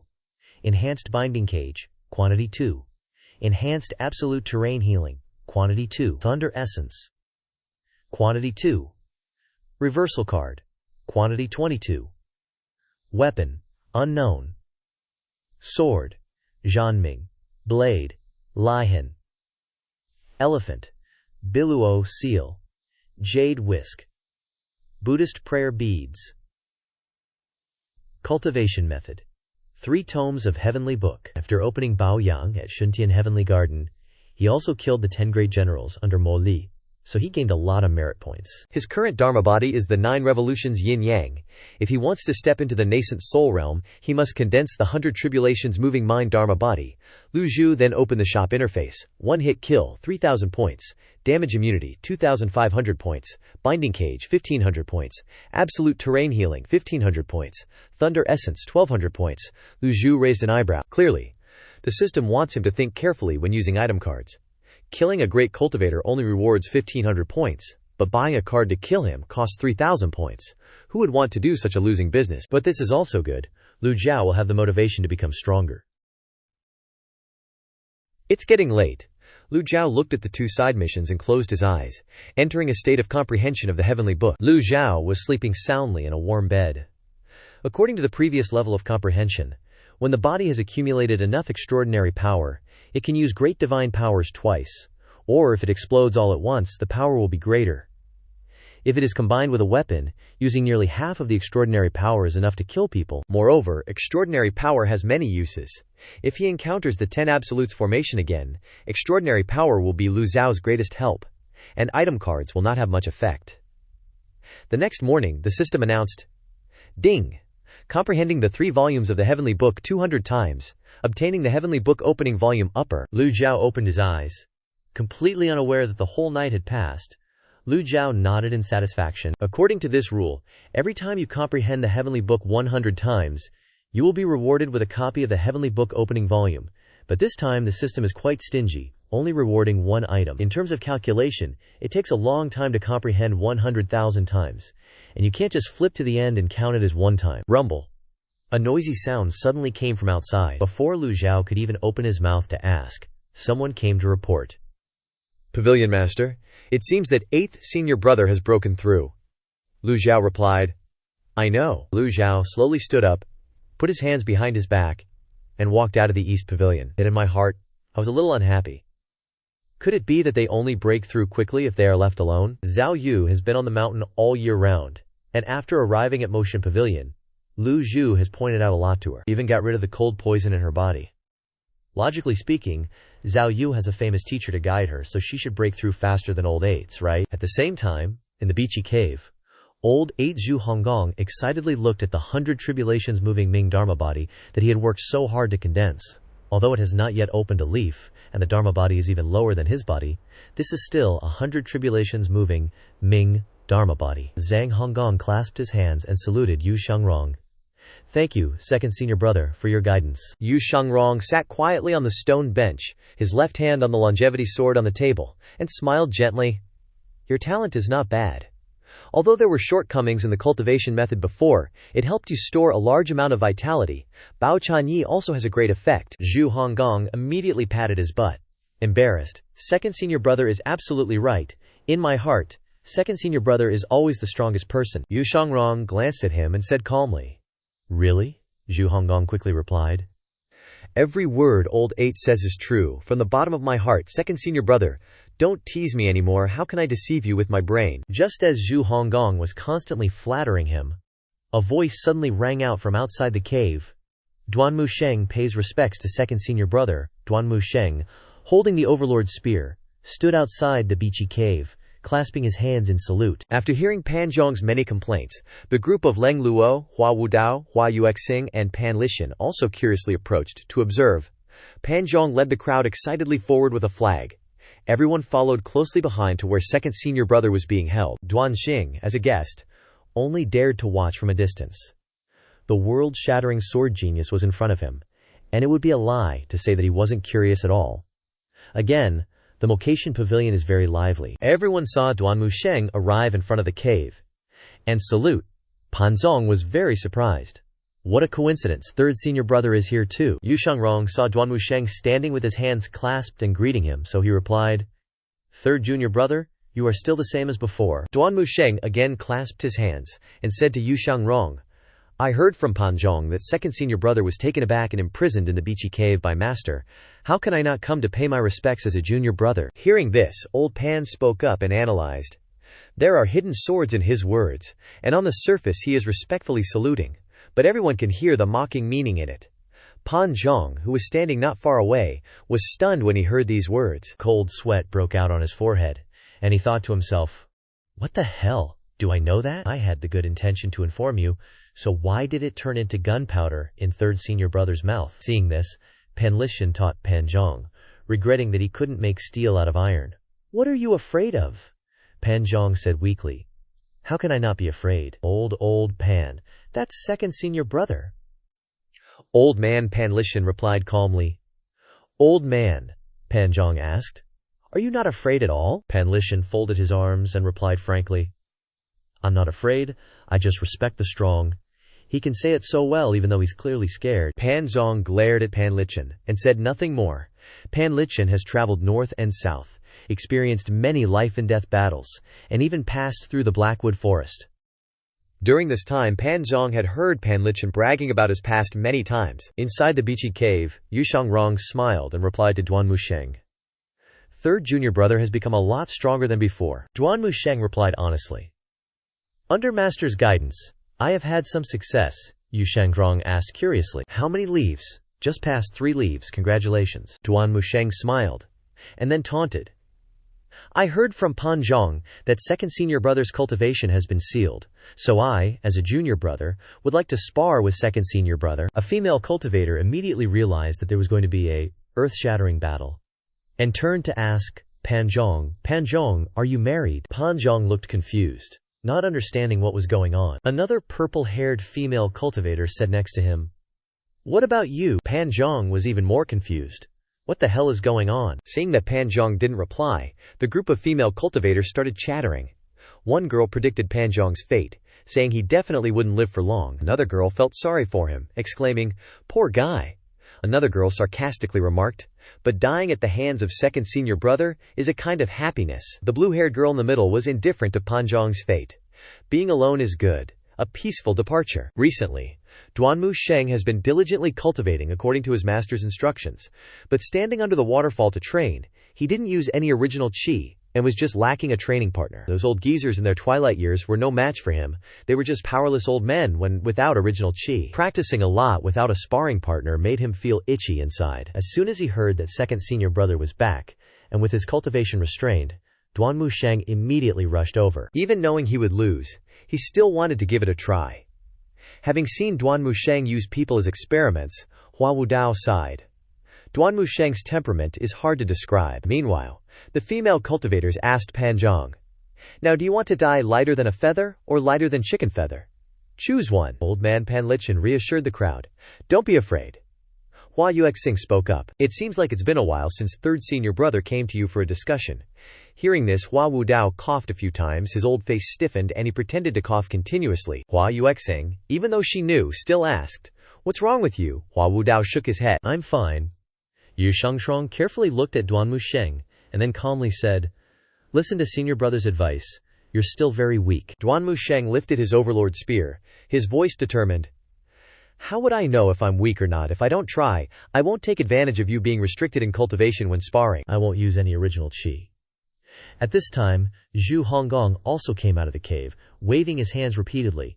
"What's the need, senior brothers?" Duanmu Sheng didn't even bother to look at Zhu Honggong and said, "Old eighth, move aside. Today, I'm determined to spar with second senior brother." Seeing Yu Shangrong's extremely cold expression, old eighth Zhu Honggong also flinched and replied, "Okay, I'll move." Seeing that Duanmu Sheng was so determined, Yu Shangrong had no choice but to shake his head and sigh. "Fine, as junior brother wishes." He picked up the longevity sword, drew it from its sheath, and with his left hand holding the sword, waved it towards the barrier. With a swoosh, the barrier split open, creating a path. Yu Shangrong calmly stepped through. Seeing this scene, Pan Lishan nodded in admiration, just as I predicted.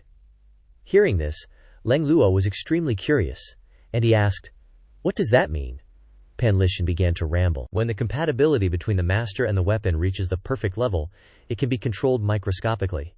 If one understands formations, they can easily find loopholes in the barrier and enter and exit freely. Pan Lishan had already told Zhao Yanner about this point. The group of female cultivators stared intently at the two main characters before them. Yu Shangrong walked out of the meditation cave, walking straight to Duanmu Sheng, standing only half a foot away from him. Yu Shangrong was a bit taller than Duanmu Sheng, and his figure was more slender. While Duanmu Sheng was more robust, Yu Shangrong was truly bold and daring, stepping within half a foot of Duanmu Sheng even without original chi. Duanmu Sheng took a step back, cupped his hands, and said, "Second senior brother, please guide me." Yu Shangrong was calm and collected, stuck the longevity sword into the ground, and calmly looked at Duanmu Sheng. No need for such formalities, we're just fellow disciples sparring. Fine. But Yu Shangrong's posture made Duanmu Sheng very angry. Without saying much, he immediately lifted the Overlord spear and thrust it straight forward.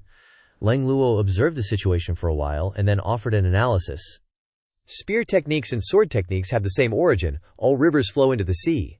The Heaven One scroll is originally a cultivation technique applicable to both spear and sword techniques. For you to be able to control the Overlord spear to this level with just physical strength is really rare, Duanmu Sheng. Letting Duanmu Sheng show off as he pleased, Yu Shangrong remained motionless. Whoosh! The spear tip, carrying a cold light, rushed forward, almost reaching Yu Shangrong's face. Yu Shangrong slightly tilted his body, and with his index and middle fingers on his right hand, he clamped the spear tip. His expression couldn't have been more calm, his eyes unwavering. Seeing this scene, everyone exclaimed, "He can even do that." Everyone had heard how powerful Yu Shangrong was, but few had actually seen him fight like this. Yu Shangrong was controlling his spear tip. Duanmu Sheng made a quick decision to attack. He pushed the spear tip forward. Yu Shangrong dodged to the side. Duanmu Sheng followed the inertia and stumbled because he missed the target. Yu Shangrong slowly, coldly said, "More strength than skill. Very little combat experience, junior brother. You're still very weak." Duanmu Sheng's expression changed, and he retreated. Duanmu Sheng was originally a competitive person. In terms of competitiveness, he was far more than Yu Zhenghai and Yu Shangrong. Yu Shangrong's words had completely angered Duanmu Sheng. After all, there were quite a few people here watching the show. He roared, holding the Overlord spear with both hands, stepping on the ground, and soaring into the air. The Overlord spear danced in the sky like a living dragon and tiger, extremely fierce. Yu Shangrong leisurely took steps, sometimes retreating and sometimes dodging. No matter how hard Duanmu Sheng tried, the spear tip always had to stop half an inch away from Yu Shangrong, unable to touch him. The Overlord spear formed a sky full of spear shadows, causing everyone to exclaim. To be able to unleash the speed of the Overlord spear to this extent with just strength, it's clear that Duanmu Sheng has made great progress by training under the waterfall, but it's still far from comparing to Yu Shangrong. Seeing this, everyone kept praising Duanmu Sheng's speed of the Overlord spear became faster and faster, appearing in layer after layer of afterimages. Hua Wudao nodded and said, "This is the Heaven One Scroll's 100 Li Yuan strikes. One strike can create 100 spear shadows. If original chi is used, it can penetrate my 4-character 6 harmony Dao seal." Hearing this, Pan Lishan had to praise. Elder Hua understands best. I'm learning. These words felt weird somehow. How could Elder Hua not understand? Hua Wudao had seen this 100 Li Yuan strikes countless times. For a long time.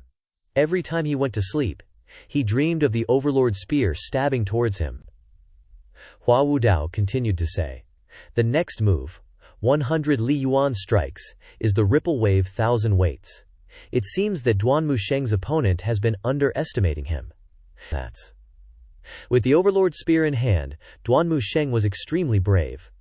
Unleashing the Ripple Wave 1000 weights, 100 spear shadows of the Overlord spear suddenly stacked on top of each other, striking down. When everyone thought that Yu Shangrong would lose out because he underestimated his opponent, Yu Shangrong only smiled slightly, and then he drew the longevity sword. Whoosh, whoosh, the sword shadows struck out even faster and more exaggerated. Deafening sounds rang out. The two heaven-tier weapons collided. Sparks flew everywhere. Duan Musheng gritted his teeth and continuously unleashed attacks, while Yu Shangrong calmly destroyed everything. The sound of weapons clashing never stopped. Hua Wudao was extremely shocked. Every sword strikes the Overlord's spear, extremely precise. Reaching the limit, Duan Musheng went all in this time. He jumped high and slammed down a powerful spear from above. Yu Shangrong still calmly observed. Just as the spear tip was about to reach Yu Shangrong's head, that's when he finally struck back with his sword. A final upward thrust, directly hitting the tip of Duan Musheng's Overlord spear. The ripple thrust of 1,000 weights was completely blown away before it could even finish. Duan Musheng flipped backward in mid-air for over 10 meters. When he landed, he still felt the impact and had to retreat dozens of steps more, his back slamming into the rock wall, causing rubble to fall endlessly. At this point, both sides stopped. Duan Musheng couldn't accept this reality at all, his eyes revealing his unwillingness, but there was nothing he could do when he was too weak. The old geezers watching didn't even dare to blink, and started analyzing in their heads. That was Duan Musheng's strongest move, but it couldn't even withstand one blow from Yu Shangrong. The casual onlookers watched the excitement, but the experts watched the details. We all know how skilled Yu Shangrong is in the art of the sword. The surrounding crowd was silent, shocked by Yu Shangrong's seemingly simple move. Especially Pan Lizian, Lang Luo, and Hua Wudao. They couldn't believe Yu Shangrong handled the situation so easily. Duan Musheng was unconvinced, gripping his Overlord spear tightly, looking at Yu Shangrong's indifferent face, and was about to charge again. But Yu Shangrong spoke up. "Give it up, sheathe your spear, there's no point. No matter how hard you try, it's useless." Duan Musheng didn't understand. Why is it useless? If I admit defeat as soon as I meet a strong opponent, how am I supposed to improve later? Yu Shangrong just smiled. Without explaining, he looked towards the crowd observing, implying, "The Golden Court Mountain is so big, and yet no one knows how to handle things properly. You guys should hurry up and talk some sense into this whippersnapper, he's going overboard." Hua Wudao finally spoke up. "Duan Musheng, don't fight anymore." Duan Musheng frowned, looking displeased, and asked, "Even Elder Hua thinks I can't beat senior brother too." Hua Wudao coughed twice, then slowly stroked his beard. At the level of second senior, whether it's swordsmanship or spearmanship, it's all about killing techniques, honed through all kinds of life and death experiences. You haven't been tempered and tested in that way, so no matter how long you practice under the waterfall, you can't defeat second senior. Lang Luo agreed, nodding his head. "That's right." The old codger Pan Lishan also chimed in. "This old one thinks so too." The others were surprised, their eyes wide with confusion. Normally, they would call the disciples of the Evil Sky Pavilion by their names directly, but now they were calling Yu Shangrong's second senior, clearly showing a huge difference in treatment. Duan Musheng snorted coldly. "Not necessarily." He suddenly raised his spear, attacking even more fiercely. With earth-shattering force, Duan Musheng and the Overlord's spear charged forward, and everyone cried out in alarm. Not expecting him to attack suddenly, Yu Shangrong smiled, dodging continuously while saying, "Too slow." The spear shadows rained down, becoming denser and denser, making people dizzy. But to Yu Shangrong, this speed was like a snail's pace. A whizzing sound in the air, the Overlord's spear thrusting like an arrow tearing through the wind. Yu Shangrong didn't retreat, but instead advanced forward. Duan Musheng had no choice but to retreat. Otherwise, such a long Overlord spear wouldn't be able to exert its power. Before he could retreat, Yu Shangrong advanced again, with even greater speed. The spear spun 180 degrees forward, his arm swinging powerfully. Yu Shangrong's words were both praise and criticism. Not bad, but too slow. In an instant, Yu Shangrong was right next to Duan Musheng. Hua Wudao shook his head helplessly, sighing. This is the difference between them, a difference as big as heaven and earth. Just when everyone thought Duan Musheng would definitely lose, Duan Musheng suddenly unleashed his primal qi, radiating it outwards. Yu Shangrong, whose cultivation was originally suppressed, was immediately blown away. Boom! A huge shockwave echoed, and everyone fell silent. Duan Musheng had clearly broken the rules. He used his primal qi. At the beginning, he had loudly declared that he would only spar with his senior brother and not use primal qi. Yu Shangrong used his entire body's technique, retreating gracefully and smoothly, landing gently, looking not flustered at all. Although he looked calm on the surface, the qi and blood within him were surging. The moment Duan Musheng unleashed his primal qi, the system informed Lu Zhou, rewarding Yu Shangrong with 300 merit points. After unleashing his primal qi, Duanmu Sheng immediately felt drained, completely losing the intention to continue fighting, feeling so ashamed that he wanted to crawl into a hole. Even under the circumstances of using primal qi, Duanmu Sheng still couldn't defeat Yu Shangrong, only forcing him to retreat. What else could Duanmu Sheng say? He was so ashamed that he wanted to escape into the earth. A dignified man going back on his word is just a weakling making excuses. The atmosphere became awkward, and everyone didn't know how to handle it. After a moment of silence, Duanmu Sheng finally walked up to Yu Shangrong, respectfully sighing. "Second senior brother, I was rude." Yu Shangrong didn't mind, replying, "It's a small matter." The surrounding crowd was also helpless. Even Duanmu Sheng couldn't win, let alone the others. Just then, a voice of reprimand suddenly rang out from behind. "This is what you call swordsmanship." The crowd immediately parted to make way, bowing and paying their respects. "Chief, old senior." Lu Zhou walked forward, with his hands behind his back, directly in front of the two of them. Duanmu Sheng's expression changed drastically, and he immediately knelt down. "Master, disciple knows his mistake. Disciple only wanted to spar with second senior brother a little." Yu Shangrong wore an arrogant expression, not saying a word. In the cave, Zhu Honggong, who was facing the wall, also knelt down to pay his respects. Disciple greets master. Disciple is fortunate to have master's guidance, reaching the nascent soul realm, and has successfully condensed the 100 tribulations 1000 brightnesses avatar. Lu Zhou glared, asking again, "Is this what you call swordsmanship?" Yu Shangrong still lowered his head, not saying anything. Lu Zhou glanced at Zhu Honggong, feeling a little surprised. Within 3 months, Zhu Honggong not only eliminated the turbulent energy in his body, but also successfully entered the nascent soul realm. Lu Zhou casually waved his hand, and the barrier outside the cave disappeared, implying that Zhu Honggong could leave the facing the wall cave. Zhu Honggong was overjoyed, repeatedly kowtowing. "Thank you, Master. Master is generous and merciful, with awe-inspiring divine might and boundless lifespan." These flattering words were too ear-piercing, making people's skin crawl and their teeth ache. How thick-skinned would one have to be to say these words? Lu Zhou saw Zhu Honggong's loyalty increasing, and nodded in satisfaction. Zhu Honggong left the facing the wall cave. Standing with the observing crowd, Lu Zhao's gaze turned to Yu Shangrong. Name: Yu Shangrong. Identity: noble of the kingdom of gentlemen. Cultivation: suppressed nascent soul realm. Lu Zhou had already seen this information the first time he saw Yu Shangrong. Yu Shangrong, being stared at by Lu Zhou, had no choice but to lower his head and speak. "Master," Lu Zhou did something shocking to Yu Shangrong, clasping his hands and saying to Yu Shangrong, "This old man doesn't dare to accept it."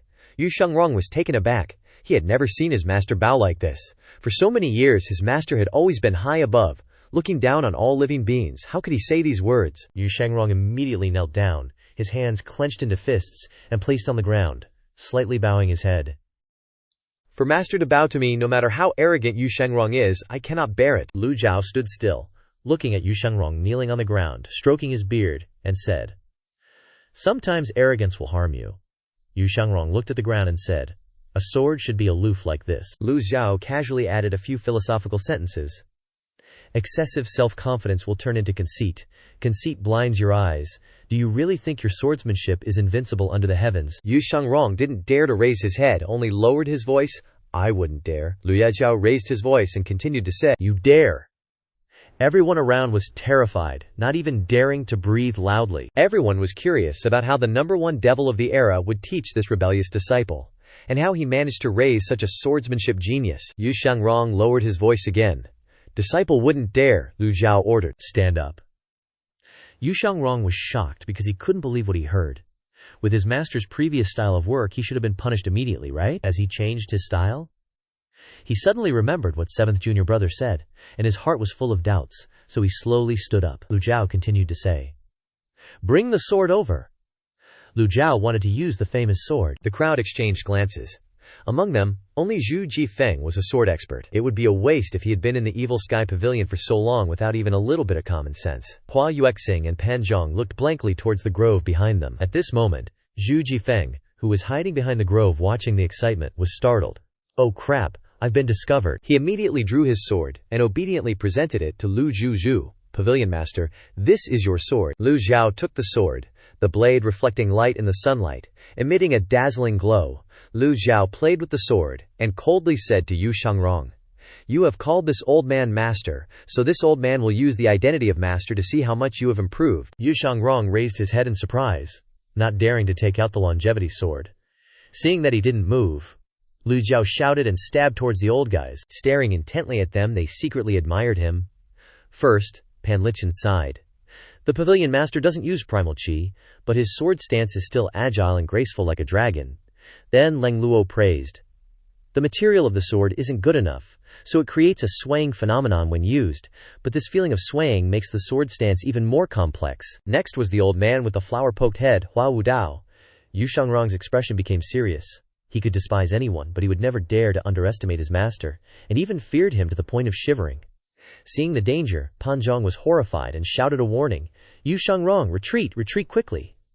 As the sword move stabbed over, Yu Shangrong immediately recognized that this was a move from the Guan sword art, which was also the type of swordsmanship that Yu Shangrong was most familiar with. Quick as lightning, he quickly retreated, drew the longevity sword, and stabbed forward. Using a normal weapon to collide with a heaven-grade weapon would only have one result, with a whoosh.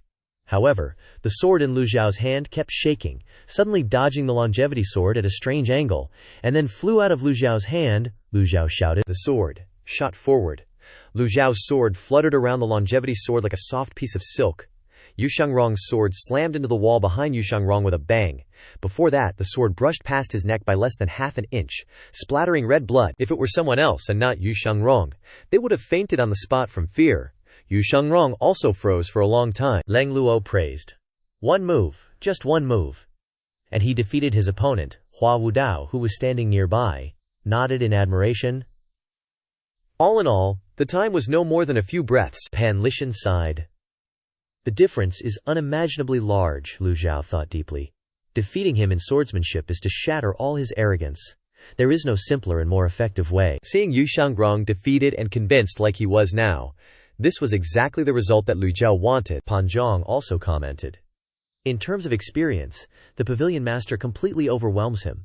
In terms of skill, the pavilion master is also much stronger. Second senior brother relied too much on the longevity sword, wanting to cut off that sword. Pan Zhang sighed. Unfortunately, second senior brother was wrong. Zhu Jifeng also started gesticulating. Not only that, in battle, you need to break the common rules. A sword is not just a sword. At the right time, it can also become a saber, become a hidden weapon, so that you can hope to change the situation. The pavilion master throwing the sword away is using it as a hidden weapon. Duan Xing also joined in the fun. The problem is that most cultivators use primal chi to control weapons, so the current situation has never happened before. Yu Shangrong's combat experience is very rich, and he even has a lot of life and death combat experience.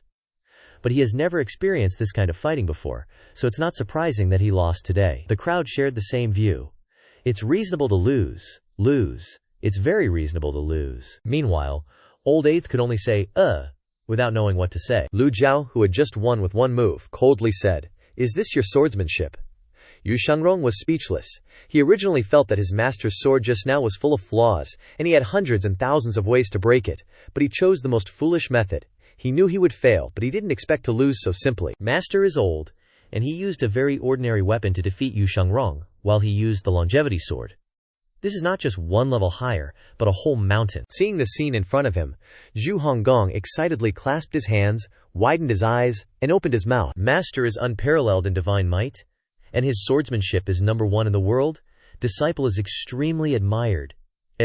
Before he could finish speaking, Zhu Honggong saw everyone around him looking at him with eyes like they were looking at a pig's head. He was angry. "Why are you looking at me with the eyes of an idiot?" Yu Shangrong clasped his hands and said, "Master is right." At this time, the system sent a notification to Lu Zhao, successfully taught Yu Shangrong, gaining 500 merit points. Lu Zhao clearly recognized that the reward was much higher than the other disciples. This was not surprising. Yu Shangrong was really too arrogant, and it took a lot of effort to bring him back to the Evil Sky Pavilion. Moreover, Yu Shangrong's cultivation was not something that other disciples could compare to. Lu Zhao looked at the longevity sword in Yu Shangrong's hand, and suddenly asked, "When did you reach the 8-leaf stage?" "I don't remember very well," Yu Shangrong thought for a moment, then added, "It's probably been over 100 years. The crowd watching immediately exclaimed. Yu Shangrong looked so young, yet he had been in the 8-leaf stage for over 100 years. Some people even exclaimed, He doesn't even remember the day he reached the 8-leaf stage. Pan Zhong widened his eyes and thought to himself, how can this not make people jealous? Zhu Jifeng also pondered, turned his head to look at the old seniors of the pavilion looking at him, and sighed. Sigh. People should not be compared, but comparing them is really infuriating. The most embarrassed one is Hua Wudao. In terms of appearance, he looks even older than Leng Luo and Pan Lishan, but he is only at the 7-leaf stage. Who knows when he will reach the 8-leaf stage? Might not even get a chance before meeting King Yama, Leng Luo secretly assessed. Everyone says the 9 disciples of the Evil Sky Pavilion are incredibly talented, and it seems to be true. At this moment, Hua Wudao couldn't help but think of the mischievous 9th disciple, Zhao Yanhe. She had only joined the sect for less than 6 years, and had already entered the nascent soul realm. At that rate, it wouldn't be long before she crushed all her senior brothers and sisters, and became the strongest in the Evil Sky Pavilion. While the others were lost in their own thoughts, Lu Zhou stroked his beard and looked at Yu Xiangrong, asking, why haven't you reached the 9-leaf stage? Lu Zhou asked, while intently observing Yu Xiangrong's expression. He had carefully considered this question before asking it. With Yu Xiangrong's talent, he should have been able to break through to 9 leaves in the past 100 years. Yu Xiangrong replied simply, this disciple wants to live. Lu Zhou remembered what happened to Gong Yuandu, thinking that Yu Xiangrong and Yu Zhenghai were both 8-leaf experts, and they might have both tried to break through to 9 leaves. Jingyan of Yunzhao Nunnery's death was a perfect example of failing to break through to 9 leaves. Lu Zhou stared intently at Yu Xiangrong, not blinking, and asked, 9 leaves absorb lifespan? Are you and Yu Zhenghai trying to suppress your cultivation? Yu Xiangrong reluctantly shook his head. No one in this world can escape the great tribulation of lifespan. 9 leaves is just a stage that limits cultivators' cultivation. Anyone who intends to enter the forbidden zone will have their life buried from the first day they enter the sect. This disciple knows this principle well. Master, why do you have to be so stubborn? Lu Zhou raised his eyebrows. Do I need you to teach me how to do things? Yu Xiangrong again referred to himself as a disciple. This disciple wouldn't dare. Hearing Yu Xiangrong's words, everyone was shocked. Zhu Jifeng and Pan Zhong were also speechless, eyes wide, when they heard Yu Xiangrong say that. Only Lu Zhou knew that his current cultivation was the godly shrine realm, but in everyone else's eyes, Lu Zhou was an 8-leaf golden lotus realm great perfection expert in the nascent soul realm. For the old man to want to find a method to break through to 9 leaves is normal, so Yu Xiangrong's words were like advising his master not to do something pointless, not to go against the truth. Lu Zhou called out, someone. Hearing the call, Pan Zhong and Zhu Jifeng stepped forward at the same time. Here, Lu Zhou ordered, bring the longevity sword. Lu Zhao's words made Pan Zhong and Zhu Jifeng look at each other, wanting to freeze in place, their hearts pounding like they were about to fall out. Among the people standing here, only the 2 of them had low status and were young, so they often had to do chores, but they could be asked to do anything. But how could they offend Yu Xiangrong? It was like they were trying to take their own lives. The crowd behind them whispered, are they both single? Yeah, great. In their hearts the 2 cried without tears, but they only hesitated for a moment. After thinking it over, they still knew what was more important. Pan Zhong and Zhu Jifeng looked at each other as if to encourage each other, and then stepped in front of Yu Xiangrong. The 2 tried to calmly say, second senior, we're sorry, we were impolite. Hua Wudao understood Yu Xiangrong's feelings at this moment. For a cultivator who was so obsessed with the sword was like his life. How could he be willing to give it up? Yu Xiangrong knelt down again, his hand gripping the longevity sword stuck in the ground, his voice resolute. Master, the sword is here, and I am here. The female cultivators couldn't help but be surprised, never expecting that someone as proud as second senior would lower himself so much for a sword. But thinking about who he was kneeling to, his benefactor, no matter what had happened in the past, Lu Zhou was still qualified to receive a bow from him. Pan Zhong and Zhu Jifeng didn't dare to force him, stepping forward to put pressure on him, only awkwardly looking at Yu Xiangrong to let him talk to Lu Zhou himself. The 2 looked at each other. Not knowing what to do, they could only silently look at Lu Zhou, waiting for his orders. Pan Zhong thought to himself, the sword is important, but Yu Xiangrong doesn't need to react so strongly, right? After all, he's been locked up in the cave by Lu Zhou, so keeping the longevity sword doesn't mean anything anymore. Lu Zhou looked at Yu Xiangrong kneeling on the ground, and said softly, do you know why I'm taking your sword? You rely too much on the longevity sword, causing your swordplay to stagnate. Yu Xiangrong lowered his head to explain, this disciple's swordplay is limited, not because of the weapon, but because of the golden lotus. After saying that, his voice was still resolute. Master, the sword is here, and I am here.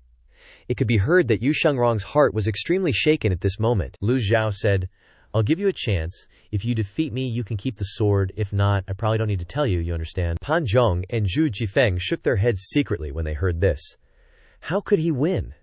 The difference in strength between the two was so great that this condition was no different from rejecting Yu Shangrong. Yu Shangrong looked at the longevity sword, the sword that had been with him for so long, and then resolutely stood up. His mood at this moment was no different from Duan Musheng's earlier. Knowing that he would fail but had to try once, Yu Shangrong picked up the longevity sword, stomped his feet and shot forward. He used the simplest and most fluent moves to attack.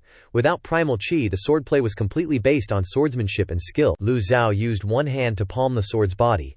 The sword stabbed over, and received a palm strike. Lu Zhou was calm and unhurried, his hand constantly fending off attacks. Ji Tiandao's 1,000 years of cultivation memories were as if Lu Zhou himself had personally experienced everything. The crowd standing outside constantly commentated. Thrust, hook, stab, chop, slash. All the moves that could be used, Yu Shangrong used them all. His swordplay was extremely delicate and dazzling, only lacking primal chi. Relying only on physical strength, Yu Shangrong still created gusts of wind that blew up his sleeves. He looked very dashing and ethereal. Every word of the returning origin sword art, from the beginner to the ultimate, was clearly present in his mind. From the beginning, the sword was like a shadow. To the middle stage, the sword was like the wind. And finally, the sword was like a violent storm. The crowd nodded in agreement. Pavilion Master understands the returning origin sword art too well. Every move and stance of second senior is within the Pavilion Master's expectations. The returning origin sword art was a technique Lu Zhou taught Yu Shangrong. In terms of understanding, Lu Zhou couldn't be worse than Yu Shangrong. Moreover, Lu Zhou had cultivated all kinds of superior techniques from 100 schools, understanding the advantages and disadvantages in each move. Although he was old, it didn't affect his agility. Yu Shangrong was fast, Lu Zhou was also fast. Yu Shangrong was slow, Lu Zhou was also slow. Every sword strike was perfectly resolved by the palm technique. Hua Yuexing chimed in. Lu Zhao's comprehension of the Guiwan swordplay isn't any worse than Yu Shangrong's. Even though Lu Zhou didn't counterattack, he completely neutralized Yu Shangrong's attacks. It's clear Lu Zhao's on a whole other level, Hua Wudao added. Sigh. He lost the moment second senior brother made his move. His skills weren't as good as the sect leaders to begin with, and his momentum, confidence and state of mind were all shaken. He lost his edge. Suddenly, boom! This time, Lu Zhou got serious. He put some force into his palm and slammed it right into the Chengsheng sword. Yu Shengsheng's hand was jolted, and the sword flew out of his grasp, clattering to the ground. Fight over! Lu Zhou casually retracted his hand behind his back, nonchalantly gazing at the Chengsheng sword lying on the ground. Yu Shangrong's eyes went blank and filled with sadness. For a cultivator, to lose control of his own sword is just embarrassing. The surroundings went completely quiet. Even though it was just a battle of skills without using any chi, Lu Zhou completely dominated. Even if they went all out with their primal chi, fighting like crazy on a battlefield, Yu Shangrong still wouldn't have a chance. You think you're all that? The sect leader can still bind your cultivation. What other tricks do you have to show off? Yu Shangrong's arrogance was completely crushed. Yu Shangrong. Master, you were holding back in that entry of the Three Souls move. You're still a long way from mastering the great completion of the sword Dao. Lu Zhou stroked his beard and said, So is Yu Zhenghai. Hearing his master's reply, Yu Shangrong was speechless. The winner takes all, the loser gets nothing. He had nothing left to say.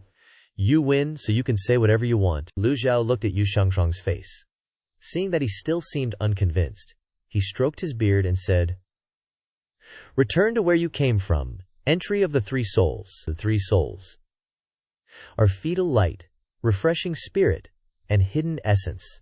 Fetal light relies on the strength of the body. Refreshing spirit relies on the will of the soul. And hidden essence relies on the Tao of limitless, that is neither born nor dies. Soul is yin, and vigor is yang. Before Lu Zhou could continue, Yu Shangrong interrupted.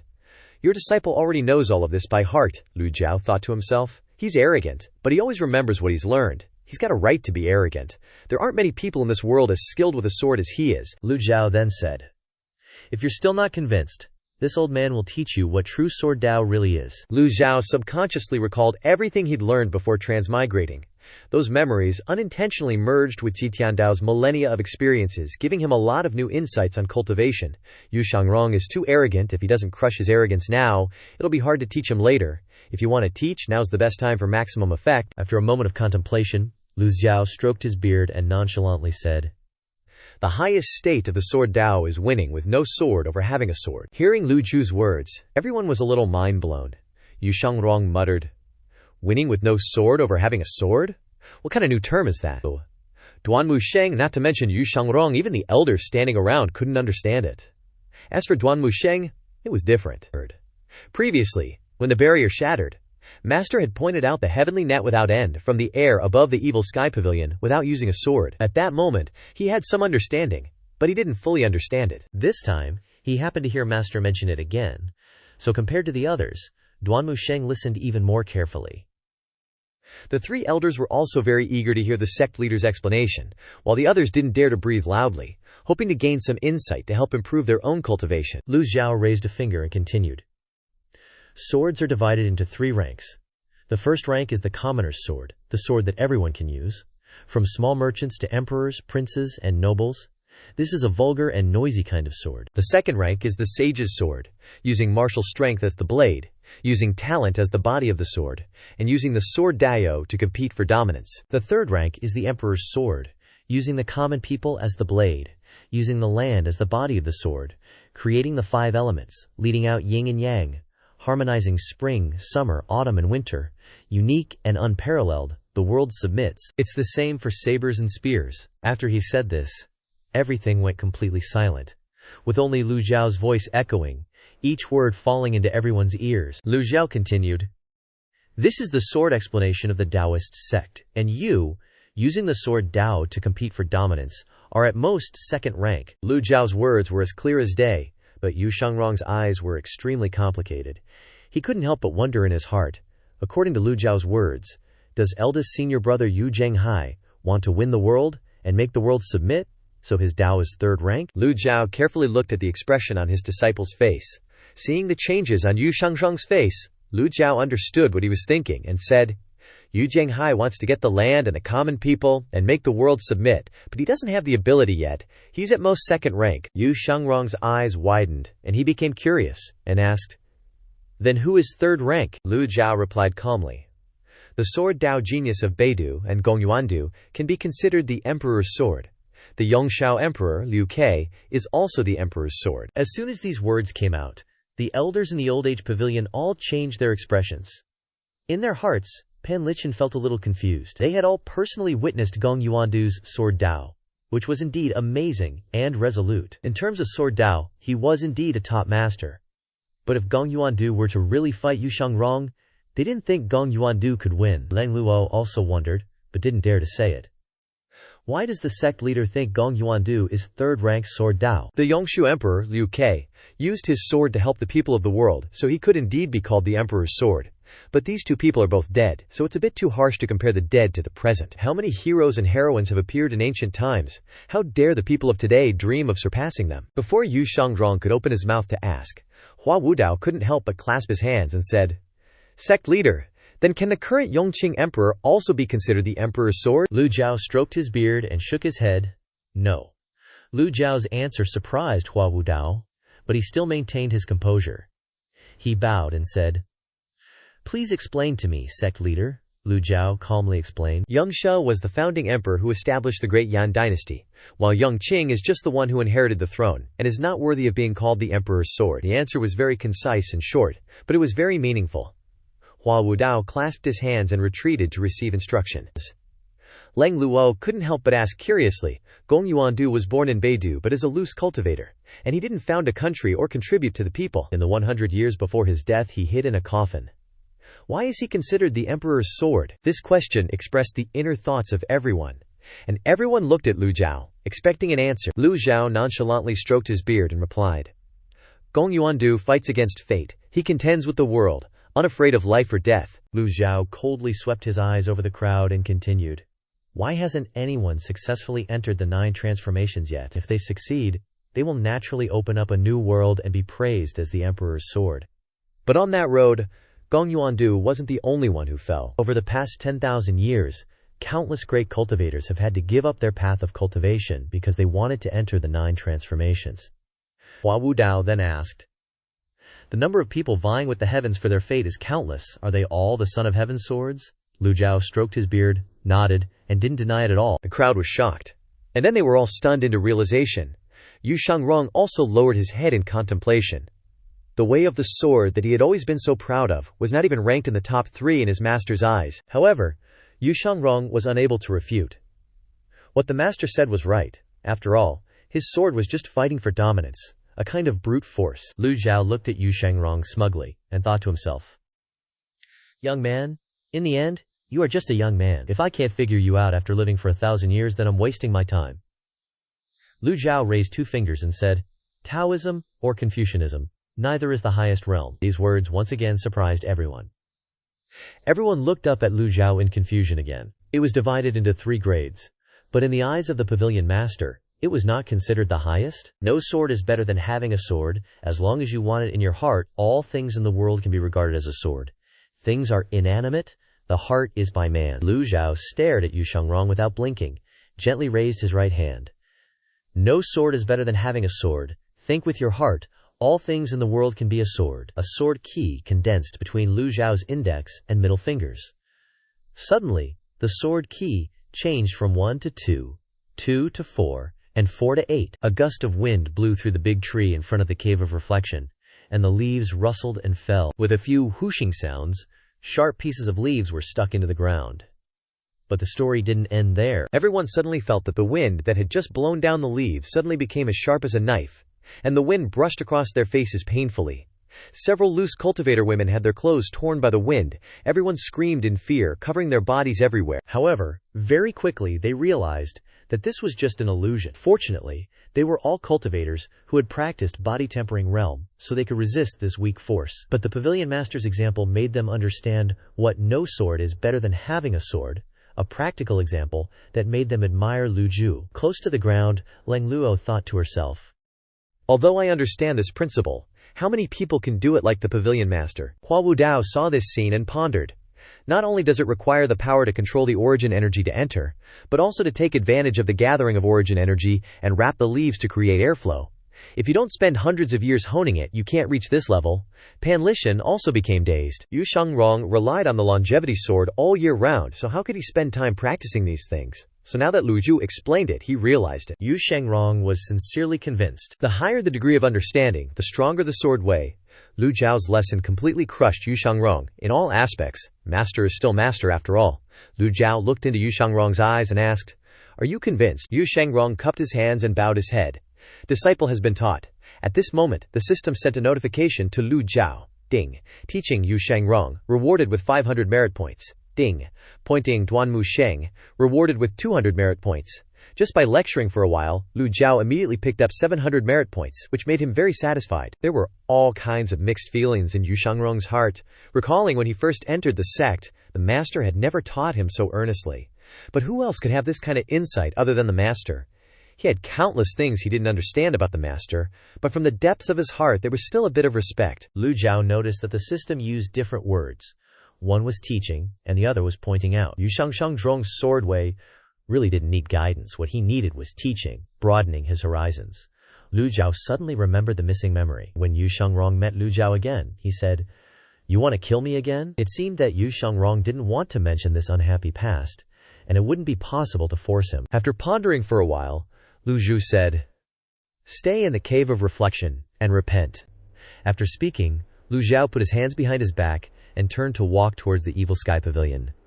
Lu Zhao also called out, "Elder Leng, Elder Hua, Elder Pan." Hearing this, Leng Luo, Pan Lishan, and Hua Wudao followed with their hands clasped. As the 4 old men of the pavilion left, the oppressive atmosphere in front of the cave of reflection finally became relaxed. Everyone breathed a sigh of relief. Yu Shangrong watched the master's back leave, and his palms were wet with sweat. Without him knowing, Zhu Honggong lowered his head. Just as he was about to turn around and leave, he suddenly heard Yu Shangrong's voice. "Old 8. Zhu Honggong stopped immediately. His whole body trembled, and his face was twisted. "Aye, brother, are you calling me?" Yu Shangrong smiled and said softly, "Come here." Zhu Honggong was so scared that his voice stuttered. "Second senior brother, I'm going back to the South Pavilion." Yu Shangrong did not rush into the cave of reflection, but slowly walked up to Zhu Honggong and patted him a few times on the shoulder. "Don't be nervous. I won't do anything to you." The tone was still gentle and humble as before. Yu Shengrong remembered what happened in Yunzhao Forest, when the master stood on Bai Zi's back and cast a move of Giquai Lai Shi Ru San Hun, so he asked, "Tell me honestly, has the master entered the 9 Leaves realm?" Zhu Honggong was immediately stunned, his face dull and stuttering. "Ah, 9 Leaves," Yu Shengrong thought. Then it is not without reason. Yu Shengrong believes that his understanding and artistry of the sword way are unique. Even knowing that he is not the master's opponent, he cannot be too far behind. He was completely crushed just now. It can only be because the master has broken through the 9 Leaves. Zhu Honggong waved his hands repeatedly. "No way, second senior brother. How could anyone get to the 9 Leaves? Seeing Yu Shengrong staring at him, Zhu Honggong broke out in another cold sweat. "I really don't know. Don't look at me like that. I really don't know." Yu Shengrong thought. Only those who compete with heaven and earth are called the Son of Heaven's Sword. But what is the use of the name of the 3rd class if the fate is gone? Remembering that Si Wu Yai believed that the master had found a way to solve the longevity disaster, Yu Shengrong now believed that was the case. That's why the master has such high views. In the main hall of the Evil Sky Pavilion at this time, there were only 4 people: Lu Zhou, Lu Zhou, Pan Lishan, and Hua Wudao. Lu Zhou slowly sat down in the master's seat and said, "Sit down." The 3 sat down one by one. Lu Zhou said, "The 3 elders are all knowledgeable people. Do you know about Zunhua grass?" Luo then replied, "I have heard of it. It is said that Zunhua grass grows in Zhaohan Mountain. Trees cannot grow there, and there is snow all year round." Lu Zhou looked at Pan Lishan. "Pan Lishan and Nangong Bei's knowledge is no less than Luo's," he immediately said. "This old man has heard that Zunhua grass blooms early and withers late, and each plant only blooms for 1 day. Its lifespan is extremely short. Zunhua grass has an extremely short lifespan, so people give them many different names. Immortal flowers mean blooming forever and never withering." Hua Wudao clasped his hands and said, "Expanding knowledge." Lu Zhou was still hoping that Hua Wudao could provide him with more information. As soon as he heard these 4 words, he understood that he was afraid that he could not rely on this old man. Luo continued, "The characteristics of Zunhua grass are very special. So many people don't want to plant it. Now it is very difficult to see this plant in the great flame in the world. I don't understand why the pavilion master asked about it." Lu Zhou did not immediately answer their questions. The information provided by Luo and Pan Lishan was now much different from what he already knew. Associating it with what Yu Shengrong said before, Zunhua grass is a kind of grass in his hometown, a plant with an extremely short lifespan. This must be a special tree of the gentleman's country. Yu Shengrong is from the gentleman's country, and the system happened to issue the Zunhua grass lifespan task. Could it be that his missing memory is related to Yu Shengrong's identity? Is that why Yu Shengrong said such emotional words when he was captured? This speculation is extremely logical. Thinking of this, Lu Zhou didn't mince words and asked directly, "Do the elders know the gentleman's country?" The old man Pan Lishan nodded. The pavilion master has reminded this old man. It is recorded in the classics that the people of the gentleman's country love Zunhua grass very much. It's a pity that the gentleman's country has long since disappeared. Lu Zhou asked back, "Why did it disappear?" Old Pan continued, "It is said that the people of the gentleman's country have very short lifespans, like Zunhua grass. That's also why they love Zunhua grass, always taking care of them meticulously. It's just that their lifespan is too short, while the lifespan of cultivators is very long. Thus, the gentleman's country gradually disappeared from the world." Luo also added, "The gentleman's country, like Bai Min, are all citizens of the Great Flame. Zhaohan Mountain has long been a part of the Great Flame's territory, but it is snowy all year round and thousands of miles away, so no one lives there." Hearing this, Lu Zhou continued to delve deeper. "Where is Little Han Mountain?" Pan Lishan clasped his hands and replied, "Northwest of Yang Province." Lu Zhou looked at Pan Lishan, his eyes curious, and asked, "Elder Pan has been through the Blackwood Forest, so have you ever set foot there?" Pan Lishan sighed. "It's a shame. Back then, I was stationed on the southwestern border, fighting off the foreign races, and was seriously injured, captured as a prisoner. The foreign races chased me to wrong north, only passing by Little Han Mountain, not getting close." Little Han Mountain isn't big. Not getting close means not seeing it with your own eyes. Pan Lishan then sang a whole ballad about his story back then. Unfortunately, that story didn't help Lu Zhou at all. Hua Wudao couldn't help but ask, "Pavilion Master, why are you asking about these things?" Lu Zhou gave Hua Wudao a complicated look, not bothering to reply. This old geezer couldn't provide any information, and now he's asking so many questions? Screw him, Lu Zhou frowned and thought. But if Yu Shangrong is from the gentleman's country, then he entered the sect 275 years ago? How could he have lived until now? Thinking of this, Lu Zhou slowly stood up. If there's nothing else, everyone can leave. Hearing this, everyone bowed respectfully and took their leave. However, Lu Zhou suddenly said, "Elder Leng, please stay behind." Leng Luo was surprised but didn't say anything, waiting for everyone to leave. After Pan Lishan and Hua Wudao left the main hall, Lu Zhou stood up, walked down the steps, and asked softly, "How is the situation at Shuntian Garden?" Leng Luo replied, "After Mo Li died, Jiang Aijian killed the second prince, Liu Huang. Zhao Yu is the daughter of Princess Yun Zhao and is protected by the Empress Dowager, so there's nothing to worry about. Currently, the one facing the most trouble is Jiang Aijian." Leng Lusul recounted everything that had happened at Shuntian Garden to Lu Zhou. Hearing this, Lu Zhou couldn't help but exclaim, "Jiang Aijian killed Liu Huang? This is truly beyond my expectations. This Jiang Aijian is always afraid of death. Who knew he would dare to cause trouble at the palace? Where did he get the guts from?" Leng Luo predicted. "They should be arriving soon." Lu Zhou stroked his beard and nodded. "All right," Leng Luo clasped his hands. "For the remaining matters, Pavilion Master should ask Ming Xiyin." Leng Luo takes his leave. Lu Zhou waved his hand slightly, and Leng Luo quickly left the main hall. Lu Zhou watched Leng Luo's figure. When talking just now, he noticed that Leng Luo's loyalty had increased a lot. Someone as rebellious and unruly as him is actually willing to stay at the Evil Sky Pavilion. That's great. Lu Zhou used to think it would be difficult to control someone of this caliber, fearing that one mountain couldn't hold two tigers. Now thinking about it, everything is going much smoother than he expected. Lu Zhou stroked his beard, thinking to himself, could this be the personal charm of this old geezer? At the same time, in a branch altar of the Nether sect, in the dim hall, only the main hall area flickered with faint light. On the throne there was a cloud of mist filling the space. The figure of Yu Zhenghai was inside. After a while, the mist dissipated. Yu Zhenghai clasped his hands together and slowly opened his eyes. His voice was both praising and blaming.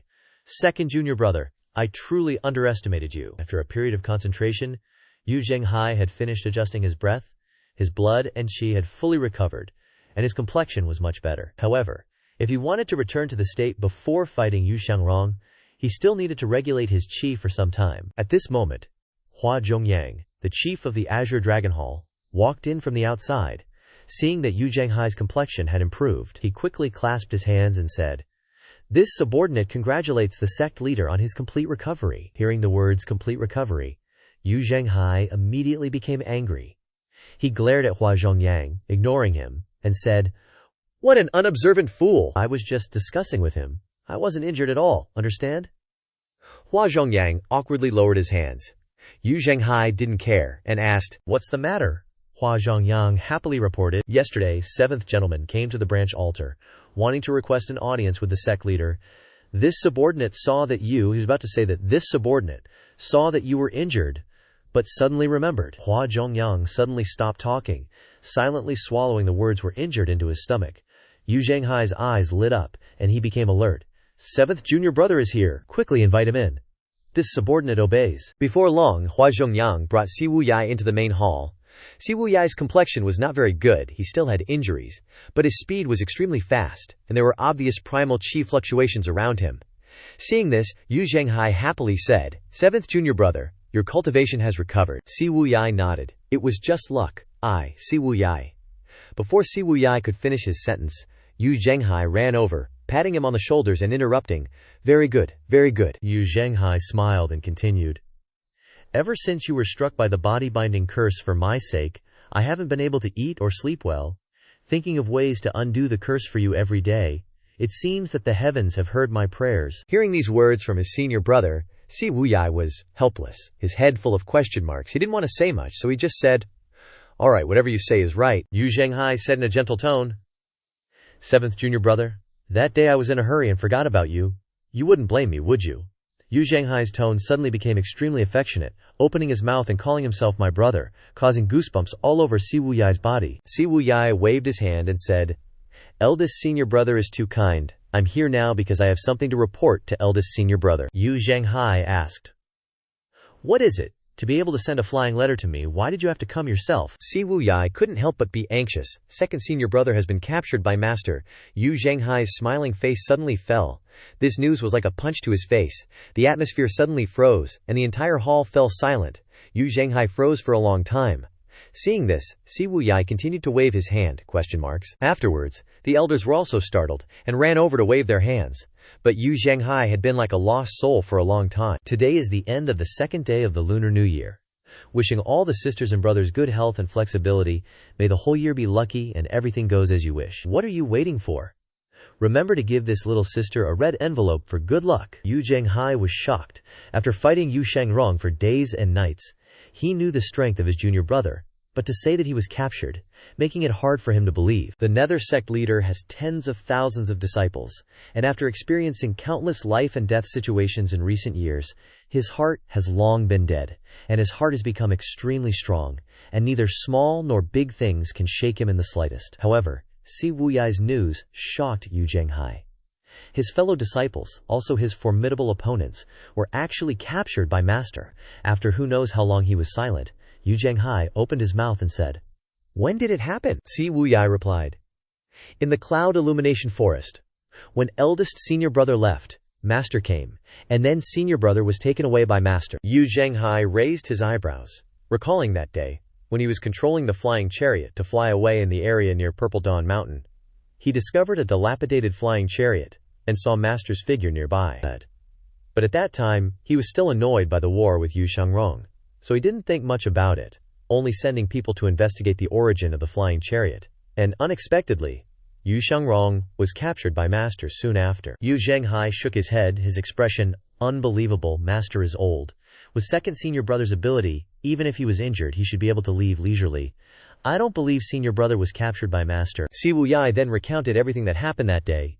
The situation at that time was like this, like that, like this, rumble, a earth-shattering event. Hearing that Master used one move to kill Luo Chengqing, one of the three great sword maniacs, Yu Zhenghai didn't believe it, holding a bowl of wine while shaking his head and said, "Seventh junior brother? Is this true? No matter how weak Luo Chengqing is, he wouldn't be killed by Master with one move."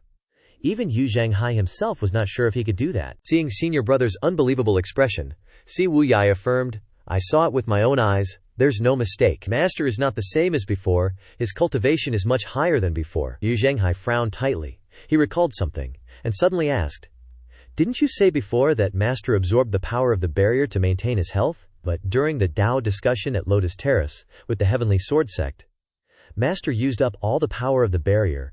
So how could he still kill Luo Chengqing?" Si Wuyai said with a doubtful tone. "That's why I suspect. Perhaps Master found a way to break through the Great Tribulation, or to delay the time it occurs." Hearing Si Wuyai say this, Yu Zhenghai's hand could no longer hold the wine bowl firmly. He seemed to freeze on the spot for a moment. Yu Zhenghai suddenly came back to his senses, and waved his hand in denial. "The Great Tribulation, lifespan, are immutable truths of cultivators. Tens of thousands of years have passed since ancient times. Who could ever break it?" Even though he was extremely doubtful, Si Wuyai couldn't explain it. He hesitated. "I can't understand this either. It's just that having seen Master's recent actions, his skills are very different." Yu Zhenghai continued, "I don't mean to flatter Master, but the wise men of the past have already come to this conclusion. How can you say break and just break it? Even the famous predecessors couldn't do it." Si Wuyai sighed and lamented, "But descendants inherit from the ancients to develop, who knows?" Si Wuyai's thoughts and Yu Zhenghai's were different. Even if the predecessors completely failed, it doesn't mean that the descendants will never succeed. Yu Zhenghai then said, "If that's the case, why did Master have to bring junior brother back?" Hearing this, Si Wuyai was immediately speechless, unable to explain it. He couldn't figure it out either. He could only explain it based on his feelings. Perhaps Master wants to revitalize the Demon Heaven Pavilion. However, Yu Zhenghai questioned everything Si Wuyai said. If he can break through the Great Tribulation of lifespan, he can definitely break through the 9 leaves cultivation. With that cultivation, why would Master need anyone to assist him? He felt that something was off here. Si Wuyai frowned and said nothing more. Last time when attacking the Pure Clarity Tao, Yu Zhenghai didn't believe him, and he wouldn't this time either. The thinking of stubborn people has been deeply ingrained in their minds. They can't be swayed by a few words from others. If that's the case, then Si Wuyai frankly won't say anything. Just then, the head of the Vermilion Bird Hall, Yang Yan, walked in from outside, cupped his hands, and said, "Greetings, sect leader. Greetings, 7th gentleman." Yu Zhenghai waved his hand. What is it? Speak. The head of the Vermilion Bird Hall, Yang Yan, reported straightforwardly. It has been found that the origin of the flying chariot belongs to the Devil Slaughter sect, Hua Chongyang said doubtfully. Ren Buping is dead. Most of the territory of the Devil Slaughter sect is under the rule of the Underworld sect. Duan Heng is now the sect leader of the Devil Slaughter sect. Why isn't he expanding his power, but going along with those old geezers? Before Yang Yan could answer, Yu Zhenghai said unhappily. A bunch of small Devil Slaughter sect people dare to cause trouble behind our backs. Hua Chongyang immediately volunteered. Sect leader. I am willing to lead people to flatten the Devil Slaughter sect. Those Devil Slaughter sect people don't know what's good for them. They dare to collude. Hua Chongyang bit his tongue, almost said the wrong thing. He quickly covered it up with another sentence. They dare to prolong their dying breaths. They're really tired of living. Si Wuyai shook his head. It's too late. Seeing this, Yu Zhenghai turned to look at Si Wuyai, 7th junior brother. If you have any brilliant ideas, feel free to speak. Si Wuyai was startled. He just felt that senior brother had become more enthusiastic than before about everything he said. Although Yu Zhenghai was skeptical, he listened very attentively. Si Wuyai continued. Ren Buping is dead. The Devil Slaughter sect no longer has any threatening power. There's no need to waste energy dealing with them. The gain won't make up for the loss. Moreover, Duan Heng has a master to rely on. Si Wuyai stopped here. He knew that was enough. Senior brother understood what he meant. Yu Zhenghai laughed heartily. 7th junior brother is still rational enough. Now that the Pure Clarity Dao and the Righteous Unity Dao have been destroyed by me, what should we do next? According to the 7th junior brother's opinion, Si Wuyai now understood the reason why senior brother was so enthusiastic towards him. It turned out he wanted to ask about this. Si Wuyai continued to analyze the situation, to act as a military advisor, reminding Yu Zhenghai. The power of the Underworld sect is expanding too quickly. It's probably attracted the attention of the royal family. The 4th prince, Liu Ping, has returned to court, and Wei Zhuoyan has replaced him to guard the border. Senior brother must be careful. Yu Zhenghai snorted softly. It's not easy to deal with me, Si Wuyai continued to inform. It's just speculation. But now a key figure has appeared. Who can divert the attention of the royal family? Yu Zhenghai asked anxiously. Who is it? Si Wuyai bluntly said the name of the young man who specializes in making people laugh, the 3rd prince of the great Yan royal family, Jiang Aijian. At that time, at the foot of Golden Cauldron Mountain, Ming Xinyin led the group up the mountain, turned his head and said to Jiang Aijian, Don't worry, this isn't the first time you've come to the Demon Heaven Pavilion. Jiang Aijian's eyes darted around, glanced at the Demon Heaven Pavilion and picked his nose, and said in a low voice, Bro, we've been through life and death together after all. Can you say a few good words for me, in front of the old senior later? Ming Xinyin sidestepped forward, expressing his disgust. How pathetic, stay away from me. Who's your bro? Jiang Aijian followed Ming Xinyin closely, begging him. Zhao Yu and Xiao Yanhe were speechless at this scene. Jiang Aijian came to Zhao Yu's side, and whispered, Zhao Yu? According to seniority, I'm your bro. Zhao Yu scolded without hesitation. Get lost! Zhao Yu let out a soft scolding sound, full of disgust. In her words, I don't know why it sounds like she's cursing someone. Being rejected everywhere, Jiang Aijian scratched his head feeling wronged. I didn't provoke anyone. It was at this moment that Ming Xinyin stopped, turned his head, and said to him, Hurry up, don't talk nonsense. Jiang Aijian immediately wagged his tail like a puppy and followed. Ming bro is still the best to me. Jiang Aijian came to the Demon Heaven Pavilion because he was in trouble. The entire God capital now knows that the 2nd prince, Liu Huang, died in Shuntian Courtyard. Before long, the group had reached the top of the mountain. As soon as they arrived in front of the Demon Heaven Pavilion, 2 female disciples stepped forward to greet them. Welcome back, 4th senior brother, 5th senior brother, and 9th senior sister. Ming Xinyin nodded and asked, Where is master? One of the female disciples respectfully replied, The pavilion master is resting. Seeing Ming Xinyin, another female disciple reported, 2nd senior brother has returned to the Demon Heaven Pavilion. As soon as these words were spoken, Ming Xinyin, Zhao Yue, and Zhao Yanjie were all shocked. Ming Xinyin, looking serious and kinda disbelieving, pressed. Say that again. The female disciple, scared by Ming Xiyin's attitude, repeated, 2nd senior brother has returned to the Evil Sky Pavilion. Ming Xinyin said fiercely, The traitor actually has the nerve to come back. Where is he now? Repenting in the reflecting wall cave, Ming Xinyin seriously said, I'll have to go there and teach that traitor a lesson later. Just then, a black shadow called from afar. Fourth senior brother might not know, but Master traveled thousands of miles to the Cloudreach forest to kill sword freak Luo Chengqing and captured second senior brother. Ming Shiyin looked up at the black shadow. Who are you, Duan Hang of the demonic massacre sect? Duan Hang greets all senior brothers. Immediately, Duan Hang rushed to Ming Shiyin, fawning and recounting the story of Cloudreach forest. Duan Hang had the honor of witnessing it firsthand. It was an unprecedented battle, unforgettable for a lifetime, especially the battle between the first and second senior brothers. It was truly earth-shattering, unparalleled, and Duan Hang will never forget it. Hearing this, Ming Shiyin became serious. He knew the first and second senior brothers as well as anyone, and he knew their cultivation was extremely terrifying. Naturally, he was very curious about their battle, and immediately asked, "How awesome was it?" Quick, tell us." For the past 2 days, Duan Hang had been waiting at the Evil Sky Pavilion with no one to share it with, and he couldn't hold it in any longer, so he desperately greeted Ming Shiyin, "Fourth senior brother, please, this way, let me slowly tell you the story." At this moment, inside the Evil Sky Pavilion, the atmosphere of the Lunar New Year was lively and bustling.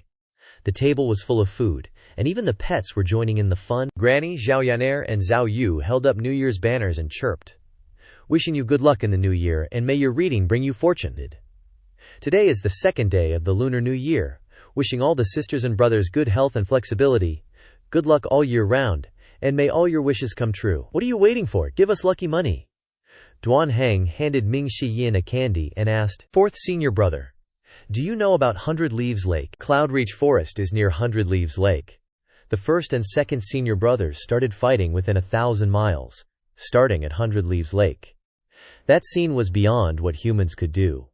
With one slash, first senior brother split 100 Leaves Lake in two. Everyone listened intently, enthralled. Duan Hang happily recounted the story, exaggerating quite a bit, occasionally adding within 1,000 miles or as high as 10,000 feet, and so on. Ming Shiyin listened intently, nodding as if he had just discovered a new continent, occasionally saying, "That's brutal? That's amazing?" The two just kept going back and forth like that, talking enthusiastically for a long time. When it came to the important part, Duan Hang's voice couldn't help but rise. The fight between first senior and second senior reached its climax, and second senior unleashed his move. "Return, come forth, enter the three souls." "Guess what happened then?" Ming Shiyin urged. What happened? Stop dragging it out. Spit it out already." Duan Hang ate an apple and said somewhat seriously, "The world changed colors, and Duan Hang, standing more than 10 miles away, still felt suffocated. After all, I'm also a nascent Soul Realm 4 Leaves cultivator, yet I couldn't withstand the aftershocks." Ming Shiyin widened his eyes and asked puzzledly, "Cloudreach Forest has towering trees. How could you see it clearly from 10 miles away? That's not important. The important thing is, fourth senior brother, guess how first senior brother responded?" Duan Hang's tone was very certain, and his expression was serious. His emotions really influenced Ming Shiyin, and he asked, "Did first senior brother use the grand mystic heaven palm?" Hearing Ming Shiyin guess correctly, Duan Hang couldn't help but exclaim, "Fourth senior brother is amazing! It was indeed the grand mystic heaven palm." First senior brother's move, a king descends upon the world, filled the air with primordial energy, and the mountains were shattered. Duan Hang continued enthusiastically. In an instant, old senior made a surprise attack, and with a strike of his sword he cut off the three souls. Ming Shiyin swallowed. Unfortunately, the first senior brother had the four great guardians arrive on a flying chariot and take him away midway. In the end, old senior only managed to capture second senior brother. Duan Hang had just finished this part when Ming Shiyin said angrily, "In the Shun Tian manner, master killed all 10 great generals of Moli with one move. If it weren't for that, first senior brother wouldn't have had a chance to escape." Duan Hang nodded in agreement. "That's right, I witnessed that scene firsthand. It was really..." Before Duan Hang could finish his sentence, Ming Shiyin interrupted.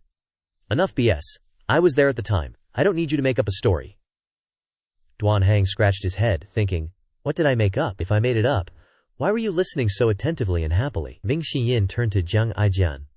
"You guys go to master first. I'm going to the reflecting wall cave to take a look." Hearing this, Zhao Yunhe said, "Fourth senior brother, I want to go too. I heard that second senior brother was brought back to the reflecting wall cave. Everyone is curious." But Ming Shiyin stopped her. "Zhao Yanhe, no, men's grudges are none of women's business." Ming Shiyin coldly walked towards the back mountain. Watching Ming Shiyin's back, Duan Hang clasped his hands and said, "Fourth senior brother is truly a person of clear likes and dislikes. What Duanhang respects most is someone like fourth senior brother. The others glanced at him, thinking, "Are you sure you're telling the truth and not just flattering him?" Xiao Yan'er said sullenly. "I'm afraid fourth senior brother will suffer a loss." Zhao Yan'er raised her fingers and counted. Second senior brother's cultivation.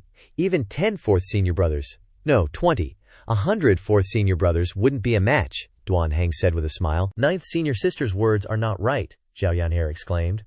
In surprise, Duanhang continued to analyze. Second senior brother's cultivation has been sealed by old senior.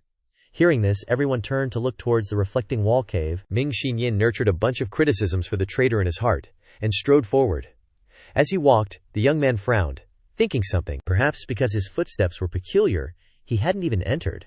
When he heard Yu Shangrong's voice from inside the reflecting wall cave, "Fourth junior brother is here," Ming Xinyin couldn't help but be startled. Even the sound of footsteps second senior brother could tell apart, Yu Shangrong explained. First senior brother's steps are steady. Third senior brothers are sometimes fast and sometimes slow. Only fourth junior brother's steps are light but carry a sense of urgency. Yu Shangrong crossed his arms and calmly analyzed for Ming Xinyin's understanding. Then, Yu Shangrong embraced the longevity sword in his arms and stepped out of the reflecting wall cave.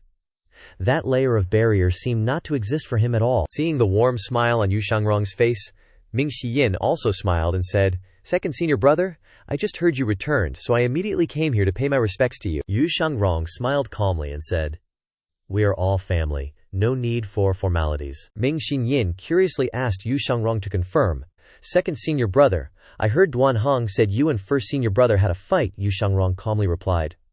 "That's right," Ming Xinyin asked again. Then who won? Duanhang had told the story so dramatically that Ming Xinyin couldn't judge, so he wanted to ask directly for easier understanding. Yu Shangrong smiled. "It was me."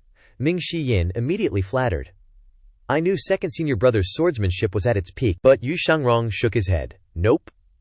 This sentence totally stunned Ming Xinyin. Yu Shangrong slowly raised his head high, explaining in detail. "I originally thought my swordplay was unparalleled in this era, and only master could beat me. Unfortunately, that's not the case. After regretting my actions in the meditation wall cave for half a day, I realized that swordplay is far more than that. In the end, I'm still far behind." Hearing what his senior brother said, Ming Xinyin felt completely frozen, his head filled with question marks. After a while, he thought to himself, "If senior brother is still far behind, then who in this world isn't far behind?" Ming Xinyin continued. "It's great that second senior brother is back. Don't go against master anymore. The old man has changed a lot now. He's not as impulsive as before." Yu Shangrong had also learned about this from Si Wuyai's intelligence, but he didn't really care about it. Yu Shangrong suddenly asked, "Fourth junior brother, what do you think of your second senior brother as a person?" Ming Xinyin looked at second senior brother, puzzled. He didn't know why he suddenly asked that, but he still replied, "Second senior brother is humble and treats everyone with courtesy. Everyone knows that. Moreover, second senior brother works in a very disciplined manner and has the demeanor of a first-class gentleman." Ming Xinyin gave a thumbs up as if to affirm to his senior brother, "Every word I said came from the bottom of my heart." Yu Shangrong frowned. The last sentence sounded familiar. Then he furrowed his brow and asked, "Then tell me honestly, has master really entered the nine-leaf stage?" Nine-leaf Taoist, Ming Xinyin, was slightly startled. Then he smiled. "Second senior brother, don't joke with me, there's no such thing as nine-leaf." Seeing that Ming Xinyin didn't seem to be joking, Yu Shangrong didn't press the issue. Just then, a female disciple appeared outside the cave and bowed, saying, "Fourth Xian Sheng, the pavilion master invites you, invites me." Ming Xinyin waved his hand. He straightened up. "This Xian Sheng is coming right away." Ming Xinyin turned to look at second senior brother, but before he could speak, Yu Shangrong said, "Go on, come find me later if you have the chance." Ming Xinyin said respectfully, "Second senior brother, rest well. If you need anything, just let me know. I will definitely do my best." Ming Xinyin left the meditation wall cave and went to the main hall of the Demon Heaven Pavilion. The young man slowly walked in. He saw Jiang Aijian, Zhao Yue, Xiao Yan'er, and Duanxing all waiting for him outside. Xiao Yan'er was the first to come to greet him, her voice crisp and clear. "Fourth senior brother, how is second senior brother?" Ming Xinyin clasped his hands and said, "Not very optimistic. He was caught by master, so he's not in a very good mood, but he didn't complain. After all, a traitor should have the awareness of a traitor. I have lectured him, so he should be very well behaved in the future." When everyone heard what Ming Xinyin said, some were dumbfounded, and others widened their eyes, not knowing what to say. At this moment, a voice suddenly came from the main hall. Come in, all of you, and listen to the orders. The group entered the main hall of the Demon Heaven Pavilion in order, each bowing their heads and clasping their hands in salute. Greetings, old senior. Greetings, master. Greetings, pavilion master. Lu Zhou sat upright in the main hall, glancing at the group below. The clownish young man Jiang Aijian grinned, revealing his chipped teeth, preparing to butter him up, embarrassing Lu Zhou. Lu Zhou opened his mouth to speak to Jiang Aijian, who had a flattering expression on his face. Jiang Aijian, why aren't you staying in Runan Rubai, and instead running to the Demon Heaven Pavilion? Jiang Aijian laughed. Isn't it because I miss you, old senior? I even brought you some good stuff. He took off his backpack, took out something, and placed it on Lu Zhao's table. This is top-grade tribute tea from the palace that year, offered by the vassal states. Many nobles in the capital don't have the chance to try it. I brought it here to show my respect to you, old senior. Lu Zhou replied indifferently. You are being unusually attentive for no reason. If it's not a trick, then it's something sinister. What's the matter? Speak. Jiang Aijian waved his hand. How could that be? Based on our relationship, your fifth disciple is my younger sister. I and the Demon Heaven Pavilion have a relative relationship. It's not too much to give each other some small gifts. Listening to Jiang Aijian's flattery, everyone was speechless. Xiang Yu sighed and whispered, I'm afraid there is no one in the world who can compare with him in terms of shamelessness. Everyone nodded in agreement and looked at Ming Shiyin. Ming Shiyin put on an innocent look and thought to himself, why are you looking at me? I didn't say anything and I didn't do anything. It has nothing to do with me. Lu Zhou looked at the things on the table, his heart unmoved. Having lived for thousands of years, how could he care about these worldly possessions? Lu Zhou could guess a little, so he pressed. Speak, what's the matter? Jiang Aijian said, I accidentally killed the second prince. How could the royal family let me go? So could you trouble old senior to kill me? While he was speaking, Granny Xiaoyannier had already prepared 2 shiny knives in her hands, ready to butcher Jiang Aijian. Without waiting for Lu Zhou to answer, Ming Xinyan smiled and said, I can help you with this. I'll solve it quickly and painlessly. As he spoke, he summoned his separation hook. Gang Qiu surrounded the separation hook, emitting a strange light. Seeing this scene, Zhao Yue's eyes shone with longing. Jiang Aijian was speechless. I didn't say to actually kill me. Now the great Yan royal family is searching for me everywhere. I have severed ties with my brothers. I have nowhere to hide now. So I thought it would be safe to come to the Demon Heaven Pavilion. Lu Zhou frowned slightly and asked, So you want to stay here for a while? Jiang Aijian nodded like a chicken pecking rice. Old senior is wise. Lu Zhou stroked his beard and nodded. You are my eyes and ears, so of course I will protect you. Lu Zhao's words moved Jiang Aijian greatly, and he repeatedly bowed and clasped his hands, saying, Thank you, old senior. Lu Zhou looked at his playful appearance and said in a heavy voice, Even now, you still refuse to tell. Jiang Aijian asked blankly, Tell what? You are the third prince, and you killed the second prince. The crime of fratricide will be infamous forever, no matter where you are. Everyone nodded in agreement. Master's words spoke the minds of everyone. Ming Xinyin thought to himself, Jiang Aijian had been laughing and joking all the way, as if nothing had happened. If it were an ordinary person, no one could do that. The person he killed was not only the second prince of the royal family, but also his elder brother. Seeing Lu Zhao's serious expression, the smile on Jiang Aijian's face gradually disappeared. He sighed. You're already dead anyway, there's nothing to talk about. Lu Zhao asked again. So Liu Huang was really the one who ordered the Jinghe Palace to be burned down. Jiang Aijian's eyes widened. You know about this too. You should remember that Prince Qin Jun, is now my man. How could anything escape my eyes? Jiang Aijian bowed his head in utter admiration. That's right, I almost forgot about him. Jiang Aijian nodded, then turned to Ming Xiyin and Zhao Yu, saying, The heavenly Tao has reincarnation. Whoever commits karma will eventually pay the price. Actually, many people have advised me to let go of the hatred, to live a good life, to stay away from the court and the royal family, and to be a carefree sword fanatic. But every time I go to sleep, I remember the great fire that night, the blazing flames burning my eyes. I couldn't sleep peacefully all night, and when night fell, I always heard their cries for help in my ears, while I could only watch helplessly. This urge drives me, making it impossible to stop. Everyone looked at Jiang Aijian, including Lu Zhou, with a hint of pity in their eyes.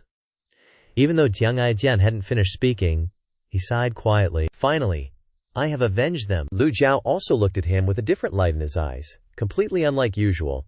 Jiang Aijian's face held a hint of sadness as he recalled the past. Then he started acting goofy again. Luckily, I met you all. As long as you are touched and treat me well in the future, I will be satisfied. At this point, Ming Xinyin looked at him and was going crazy. The first part made people feel touched, but the second part made you want to kick it. Lu Zhou also thought to himself that he wasn't a heartless person.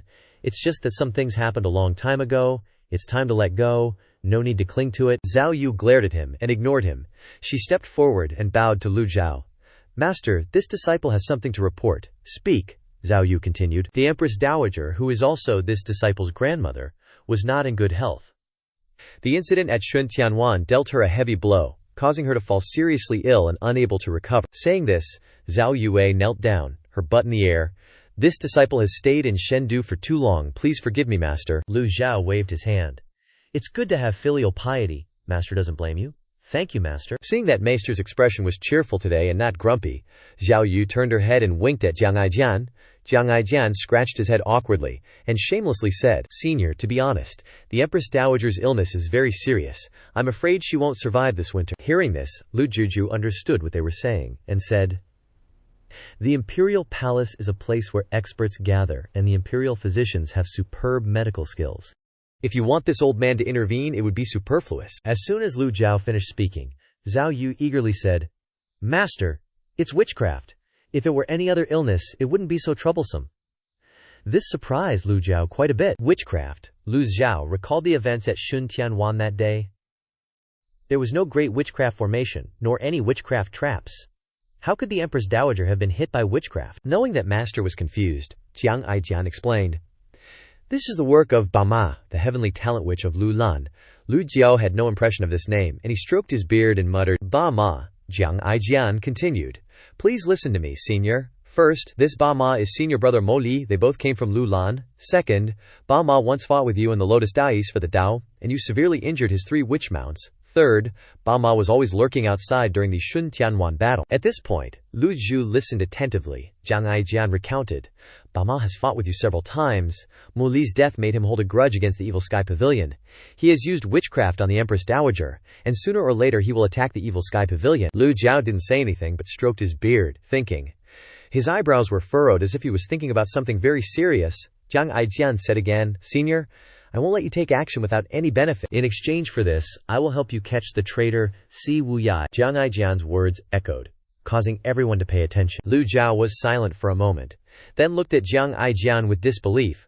Are you confident that you can catch Si Wuyai? Jiang Aijian replied with certainty. No. Ming Xiyin and Duan Musheng stared at him with wide eyes.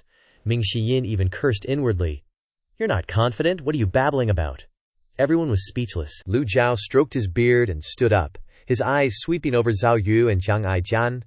If you want to ask this seat for help, you should come to the door proactively. Without distinguishing between superiors and inferiors, you still want to ask others for help. There's no such logic in this world. Hearing this, Jiang Aijian was immediately overjoyed and hurriedly bowed. This is, of course, I'm relieved to hear these words from you, Senior. Zhao Yu also hurriedly bowed and said, This disciple thanks you, Master. She kowtowed to Lu Zhou again, her butt in the air. Zhao Yu thought to herself while kowtowing, Actually, I didn't want to kowtow so hard. Oh, really? Just then, a voice suddenly came from outside the main hall. This disciple greets Master. The echoing voice caused everyone to turn their eyes to the door of the Evil Sky Pavilion. Everyone turned their heads to look. Zhu Honggong, who had just stepped into the threshold of the main hall, knelt down, moving inside while kowtowing. His voice was unmistakable. Disciple greets Master. And so, Zhu Honggong kowtowed all the way to the middle of the main hall. Ming Xiyin raised his right hand to cover his eyes. Alright, sixth, Zhu Honggong's actions stunned everyone. You just had to admire him. Lu Zhu Honggong kowtowing, his brows furrowed, not understanding what this disciple was up to. Reaching the center of the hall, Zhu Honggong kowtowed again. Disciple greets Master. Ming Xiyin glanced at Zhu Honggong. Eighth bro, what's with the solemnity? You're a disciple of the Evil Sky Pavilion. Aren't you afraid of losing face doing this? Ignoring Ming Xiyin, Zhu Honggong said to his master. Disciple sincerely wants to pay respects to Master. Since returning to the Evil Sky Pavilion, I haven't properly kowtowed to you. Only after performing this 3 bows and 9 kowtows will my heart be at peace. Lu Zhu used the eye of truth to observe Zhu Honggong. Again, he thought to himself, what he said made sense.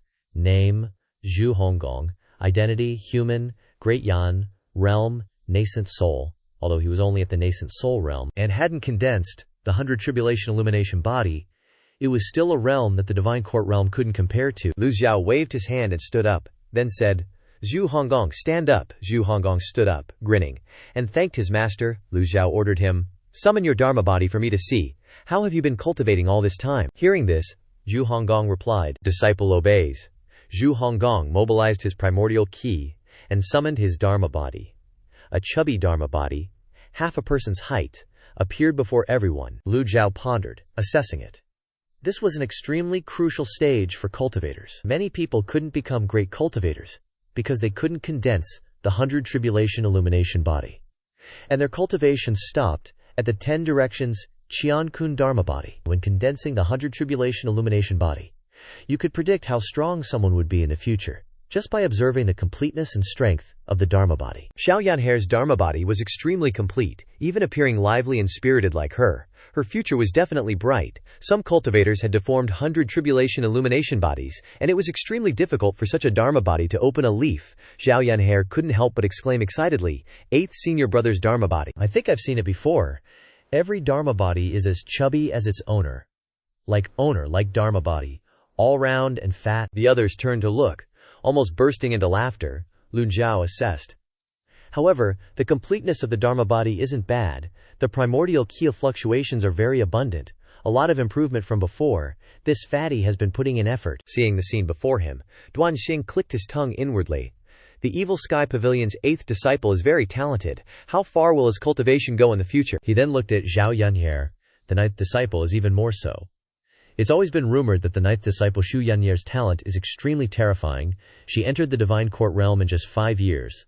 Unprecedented and unmatched. Zhang Honggong proudly looked at his Dharma body, his spine straightening. Ming Shiyin covered his eyes, not daring to watch.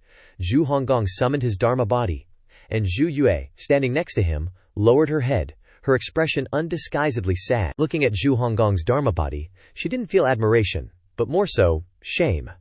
After all, she had entered the sect earlier than him, and her cultivation of the Jade Purity method had been stagnant for a long time. Seeing that even Zhu Honggong had a Dharma body, she immediately felt vexed. Lu Zhou stroked his beard and nodded. With a light wave of his hand, whoosh, a purple gauntlet appeared in front of Zhu Honggong. Zhu Honggong picked up the gauntlet and examined it. Then asked doubtfully, Master, this is, Lu Zhou said. This is a reward from me, the Raging Scar Gauntlet. Use it well. Hearing that he was being given a gift by his master, Zhu Honggong was overwhelmed with tears and snot. He stared intently at the box, then unconsciously knelt down with a thud, his knees hitting the ground. Hearing this, Zhu Honggong was so excited that tears streamed down his face, and he hurriedly knelt down. Thank you, Master. Thank you, Master. Lu Zhou waved his hand again, and the gauntlet broke into 2 halves, forming a strange shape. He continued to kowtow repeatedly. Zhu Honggong looked up and reached out his hands to receive it. As soon as the gauntlet was opened, a radiant light shone from the Evil Sky Pavilion. Zhu Honggong floated into the air, excitedly receiving the gift from his master. Since opening the treasure trove, Lu Zhou had always kept it. He felt that this item was extremely suitable for Zhu Honggong's 9 tribulation thunderous body. Furthermore, Lu Zhou needed his disciples to quickly improve their cultivation. Perhaps this weapon was born to suit Zhu Honggong. Before anyone could see its shape, 8th Bro had already smoothly equipped the gauntlet. At this moment, the system sent a notification to Lu Zhou, Ding. Raging Scar Resonance activated. Target owner, Zhu Honggong. Reward 1,000 merit points. Lu Zhou nodded in satisfaction upon seeing the notification. Duanxing, standing on the side, drooled as he watched. He cupped his hands in congratulations. 8th senior brother, Ming Shiyin, walked over to Zhu Honggong with a smile. Congratulations, 8th Bro, Zhao Yanhe exclaimed. I think I've seen it somewhere before. Another change, Zhu Yu was envious of 8th Bro, saying, Congratulations, 8th Bro. Among the 9 disciples, only she, Zhu Yu, didn't have a weapon. How could she not be envious? Ming Shiyin patted Zhu Honggong's shoulder. This thing is very sturdy. Even eldest senior brother's jade green blade can't cut it. You've made a great profit. Hearing this, Zhu Honggong was astonished. He was happy to receive the gift, but he didn't expect this weapon to be so powerful. Really? Ming Shiyin confirmed. Of course, why would I lie to you? Besides, how could a weapon given by master be a piece of junk? Even though Ming Shiyin said that, he secretly thought, this weapon is indeed very sturdy, but it's too ugly. He was just praising it a bit so old 8th would be happy. Zhu Honggong was extremely delighted, loving it so much that he couldn't bear to put it down. Disciple will definitely live up to master's expectations. Lu Zhou stroked his beard and nodded. He noticed that Zhu Honggong's loyalty had increased significantly. reaching a level of stable loyalty that was hard to change. This was also something Lu Zhou had predicted. Zhu Honggong stepped aside, happily admiring his cudgel. Lu Zhou ignored him and looked towards Zhao Yu, then gently spoke. Zhao Yu. She immediately replied, "Disciple is here. Your cultivation has regressed quite a bit during your time in this palace." Hearing her master's words, Zhao Yue's face flushed with shame. Disciple will work harder, and will not fail master's expectations, Duanxing said with a smile. Old senior's disciples are all dedicated and conscientious, truly admirable. Only then did Lu Zhou remember Duanxing. Duanxing, your performance in the Cloud Reflection Woods was not bad. This seat will not mistreat you. Go ahead, state your request, and this seat will try its best to satisfy you. Hearing this, Duanxing immediately bowed. Junior dares not. Junior is willing to put forth effort for old senior, and dares not ask for credit. Lu Zhou nodded. Very good. These two words made Duanxing feel a little disappointed in his heart. Wait a minute, this situation isn't right. Shouldn't he say a few more polite words? Duanxing was stunned here. He had long thought about what to request from the Evil Sky Pavilion, but now all the words were stuck in his throat, unable to be spoken. Lu Zhou glanced at Duanxing, then said, "If the Nether sect knows what's good for them, they will not touch the Demon Slayer sect again in the future." Duanxing's eyes lit up. With this sentence from Lu Zhou, at least the Demon Slayer sect was guaranteed stability. He didn't dare to think about other extravagant requests. He said respectfully, "Thank you, old senior." Lu Zhou waved his hand to send him off. After speaking, Zhao Yangar pulled Duanxing out. After Duanxing left the Evil Sky Pavilion, Lu Zhou also waved his hand. Since there are no more matters, everyone, disperse. Hearing this, everyone bowed and saluted. Disciples take their leave. Respectfully sending off old senior, Lu Zhou stood up and walked towards the East Pavilion. At the Imperial City, divine capital, inside the Xiaoning Palace. Grandmother, after all, Zhao Yue is a member of the Evil Sky Pavilion. You must be careful of her. The prince standing in the Empress Dowager's palace was none other than the current crown prince, Liu Zihe. The Empress Dowager's eyes were half closed, not even bothering to look at Liu Zihe, as she said in a dignified voice, "Do you also want to see this old lady die?" Liu Zihe's expression changed slightly, and he quickly knelt on the ground. "Grandson dares not. Grandson is just afraid that something will happen to you." The Empress Dowager said lightly, "If something were to happen to this old lady, I would have been done for at Shuntian Garden. Why wait until now?" After the events that occurred at Shuntian Garden, the Empress Dowager was now extremely disgusted with the princes and royalty. Liu Zihe knelt on the ground and said, "Grandmother, grandson will definitely give you justice for second brother's matter. Please, don't take it to heart." At this time, Li Yunzhao, who had been standing still, suddenly opened his mouth. "Your Highness, I have something I don't know if I should say or not. Speak." After all, Li Yunzhao was a favored person by the Empress Dowager's side, and Liu Zihe didn't dare to disregard him. Li Yunzhao obeyed and said, "The Empress Dowager's illness cannot continue to be prolonged. Moreover, His Majesty has already approved for the Empress Dowager to go to the Evil Sky Pavilion for treatment. If your Highness wants to show filial piety, you should be more considerate of the Empress Dowager." Li Yunzhao looked outside the palace, then continued softly, "The death of the Second Highness has caused the Empress Dowager great pain. You don't need to keep mentioning it in front of the Empress Dowager like that." Eunuch Li is right. Liu Zihe stood up and bowed in response. "Grandmother, grandson has a personal bodyguard with high cultivation. If you are determined to go, then grandson will send him to escort you." Withdraw. The Empress Dowager still didn't open her eyes, only waving her hand slightly. Grandson takes his leave. Liu Zihe left Xiaoning Palace. As soon as he left the palace, Liu Zihe clasped his hands behind his back and said to the bodyguard beside him, "Have Kang Liang escort the Empress Dowager to the Evil Sky Pavilion. This prince will take care of his family for him. Bringing back a head will be heavily rewarded, yes." The bodyguard followed his orders without hesitation. 1 day, 2 days, 3 days, 6 days. Time flew by like a dog running in a field. A week later, Lu Zhou was in the East Pavilion comprehending the Celestial Book, until his extraordinary power reached saturation. After the extraordinary power has saturated, continuing to comprehend the Celestial Book will only increase the number of times you comprehend it, with no other effect. Lu Zhou continued to comprehend without stopping. The system interface displayed. Remaining lifespan, 6,574 days. Breaking through to 9 leaves will consume lifespan. If there are enough reversal cards, will it be possible to break through this bottleneck? Lu Zhou thought of this issue again. He had 22 reversal cards. Lu Zhou casually used one, just like before. Vital energy from all directions of the East Pavilion gradually converged, and before long, his lifespan had increased. Remaining lifespan, 6,874 days, 9 leaves, is so related to lifespan, the value of the reversal card is becoming even more important. Lu Zhou looked at the price of the reversal card in the shop. Very good, it still hasn't increased. It seems that the price of the reversal card is not affected at all. Lu Zhou then looked at the task interface. Both side quests were related to Yu Shangrong. 1. Longevity of the Xunhua herb. 2. New celestial book opening. Both tasks were still displayed as uncompleted.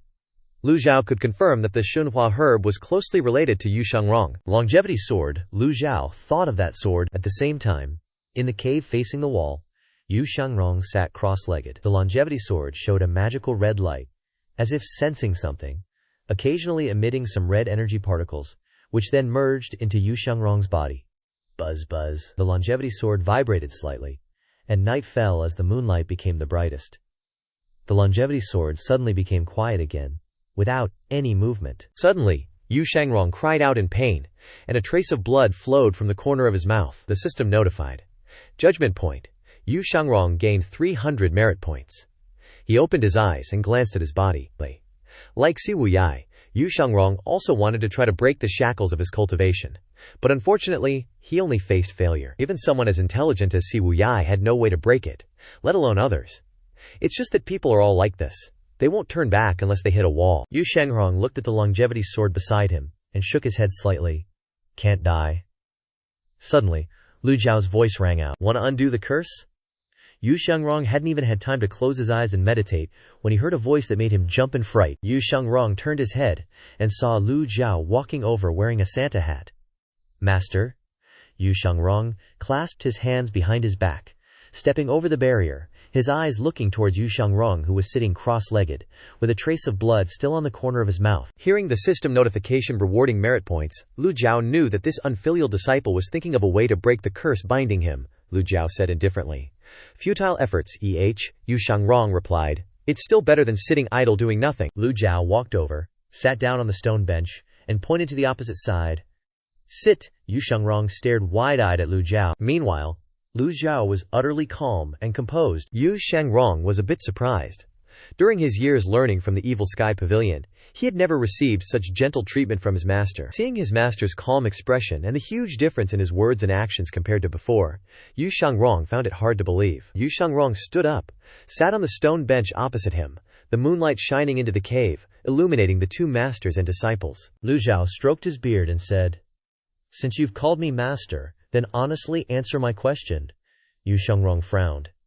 He didn't know what his master wanted to ask, but he instinctively wanted to resist. Yu Shangrong replied. Except for matters of memory, this disciple will answer the master. Lu Zhou had already guessed this. Actually, even if Yu Shangrong hadn't mentioned the memory loss, Lu Zhou could have deduced part of it. Forcing this unfilial disciple to answer wouldn't be meaningful, Lu Zhou asked. You really never tried to break through to 9 leaves? Yu Shangrong answered straightforwardly. I did, Lu Zhou continued. As a peak 8-leaf cultivator, standing before the threshold of 9 leaves, no one can resist the curiosity to push open that door and see what's inside, Yu Shangrong replied. It's a pity that behind this door is endless darkness, unable to see the future or hope. Lu Zhou nodded. You come from the gentleman's country, and your lifespan is the same as that of the Xunhua grass. Hearing this, Yu Shangrong's heart twitched slightly, but he quickly regained his composure. This wasn't some earth-shattering secret. The Xunhua grass was a special plant in the gentleman's country, and the Evil Sky Pavilion was so large, someone would definitely know about it. Lu Zhou added, 8 leaves can only help you live for a maximum of 500 years. Suddenly, Yu Shangrong quickly gripped the longevity sword. He was about to stand up, but noticed that his master was still sitting upright on the stone bench, not moving at all, and didn't seem to be planning to snatch his longevity sword. Lu Zhou stroked his beard, revealing an expression as if everything was within expectations. If I wanted to take your weapon, who could stop me? Lu Zhou's hands slightly lifted, and a surge of energy swept over. Yu Shangrong froze. Yu Shangrong tried to grip the longevity sword tightly, but he no longer had cultivation. How could he resist his master? Although Lu Zhou only had a divine court realm cultivation, it wasn't difficult to defeat a Yu Shangrong with bound cultivation. Whoosh! The longevity sword flew into Lu Zhou's palm. Yu Shangrong rushed forward to try and reclaim the longevity sword, but was blocked by the wall of energy created by Lu Zhou. Swish! Lu Zhou drew the longevity sword from its sheath, the blade emitting a bright red light. Immediately, Lu Zhou felt the life force emanating from the longevity sword. Immortals cover their faces and refuse to fall.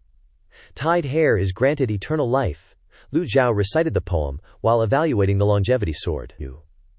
Lu Zhou frowned, thinking. There are rumors that every time the longevity sword kills someone, it absorbs a trace of their life force. It seems this is true. No wonder Yu Shangrong values this sword so much. He must rely on this sword to survive. This sword is his life. Master, Yu Shangrong knelt down. Lu Zhou shook his head and said, "This is your secret to longevity." When Ji Tiandao bestowed the longevity sword upon Yu Shangrong, he didn't expect this weapon to do such a thing. Over the years, Yu Shangrong had put so much effort into this sword, only he himself probably knew how much. Yu Shangrong hurriedly said, "The Junhua grass blooms in the morning and withers in the evening. This disciple had no choice but to do so." Lu Zhou pressed. "Do you think you can truly achieve longevity?" Yu Shangrong honestly replied. "The longevity sword can't help this disciple achieve immortality. It can only help this disciple be like other cultivators." Lu Zhou continued to think. He was an 8-leaf cultivator, but 1,000 years of lifespan was too far away for him. Swish! The longevity sword was sheathed again. Lu Zhou waved his hand, and the wall of energy disappeared. Lu Zhou threw the longevity sword into Yu Shangrong's chest and sighed.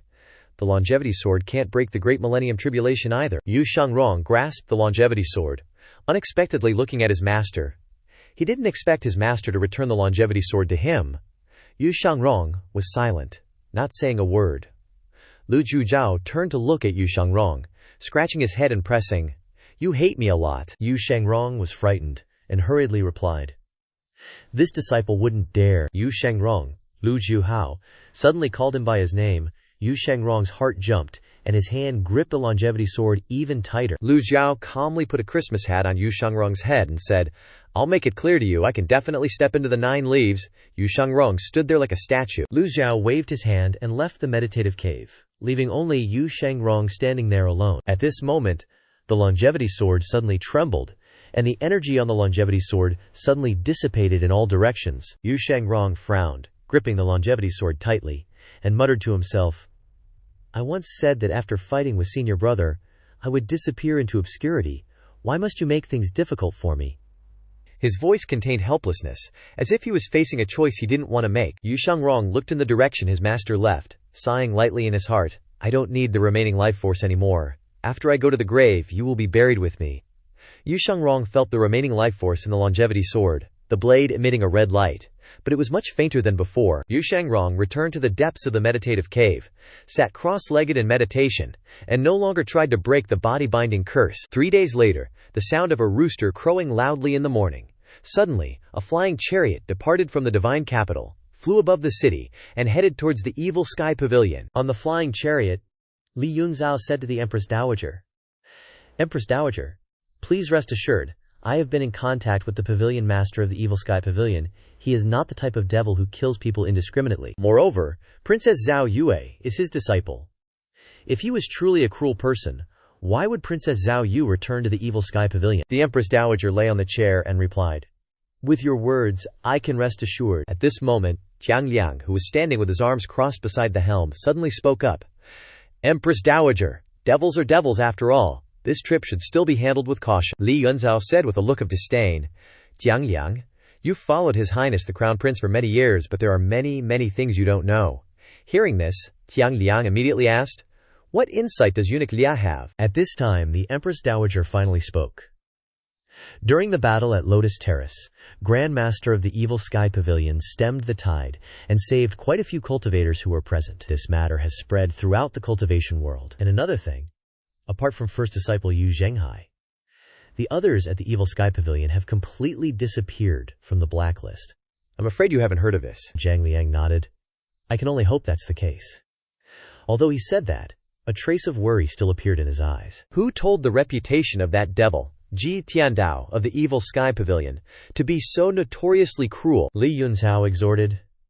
"I know you have profound cultivation, but I still advise you, after arriving at the Evil Sky Pavilion, do not act rashly under any circumstances. At that time, even I and the Empress Dowager won't be able to save you. There are many things you don't know about the Evil Sky Pavilion. I'm only reminding you, because I want what's best for you." Jiang Liang, although a little curious in his heart, still replied, "Eunuch Li, you're overthinking it. My task on this journey is to protect the Empress Dowager's safety. Other than that, I don't understand the things you're talking about. Li Yunzhao nodded, sighing. That's for the best. At this moment, the Empress Dowager, lying on the Grand Master's chair, suddenly called out, Jiang Liang, hurriedly bowed, and clasped his hands in salute. What are your orders, Empress Dowager? The Empress Dowager's voice continued to ring out. This one has heard that your cultivation is very high, is that right? Hearing the Empress Dowager's question, he hurriedly denied. It's just that people have exaggerated my abilities. The Empress Dowager's voice was very light, as if she was just making small talk. What do you think of Eunuch Li's cultivation compared to yours? Jiang Liang thought for a moment before replying. If I go all out, Jiang Liang is no match for Eunuch Li. But if we're talking about other tactics, Jiang Liang is confident he'll win. Li Yunzhao said with a smile. There's something else the Empress Dowager doesn't know. Guardian Jiang once single-handedly infiltrated the Rongbei's Nuli kingdom and successfully assassinated its ruler, achieving a great feat. As long as Guardian Jiang sets his sights on someone, there's no one he can't kill. The Empress Dowager nodded in satisfaction and smiled. Then you are a talented general of Great Yan. You must be loyal to the court in the future. Jiang Liang bowed and said, Jiang Liang's heart has always been with the court. The Empress Dowager continued. Eunuch Lian has served this one for many years, and this one trusts his judgment. You should also listen to Eunuch Lian's words, Li Yunzhao hurriedly replied. Your servant obeys, the two imperial physicians on the flying chariot hurriedly urged. Empress Dowager, please eat your fill, and then take your medicine. At this time, the flying chariot continued to fly towards the Evil Sky Pavilion, the distance between them and the Evil Sky Pavilion getting closer and closer. Eunuch Li looked around and then walked to Jiang Liang's side, waving his hand to signal him. Guardian Jiang, come here. Jiang Liang was startled, not knowing what Eunuch Li wanted to do, and had no choice but to follow him out of the flying chariot. At this time there were two imperial physicians who were also cultivators. With them taking care of her, the Empress Dowager shouldn't have to worry too much. Outside the flying chariot, Li Yunzhao said, I have a few words from the bottom of my heart that I want to share with Guardian Jiang. Seeing Li Yunzhao's serious expression, he couldn't help but be curious. What important matter is it? Please speak, Eunuch Li. Li Yunzhao went straight to the point. What task did Guardian Jiang come to the Evil Sky Pavilion to carry out under the Crown Prince's orders? Jiang Liang was shocked in his heart, and hurriedly asked, Why does Eunuch Li say that? Li Yunzhao explained in a low voice. You are skilled in assassination. If the Crown Prince really wanted to protect the Empress Dowager, why would he send you? There are so many people by the Crown Prince's side who can protect the Empress Dowager perfectly. These words from Li Yunzhao left Jiang Liang speechless for a moment. He didn't expect Li Yunzhao to ask so bluntly. Jiang Liang was silent for a moment without saying anything. Li Yunzhao asked again, Do you know why His Majesty is so relieved to let the Empress Dowager go to the Evil Sky Pavilion? Jiang Liang shook his head. When the Crown Prince ordered him to escort the Empress Dowager, he also wondered in his heart. The Empress Dowager is a person of what noble status? If she were to personally risk going to the Evil Sky Pavilion, how could His Majesty be so relieved? Although he found this very incomprehensible, he didn't dare to ask the Crown Prince clearly, and could only listen to orders in silence. Li Yunzhao explained softly, That's because the master of the Evil Sky Pavilion, Ji Tiandao, is an old friend of the late emperor. As soon as Li Yunzhao finished speaking, Jiang Liang's eyes widened and he broke out in a cold sweat. I never expected that the great devil that everyone wants to beat and kill would have a relationship with the late emperor. Jiang Liang wondered. If they are old friends, then why has the Evil Sky Pavilion been an enemy of the royal family so many times? Eunuch Li said sincerely. You're wrong. Jiang Liang curiously asked back. Wrong? Li Yunzhao continued to reveal. The Evil Sky Pavilion has never been an enemy of the royal family. The ones who really stirred up the conflict are first disciple Yu Zhenghai and seventh disciple Si Wuyai. Jiang Liang listened without understanding and said, Eunuch Li, what do you mean? Just say it straight. Jiang Liang is just a simple warrior, very ignorant in these matters. Li Yunzhao nodded. What I want to say is still the same advice I gave you just now. Guardian Jiang, after arriving at the Evil Sky Pavilion, it's best to be obedient. If you mess things up, don't even mention the Empress Dowager.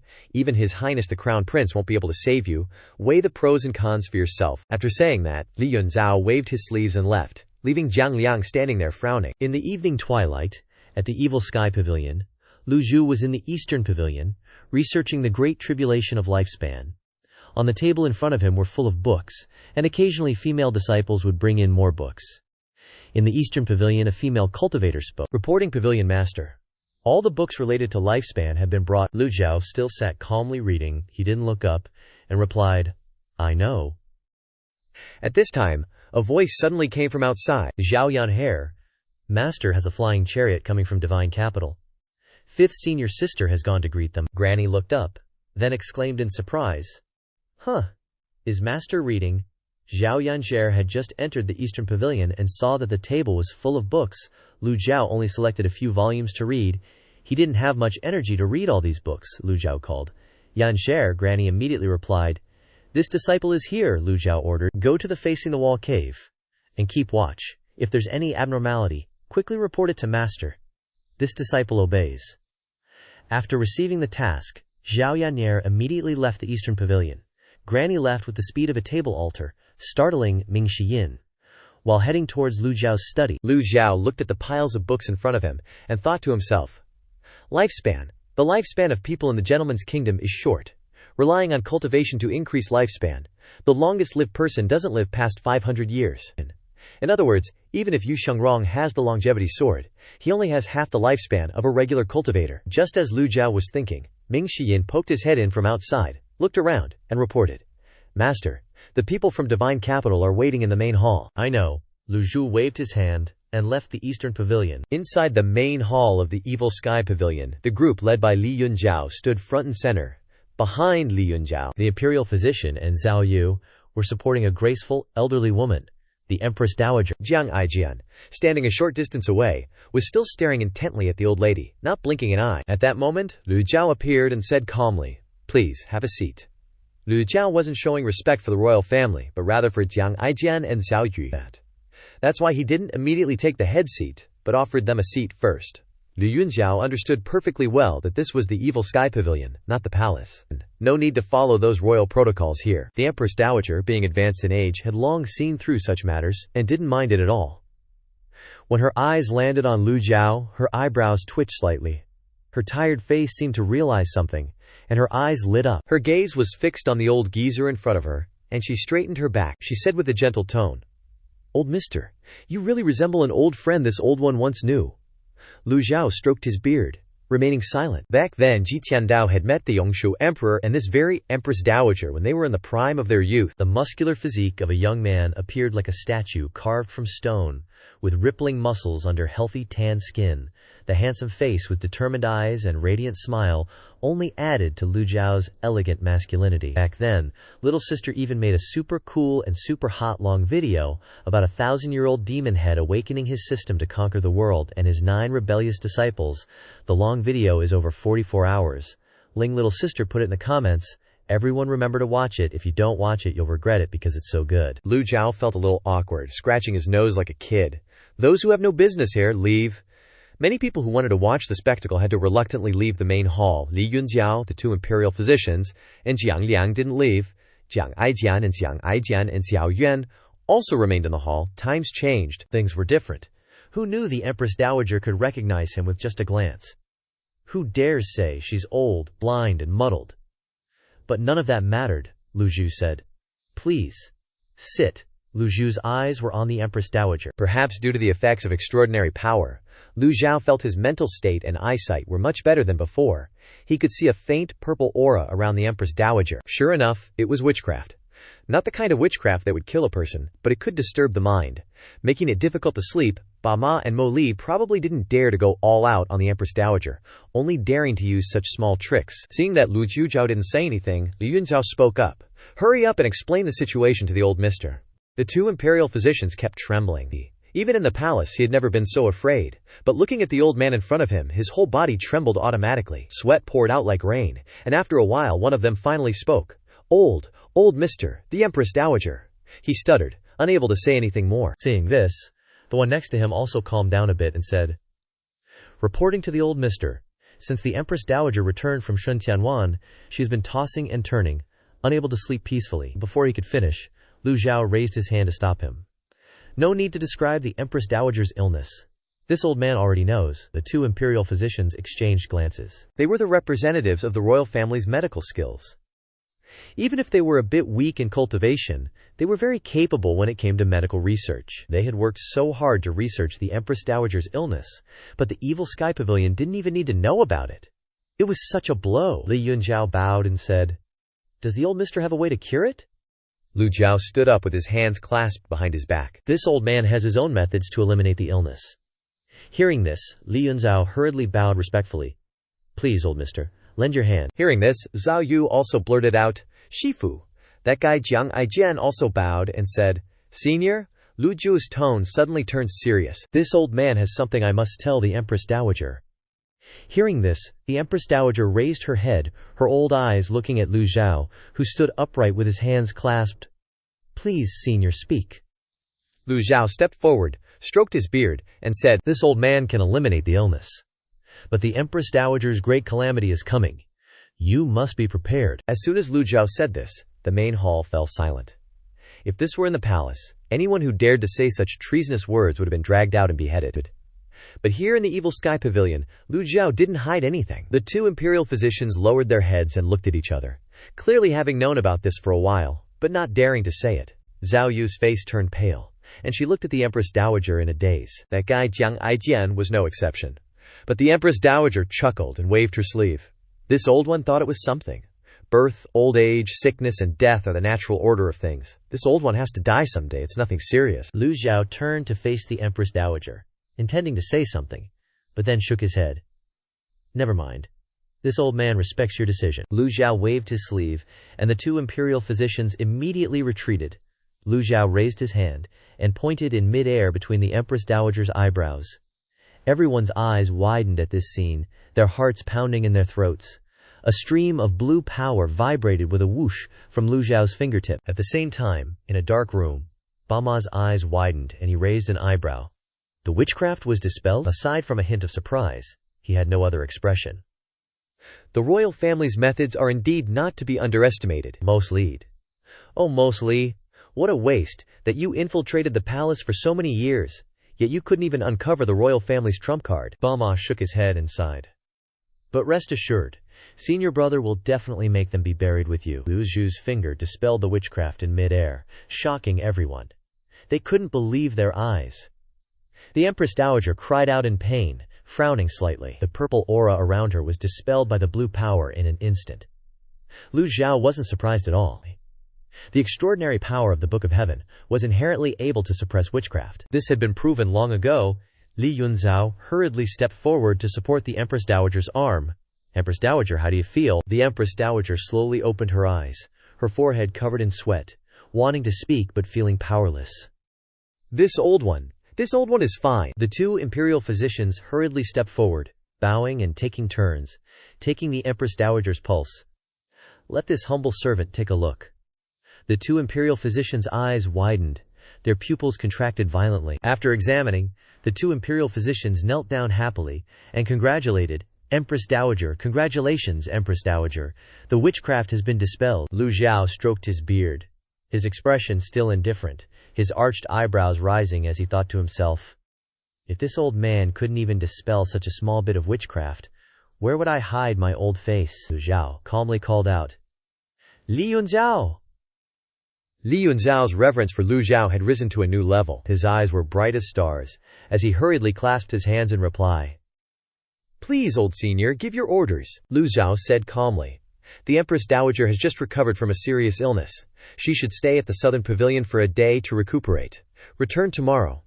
Li Yunzhao was overjoyed when he heard this. He knelt down, held his hands out in front and touched his forehead to the ground, kowtowing repeatedly.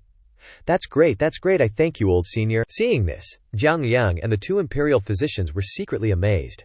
Although Li Yunzhao was only the Empress Dowager's personal eunuch, his status was not small. Even when meeting His Highness the Crown Prince, he had never performed such a grand ceremony. Yet today, he was performing such a passionate ceremony in front of the great devil of the Evil Sky Pavilion, Lu Zhou. Without saying anything, Lu Zhou only glanced at Li Yunzhao and waved his hand to signal him to retreat. Li Yunzhao and the imperial physicians helped the Empress Dowager leave the main hall. Zhao Yu had quickly arranged a room for the Empress Dowager in the Southern Pavilion. At dusk, in the Southern Pavilion, Li Yunzhao stood respectfully by the bed, looking at the Empress Dowager's complexion, which had improved, and said happily, Empress Dowager, you look much more radiant than before. The Empress Dowager sat up weakly on the bed and replied softly, This old one is benefiting from Zhao Yu's good fortune. If it weren't for her, this old woman's life would have gone to see her ancestors long ago. Li Yunzhao lowered his head and said, Now that Princess Zhao Yu has returned to the royal family, Empress Dowager, please don't blame yourself anymore. Now that you've given Zhao Yu the best, I don't think she'll blame you, Your Majesty. Please rest and recover. Suddenly, the Empress Dowager told Li Yunzhao, "Little Li, bring out the thing I brought." Li Yunzhao was a little startled, stunned, then reluctantly bowed. He opened the luggage he brought, took out a brocade box, and offered it to the Empress Dowager. He couldn't help but worry and asked, "Your Majesty, this is your longevity pill. Is it really necessary to do this?" The Empress Dowager sighed and said, "There are many people in this world who pursue longevity, including Emperor Yongshu, but I feel that following nature is also a blessing." Li Yunzhao bowed and replied, "I understand." The Empress Dowager gently instructed Li Yunzhao, "After my great tribulation comes, let me be buried in the same place as Emperor Yongshu, with a joyous funeral. That would make me happy." The Empress Dowager's instructions were like last words, causing Li Yunzhao to just shake his head and say nothing. The Empress Dowager handed the brocade box to Li Yunzhao, telling him, "Take this as a thank you gift to the old senior, as a token of gratitude for his assistance." Li Yunzhao nodded in agreement. "Yes," the Empress Dowager continued. "When you go out, call Zhao Yu. I want to talk to her." "Yes." Li Yunzhao left the room. Afterward, Li Yunzhao, led by Ming Shiyin, carried the brocade box and found Lu Zhou. He presented the box with both hands, and respectfully reported, "I am here under the Empress Dowager's orders to thank the old senior. The Empress Dowager has ordered me to deliver this item to the Demon Heaven Pavilion." Hoping that the old senior will accept it, Ming Shiyin quickly grabbed the brocade box, opened it, and held up the enormous pill, enthusiastically advertising its miraculous effects and origins. "Master, this is a longevity pill." A longevity pill, as the name suggests, is a pill that can increase lifespan. To refine a longevity pill, extremely rare heavenly treasures are needed, along with meticulous refinement by powerful cultivators. The Pill Heart sect, which specializes in pill refinement, has only managed to produce 3 to 5 longevity pills in thousands of years. Each longevity pill can increase lifespan by 100 years, but the effect is weaker with age, as it cannot help cultivators break through the 1,000-year lifespan tribulation. Even so, the longevity pill is still a valuable item pursued by many cultivators. After all, not every cultivator can live for thousands of years. At this moment, Lu Zhou was sitting at the opposite table, reading something. His dignified and deep voice rang out, "Bring it here!" Ming Xinyin carefully approached and offered it to Lu Zhou. Seeing this, Li Yunzhao didn't dare to disturb him, and respectfully stepped back, cupping his hands in a salute. "I shall take my leave," Ming Xinyin, understanding the situation, also reported. "This disciple shall also take his leave." Li Yunzhao and Ming Shiyin completed their task and quickly left the East Pavilion. Meanwhile, Lu Zhao stared intently at the pile of cards, calculating something. Outside the East Pavilion, Ming Shiyin ran after Li Yunzhao, asking, "Hey, Eunuch Li." "Wait a minute." Li Yunzhao raised his eyebrows in surprise. Ming Shiyin kept grinding his teeth in embarrassment. He went to Li Yunzhao's side and whispered, "I misspoke, Grandpa Li. Do you have any longevity pills left over?" Li Yunzhao shook his head. "How can you say that? Longevity pills are not ordinary items. How could there be any leftovers?" This longevity pill was found by the late emperor, who searched everywhere for it and gave it to the Empress Dowager. The Empress Dowager has saved it until now, without using it. Anyone else would have used it long ago. Ming Xinyin said helplessly. "All right, but you really know how to handle people." "Many years ago, my master went looking for longevity pills, but only found one." Li Yunzhao replied with a smile. "The old senior helped, so of course we must offer a great gift to thank him." Ming Xinyin nodded slightly. "You sure know how to talk. I won't talk nonsense with you anymore, and Yunyu. I'm too sleepy." After speaking, Ming Xinyin stretched and yawned, walking towards the South Pavilion. Time flew by, like a dog running in a field, and the sky had already turned dark. Lu Zhao slowly opened his eyes, glanced at the brocade box on the table, and shook his head, wondering, what would I do with this thing? However, he lightly waved his hand, and the brocade box rustled open. The system immediately announced, "Acquired longevity pill, consumed quantity 1, can be refined again to increase quality." Hearing the system's notification, Lu Zhao was a little surprised. Unexpectedly, the longevity pill can still be refined. Lu Zhao placed the longevity pill in his palm. As soon as it touched his skin, the longevity pill emitted an extremely comfortable warm sensation. Lu Zhao made an assessment. Quality is acceptable, purity is acceptable, energy is acceptable. Although he didn't know much about pill refinement, He could be considered a knowledgeable person. In Lu Zhou's memory, Ji Tiandao once sought this item to increase his lifespan, and he had studied all elixirs related to lifespan. The problem is, even if he refines it to a higher quality, it won't do him any good. He already has the reversal card, so even the highest grade longevity pill is useless. But then again, if he doesn't use it, it wouldn't be bad to leave it for his disciples. Lu Zhou conveniently lifted his hand. A refinement talisman appeared in his palm. And then the refinement talisman turned into a raging fire. Lu Zhou didn't hesitate and threw the longevity pill into the flames. The entire room lit up in the middle of the night. A moment later, the pill refinement process ended, and the system announced, acquired a high-quality longevity pill, rewarded 500 merit points. Lu Zhou looked at the longevity pill, frowned, and muttered to himself. One refinement talisman exchanged for 500 merit points, not a loss. Home. A high-quality longevity pill can increase lifespan by 200 years, provided that the person's great tribulation doesn't fall within these 200 years. Otherwise, the longevity pill will have no effect. In other words, Lu Zhou wouldn't get any benefit from eating this. Lu Zhou sighed, a little disappointed, and put away the longevity pill. Then, he entered a state of comprehending the heavenly book again. As night fell, stars twinkled in the sky, and a black shadow rushed through the air in the mouth of a carrier pigeon. In the south pavilion, the black-clad man's feet didn't seem to touch the ground, so he didn't make any noise. He stared intently at the south pavilion, his gaze clearly indicating ill intentions. Xiao Mei has compiled a super cool and super hot long video of the 1,000-year-old old demon head who just woke up the system and subdued the world alone, and 9 rebellious and cruel disciples. The long video of more than 44 hours is left by Ling Xiao Mei in the comments. Everyone remember to watch it at home. If you don't watch it, you will regret it because the story is so good. The black-clad man swooped down from the pigeon's mouth. He landed on the top of the building, before gently touching down carefully. Then, he rushed forward, approaching the target room according to the previous plan, his eyes darting around as he pressed against the wall to spy. After that, the man in black opened the door, his whole body as light as the wind, whooshing past. A cold glint appeared, and strange, ghostly kit blades, along with a volley of hidden weapons, pierced the bed. Realizing that there was no one on the bed, just a dummy, the man in black immediately retreated. He seemed to sense that he'd been discovered. Just then, a voice came from the roof. "Hey bro, you're late. Want to come up here and stargaze with me?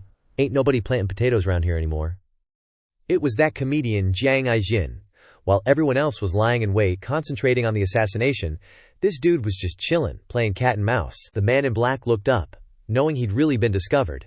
And seeing how relaxed his opponent was, he decisively gave up the chase, turned tail, and vanished at warp speed. If he didn't run now, he'd be minced meat in a minute.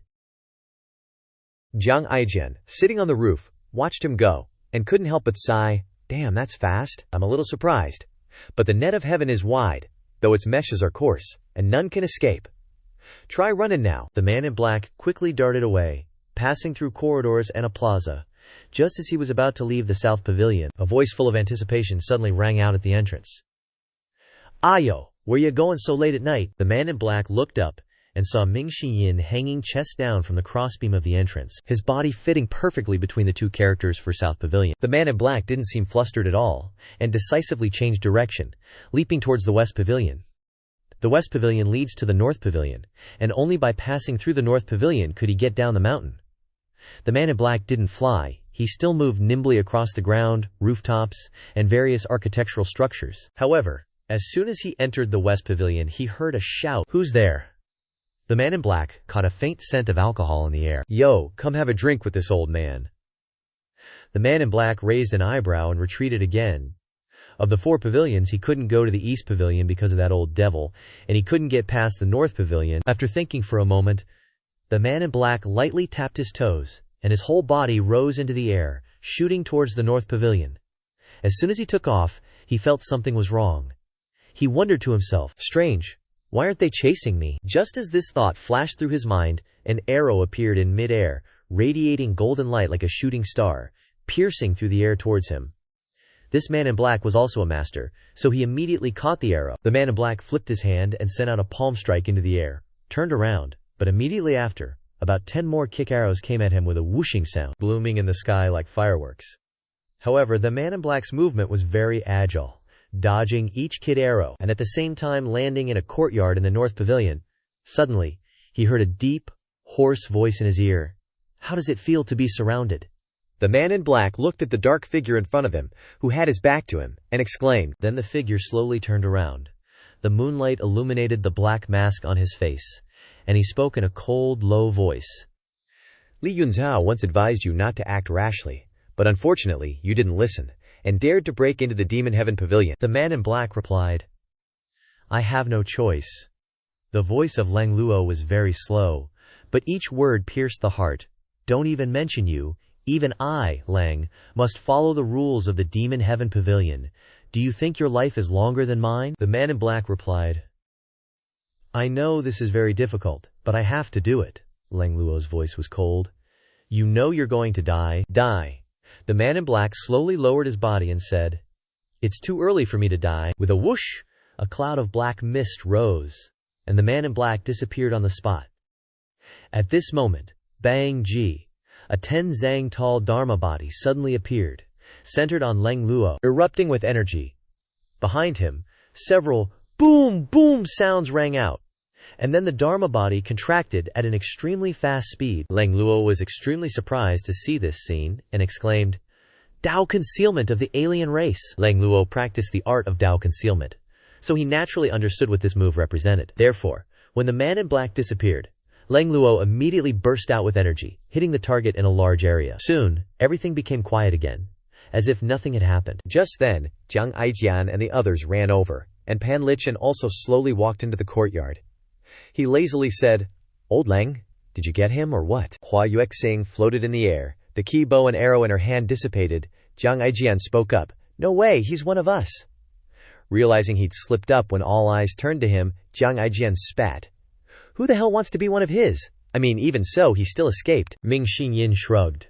Who told you guys to play cat and mouse? See where he runs now. Quiet. While everyone was discussing, Lang Luo raised his hand, signaling everyone to be quiet. I, Lang, have injured him. He can't run far. He must still be hiding somewhere. Pan Lichen didn't seem to care, took another swig of wine, and lazily said, Little A, don't worry, he won't escape. Hearing this, Jiang Aijian wanted to get goosebumps. What little A? Damn it, my name is Jiang Aijian. Can't you be a little more respectful? Elder Hua cut in between their conversation. This person has cultivated the Dao concealment of the alien race. Lang Luo continued. Back then, during the 100 Nations Exchange, many people from alien races cultivated the cultivation methods of Great Yan, including the art of Dao concealment.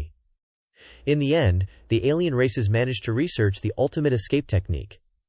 Before Lang Luo could finish, Jiang Aijian's eyes widened, and he said, So he's escaped? The man in black came to assassinate. He didn't care about others. But how could Jiang Aijian not care? Lang Luo laughed and said, He can't escape. That old drunk Pan Lichen also joined in the fun and said, Let's see who catches this mouse first. Hua Wudao spoke up. Elder Lang went too hard. The method of expanding the vitality with the Dharma body just now was too strong. How could he escape? It's not interesting even if we catch him. Although he said that, his body flashed and flew in another direction, and at the same time, the 6 harmonies Dao seals appeared around his body. Lang Luo raised his head and said to Hua Yuexing in the air, It's your territory. I'm leaving him to you. Hua Yuexing excitedly clasped his fist and said, Please rest assured, Elder Lang. I'm afraid he won't even dare to show his face in the sky. Lang Luo put his hands behind his back and took a step. A second later, his figure disappeared. Jiang Aijian looked around dumbfounded. Hey, can you big shots not be so impulsive? I'm still waiting for you guys to protect me here. Can you be a little more serious, please? Ming Xinyin patted him on the shoulder, then glared at him. You're a 5-leaf cultivator. What are you afraid of? Jiang Aijian inwardly complained. So what if I'm 5-leaf? 5-leafs can't be scared or something? But outwardly he said, Ming Ji, your words are so right. One sentence from you is like waking me from a dream. As he spoke, Jiang Aijian rubbed against Ming Xinyin, who couldn't stand it, and shouted, Get away! Don't get so close to me! I think you should go chat with 8th junior brother about life. You and I are not the same kind of people. You need to have backbone, understand? With that, Ming Xinyin vanished in a flash. At the back mountain, outside the wall-facing cave, the night was pitch black. You couldn't even see your hand in front of your face. A man in black, hand covering his chest, looked towards the wall-facing cave. He looked around for a moment, confirming no one was there, then slowly moved forward. In the sky, a golden gourd streaked past. The man in black lay flat on the ground, not emitting a trace of aura. Only after the gourd flew away did he raise his head. Having roamed the pugilistic world for so many years and experienced so many dangers, the might of the Evil Sky Pavilion far exceeded his imagination. All directions were guarded by powerful energies, blocking his retreat. Only the back mountain. The man in black suddenly had an idea. East, west, north, all blocked. The back mountain is the only escape route I can think of. He endured the surging blood in his chest and quickened his pace. But out of the frying pan, into the fire. At this moment, Yu Shengrong was sitting cross-legged in the cave, eyes closed in meditation. Suddenly, his ears twitched. He shouted, "Who's there?" Hearing the shout, the man in black immediately raised a finger to his lips. Shh! He flew through the barrier and slipped next to Yu Shengrong. Jiang Liang spent all year in the divine capital, only going out when carrying out missions. His knowledge of the Evil Sky Pavilion was no better than the rumors. Jiang Liang didn't expect that the Bat Courtyard, where he thought he could escape the pursuit, would be full of major devils who killed without batting an eye. Unfortunately, he didn't recognize the person in front of him, only thinking he was an enemy of the Evil Sky Pavilion who had been imprisoned here. Who would have thought that the famous devil of the world would be locked up in the Evil Sky Pavilion's wall-facing cave? Jiang Liang covered his chest and looked at Yu Shengrong. "Don't make a sound, or I'll take your life." Yu Shengrong remained calm, not moving, waiting to see what this guy would do. Jiang Liang kept his hands on the two weapons, putting pressure on the person in front of him. Yu Shengrong turned his head and said gently, "Friend, are you injured?" Jiang Liang replied. "That's right." Jiang Liang frowned and asked, "Were you captured here by the Evil Sky Pavilion?" Yu Shengrong frankly replied, "Yes." At close range, Jiang Liang realized that this person had no primordial chi fluctuations. He felt much more relaxed. Jiang Liang asked again, "Why don't you run?" Yu Shengrong smiled and shook his head. "If I could escape, I would have escaped long ago. Why would I wait until now?" Jiang Liang thought to himself, "I spend all year in the divine capital, only leaving when carrying out missions. I know a little about the Evil Sky Pavilion. I don't recognize this person, but since he's imprisoned here, he's naturally an enemy of the Evil Sky Pavilion." Jiang Liang nodded slightly. "It seems I've underestimated the Evil Sky Pavilion." Yu Shengrong was about to stand up when Jiang Liang said in a deep voice, "Don't move." Yu Shengrong smiled and asked, "Are you afraid? I've already alerted many Evil Sky Pavilion experts. Any action could attract their attention. Even if I die, I'll drag you down as a cushion." Yu Shengrong looked at the darkness outside the cave and asked with a smile, "You want to kill me?" Jiang Liang examined Yu Shengrong again, seeing his gentle expression, and said, "Just protecting myself, don't blame me." Yu Shengrong said calmly, "Friend, there's no need to be afraid. If it were before, you wouldn't have survived a single breath in front of me." Jiang Liang frowned and snorted coldly. "If I hadn't been careless for a moment, and hadn't been injured, I would have been sure to escape." Yu Shengrong shook his head. "You still underestimate the Evil Sky Pavilion too much." Jiang Liang became very curious when he heard this. "What do you mean?" Yu Shengrong shook his head, his voice helpless. "Don't even mention you. Even I at my peak couldn't escape the Evil Sky Pavilion," Jiang Liang scoffed. "That's just you." Yu Shengrong suddenly remembered his master's teachings. Being too confident leads to arrogance. Now it seemed there was some truth to that. Jiang Liang carefully looked outside the cave as he spoke. "A prisoner is not worthy of being compared to me." Yu Shengrong smiled and stood up. "I'm sorry," Jiang Liang gasped, and Yu Shengrong's voice continued, "You've provoked the wrong person." Yu Shengrong spoke very briefly, leaving Jiang Liang confused.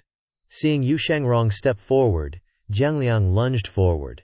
The dagger in his hand gleamed with cold light. He shouted, "You prisoner who doesn't know his own strength, go to hell." Just then, Yu Shengrong suddenly drew the longevity sword from its sheath and slashed at a 45-degree angle. Jiang Liang froze on the spot, eyes wide. Clang!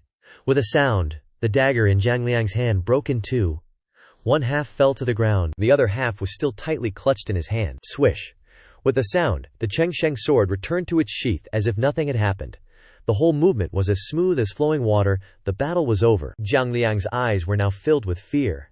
He felt that his Dantian Qi Si had been cut open, and he also felt a long, narrow crack appearing on his body, starting from the lower left abdomen to the right shoulder, slowly breaking open. The opponent had no primal Qi, yet relied solely on arm strength to achieve this. Jiang Liang tilted his head to look at the Chengsheng sword beside him.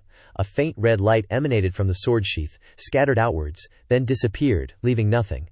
Clearly, this was a heaven-grade weapon. Yu Shengrong seemed unhappy, saying, "Under normal circumstances you should have died instantly. I apologize for making you endure so much suffering." Red blood dyed Jiang Liang's night-walking attire red. As he neared death, he still gritted his teeth and said, "If I weren't severely injured, you wouldn't have been able to kill me." Hearing the words, "if," Yu Shangrong only gave a faint smile. "Asking for mercy?" Jiang Liang gradually faded away. Thud. He collapsed. The moment his qi was torn apart, he could no longer mobilize primal qi. And with layer upon layer of injuries, Jiang Liang could only wait for death. His eyes were filled with unwillingness. In his dying moments, he looked at Yu Shangrong sitting opposite him and whispered, "Who are you? I want to know who killed me." At this time, Yu Shangrong had returned to his original place and sat cross-legged. He closed his eyes to rest, saying nothing. Hearing Jiang Liang's question, Yu Shangrong opened his eyes, glanced at Jiang Liang, and smiled. "This one is Yu Shangrong." Jiang Liang was struck by lightning. If only. There was no such thing as if only. Ha. If he wasn't injured, if Yu Shangrong still had cultivation, then he would have died even more tragically.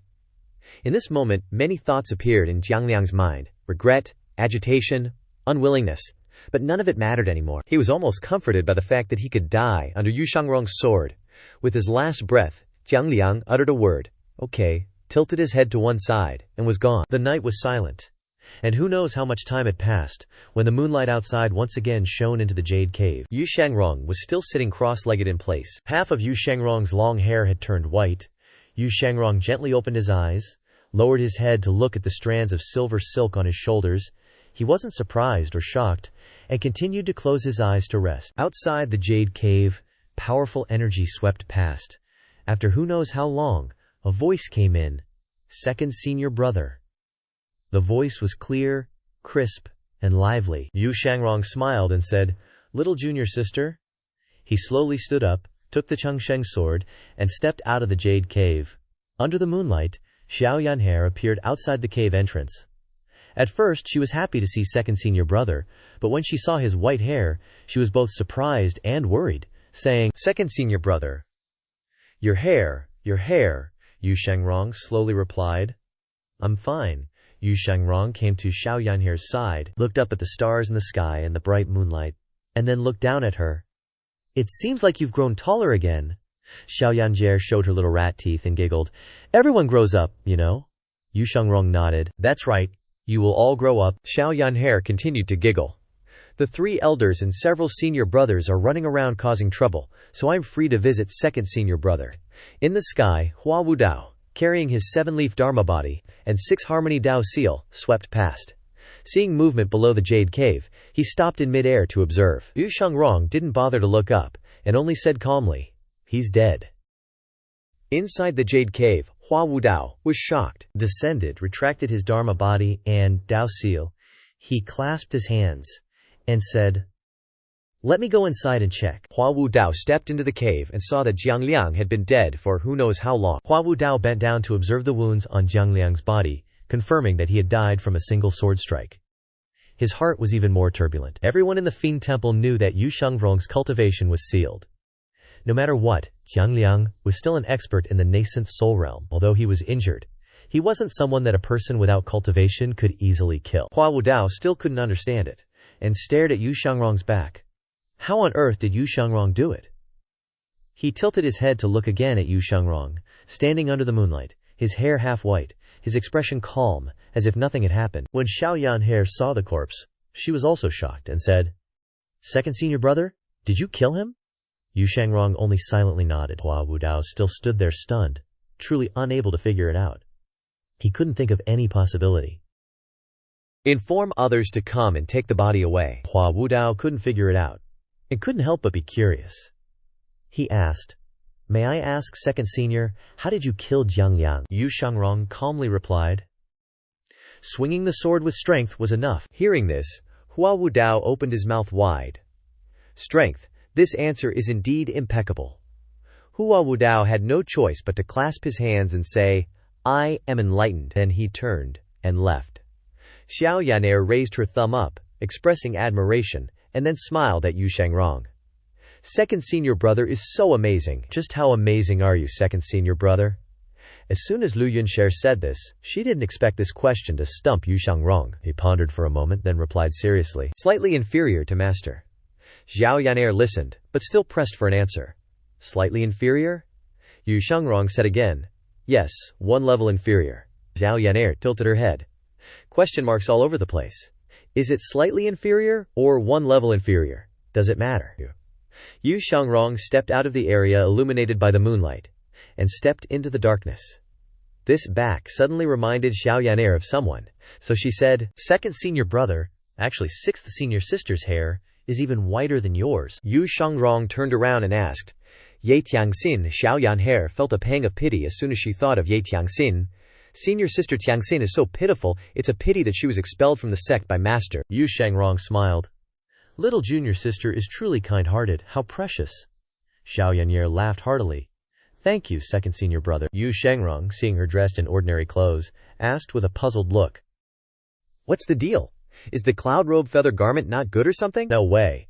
The cloud robe feather garment is super nice, but master won't let me wear it. He said it would mess with my cultivation progress. Yu Shangrong nodded in agreement. Master's right. Zhao Yan'er then proudly boasted. I've improved a lot recently, second senior brother.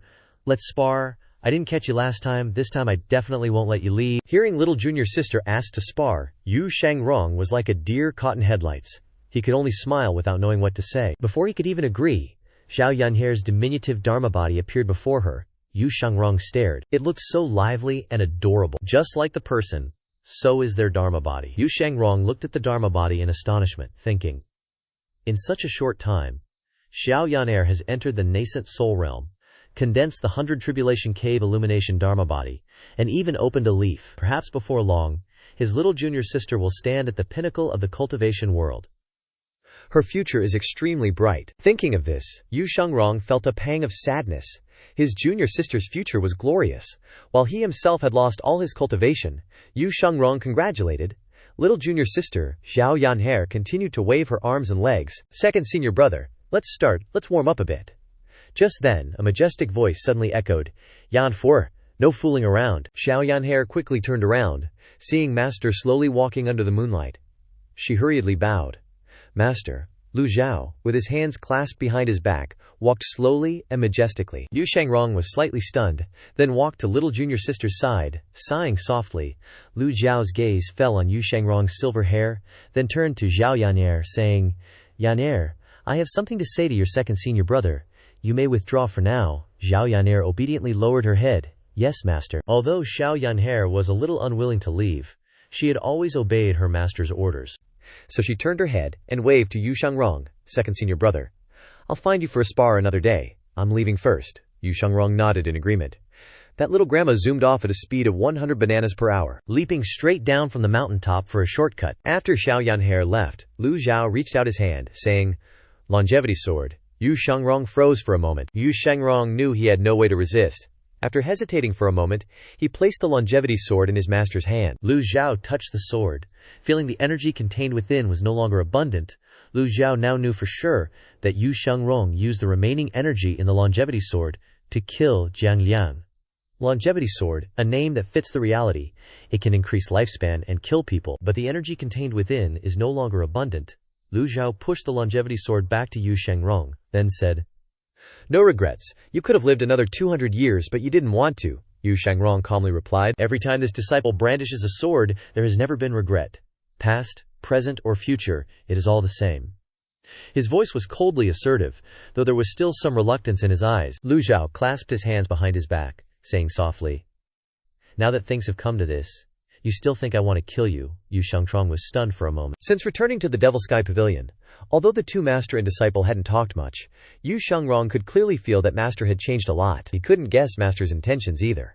The only thing a rebellious disciple like him could guess was that he was going to die sooner or later. Yu Shangrong thought for a moment, then replied, Maybe you will do it later. Lu Zhou interrupted. Later? How much longer do you have to live to be planning for later? Hearing these words, Yu Shangrong was speechless for a moment. The two master and disciple stood facing each other under the full moon. After who knows how long, he finally opened his mouth and said, You once said you wanted to step through the 9-leaf door. Lu Zhou raised his head to look at the sky, the moonlight growing brighter. No matter what I did in the past, it is all in the past. The present is what matters. Yu Shangrong didn't know what to say. He could hear that Master was referring to himself as this old man, indicating there was a rift between them. Remembering the things from the past, Yu Shangrong could only remain silent. At this time, Lu Zhou slowly turned around, turning his back to Yu Shangrong. If this old man killed you in the past, there must have been a reason. But no matter what that reason is, you and I are still master and disciple. Your hair is so white now. If you've thought it through, come to the East Pavilion. Yu Shangrong froze again for a long time. After saying those words, without waiting for Yu Shangrong to respond, Lu Zhou left the cave abode of Azure. After a long while, the slanting moonlight shone on Yu Shangrong's tall and thin figure. His slightly trembling 5 fingers tightly gripped the longevity sword. Finally, he returned to the cave abode of Azure. At this moment, the system announced, guiding Yu Shangrong, gained 500 merit points. A night quickly passed. Bright and early the next day, the sun peeked over the eastern horizon. The dazzling sunlight streamed into the facing the wall cave. The castrated rooster crowed. Cock-a-doodle-doo, wakey-wakey, eggs and bakey. Zhao Yanshare skipped to the entrance of the cave and called out. Second senior brother, Yu Shangrong, greeted her gently. Little junior sister, good morning, little junior sister. Yesterday, Master ruined everything, so little Yanner couldn't spar with senior brother. That's why she decided to come super early today. Just then, Yu Shangrong, clutching the longevity sword, stepped out of the facing the wall cave. But unlike yesterday, Yu Shangrong's hair had turned completely white. Zhao Yanhere's eyes widened in shock, and she pointed and exclaimed, Second senior brother, your hair. Yu Shangrong tilted his head, gazed at the eastern sun, and smiled contentedly. It's nothing. Even with death knocking on his door, he was cool as a cucumber. Little Yanshir, bless her kind heart, couldn't stand it and blurted out, No way, I'm gonna find Master, senior brother, wait for me. Yu Shangrong cut her off. No need. Yu Shangrong walked up to little Yanser, gave her a playful grin, and said, Little junior sister, I've lost all my cultivation. If you want to spar with me, you'll have to go easy on me. Zhao Yan'er was speechless. Go easy, seriously. At a time like this, you're still talking about that. Just then, a crowd gathered outside the facing the wall cave. Pan Zhang, Zhu Qi, Feng Hua, Yue Xing, Zhao Yu, Ming Shiyin, Zhu Honggong, and a gaggle of female disciples all stood there, gawking. They'd heard that Yu Shangrong, even with his cultivation sealed, could kill a nascent soul realm cultivator with his bare hands, and now they heard his hair had turned white overnight. Pan Zhang stared, pointing. Seeing it now, it's not just half white, it's completely white after one night. After finding out about Yu Shangrong's background, the crowd was filled with emotion.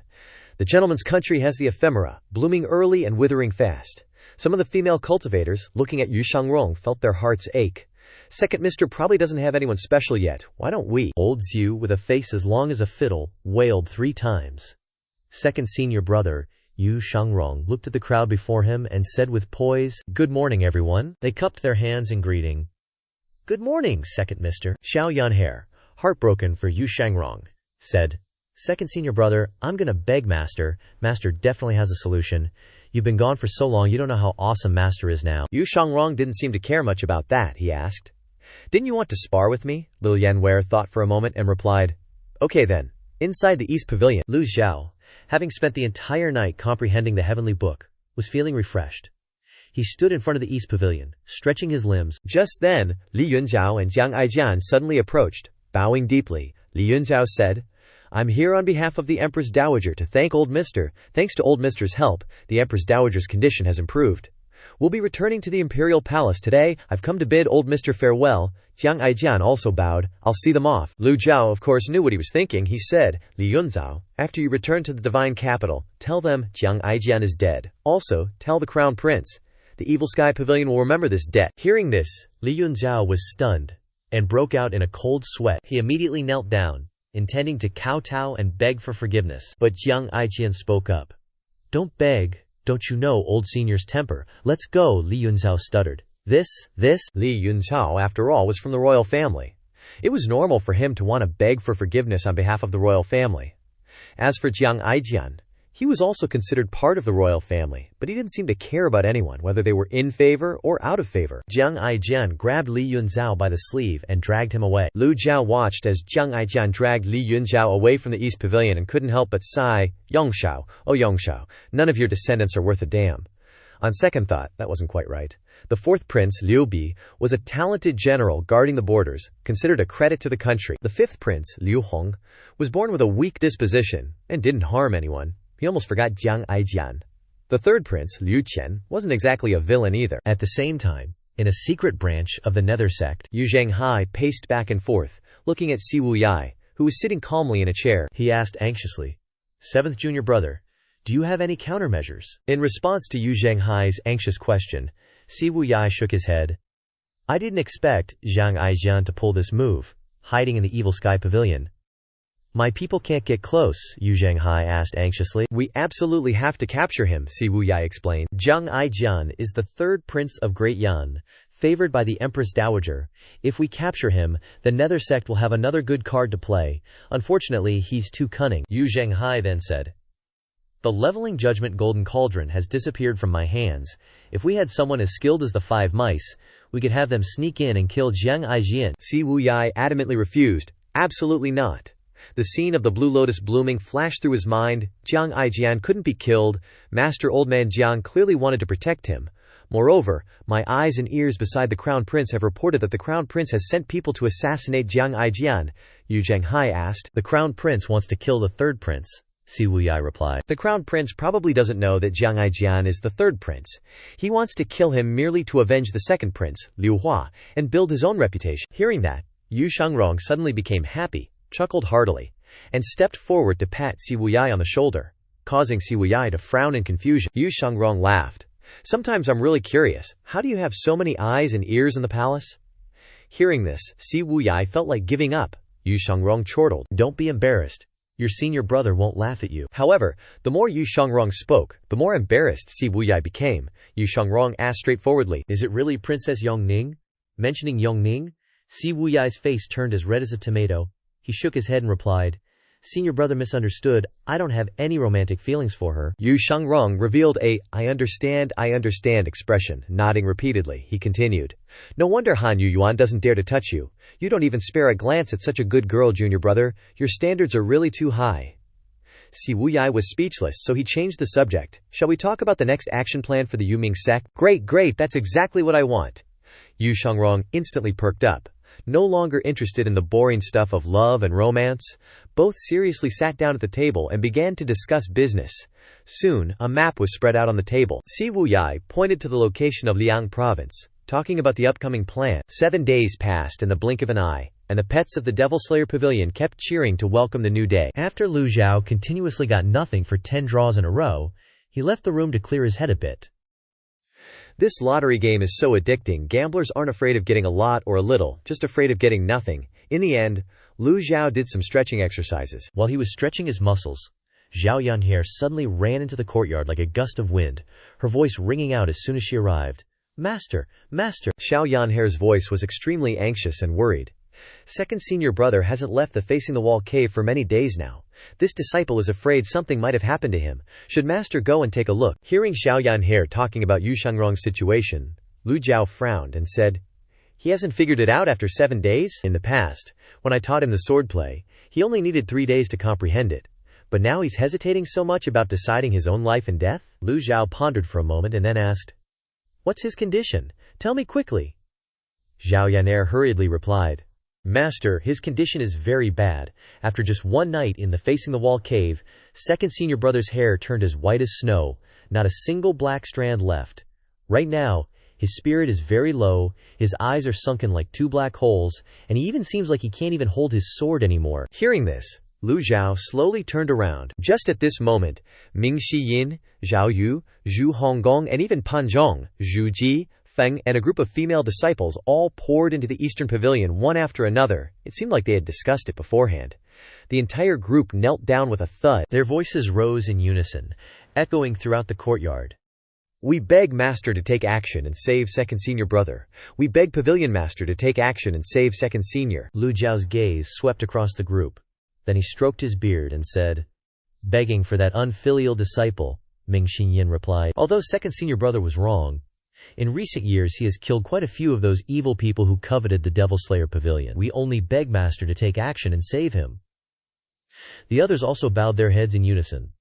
Lu Zhou shook his head and said, "If you want to plead for him, tell him to come here. I want to hear him say it with my own ears. I want to see his sincerity with my own eyes.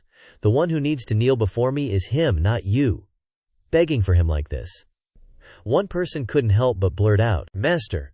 Lu Zhou hastily shouted loudly, interrupting the sentence, his voice suddenly turning deep. If this old master is merciful and lenient, how could the Devil Slayer Pavilion be what it is today? Tell him if he wants to die, then this old master will grant his wish. After saying that, Lu Zhou flicked his sleeves and returned to his room. The group stood dumbfounded, kneeling in place, the words of Lu Zhou still echoing in their ears. Ming Shiyin thought to himself, "Master isn't one of our senior brothers, he is the master of the Devil Slayer Pavilion. If he was merciful and lenient, the Devil Slayer Pavilion would have been gone a long time ago. If any disciple who betrays is forgiven in the future, then who would stay in the Devil Slayer Pavilion? Master is right. Even pleading has to be done by others. How would Maester still have any prestige in this Devil Slayer Pavilion?" Moreover, second senior brother and first senior brother fought each other, and standing by and watching as the Devil Slayer Pavilion was besieged isn't completely without fault either. Master's actions are already the epitome of benevolence and righteousness. Just at this moment, Duanmu Sheng came over. Seeing everyone kneeling on the ground, he sighed softly. Ming Shiyin asked, "Third senior brother, do you have a solution?" Duanmu Sheng replied, "Actually, Master is very right. The Devil Slayer Pavilion has stood tall and unyielding until today. If Master had always been merciful and lenient, there wouldn't be the Devil Slayer Pavilion of today. Back then, when the 10 great sects besieged Golden Court Mountain, wasn't it also Master who turned the tides single-handedly?" Ming Xinyin sighed and nodded. "But now, we can't just stand by and watch him die," Zhao Yue said worriedly. "Fourth senior brother, think of something." Ming Xinyin looked around a bit and then said, "I do have a way, but it's very difficult." Ming Xinyin continued to look around, confirming that no one was there, and then said, "The Empress Dowager gave Master a longevity pill. Right now the only thing that can save second senior brother is that pill. But, Master, that old geezer is old and surely sees that pill as a treasure. What we're doing is no different from forcing Master. It's already lucky if Master doesn't get angry and blame us." Everyone nodded repeatedly after hearing what Ming Xinyin said. "The Pavilion Master's great tribulation is approaching. He must be looking for a way to increase his lifespan, even if the longevity pill can't exert its value. That's not a reason for the Pavilion Master to give it up." Ming Xinyin said again, then stood up. "Everyone, go outside. Remember to keep what I said a secret. If there's nothing else, then scatter, little junior sister. Come with me to the facing the wall cave." Zhao Yanjie nodded quickly. "Yes, senior brother." The others obediently left. Ming Shiyin and Xiao Yanghe walked along the North Pavilion corridor, heading towards the back mountain. The two of them wanted to persuade Yu Shangrong to see Lu Zhou, so he would have a chance to survive. Arriving in front of the cave entrance, Ming Shiyin bowed and said, "Greetings, second senior brother." Xiao Yanghe also paid her respects. "Greetings, second senior brother." This time, Yu Shangrong didn't come out, but simply replied, "Come in." His voice was very gentle and light. Ming Xinyin and Xiao Yanhe were both cultivators. How could they not hear the weakness in his voice? Entering the cave, the two saw their second senior brother sitting cross-legged. Yu Shangrong smiled. "Fourth junior brother, little junior sister, sit down." Ming Xinyin didn't sit, but asked directly, "Second senior brother, why does it have to be like this?" Yu Shangrong glanced at Ming Xinyin. "We are fellow disciples. Just say what you want to say." Ming Xinyin took a deep breath. Then he plucked up his courage and said, "Second senior brother, listen to my advice. Beg Masters. I can see it, Maester still remembers the old times. Otherwise, he wouldn't have let you live until today." He looked around the facing the wall cave.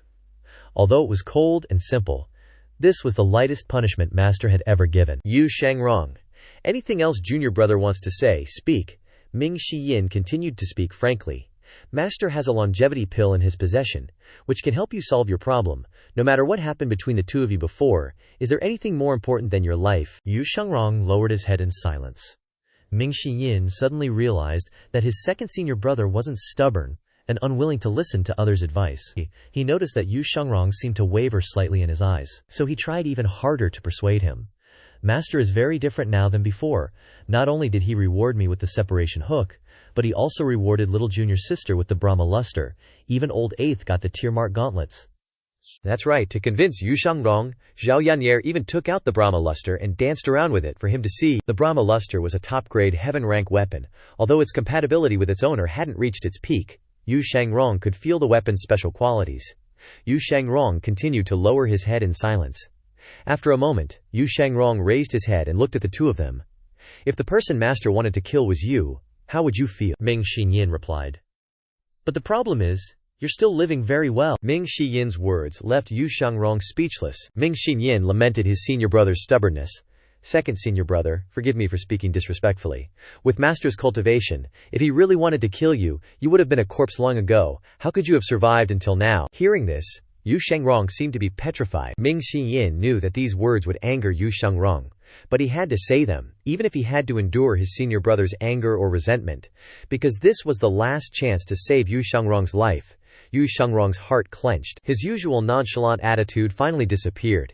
His pale face and white hair clearly showed his pain, and his once bright and proud eyes were now dull like a lamp running out of oil. Ming Xinyin asked. Second senior brother doesn't believe it, Yu Shangrong softly replied. I believe it. Yu Shangrong didn't quibble anymore, just said softly. Fourth junior brother. Little junior sister, you two go back. Ming Xinyin nodded. Okay, senior brother. Please think carefully. Little junior sister and I will always want what's best for you. He understood that some decisions had to be faced alone, and no one could replace them. Ming Xinyin didn't say anything more, winked at Zhao Yanhe, and the two of them left the facing the wall cave together. Once outside the South Pavilion, Zhao Yanhe couldn't help but ask, worried. Fourth senior brother, is second senior brother going to die? His vital energy seems to be severely damaged. Ming Xiyin replied. No, Yanshi was curious. How do you know Master has never forgiven anyone who betrayed the Dark Sky Pavilion, let alone second senior brother? Ming Xiyin interrupted Zhao Yanshi. Second senior brother isn't such a petty person. I've already gotten through to him. Now we can only wait and see how Master will deal with it. Zhao Yanshi quietly nodded. Okay, night fell. Lu Zhou felt his cultivation was improving, entering a bottleneck state. He looked at the system interface. Remaining lifespan, 6,864 days. Now, Lu Zhou knew one thing. Breaking through to 9 leaves required sacrificing lifespan, so these 6,000 plus days were still too little. Merit points. 24,250 points. As long as I pass the 10 directions cosmos body level, I can enter the nascent divinity realm and start opening leaves. After thinking for a while, Lu Zhou decided to draw another 10 times. His luck stat increased by 20 points again. Sometimes people's moods are very strange, every time they hear the notification. Thank you for participating in the game. They think in their hearts that they will definitely win next time, draw. The system immediately announced. Consumed 50 merit points. Consumed 20 luck points. Obtained reversal card. Quantity 10. Lu Zhou was ecstatic in his heart. Good stuff. This old man isn't unlucky after all. Now Lu Zhou felt that as long as it wasn't, thank you for participating in the game, he would be happy with whatever he got. Not to mention that having more reversal cards was only beneficial and not harmful. It was like preparing for breaking through to 9 leaves later. Good stuff, this old man won't draw anymore. Looking back at the item card interface, Lu Zhou saw that he already had 31 reversal cards. Just then, Yu Shangrong's voice suddenly came from outside. Disciple greets Master. It seemed he was kneeling on the ground. Lu Zhou didn't go out, but remained sitting cross-legged, stroking his beard and saying, Have you thought it through? Yu Shangrong, kneeling on the ground, replied, his voice clearer than before. Disciple wishes to continue living. Lu Zhou slowly turned around, his long beard gently swaying in the wind, his sharp eyes looking towards the doorway, and softly said, Come in. Having received his master's permission, Yu Shangrong took a deep breath, his pale face and white hair showing a hint of tension. He reached out and pushed open the creaking door. Under the lamplight, Lu Zhao's face clearly showed his deep wrinkles, and his deep eyes contained the inviolable majesty of the leader of the Dark Sky Pavilion. Lu Zhou pointed to the futon opposite him. Sit. Yu Shangrong slowly sat down opposite Lu Zhou, placing his punishment sword beside him. He secretly recalled that he and his master had never had a face-to-face conversation like this. Perhaps fourth junior brother was right. Lu Zhao's profound gaze looked at him. Did this old man really want to kill you that year? This question made the atmosphere in the room stagnant and oppressive, but Yu Shangrong didn't seem to be affected at all. He nodded in response. Lu Zhou stroked his white beard, his eyes not leaving Yu Shangrong, while Yu Shangrong looked directly into his master's eyes, without dodging, and replied, He wants to break through to 9 leaves. Yu Shangrong felt his fingers tremble slightly. He took a deep breath and continued. This disciple and senior brother were left with no other choice but to leave. On the surface, Lu Zhou was calm, but inside he was very puzzled. Kill disciples to break through to 9 leaves. What kind of logic is that? Clearly there were many complicated issues involved. Yu Shangrong looked directly into Lu Zhao's eyes. Although the lives of the people of the gentleman's kingdom are short-lived, they do have a special ability. He paused, his white hair falling beside his pale temples, and continued. That is, They have the ability to absorb lifespan to prolong their lives. Perhaps Master wants to obtain the same ability. Hearing this, Lu Zhou wasn't surprised. He had guessed correctly before, and now it was just confirmation. Lu Zhou was silent for a moment and then asked, "Then is Yu Zhenghai the same?" Yu Shangrong lowered his head slightly, his face haggard, and replied, "This disciple only knows that senior brother can take a beating very well. You have to ask him about other things." The two masters and disciples stood facing each other, and the space between them seemed to solidify into an invisible wall. Both understood the thoughts in each other's minds, but neither said anything. The disciples, eavesdropping outside, thought to themselves, "Even with senior brother's strength, he still catches a cold? How strange." After a moment of silence, Yu Shangrong spoke. "Seventh junior brother said you sealed your memories in a crystal ball. Perhaps all the answers you want are in that crystal ball." The room was extremely quiet at this moment. Outside the room, a voice whispered, "Seventh junior brother, do you also feel this inexplicable coldness?" Lu Zhou finally understood that this was the reason he was missing a part of his memories.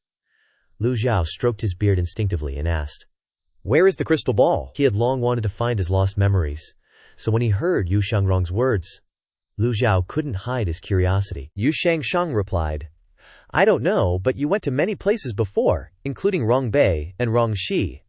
This disciple only knows that senior brother mentioned your secret journeys to those distant lands." Lu Zhou suddenly raised his head, his eyes as sharp as swords piercing through space, and straight into Yu Shangrong's heart. "Aren't you afraid that after I recover my memories, I'll kill you again?" Yu Shangrong's voice was weak but not trembling. Fourth junior brother said that with your cultivation, killing this disciple and senior brother would be as easy as flipping your hand. If you really wanted to take our lives, you wouldn't have waited until today. He paused and took a deep breath. There are also many other things. Seeing that he seemed hesitant, Lu Zhou nodded and urged, "Speak." Yu Shangrong continued. "You really liked beating senior brother. You liked letting him drive the flying chariot. You only liked discussing swordsmanship with this disciple. You often asked seventh junior brother to massage your feet." At this moment, Yu Shangrong's mind was full of memories of Master and his disciples. However, before Yu Shangrong could finish speaking, he saw Master raise his hand to stop him.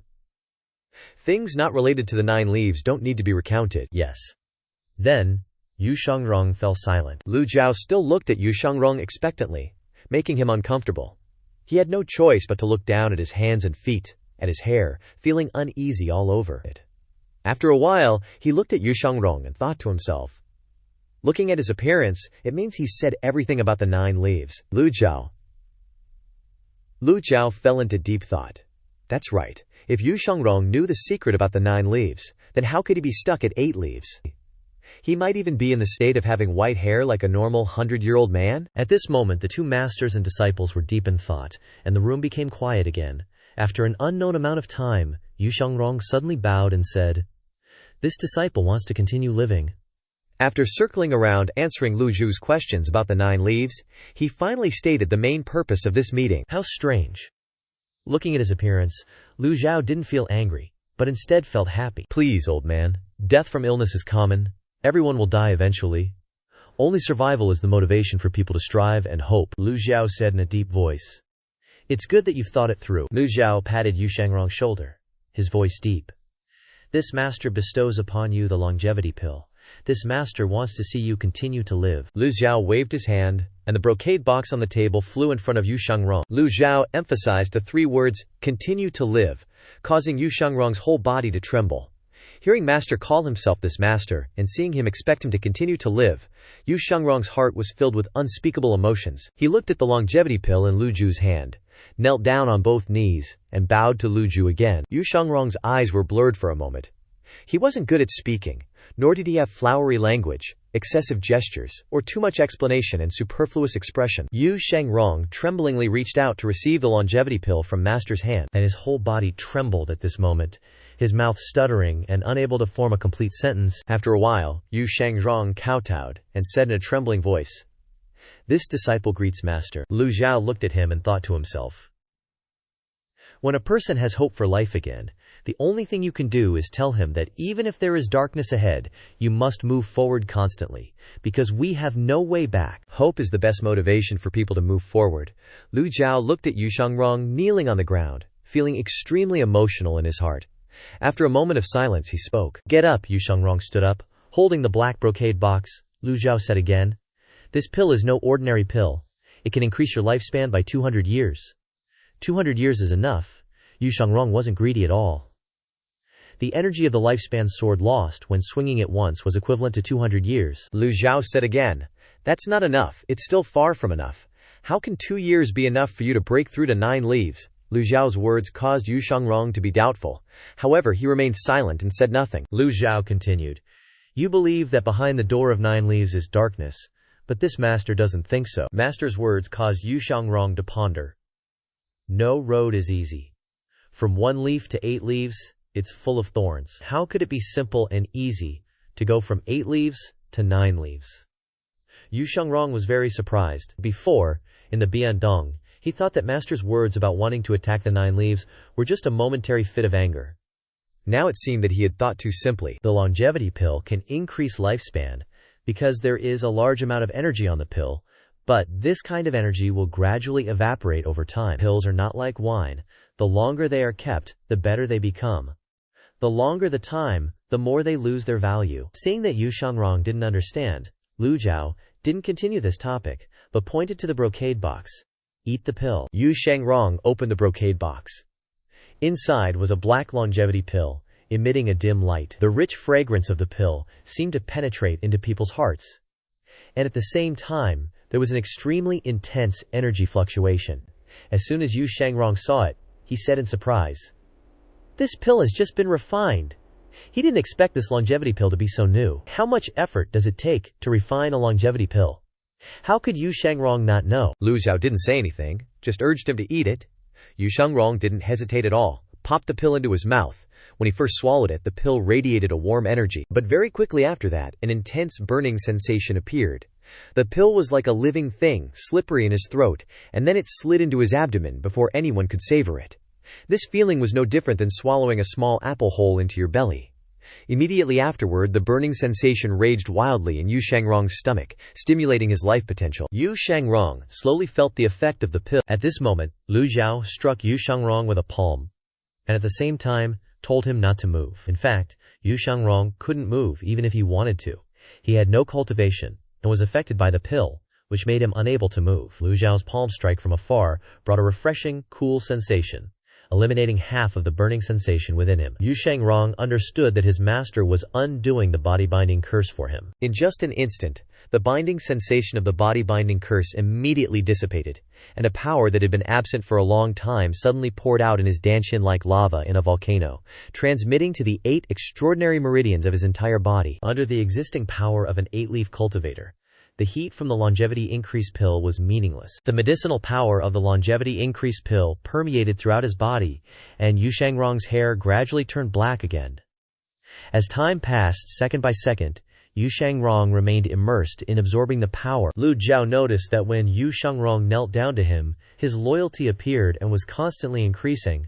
Humans are very strange creatures. Just a hair's breadth of a difference in thought can make people change their minds. Time passed just like that. Early the next morning, Yu Shangrong felt that the medicinal power had been completely absorbed, so he slowly opened his eyes. The basic medicinal effect had been absorbed very well. What met his eyes was the image of his master leaning against the pile of books in front of him, his eyes closed to rest. There were all kinds of books, most of which were related to lifespan issues, a few maps, and some methods of cultivation at the 8-leaf realm. There were still many books on the bookshelf that hadn't been taken down. Yu Shangrong was stunned. It was dark last night, so he didn't pay attention, but now that he looked, he realized that his old man master had always been preparing these things. What made him feel even more emotional was that his master had clearly sat up all night to watch over him. Yu Shangrong felt that the energy in his body had recovered. The only remaining problem was his mental state. He clasped his hands in a salute to Lu Zhou. Then he quietly picked up the Chengsheng sword, turned around, and stepped out of the room. Before he left the East Pavilion, a majestic voice came from behind him. "Go back to the South Pavilion." Yu Shangrong froze for a moment when he heard that. Then a smile bloomed on his lips. Yu Shangrong hurriedly responded with a yes, and he walked towards the South Pavilion. Lu Zhou slowly opened his eyes. He felt very refreshed in mind after comprehending the heavenly book all night. Opening the system interface, Lu Zhou noticed that the mission of the Xunhua herb of longevity had been completed, and the corners of his mouth slightly raised into a satisfied smile. Just as he had guessed, the Xunhua herb referred to Yu Shangrong. With the mission completed, Lu Zhou was rewarded with 2,000 merit points. There was still a subquest. New heavenly book unveiling. The ancient parchment map showing the northwest corner area. That must be the place, Lu Zhou muttered the 2 words. Northwest. Seeing that it was still early, Lu Zhou closed his eyes and continued to comprehend the heavenly book. Streams of scriptures appeared in his mind like a spring flowing into his arid spiritual realm. At this time in the South Pavilion, Duanmu Sheng carried the Overlord's spear and stood in front of Ming Xinyin's room, calling out, "Old Fourth, let's go practice spear fighting." His body was still wet with sweat, as if he had been practicing very early. Ming Xiyin slowly opened the door when he heard him call, his face looking helpless. For 30 days, Duanmu Sheng had come to ask him to practice spear fighting for 31 days. Ming Xiyin said in a tired voice, "Aren't you tired, senior brother? Why are you so energetic?" He gingerly stepped out. Duanmu Sheng grabbed Ming Xiyin's head, dragging him away while saying, "Our paths of cultivation are different. I suggest you go find old Eighth. He has the treasure cicada vest and a staff, with a very good ability to take a beating," third senior brother, Ming Xiyin, suggested, trying to push the responsibility to someone else. "Then why don't you go find Elder Hua?" Duanmu Sheng grimaced and shrunk back. "Great dharmas are too troublesome." Ming Xiyin was speechless, thinking to himself, "Why aren't you troubled by me dodging all the time?" Ming Xiyin kept trying to avoid him. Don't. I still have to go visit second senior brother. If second senior brother's problem has been resolved, then you can spar with him," Ming Xiyin said quickly, glancing at the door, calculating the distance to escape. "Second senior brother? Right now, he's lost all his cultivation. He's no match for me." Duanmu Sheng felt ashamed after saying this, so he added, "Fighting without primal qi can't unleash my power." Ming Xiyin chimed in, his eyes extremely mischievous. "Third senior brother is right. How could second senior brother be a match for you?" Suddenly, boom! A loud sound came. The 2 were stunned and looked outside the South Pavilion, their whole bodies stiff for a moment, both staring wide-eyed, not understanding what the heck was going on. "What's going on? Who dares to cause trouble at the Evil Sky Pavilion?" The loud noise was so loud that even Zhu Honggong, who slept like a dead pig, was startled awake. "What kind of dumbass is this? Let's go out and see." Ming Xiyin and Duanmu Sheng flew out of the South Pavilion, and old Zhu Honggong flew after them. Not long after, they arrived at the training square, where there were quite a few female disciples surrounding and watching. And there were also Pan Zhong and Zhu Jifeng standing ready, holding the banners. Second senior brother, Zhu Honggong, was super curious. The young Ming Xiyin was as stiff as if he'd been hairsprayed. No way, he couldn't believe his eyes. In the middle of the square, on top of a stone pillar, was the figure of Yu Shangrong, majestic in the wind, holding the Chengsheng sword. His white hair had turned black again, leaving everyone in utter shock. Several female cultivators immediately wanted to have his babies. "That second Mr. Yun's sword is so cold, and his aura is ice cold too." Pan Zhong joined in on the excitement. "It must be cold standing up there." Zhu Jifeng immediately glared at him, eyes sharp like daggers. "Shut your mouth, don't you see? Elder Hua is looking pathetic." "Nonsense. Cold. My foot." Zhu Jifeng's irritable voice made Pan Zhong shut up instantly. Opposite the stone pillar was Elder Hua Wudao, most skilled in defense. Hua Wudao, who was originally near the South Pavilion, saw that Yu Shangrong had recovered his cultivation and challenged him. He knew he couldn't beat Yu Shangrong. He just wanted to take this opportunity to test the defensive power of the Six Harmony Dao seal. Who knew that he couldn't even block a single move? Hua Wudao looked up at Yu Shangrong, feeling a bit upset, and shouted, "One more time." Yu Shangrong smiled and looked down from the stone pillar. You're too weak. So weak that..." Here, Yu Shangrong paused deliberately. "Never mind. Try harder." Hua Wudao gritted his teeth and said, "I don't believe I can't block a single move. Try again now." With that, the Six Harmony Dao seal opened, and 9 large seal characters flickered with golden light, rotating around his body. Seeing this, the crowd immediately retreated, and the 6 Harmony Vajra seal enveloped Hua Wudao, his feet stepping on the 8 trigrams imprint. Ming Xiyin teased, "Is Elder Hua's requirement that low? Just need to withstand one move?" His words were like rubbing salt into Hua Wudao's wounds. Hua Wudao's figure suddenly became shaky. Ming Xinyin's words made his old face flush red. Since when had withstanding a single move become such a luxury? Yu Shangrong stood on the pillar, gently reminding as he made his move, "Be careful." He didn't really want to fight, but Hua Wudao was too determined, so he had to humor him. Whoosh! With a sound, The surrounding yuan shi vibrated in the air, and the Chengsheng sword left its sheath. Although the energy inside the Chengsheng sword had dissipated, its inherent qualities still made people wary. Everyone's eyes were focused on Yu Shengrong's figure. Controlling the sword with qi, the sword aura appeared, and Yu Shengrong rushed down. The space in front of the stone pillar was blurred and distorted, as if covered with a layer of fog. Yu Shengrong's figure split into three: left, center, and right. Hua Wudao's eyes widened, and by the time he clearly saw what was happening in front of him, the three figures had merged into one. The Chengsheng sword had already entered the area inside the Six Harmony Dao seal. When did the Chengsheng sword in Yu Shengrong's hand point directly at Hua Wudao's neck? Too fast, too dangerous. Hua Wudao was a little upset.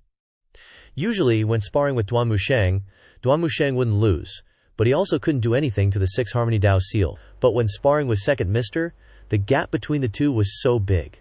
Super frustrating. Yu Shengrong said to Hua Wudao in a low voice, "Don't be discouraged. The Chengsheng sword has been with me for many years and has broken countless formations, so the Six Harmony Dao seal is not too difficult." With another whoosh, Yu Shengrong sheathed the Chengsheng sword. The old guy thought to himself, "Is this forfeit?" Then he was left speechless, because he didn't know what else to say. Hearing these words, Hua Wudao retracted the Six Harmony Dao seal and staggered backwards, without saying a word. However, his eyes couldn't hide his sadness. Originally, he never thought of winning, but at least he could withstand one move, and his reputation would be somewhat salvaged. From afar, Pan Lishan and Leng Luo, who were observing, couldn't help but shake their heads. Pan Lishan egged on, "Old Leng, you're also an 8-leaf. Why don't you go up and spar with Second Mister, and test the depth of your cultivation? It's a rare opportunity, why not take advantage of it, to see how far your cultivation has come?" Leng Luo tactfully said, "Leng's cultivation has not yet recovered. Let's do it another day." "Old Pan, you have the Blackwood Lotus to help you? Your cultivation must have recovered much better than mine. Why don't you give it a try?" As soon as Leng Luo finished speaking, Pan Lishan found an excuse to avoid it. This old man suddenly remembered that there is a jar of 100-year-old wine in the courtyard. "Old Leng, how about we go back to the North Pavilion and drink?" Leng Luo nodded. "That's great. Super happy." And in sync, they turned to leave. Hua Yuexing called out, "Elder Hua." Seeing Hua Wudao looking totally dejected, stumbling around like he'd just been dumped, Hua Yuexing thought about going to catch him. Hua Wudao mumbled, "I'm fine, thanks." Ming Shiyin stepped out of the crowd and said, "Elder Hua, don't get all hung up on it. That entering Three Souls move is second senior brother's signature. You just having the guts to face it is already pretty good." Then he winked at Hua Wudao, who turned his head and saw that Leng Luo and Pan Lishan were gone. Immediately he felt a lot better.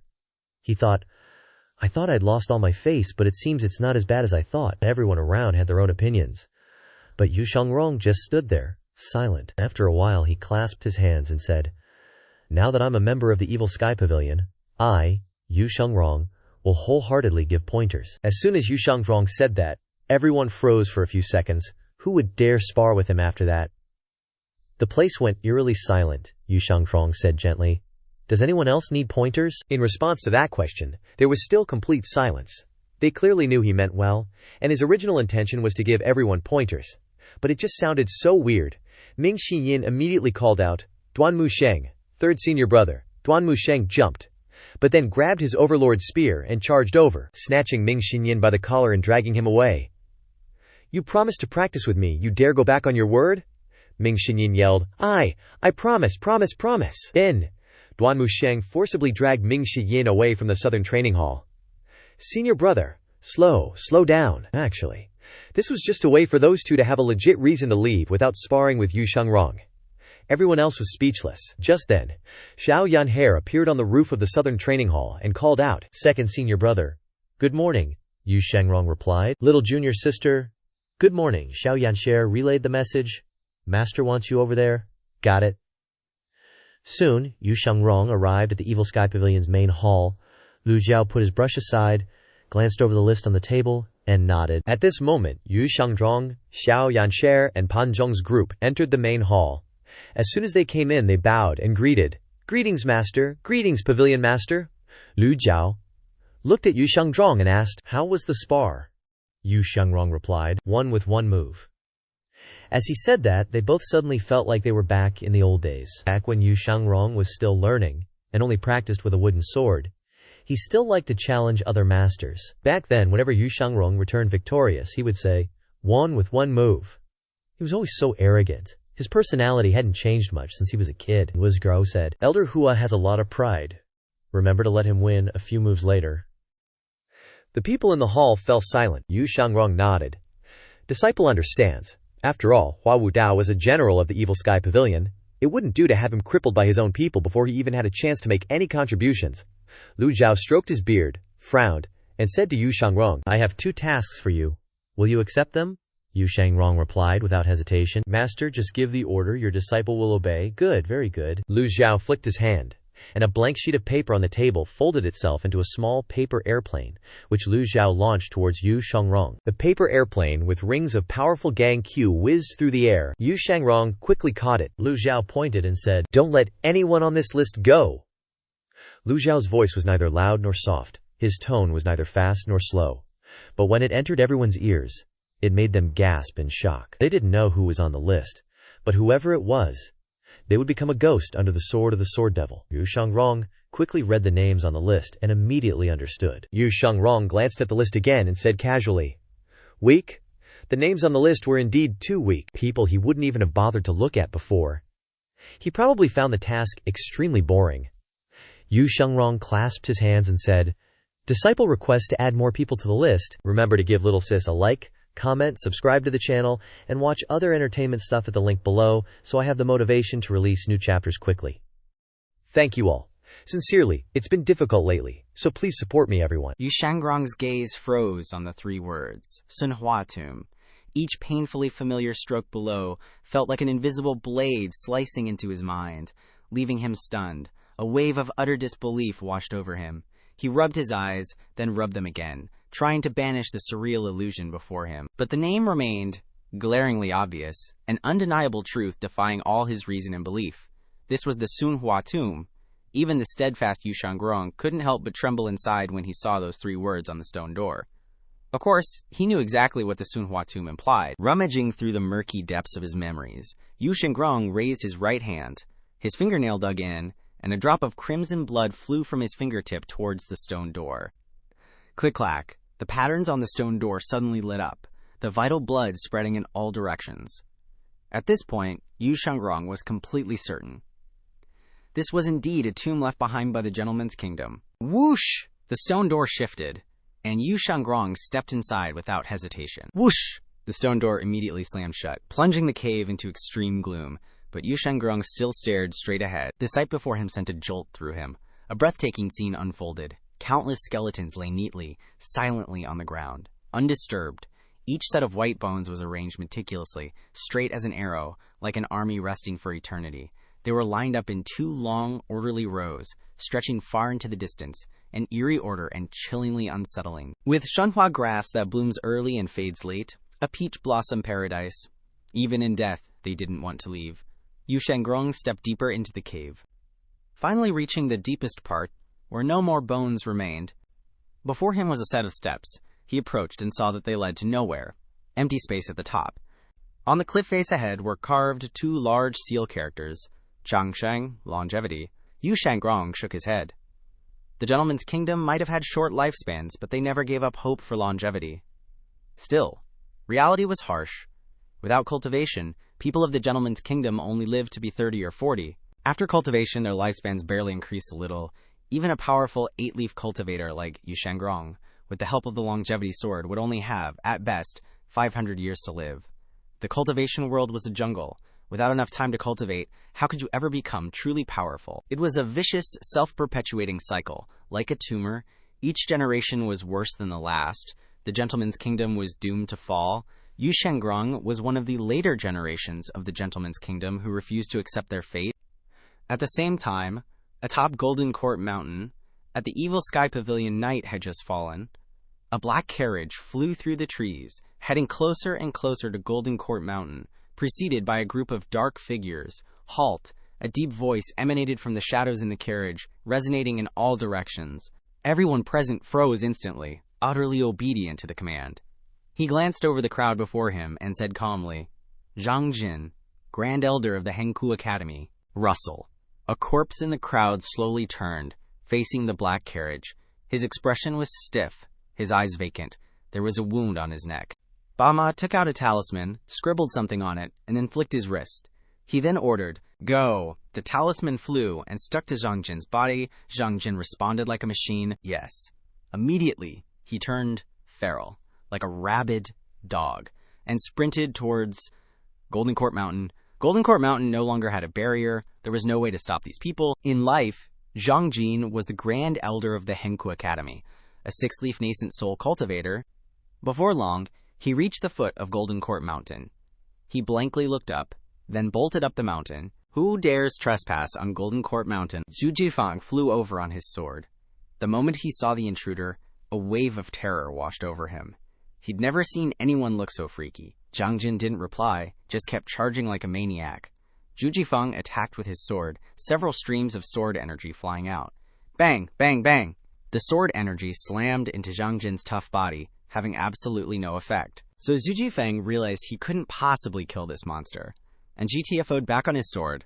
Pronto, Zhang Qian, on the other hand, was still hoofing it up the mountain like a madman. Obvi, Zhu Jifang zooming around on his sword was way faster than Zhang Qian huffing and puffing up the stairs.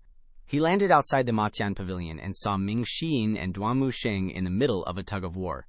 "Guys, we got a problem," he shouted. "Monsters coming up the mountain!" Right then, Duanmu Sheng was yanking on Ming Xian's sleeve. "Come on, just take a peek." But Ming Xian was all, "Nah, I'm good." Monster, Ming Xian, and Duanmu Sheng both raised an eyebrow at that word. Suddenly, Ming Xian remembered what their master had said. Dayu Bama was gunning for the Ma Tian Pavilion. Shouldn't he be scheming in the shadows? Why is he sending his goons straight to our doorstep? "I'll go tell master," Ming Xian said. "Third senior brother, can you go check it out?" Duanmu Sheng nodded. All right. Duanmu Sheng hoisted up his overlord's spear and turned to Zhu Jifang. "Go warn the others, I'll see what's up, yes sir."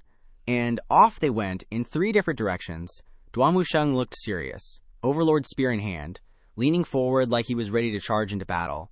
He bolted down the mountain. He hadn't even gone halfway when he saw Zhang Qian stumbling up the stairs.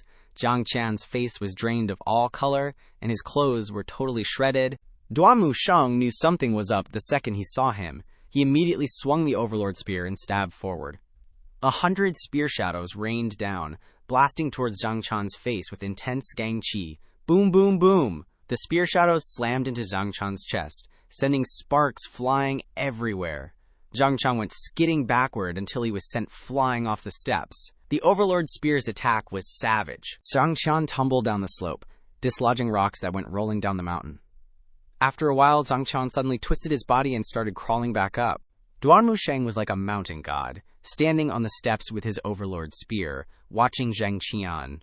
"Damn, this guy's tough," he thought. "How is he still alive after that?" Duanmu Sheng was surprised, but not scared. Instead, his gang qi exploded, and he launched another attack, smashing through the waves. The result of training under the waterfall for so long was showing. Each spear shadow hit the exact same spot. "Step back," a commanding voice boomed. Duanmu Sheng turned and saw his master standing on Baize's back on the middle of the hill. Behind him were Ming Xian, the old geezers from the Elders' Pavilion, and the female cultivators, all floating in the air watching. Lu Zhou looked at Zhang Qian and frowned slightly. "Great Elder Zhang Qian, Henku School." Ming Xian said, "Didn't second senior brother kill him already?" From afar, the female disciples who witnessed the horrifying scene had pale faces, and their limbs were limp. A primal, instinctive fear surged in each of their chests. Whispers mixed with trembling voices arose. "Is that a dead person? Oh my god, that's terrifying. Let's get out of here." A female disciple, white as a sheet, stuttered. I definitely won't be able to sleep alone tonight." The girl next to her quickly agreed, her voice choked up. Me neither." The old guys shook their heads, thinking, they're still young and haven't seen much. It's normal for them to freak out at such a horrifying sight. Lang Luo, Pan Litian, and Hua Wudao immediately thought of witchcraft. Pan Litian chuckled and said, "I've lived so long, but I've never seen witchcraft like this." Pan Zhong, "Go get the Shujing monk." Pan Zhong clasped his hands and quickly flew towards the North Pavilion. Just then, the talisman on Zhang Gehan's body flew off. Whoosh! A flame erupted, and the talisman burned fiercely. But the flame was eerie, forming a purple circle in the middle of the air. A voice came from the circle. "Yu Shengrong has been hit by my Jiyu technique. He's as good as dead. If you're so tough, come down the mountain and fight me." After saying that, the purple circle disappeared. Leng Luo said, hovering in the air, transferring souls and controlling corpses. This guy's witchcraft is powerful. We can't underestimate him, Pan Lichin added. Didn't you hear him? Second Lord is as good as dead. What? I really want to spit in his face? Leng Luo egged him on. Then do it, Pan Lichin replied swiftly. What's there to be afraid of? Worthy of being the #1 expert of the Pure Clarity Dale. No. Worthy of being the old geezer with the only heaven-grade weapon in the Elder's Pavilion. Ming Xian complimented. As soon as he said that, Pan Lichin stepped into the void, his whole body enveloped in a layer of golden light, and charged toward Zhang Qian. His wine gourd also emitted golden light, spinning around its master. Pan Lichin grabbed the gourd, and a fan-shaped blast of Gang Qi immediately shot out. Bang! Zhang Qian's face was blank. He was sent flying after just one move. Pan Lichin frowned slightly. This corpse has been enhanced by witchcraft. This guy's a real genius at witchcraft. Wu Dao nodded. If we're just talking about raw power, this guy's stronger than an 8-leaf nascent soul realm cultivator. However, the weakness of witchcraft is too big. It takes too long to cast. Honestly, I have a suggestion, Ming Xian asked. What suggestion? Hua Wu Dao then said. Let's just hop on the flying chariot and chill for 10 to 15 days. His witchcraft won't hold up. It'll collapse on its own. Ming Xian gave Zhu Honggong a cold glare that locked onto him.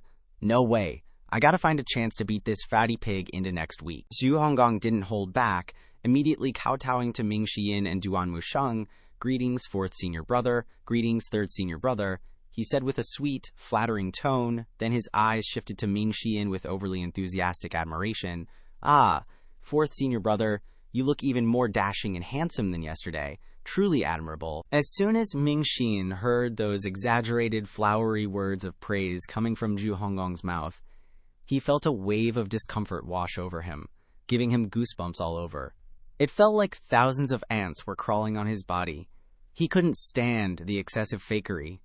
Ming Xian nodded, feigning helplessness, and said, All right, I'll let you off the hook for now. Right then, Zhu Honggong quickly changed his focus. Walking towards Lu Zhou, he stopped in front of Lu Zhou, bowing with the proper posture of an obedient disciple before his master, and said respectfully, Master, this disciple has something to report. Lu Zhou looked at Zhu Honggong standing before him, waving his hand dismissively as if he was already too used to his antics. Lu Zhou simply nodded slightly, signaling permission for Zhu Honggong to continue speaking.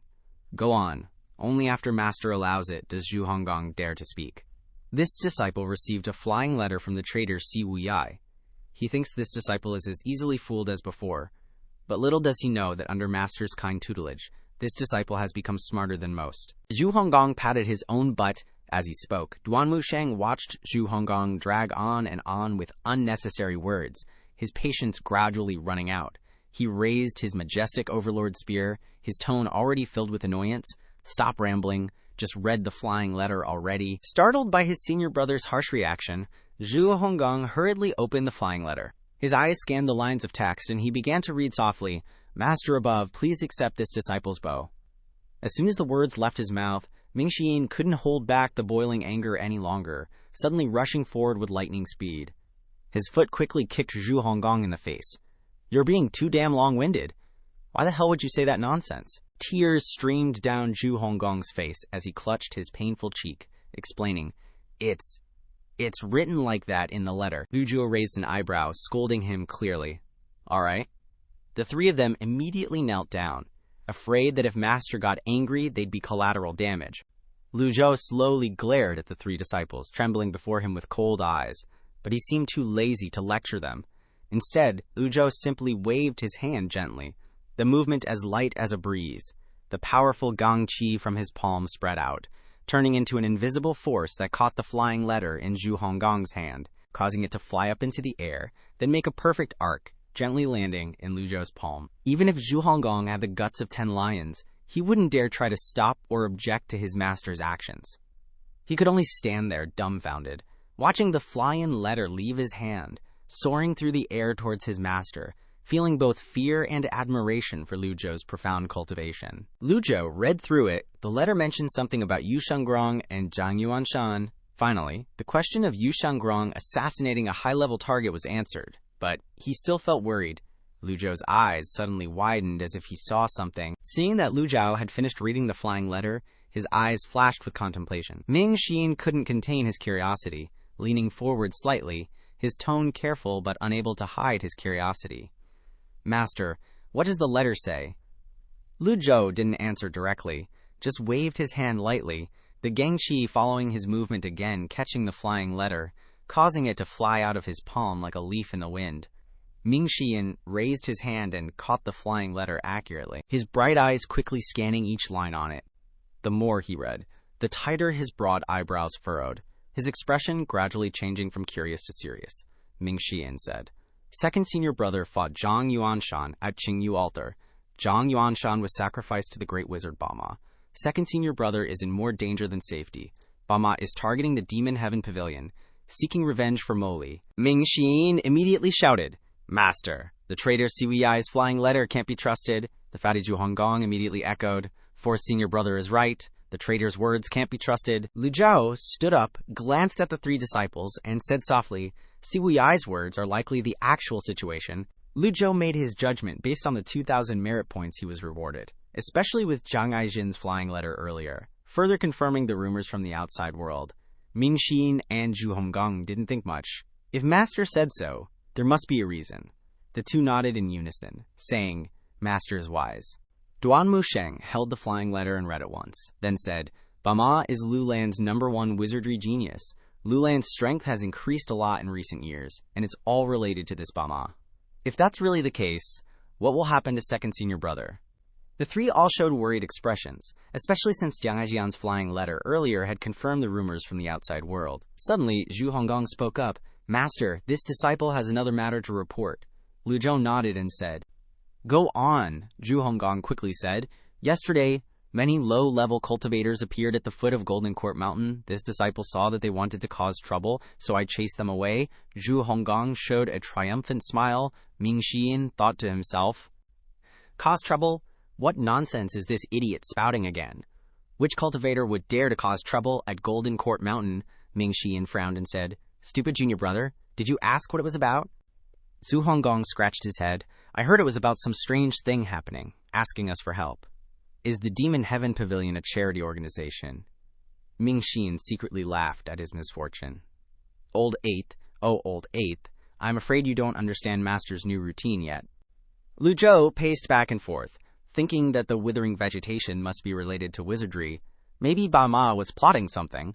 Recalling the contents of Siwei's flying letter, Lu Zhou was a little worried about Yu Shangrong. What surprised Ming Xian was that the old man, Master, didn't show any anger at all. If it were before, with Yu Shangrong's cultivation, why would Lu Zhou need to worry about him? But now it was different from before. How could Lu Zhou stand by and watch Yu Shangrong's situation? Seeing Master fall into contemplation, Ming Xian immediately understood and quickly bowed, saying, "This disciple is willing to go down the mountain to investigate this matter." Zhu Honggong also bowed, saying after him, "This disciple is willing to investigate this matter with fourth senior brother." Lu Zhou turned to look at the two disciples. If it were before, Lu Zhou would not hesitate to let them carry out the mission. But now, Bama was still lurking in the dark. Even Yu Shangrong suffered losses against the Great Wizard, so sending Ming Xian and Zhu Honggong was no different from sending them to their deaths. After a moment of silence, Lu Zhou opened his mouth and said, "Don't worry. If he's targeting the Demon Heaven Pavilion, he'll naturally come looking." Ming Xian and Zhu Honggong immediately responded in unison, "Master is wise." 10 days passed in the blink of an eye, and everything continued as usual. On the 11th day, as night fell, in a graveyard in a dense forest, starting with a hand emerging from the ground, several hideous corpses slowly appeared, scuffling. A dense crowd of people were stepping forward, and many corpses were climbing out of the graves, joining the group, slowly moving forward. Standing from above, the ground looked like an army of black ants. 2 corpses with ropes wrapped around their necks were pulling something. Behind them was a black carriage, a figure in black standing on the roof of the carriage, his eyes shining with purple-red light, looking with satisfaction at the army he had created. These were the soldiers he had built day and night. A low voice came from his throat, "Demon Heaven Pavilion, hopefully this time I can make you happy." Oosh! The black carriage glided over the heads of the dense crowd, flying forward to lead the army. At the same time, in the sky over an area tens of thousands of miles northwest of the divine capital, snow was glistening white. and mountains rose one after another. A square-headed dude, kitted out in special protective gear, was harvesting something, calling out, "Bumper crop this year." On the snow-covered mountain range, a cyan-robed swordsman hovered. He turned slightly, his eyes seeing only forest and white snow, not a single soul. The wind tossed Yu Shangrong's long hair. Spotting the figure in the distance, the square-headed guy in protective gear recognized him immediately. It was the sword devil, Yu Shangrong. He didn't shake off the snow, letting the snowflakes fall on his hair until his brows and strands were dusted white. He didn't brush it off, letting the snowflakes fall into every lock of hair. Even his eyebrows were covered in white. The guy in protective gear had sharp eyes, seeing every detail even from a good distance. Yu Shangrong stood with his arms crossed, the longevity sword on his back, seeming to sense something, trembling slightly. The dude in protective gear got super anxious. No way he saw me right. Yu Shangrong stood on the mountain peak, smiling into the wind. Good snow. Time to go home. The squarehead started detailing everything. Yu Shangrong stepped through the air, flying forward. In a flash, he appeared dozens of yards away. A moment later, Yu Shangrong was standing on a treetop, gazing at the flat land before him, lost in thought. The small plain stretched for dozens of miles, surrounded by mountains on all sides, buried in pure white snow. Beneath the snow and various vines and weeds, one could only vaguely make out the ruined houses. A scene of people lost. Yu Shangrong tapped his toes lightly. Rustle, rustle, the snow on the treetop fell in a flurry. Yu Shangrong flew forward but suddenly cried out in pain, his body swaying. He didn't fly, but stood in midair, and the squarehead was sweating bullets. Did he really see me? Yu Shangrong silently reached out and circulated his chi, a small 100 tribulation moving clarity.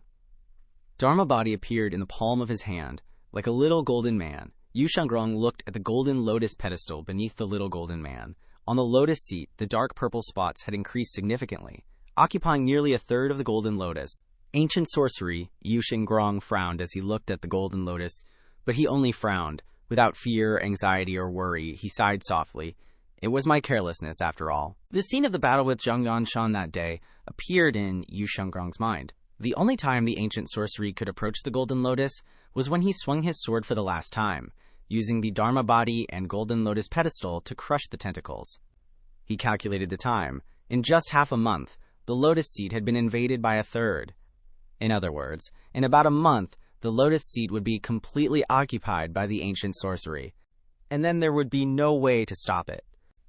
Yu Shangrong's feet moved slightly, and the 100 tribulation moving clarity Dharma body disappeared.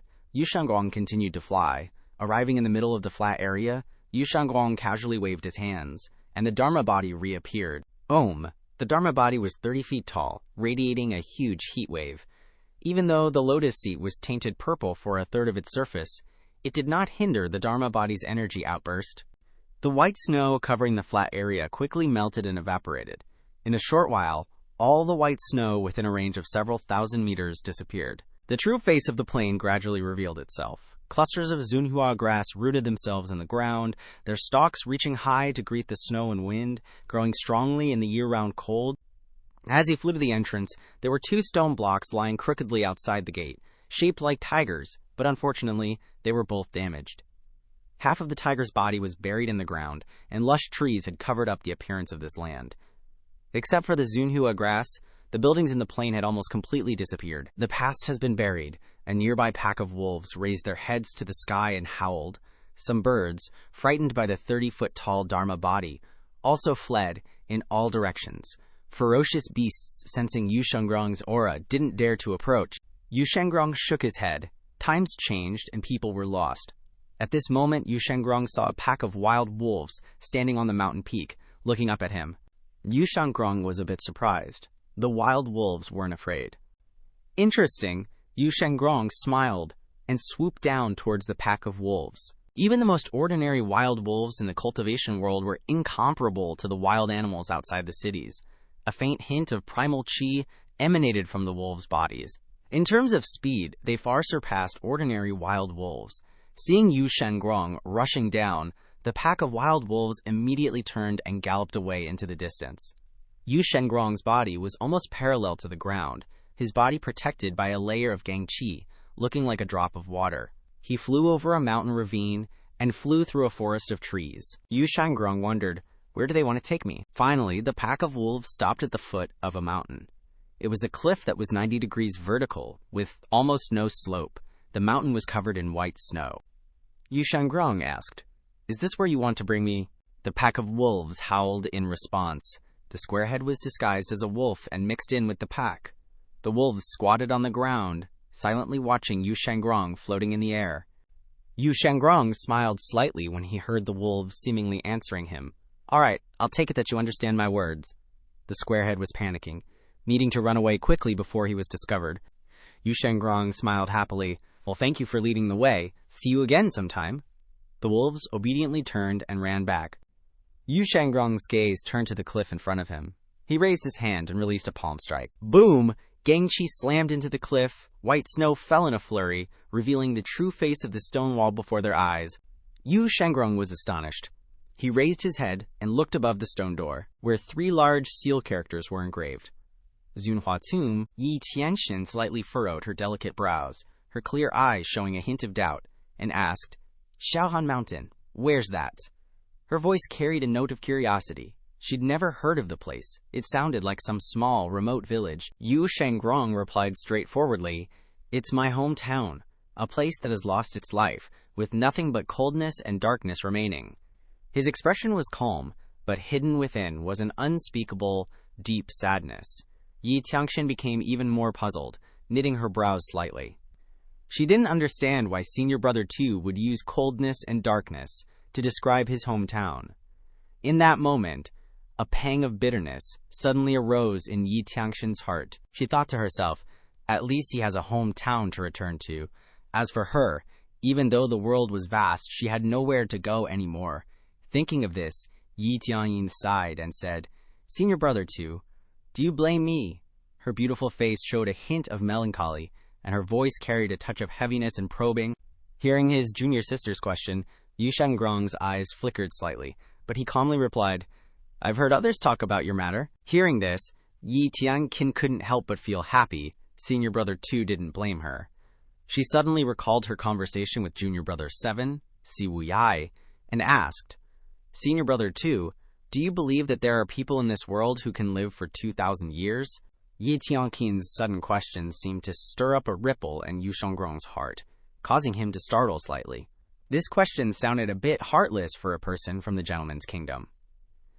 1,000 years was already an extreme extravagance, so why dream of 2,000? Yu Shangrong didn't directly answer the somewhat strange question. Instead, his eyes narrowed slightly as he turned to look at Yi Tianqian and slowly asked, "Do you believe in it?" Yi Tianxian bluntly said, "Senior Brother 2, I've been searching for something called Cheng Huang this whole time. Many people say that once you obtain Cheng Huang, you'll live for 2,000 years. But I've been searching for so long and still haven't found it. If it were anyone else, they would definitely advise her not to waste her effort." But Yu Shangrong was different. People didn't necessarily have to achieve their goals in life. The greatest motivation for living was to always have a glimmer of hope in your heart. The corners of Yu Shangrong's lips curved into a faint smile, his gaze looking into the distance as if contemplating something. And then he slowly said, "Then you must be steadfast and search slowly." Yi Tianqian frowned in doubt, asking in a low voice, "Even if the hope is remote?" Yu Shangrong said with certainty, "It's still better than having no hope." Yi Tianqian was momentarily speechless. She thought about it again and again and realized that what Senior Brother said made sense. Remote hope was still better than no hope. After a moment, Yi Tianxian bowed. "Thank you, Senior Brother 2, for your guidance." Yu Shangrong nodded, his gaze looking into the distance. "The sun is about to set, Junior Sister. Go back." "Yes, Senior Brother, take care." Yi Tianxian sighed softly, her heart full of thoughts, and then slowly turned and walked away into the distance. Her lonely back gradually disappeared behind the trees as the sun went down. The sun was about to set. Yu Shangrong wasn't in a hurry to leave. He just stood quietly watching the sunset. When the fiery red sun slowly disappeared behind the mountains in the west, dyeing a corner of the sky into a ribbon of dreamy orange and purple, Yu Shangrong stood there until everything was shrouded in darkness. In the quiet space, Yu Shangrong suddenly controlled the longevity sword, a powerful burst of true qi on the cold blade, striking down hard on the ground. Boom! The ground cracked open a fissure. The longevity sword lay wedged in that fissure. Yu Shangrong sat cross-legged. his hands placed in front of him. A humming sound rang out. The 100 Tribulations Insight avatar appeared, but its size wasn't large, even half the height of a real person. Yu Shangrong suppressed the avatar, shrinking it down to be very small, and with one hand lifted, the avatar floated in the palm of his hand. The tiny golden figure stood on a golden lotus, but at this time, the golden lotus was no longer the usual golden color, but speckled with patches of purple. Those spots were slowly spreading across the golden lotus, looking like insects crawling on a lotus leaf. Yu Shangrong mobilized his yuan qi, and the golden lotus rapidly rotated, with great light shining brightly across the sky. Another boom. After a round of mobilizing yuan qi for treatment, the speed of the purple energy spreading was only suppressed, but it didn't disappear at all. Yu Shangrong frowned slightly. This battle had been very difficult for him to win, at least more difficult than any other battle in the past. Even the discussion with senior brother at Yunjia Land didn't require him to exert all his strength like today. In his impression, Zhang Yuanshan was just a second-rate sect leader, the type who was afraid of death, the kind who could be killed with a single sword strike, but now he was so strong. Great Wizard of Lulan, Yu Shangrong spoke this name, and immediately chuckled softly. Lucky for you that you ran into me. He didn't finish the rest of his words. Decisively withdrawing his avatar, the tip of his toe lightly tapped, and his whole body flew towards the north. After the Qingyu platform battle ended, a group of Yuming sect disciples sent a flying letter to sect leader Yu Zhenghai in Yizhou. The letter's content was concise but full of unease, notifying the other branch halls. Second Master fought Zhang Yuanshan, and currently, he has more bad luck than good. At least that was the pessimistic judgment that the Yuming sect disciples came to after the terrifying battle just now. At least, according to their judgment, that was probably the case. However, the 4 words more bad luck than good contained countless other terrible possibilities, causing people's hearts to tremble. It could be injury, serious injury, defeat, or even death in battle. Thus, rumors were born. The major sects in the cultivation world simultaneously breathed a sigh of relief. People's mouths could erode even gold. As more and more people spread this news, it was no longer necessary to verify its authenticity. The rumors circulating in the Jianghu became more and more distorted and exaggerated, like a raging wave sweeping away the truth. Even some storytellers who were famous for their storytelling didn't miss the opportunity to embellish it and weave together bizarre plots. In the Qingyu platform battle, the sword devil Yu Shangrong couldn't defeat Zhang Yuanshan and was seriously injured. Why did that Zhang Yuanshan, who is as timid as a rabbit, become so strong? The arrogant sword devil of this era has finally fallen. The era of the Evil Sky Pavilion is coming to an end. Yu Shangrong's failure to appear only confirmed the accuracy of these rumors. In the pitch-black night, within a mausoleum area, a dark silhouette floated in mid-air, hovering only about half a foot above the ground, constantly gliding along. A dense, purple-colored aura emanated from the dark figure. Rustle, rustle! The dark figure flew back, landing on the ground. He nodded in satisfaction, holding 2 ends of a rope in his hand. At the other ends of the rope were Kong Yuan, a silent monk in robes, and Zhang Yuanshan, the demonic Dao treasure. The ancient technique had taken effect. Yu Shangrong would vanish from this world. Next up is the Evil Sky Pavilion. Senior sister, I'll make the entire Evil Sky Pavilion be buried with you. As soon as the dark figure finished speaking, a bizarre purple aura exploded with immense power. 7 days later, inside the Great Hall of the Evil Sky Pavilion, Lu Zhou had cultivated the extraordinary power of the Heavenly Book to the point of saturation. Just as he was pondering issues related to the 9-leaf stage, Mingxin entered with a flying letter. Xiao Yaoner was in the courtyard practicing controlling the Brahma sea wheel. She was practicing and playing around when she fell flat on her face. Mingxin rushed in from outside the hall. Xiao Yaoner cleverly called out, "Fourth senior brother, look! I can use the Brahma sea wheel to mimic all sorts of shapes. Master taught me that." "Amazing, amazing," Mingxin absent-mindedly replied, then turned his gaze towards Lu Zhou. Master Zhang Aijian sent a flying letter. As he spoke, he took out the flying letter. Lu Zhou frowned, thinking to himself, this Zhang Aijian fellow is truly efficient. Just 7 days after chasing him away, he already has news to send back. The old fogies in the Elder Pavilion, besides bragging and sucking up, are of no use at all. Mingxin softly read, "Old senior, there's no need to investigate the matter you asked me to inquire about. Currently, the entire cultivation world is rumored that the Sword Devil was defeated by Zhang Yuanshan and won't last long. However, this matter still needs to be verified. I will investigate it thoroughly. There is another matter to report to you, which is that the Nether sect has conquered Yi province. Wei Zuyan is just a fake, so how could he have the ability to pacify Yi province? There is still another piece of news, but the paper is used up. Please flip it over to continue reading. Reading to this point, Ming Xian raised his eyebrows. After flipping the flying letter over, Ming Xian saw nothing but scribbles and broke out in a cold sweat. This guy is pulling another prank. When he opened the letter just now, he didn't notice that there was writing on the other side. Ming Xian cleared his throat and continued reading. Jingping Mountain's formation disappeared. Something happened to the second senior, and your great tribulation of lifespan has arrived. Old senior must be careful of the so-called righteous alliance. It's been a long time since I sent a flying letter to the old senior. I'm a bit unaccustomed. If you can compensate me with a good sword, then I'll have even more motivation. Haha. After reading the letter, Ming Xian was a little unnatural. Rumors are just rumors. With second senior brother's cultivation, how could Zhang Yuanshan even touch a hair on his head? Zhang Yuanshan is the kind of person who's timid and afraid of trouble. Lu Zhou didn't think so. From the announcement of the merit points reward, he knew that the situation was not as simple as it seemed. One thing that could be confirmed was that Zhang Yuanshan was dead. As for whether something happened to Yu Shangrong or not, it was impossible to judge. After all, until now, the system had never announced a disciple's death. Or perhaps the system wouldn't report a disciple's death. Lu Zhou slowly stood up, stroking his beard as he paced back and forth. Your second senior brother likes to roam alone, doesn't like sending flying letters back and forth? Ming Xian immediately criticized.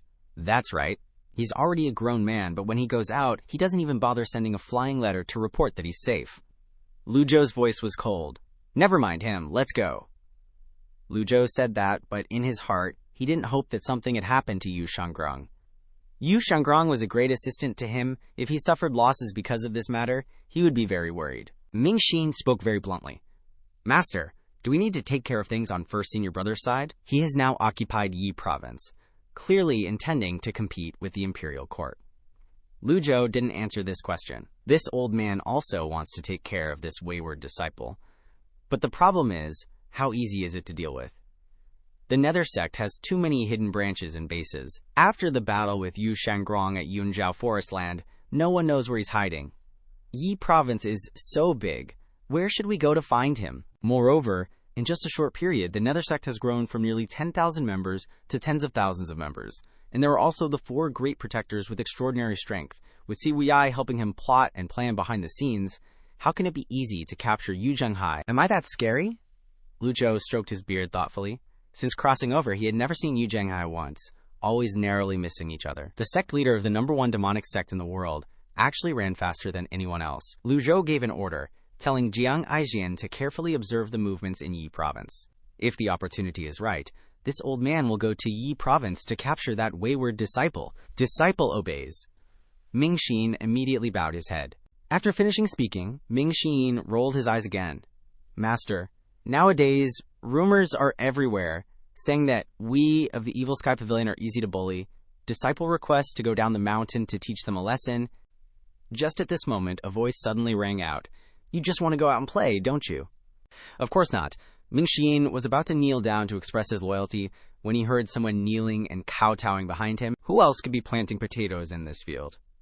It was the fatty Zhu Honggong, kowtowing until his head was on the ground. Disciple greets master. Ming Xian raised his eyebrows, turned around, and saw that Zhu Honggong had kowtowed so hard that the floor was cracked, and his forehead was even pierced by some jagged stones. Ming Xian